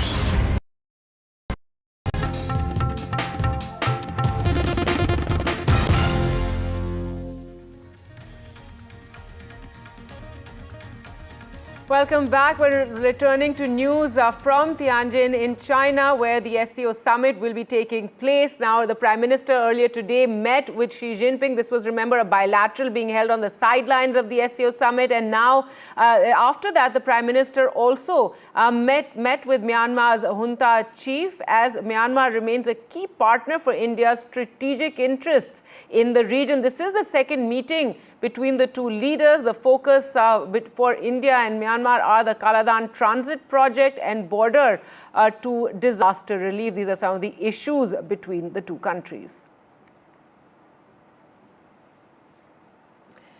And from the tiger-dragon handshake to the Titan huddle, Prime Minister Narendra Modi now prepares for the high-stakes meeting with Russian President Vladimir Putin in Tianjin that will be taking place tomorrow. It will be watched very, very closely around the world as global power equations shift. The West watching very closely as India signals its intent loud and clear. It will engage with all and bow to none. Remember, the West has been critical of India for purchasing oil from Russia, and that is the reason that Donald Trump has doubled the tariff and on India at an all-time high of 50% over the import of crude oil from Russia. But interestingly, ahead of that engagement, which will take place tomorrow with Vladimir Putin, Prime Minister Modi had a telephone conversation on Saturday with Ukrainian President Zelensky ahead of the SCO summit.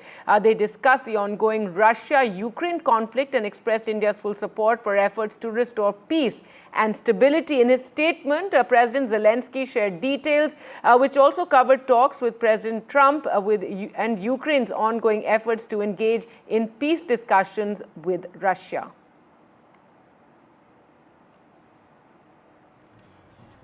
With that, we'll slip into a short break. More news and updates and more highlights coming in from China after that. Stay with us.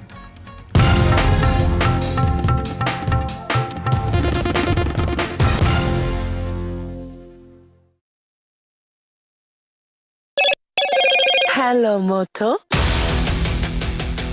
Moto G96 5G. All eyes on you.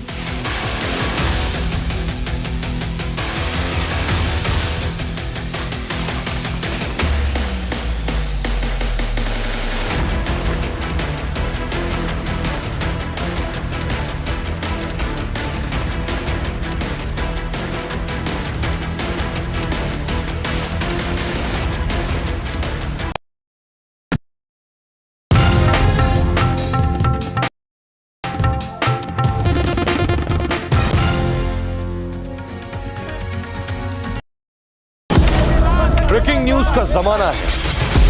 सबको तिल का ताड़ और राई का पहाड़ बनाना है। ऐसे में जनता के जूते के अंदर फंसा कंकड़ कौन देखे? बड़े बड़े मुद्दों के शोर में जमीन से जुड़े मुद्दे अक्सर खो जाते हैं। लेकिन देश तरक्की तब करता है जब जनता के माथे की शिकन हमारी हेडलाइंस बनती है। मैं सैयद सुहेल भारत को जीता हूं, भारत की बात बताता हूं। NDTV इंडिया पर।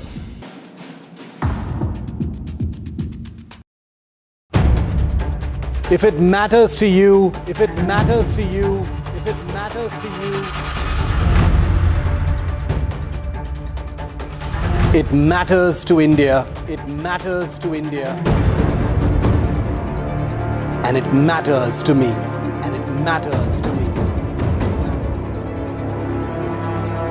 India Matters with Shivaru, only on NDTV 24/7.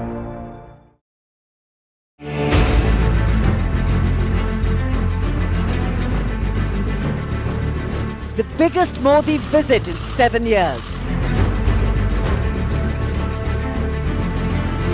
The biggest India-China icebreaker. The biggest angle of the tiger and dragon. NDTV reports from Ground Zero, China. NDTV is the first Indian media crew that has reached here in Tianjin in China to cover the SCO summit. The news breaks, the body language, the mind games of a new beginning. We at NDTV will keep getting you every aspect, every update, every development first from Tianjin.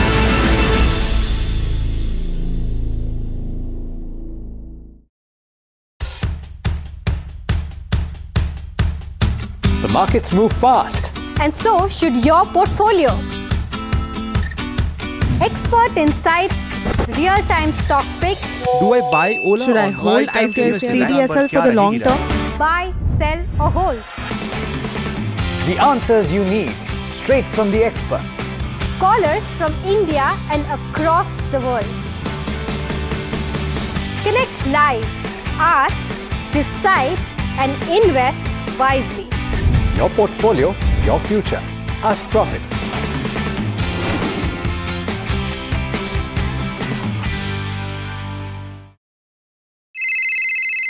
Hello बोलिए madam, डब्बा trading कब से चल रहा है पता है madam आपको? हम और आप तो जन्म भी नहीं हुआ था हमारा. We investigated a shady advisory firm that has spent big bucks on advertising on the front pages of national dailies. ये आपको बिल्कुल उसका ऐसा हल्का सा भी खौफ नहीं है. मैडम एक बात को खौफ किस लिए रखना चाहिए तो बताओ, कौन सा गलत काम कर रहा हूँ मैं? After our report, we also saw NSE came out with a cautionary circular to the investors. Market Regulator Securities and Exchange Board of India has also come out with a release talking about the actions that it has taken. Cyber complaint has also been filed against the entities involved in this entire Dabba trading scam.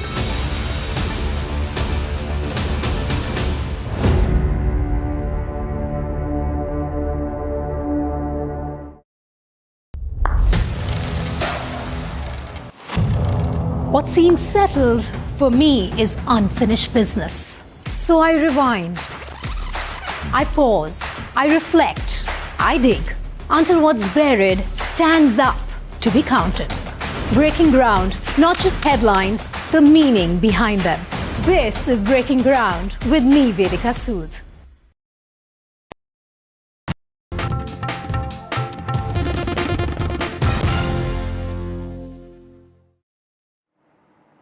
Welcome back. Let's now focus on Maharashtra and Mumbai. Maratha quota activist Manoj Arange Patil has announced he will stop drinking water as part of his ongoing fast for quotas for the Maratha community. Patil has been on a hunger strike protest at Mumbai's Azad Maidan, and the activist has demanded a 10% reservation and quota benefits for the Maratha community under other backward classes. Speaking to NDTV, Maharashtra Chief Minister Devendra Fadnavis said the government is hopeful of a solution. Deputy Chief Ministers Eknath Shinde and Ajit Pawar, who were away for scheduled events in Pune and Daregaon respectively, have called off their programs and are returning to Mumbai. उद्यापासून मी आता काल आणि आज पाणी pillow. उद्यापासून पाणी पिणे सगळं उपोषणाचं मी बंद करणार. सरकार मागण्याची अंमलबजावणी करत नाही, त्याच्या लक्षात येत नाहीये. त्यामुळे उद्यापासून मी पाणी बंद करणार आहे. आमरण उपोषण कडक सुरू करणार.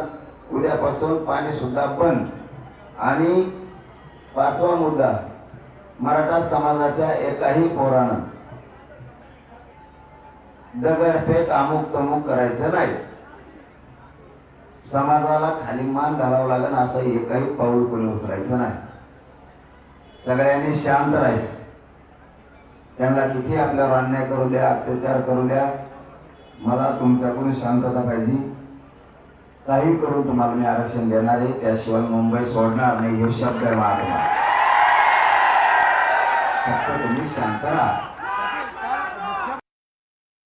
गणपती बाप्पा सर्वांना सुबुद्धी देतील आणि सगळे एकमेकाचा विचार करतील असं आपण अपेक्षा व्यक्त करूया. मुळातच आपल्याला कल्पना आहे की 2014 ते 2025 हाच काळ असा आहे की ज्या काळामध्ये 3 वेळा आमचं सरकार आलं आणि तिन्ही वेळा आमच्याच सरकारने मराठा समाजाकरता अनेक योजना सुरू केल्या, आरक्षण दिलं. त्याच्या आधीच्याही सरकारने काही केलं नाही आणि मध्ये असलेल्या सरकारने काही केलं नाही.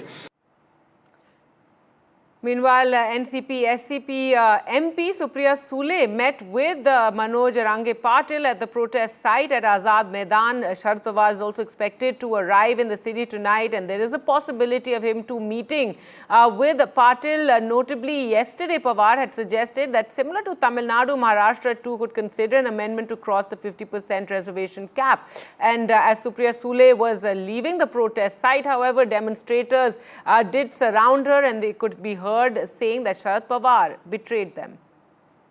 मेरी पहले दिन से मांग है कि ये लोकतंत्र में चर्चा होनी चाहिए। इतना बड़ा मैंडेट सरकार को मिला है। मेरी बड़ी विनम्रता से मेरी महाराष्ट्र के माननीय मुख्यमंत्री और दोनों उप मुख्यमंत्री से विनती है कि आप चर्चा करवाइए, अर्जेंटली निर्णय लीजिए, और अगर सबका साथ है तो इन्हीं का लाइन है ना, सबका साथ सबका विकास, तो सबका विकास करिए। Well, let's go across to Anuj now, who joins us from there. And Anuj, so fresh, pressure now on the administration, given that Arange Patil has now said he's not going to drink water. Also, a big challenge in terms of crowd management as well in this, very key part of Mumbai. Well, yes, you see the political activity has definitely picked up pace here in Mumbai. And as you can around me, this is day 3 of the protest, as we've been covering it quite extensively since morning, and the number of protesters isn't going down. Important to note that the protesters came here to Mumbai on 29th of August, which was a Friday, a working day, and the number of protesters was very high back then. And after that, Arange Patil made an open appeal to people to go back to their villages, because they have come mostly from the hinterlands, villages in Vidarbha and Marathwada region of Maharashtra mostly. But as you can clearly see, that no one is ready to leave the city. What is more important for us to understand is that the protest has peaked during weekends, and the real litmus test of the authorities and the police administration will happen tomorrow, because it's a Monday and a lot of people will be using the CSMT railway station that you see on your screen, and this entire circle, which is considered to be an important point here in Mumbai when you talk about the movement, right? But the number of protesters, as I said earlier, has been increasing. Now, when you talk about Arange Patil's demands, his demands stay very clear. He wants the immediate implementation of the Hyderabad and the Satara Gazette, which will include Marathas in the OBC community directly, and he wants a direct inclusion of the Marathas from the Marathwada district as Kunbis as soon as possible, even if that requires taking a special session of Maharashtra Assembly. The Maharashtra government, on the other hand, is holding continuous meetings with its subcommittee. A meeting was held yesterday. Today morning, a delegation also met Arange Patil, and just in a short while from now onwards, another meeting will be held with the Advocate General of Maharashtra, Dr. Narendra Saraf, where the legalities of this entire implementation of Hyderabad and Satara Gazette will be discussed elaborately. Back to the show. All right, thanks so much, Anuj, for joining us with all those details. So there you can see the third day of the fast by Arange Patil. They're a huge challenge really for the administration as well. And these are visuals from earlier when Supriya Sule had come and met with him. News now from Karnataka, where Chief Minister Siddaramaiah has defended his government's decision to invite Booker Prize winner Banu Mushtaq for the Mysuru Dasara inaugurations. Remember, this has been criticized by the BJP over her religion. He said that earlier KS Nisar Ahmed had inaugurated Dasara, people are ignorant of this. He also said that Tipu Sultan and Hyder Ali have all celebrated Dasara in Karnataka. ಹಬ್ಬ ಇದು. ಈ ಹಬ್ಬನ ಹಿಂದೆ ಮಹಾರಾಜರ ಕಾಲದಲ್ಲಿ ಹೈದರಾಲಿ ಟಿಪ್ಪು ಆಚರಣೆ ಮಾಡ್ತಿದ್ದಿಲ್ವ ದಸರಾನ? ಹೈದರಾಲಿ ಟಿಪ್ಪು ಮಹಾರಾಜರ ಆಳ್ವಿಕೆ ಇಲ್ಲದೆ ಇರುವಾಗ ಹೈದರಾಲಿ ಟಿಪ್ಪು ಮಾಡ್ತಾಯಿದ್ರು. ಆಮೇಲೆ ಮಿರ್ಜಾ ಇಸ್ಮಾಯಿಲು ಜವಾನರಾಗಿರಲಿಲ್ವ, ಅವರು ದಸರಾ ವಿಜೃಂಭಣೆಯಿಂದ ಮಾಡ್ತಾ ಇರಲಿಲ್ವ? ಅದರಿಂದ ಇದು ಒಂದು ಧರ್ಮಾತೀತವಾದಂಥ, ಜಾತ್ಯತೀತವಾದಂಥ ಹಬ್ಬ ಇದು. ಈ ಹಬ್ಬಕ್ಕೆ ನಾನು ಬ್ರೂಕರ್ ಪ್ರಶಸ್ತಿ ಪ್ರೈಜ್ ವಿನ್ನರು ಅವ್ರನ್ನ ಈ ಸಾರಿ ಮಾಡಬೇಕು ಅಂತೇಳಿ, ಯಾಕಂದರೆ ಬ್ರೂಕರ್ ಪ್ರಶಸ್ತಿ ವಿಜೇತರು ಭಾಳ ಕಡಿಮೆ. In other news now, the BJP is targeting Trinamool Congress MP Mahua Moitra once again, this time over what it calls or describes as casteist and anti-Hindu comments that the parliamentarian made. BJP's IT cell has described her comments as anti-Hindu and casteist hate speech and said there can be no forgiveness for such communal venom, is how they've described what Mahua Moitra said. However, is it a case of lost in translation? The MP hit out at the BJP as the BJP attacked her over her comments on Union Home Minister Amit Shah, and then she had quoted from a noted poet Sukumar Ray to drive home her point. An FIR has also been registered against Moitra in Raipur for her comments against Union Home Minister Amit Shah. Senior TMC Minister Sovandeb Chattopadhyay defended Mahua Moitra's comments, saying Mahua did not disrespect any community and it is the BJP who is disrespecting Bengalis, as the BJP targeted her for these comments. এটা কি অঙ্ক ভাই? এক একটা SC বুথে আমরা 1000 টাকা লক্ষ্মীর ভান্ডার পেরে এসসি মহিলারা 1200 টাকা পায়, অথচ প্রত্যেকটা এসসি বুথে, নমশূদ্র বুথে, মতুয়া বুথে 100টা ভোট খুললে 85টা বিজেপি, 15টা অন্যান্য পার্টি। বাপ রে বাপ রে বাপ! কাদের সময় মমতা, রাস্তার সময় মমতা, কাঠের মালা করে সব তো চলে আসেন ভাই ভাতা নিতে, তখন কি হয়? তখন কি হয়? বাস্তব কথা বলছি আমি, শুনতে খারাপ লাগে, বাস্তব কথা বলছি। আমি যখন কথা বলি সেগুলো খুব টিভি ভিডিও হয়, আমার কিছু জয় আসে না এটা নিয়ে, সত্যি কথা বলছি কি না? তাহলে স্বাস্থ্যসাথীর সময় মমতা ভাই, প্রত্যেকটা দাসপাড়ায় স্বাস্থ্যসাথীর কার্ড আছে, লক্ষ্মীর ভান্ডার 3টা করে প্রত্যেকটা বাড়িতে ঢুকছে, আর ভোটের সময় Mahua Moitra is not such a fool that she will condemn a certain community in our state, in our country. That is a fabricated word. I think that what Narendra Modi, their actually hatred about the Bengalis, that has been amply proved. Not even a single caste. They are hitting the Bengali as a whole. So those who are hitting the Bengali as a whole, they are the main person who are hitting the people of West Bengal, irrespective of caste, creed and religion. आज देश के लिए बहुत दुर्भाग्यजनक दिन है जब देश के सर्वोच्च संस्था संसद में चुने हुए एक सांसद श्रीमती महुआ मोइत्रा, जो पश्चिम बंगाल के कृष्णनगर से सांसद है, उन्होंने देश के सर्वोच्च प्रधानमंत्री जी के और आदरणीय अमित शाह जी जो गृह मंत्री है, उनके गले को काटकर प्रधानमंत्री जी के मेज पर रखने की बात की। ये असंभव है, ये दुर्दांत है, ये दुस्साहस है। इस देश के गणतंत्र को और इस देश की अखंडता को चोट पहुंचाने का ये कुत्सित प्रयास है कि उनके खिलाफ FIR हो, भारतीय दंड संहिता के तहत हो और उनको कड़ी से कड़ी सजा मिले और ऐसी नेत्री का सामाजिक बहिष्कार हो। टीएमसी की एक सांसद द्वारा गृह मंत्री जी के सर काटने की बात कहकर शर्मसार की हद पार कर दी। गाली गलौज, सर काटकर मेज पर रख देना चाहिए, कभी मौत का सौदागर, तो ना जाने कौन कौन अपशब्दों से जिसको कहना भी हम लोग के लिए हिम्मत नहीं जुटा पाते हैं, वैसे वैसे शब्दों का प्रयोग प्रधानमंत्री जी के लिए किया गया है।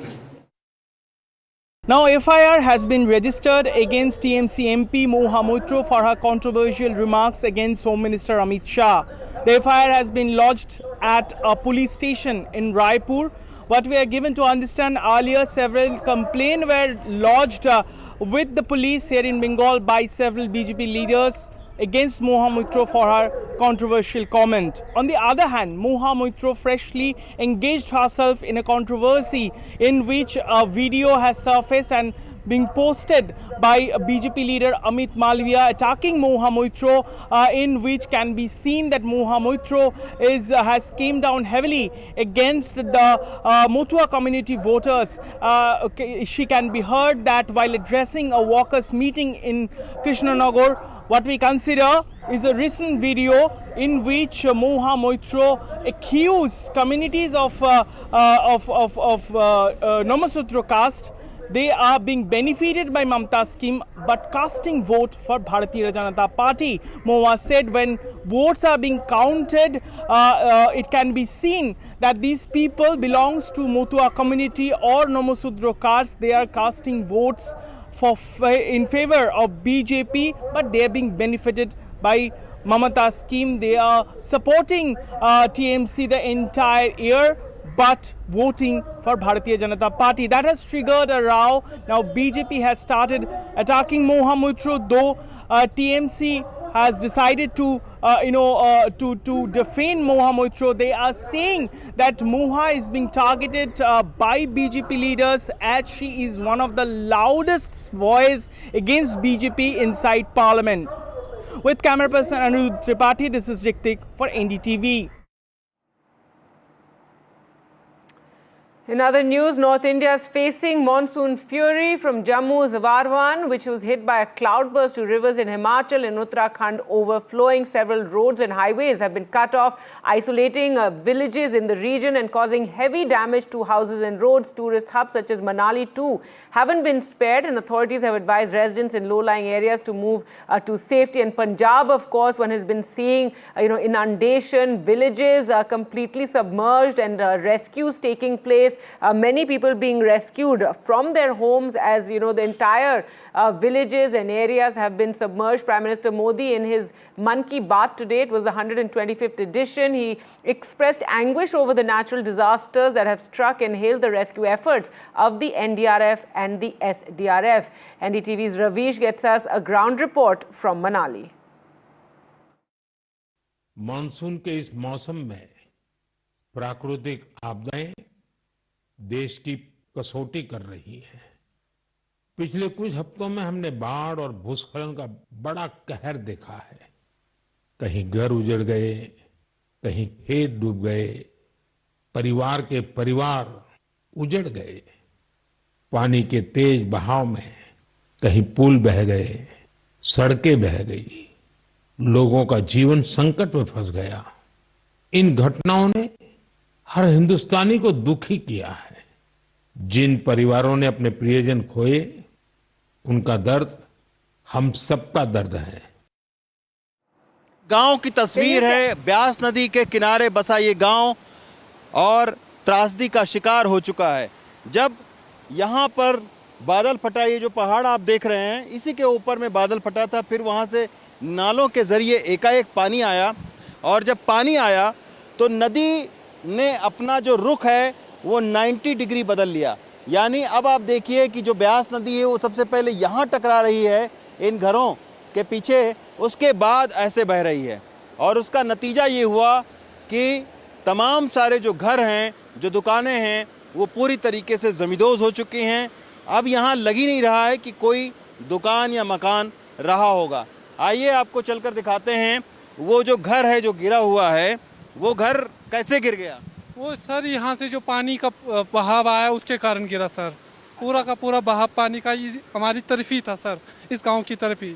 तो कितनी भयानक एक तबाही जो है वो देखने को मिल रही है।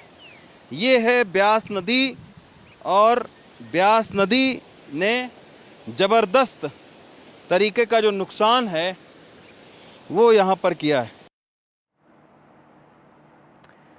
All right, that was a ground report from Himachal. With that, we'll slip into a short break. More news and updates on the other side. Do stay with us.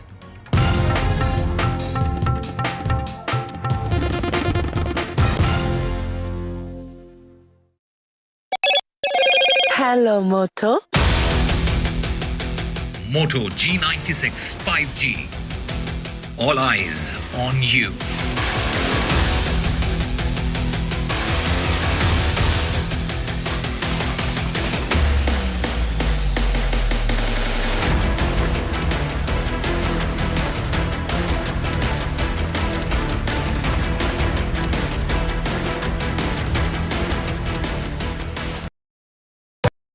Captain Chakravarti, not one but two warships. That's amazing. You know, Vishnu and I, through our careers, have been to many commissionings. Vishnu a few more than me because he's slightly older than me. He wants to rub that in. But that's just a side dig. Carry on with the... Yeah.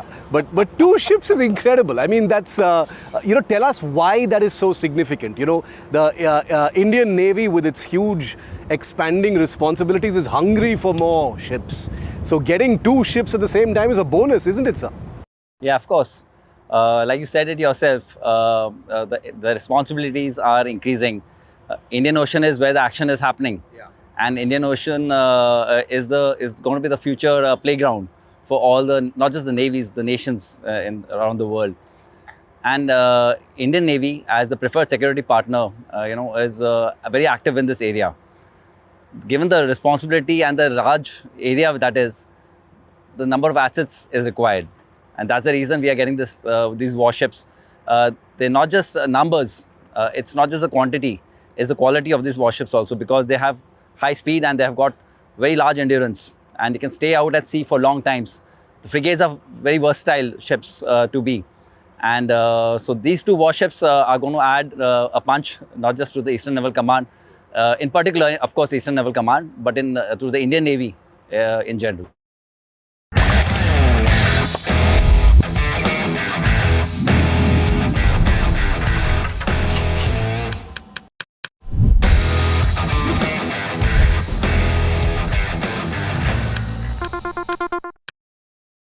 Other opposition parties. They argue, I conclude. They deflect, I drill down.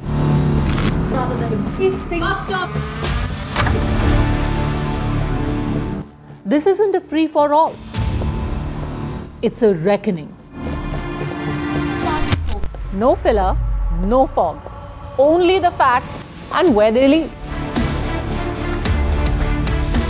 Every night at 9, the case closes because the buck stops here. NDTV 24/7 is India's #1 English news channel on YouTube. Credible, compelling, always ahead of the curve.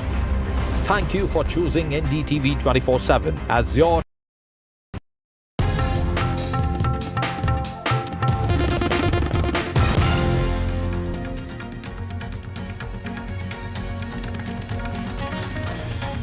Hello and welcome. You're watching NDTV. I'm Gargi Raut. Our big focus is the Prime Minister's China visit coming after a gap of 7 years. Also a bilateral with Xi Jinping. We'll get you all the highlights. First, a look at the headlines we're tracking. Prime Minister Modi and Xi Jinping hold a bilateral meeting in China, a step towards improving relations between the 2 countries, as well as strong optics in the wake of Washington's hefty tariffs. India says India-China partners, not rivals.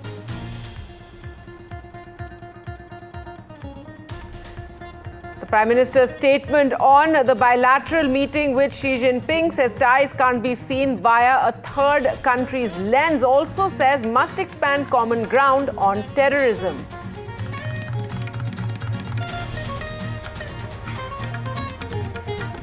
The Congress questions the bilateral meeting with Xi Jinping and says, after my dear friend Donald Trump, it's my dear friend Xi Jinping. Tell us, did we get justice for Galwan? Is the status quo of April 2020 in place?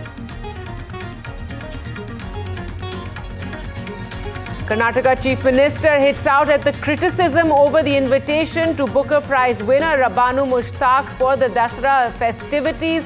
He says that Dasra belongs to all communities. The BJP has been critical of the move.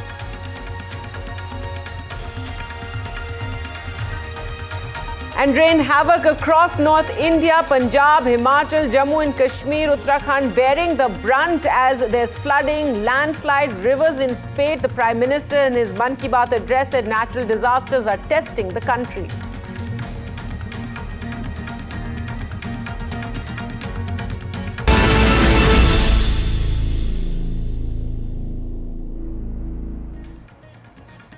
Our big focus today, Prime Minister Modi met with Chinese President Xi Jinping on the sidelines of the 2-day SCO summit, the Shanghai Cooperation Organization summit in China's Tianjin. It is the Prime Minister's first visit to China after 7 years and the first visit after the Galwan clashes along the LAC in Ladakh, where India lost 20 soldiers.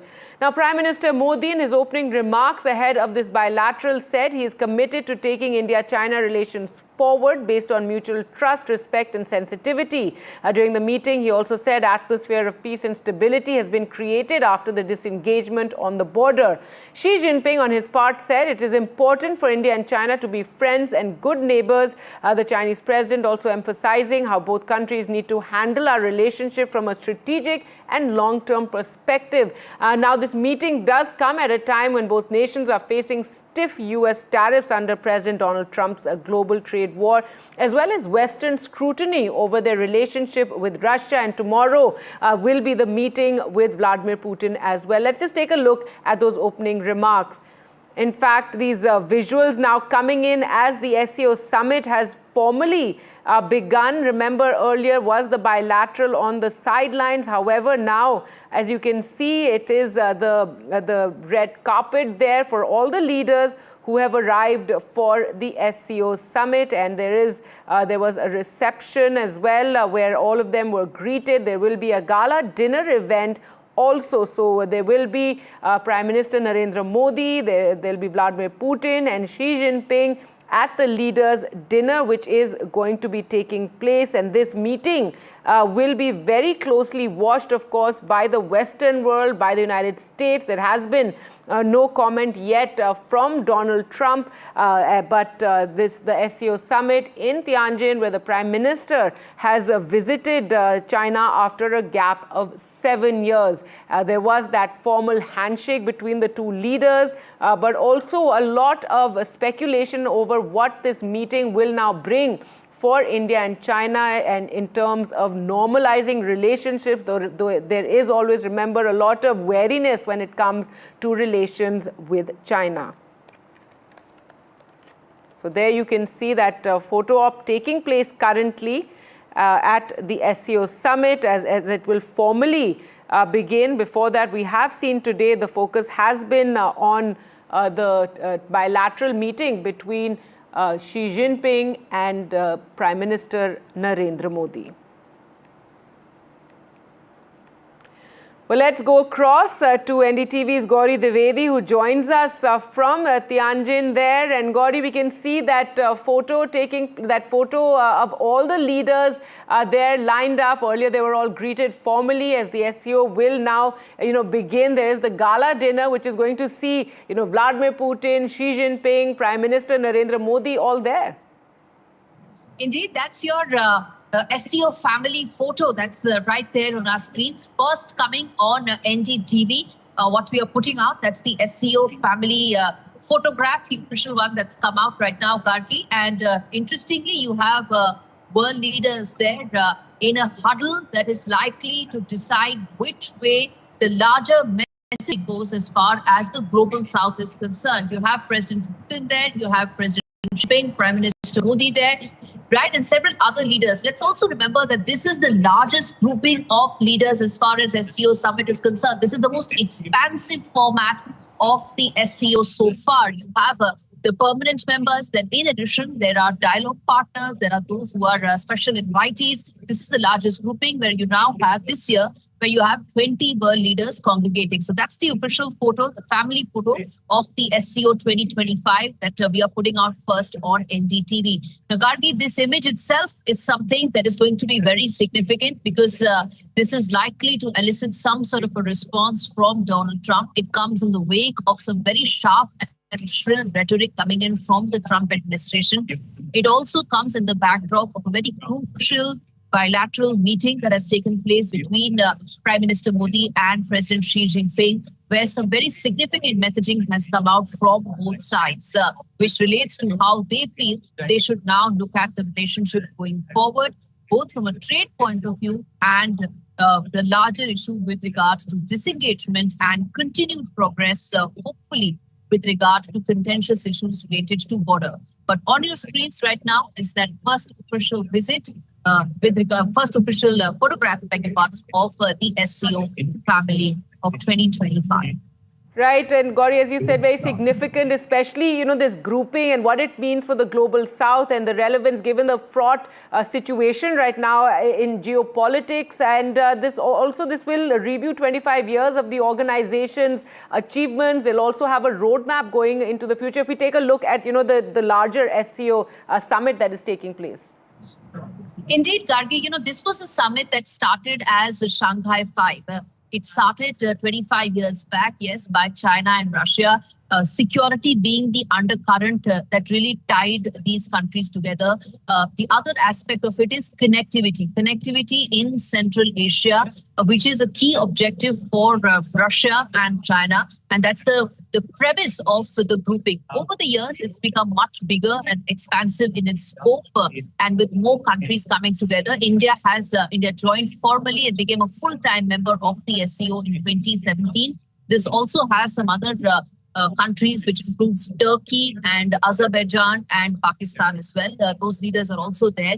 So this is now a grouping that has become much bigger than Shanghai Five when it started.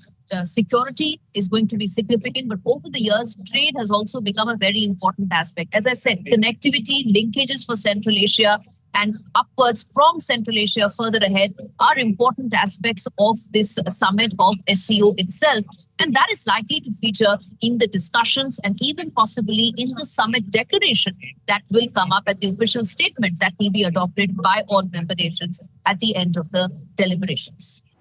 All right. And Gauri, let's also talk about, what has taken place so far, which is, of course, the bilateral meeting between Xi Jinping and Prime Minister Modi. This is the Prime Minister's first visit to China in 7 years. A lot of significant statements made. Of course, we're very, cautiously optimistic over, going forward, the relation between India and China. And lots of, very positive things have been said and emphasis on both the countries and friendship and mutual trust and respect. Indeed, some very important phrases and words in the statement need to be highlighted, Gargi. And three of those which are very, very significant. One is that India and China are not rivals but partners. That's a new coinage that has come to light. And that's the Indian statement I'm talking.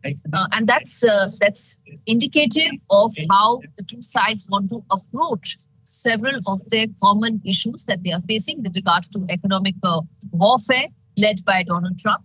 And at the same time, also look at their contentious issues bilaterally. That's the first thing. The second thing is they've also talked about how their relations should not be viewed through a third party or a third country lens. And this needs to be read in greater detail. Now, on one end, you have the China-Pakistan nexus that India has all along called out. Interrupt you there, we're just seeing Operation Sindhu.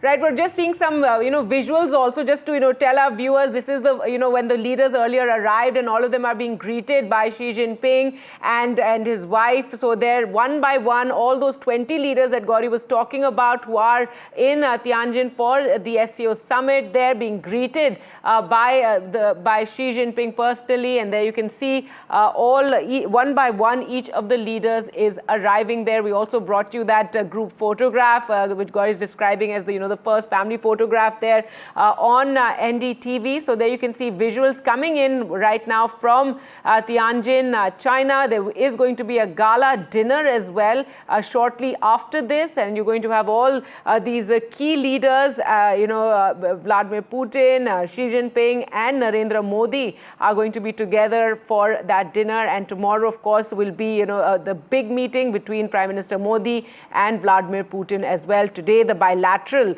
with Xi Jinping. So yes, Gauri, sorry, returning to you for more on what the significance of the SCO summit, especially coming at this time, as it does at a fraught time when India and China are facing tariffs from President Donald Trump and this global trade war that he is undertaken. Also criticism from the West over our relations with Russia and import of crude oil, etc. So yes, at a time like this, the SCO summit gaining more significance. Indeed, gaining more significance, Gargi, and those visuals really do tell the story. You have the Chinese president and the first lady of China receiving all world leaders, and this is the first formal reception, so to say, of the world leaders being received by President Xi and the First Lady in China. We were talking about the larger messaging in terms of the India-China bilateral. And the one thing that we spoke about was the third nation reference that was made. And that's significant because India has called out the China-Pakistan nexus. We did so even during Operation Sindoor. Parallelly, China has been raising, and voicing how it feels that there should be, with regard to Quad. It has said that in the past. So that is what they have been calling out in terms of how India is part of the Quad. Now, and that the interesting phrase that has come to light about the third country part, that I think is something that is going to be deliberated, discussed in greater detail, and would probably be one thing that will shape up the roadmap from here on between India and China. But one thing is for certain, the mention of BRICS, where India is the host country next year, an invitation to the Chinese president being extended, indicates that the two leaders want to pick up and continue the momentum in terms of discussions. How far will that go? How soon will those lead to significant breakthroughs? Is really the question that we wait for an answer from over a period of time. Right, Gauri, and earlier we were talking about the US watching this closely, the West watching this closely, and what has taken place has been that article in the New York Times which talks about how President Donald Trump will not be coming for the Quad summit, and it's very curious because there's really been no talk of that Quad summit as such and when it's to take place. So just ahead of the SCO summit, this story being put out there by the New York Times. This is optics, and one could even say this is Donald Trump jumping the gun, because unless there is a formal invitation that is being extended by the host country, how can anybody else talk about not coming? So this is India as the host country needs to extend that formal invitation. It hasn't done so, but with US jumping the gun and saying it's essentially optics and putting that out on a day when these developments are taking place here in China, in Tianjin. So it is meant to send out that message in terms of how Donald Trump and his administration is viewing these latest set of developments. Or one could say these are yet another, pressure tactics, so to say, being deployed by Donald Trump because he wants that trade deal. And yes, he wants that progress, both of which India has resisted, continues to do so, because it feels whatever decision has to be taken has to be on its merit and keeping India's national interests in mind. Having said that, Gargi, I feel even tonight, India time, and maybe tomorrow as well, you will see more reactions coming in from the Trump administration, because tomorrow, remember, is that all-important bilateral between President Putin and Prime Minister Modi. And my sense is Donald Trump is going to be furiously working on Truth Social, if nothing else, to come out with yet another set of expletives, because that's what he is reducing his presidency and his Trump administration today. And President Xi. That's right. So there you can see that formal reception is taking place as all the leaders who are participating in this SCO summit, 20 of them arrive for that gala dinner that is to take place, and Xi Jinping and the First Lady there greeting all of the leaders. We're waiting to see, Gauri, when the Prime Minister Modi will arrive. There's been so much scrutiny of the handshake and the body language and how it was, firm handshake, but there's not much exuberance. There was a sense of formality. Xi Jinping, always this inscrutable expression, not really smiling as such, though we have seen him in the past smiling when, he meets Putin. So all that has been really looked at. And again, coming back to that phrase I used earlier, this cautious optimism on India-China ties, and a lot being read into the formality of that handshake, and also how Xi Jinping was wearing black, Prime Minister Modi was wearing white. Yes, indeed. And Gargi, whatever worded statements don't say in diplomacy, body language is supposed to communicate, right? So to that extent, a lot has been read and must be seen in terms of the body language as well between the two leaders. One, of course, goes back in time to the time when the two leaders... Gauri, sorry to talk over you. The Prime Minister has arrived. And yes, another handshake. It does seem a more happy, picture this time rather than, the earlier formal sort of photograph we saw. And Xi Jinping does seem to be smiling there. So yes, there you just had it. The Prime Minister there formally welcomed to the SCO summit. Yes, Gauri. Indeed, those were visuals of Prime Minister Modi being formally welcomed to the SCO summit. Seconds ago, President Xi and the First Lady welcoming Prime Minister Modi to SCO 2025 being held in Tianjin, where we are doing and coming this broadcast from. Gargi, we were speaking about body language. Even now, you saw that warm handshake between the two leaders. It's really done a lot of... there's a departure in terms of how this body language played out in the last couple of months itself. Last year, when the two leaders met at Kazan. Since then, there has been a major thaw in their relations, and now there is a warm handshake. Now, will that lead to warmer ties, warmer greetings? That remains to be seen. But yes, it's indicative of the fact that the two leaders are now speaking, communicating, and deliberating on issues that define the relationship of their countries. So to that extent, you're seeing those visuals on your screen, a warm greeting there, a warm handshake, and may I add, smiles as well. How should one read that is the key question. But in diplomacy, whatever worded statements leave out, reading of the body language fills in several of those gaps and several of those questions. So I leave it to our viewers as well to see how they read these warm greetings between the Prime Minister and President Xi. Right, Gauri. Now we've also had a reaction from the Congress, over the meeting with Xi Jinping, and they've questioned. They're saying after my friend Donald, is it now my friend Xi Jinping? And also a question: have we got justice for Galwan, where we lost 20 soldiers? And has there has there been a reset of April, the status quo of April 2020 in place? And this is some of the questions that many analysts too have been pointing out. And those questions remain, Gargi, because at no point of time in either of the two statements, whether you see the Indian readout or you see the Chinese readout, these questions still remain. And as far as those issues are concerned, they still are those that need to be worked out. And India has been very categorically saying that. The readout very clearly says that mutual trust and sensitivity needs to be maintained. And as far as border talks are concerned, they're still going to continue. And there is expectation that there could be some progress. Now, one needs to keep in mind that these are contentious issues that define the bilateral relationship. It's not trade that defines it. It's not people to people.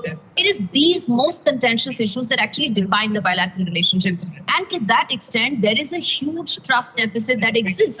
Something that the Prime Minister made a reference to when he said there should be mutual trust. Now, that mutual trust needs to be the premise of being able to identify and find solutions to these issues. Sorry again to interrupt you, Gauri. Now we can see Vladimir Putin there meeting with Xi Jinping, and some sort of interaction. Two aides or I don't know, officials have also arrived there so Xi Jinping taking longer there with his meeting with Vladimir Putin. So interesting to see that perhaps they're interpreters or something who have arrived there, and there seems to be a longer conversation there taking place. I think this is also as all the leaders line up for that photograph that NDTV showed you of all the leaders of the SCO all together. So yes, Xi Jinping meeting there. You can see the earlier welcoming of Prime Minister Modi, and then we saw the last leader to come out was Vladimir Putin, and that meeting and that interaction was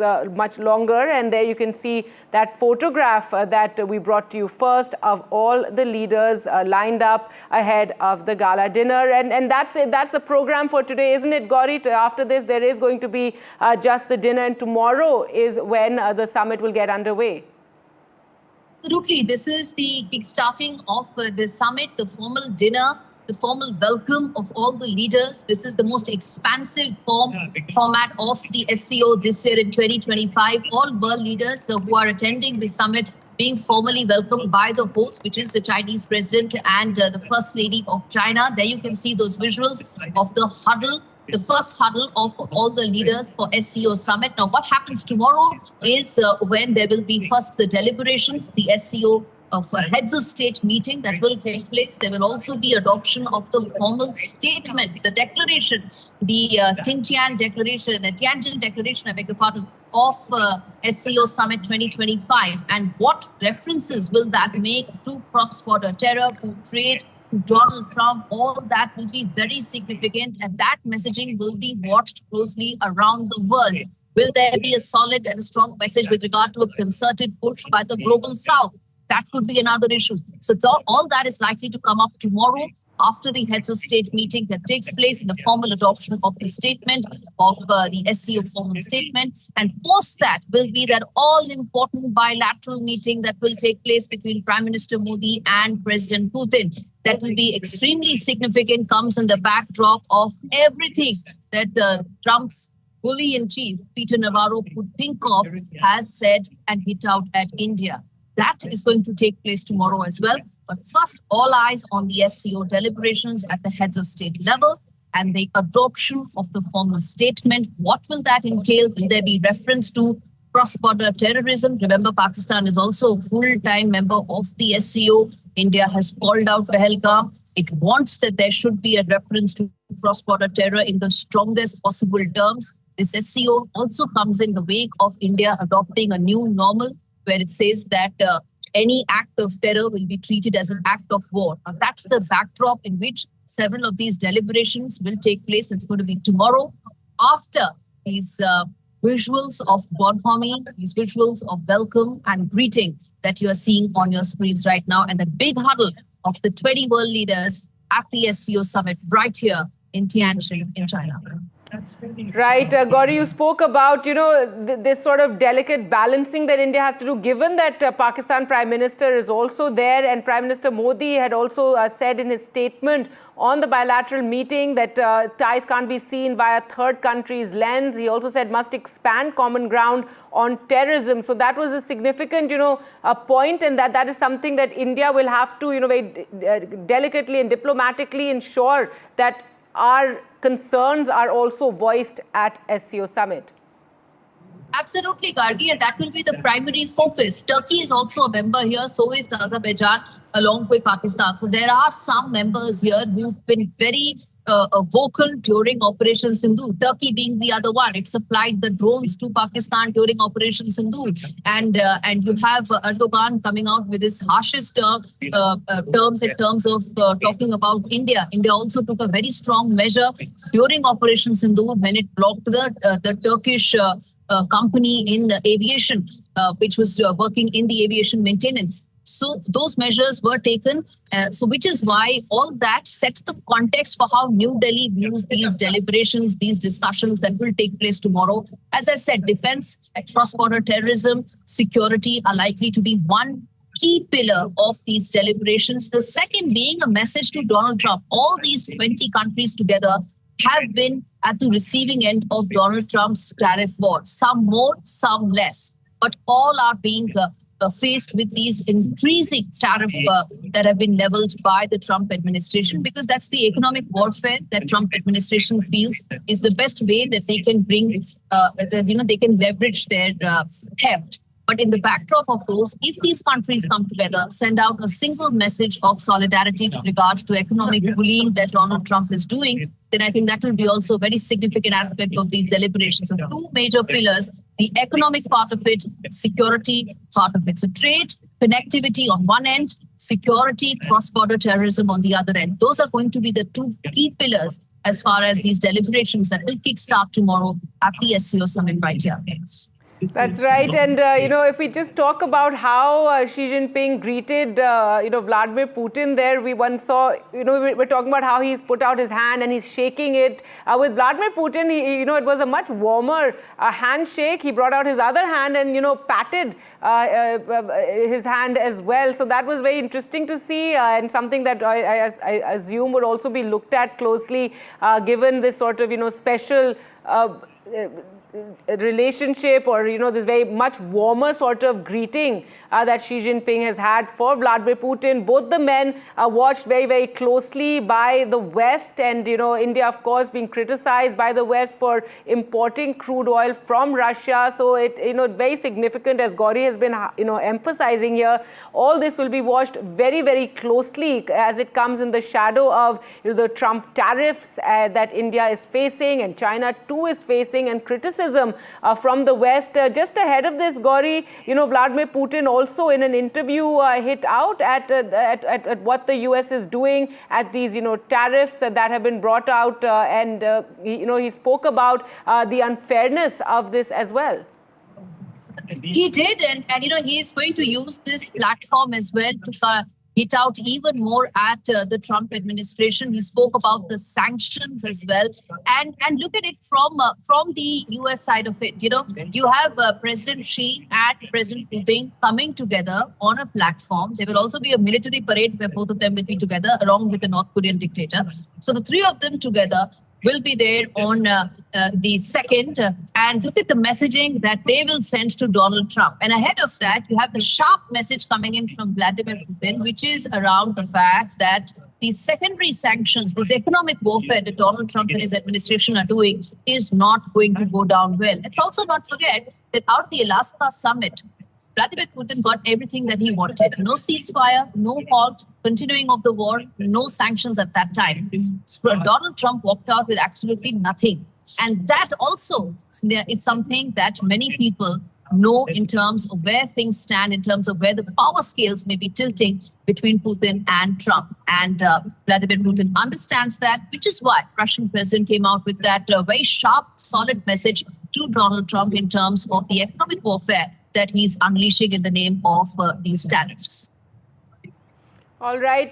Gauri, you can also, let's talk about the bilateral for viewers who, may not have followed the news earlier today. Today, there was the significant bilateral meeting between Prime Minister Modi and Xi Jinping. And a lot of positive statements were made during that, emphasizing the friendship, emphasizing also, Gauri, the benefit that friendship and, partnership between the two countries could bring to their population of billions. Indeed, and in fact, the statement also mentions just that. Prime Minister Modi's statement also mentioned that, and his comments also, which said that the two of them, that is India, China, coming together would actually help large part of humanity. And that is something that he also said that this will be something that will impact humanity at large. So, one also needs to keep in mind that these are also the biggest growth engines in the world. India clocked in 7.8% growth rate in the last quarter. China is an economic heavyweight. The two of them coming together will also have a huge impact from an economic point of view against the world at large. And also the statement that came in from Prime Minister Modi in that bilateral meeting, that the two of them together would mean 2.8 billion people around in the world being impacted, really sends out the message to the world that you take away India and China from any equation, then it falls apart. That's the larger message here.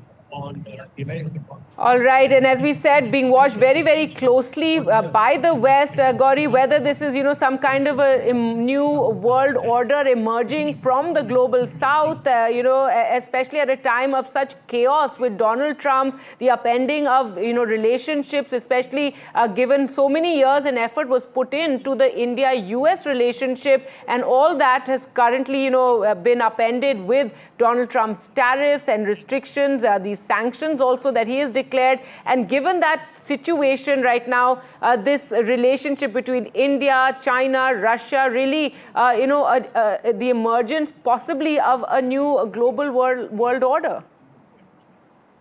So the Russia-India-China grouping is not something that New Delhi is interested in, because that's a very formal anti-Western stance, something that India is not a formal grouping, but a friendship or cooperation now between all the three countries.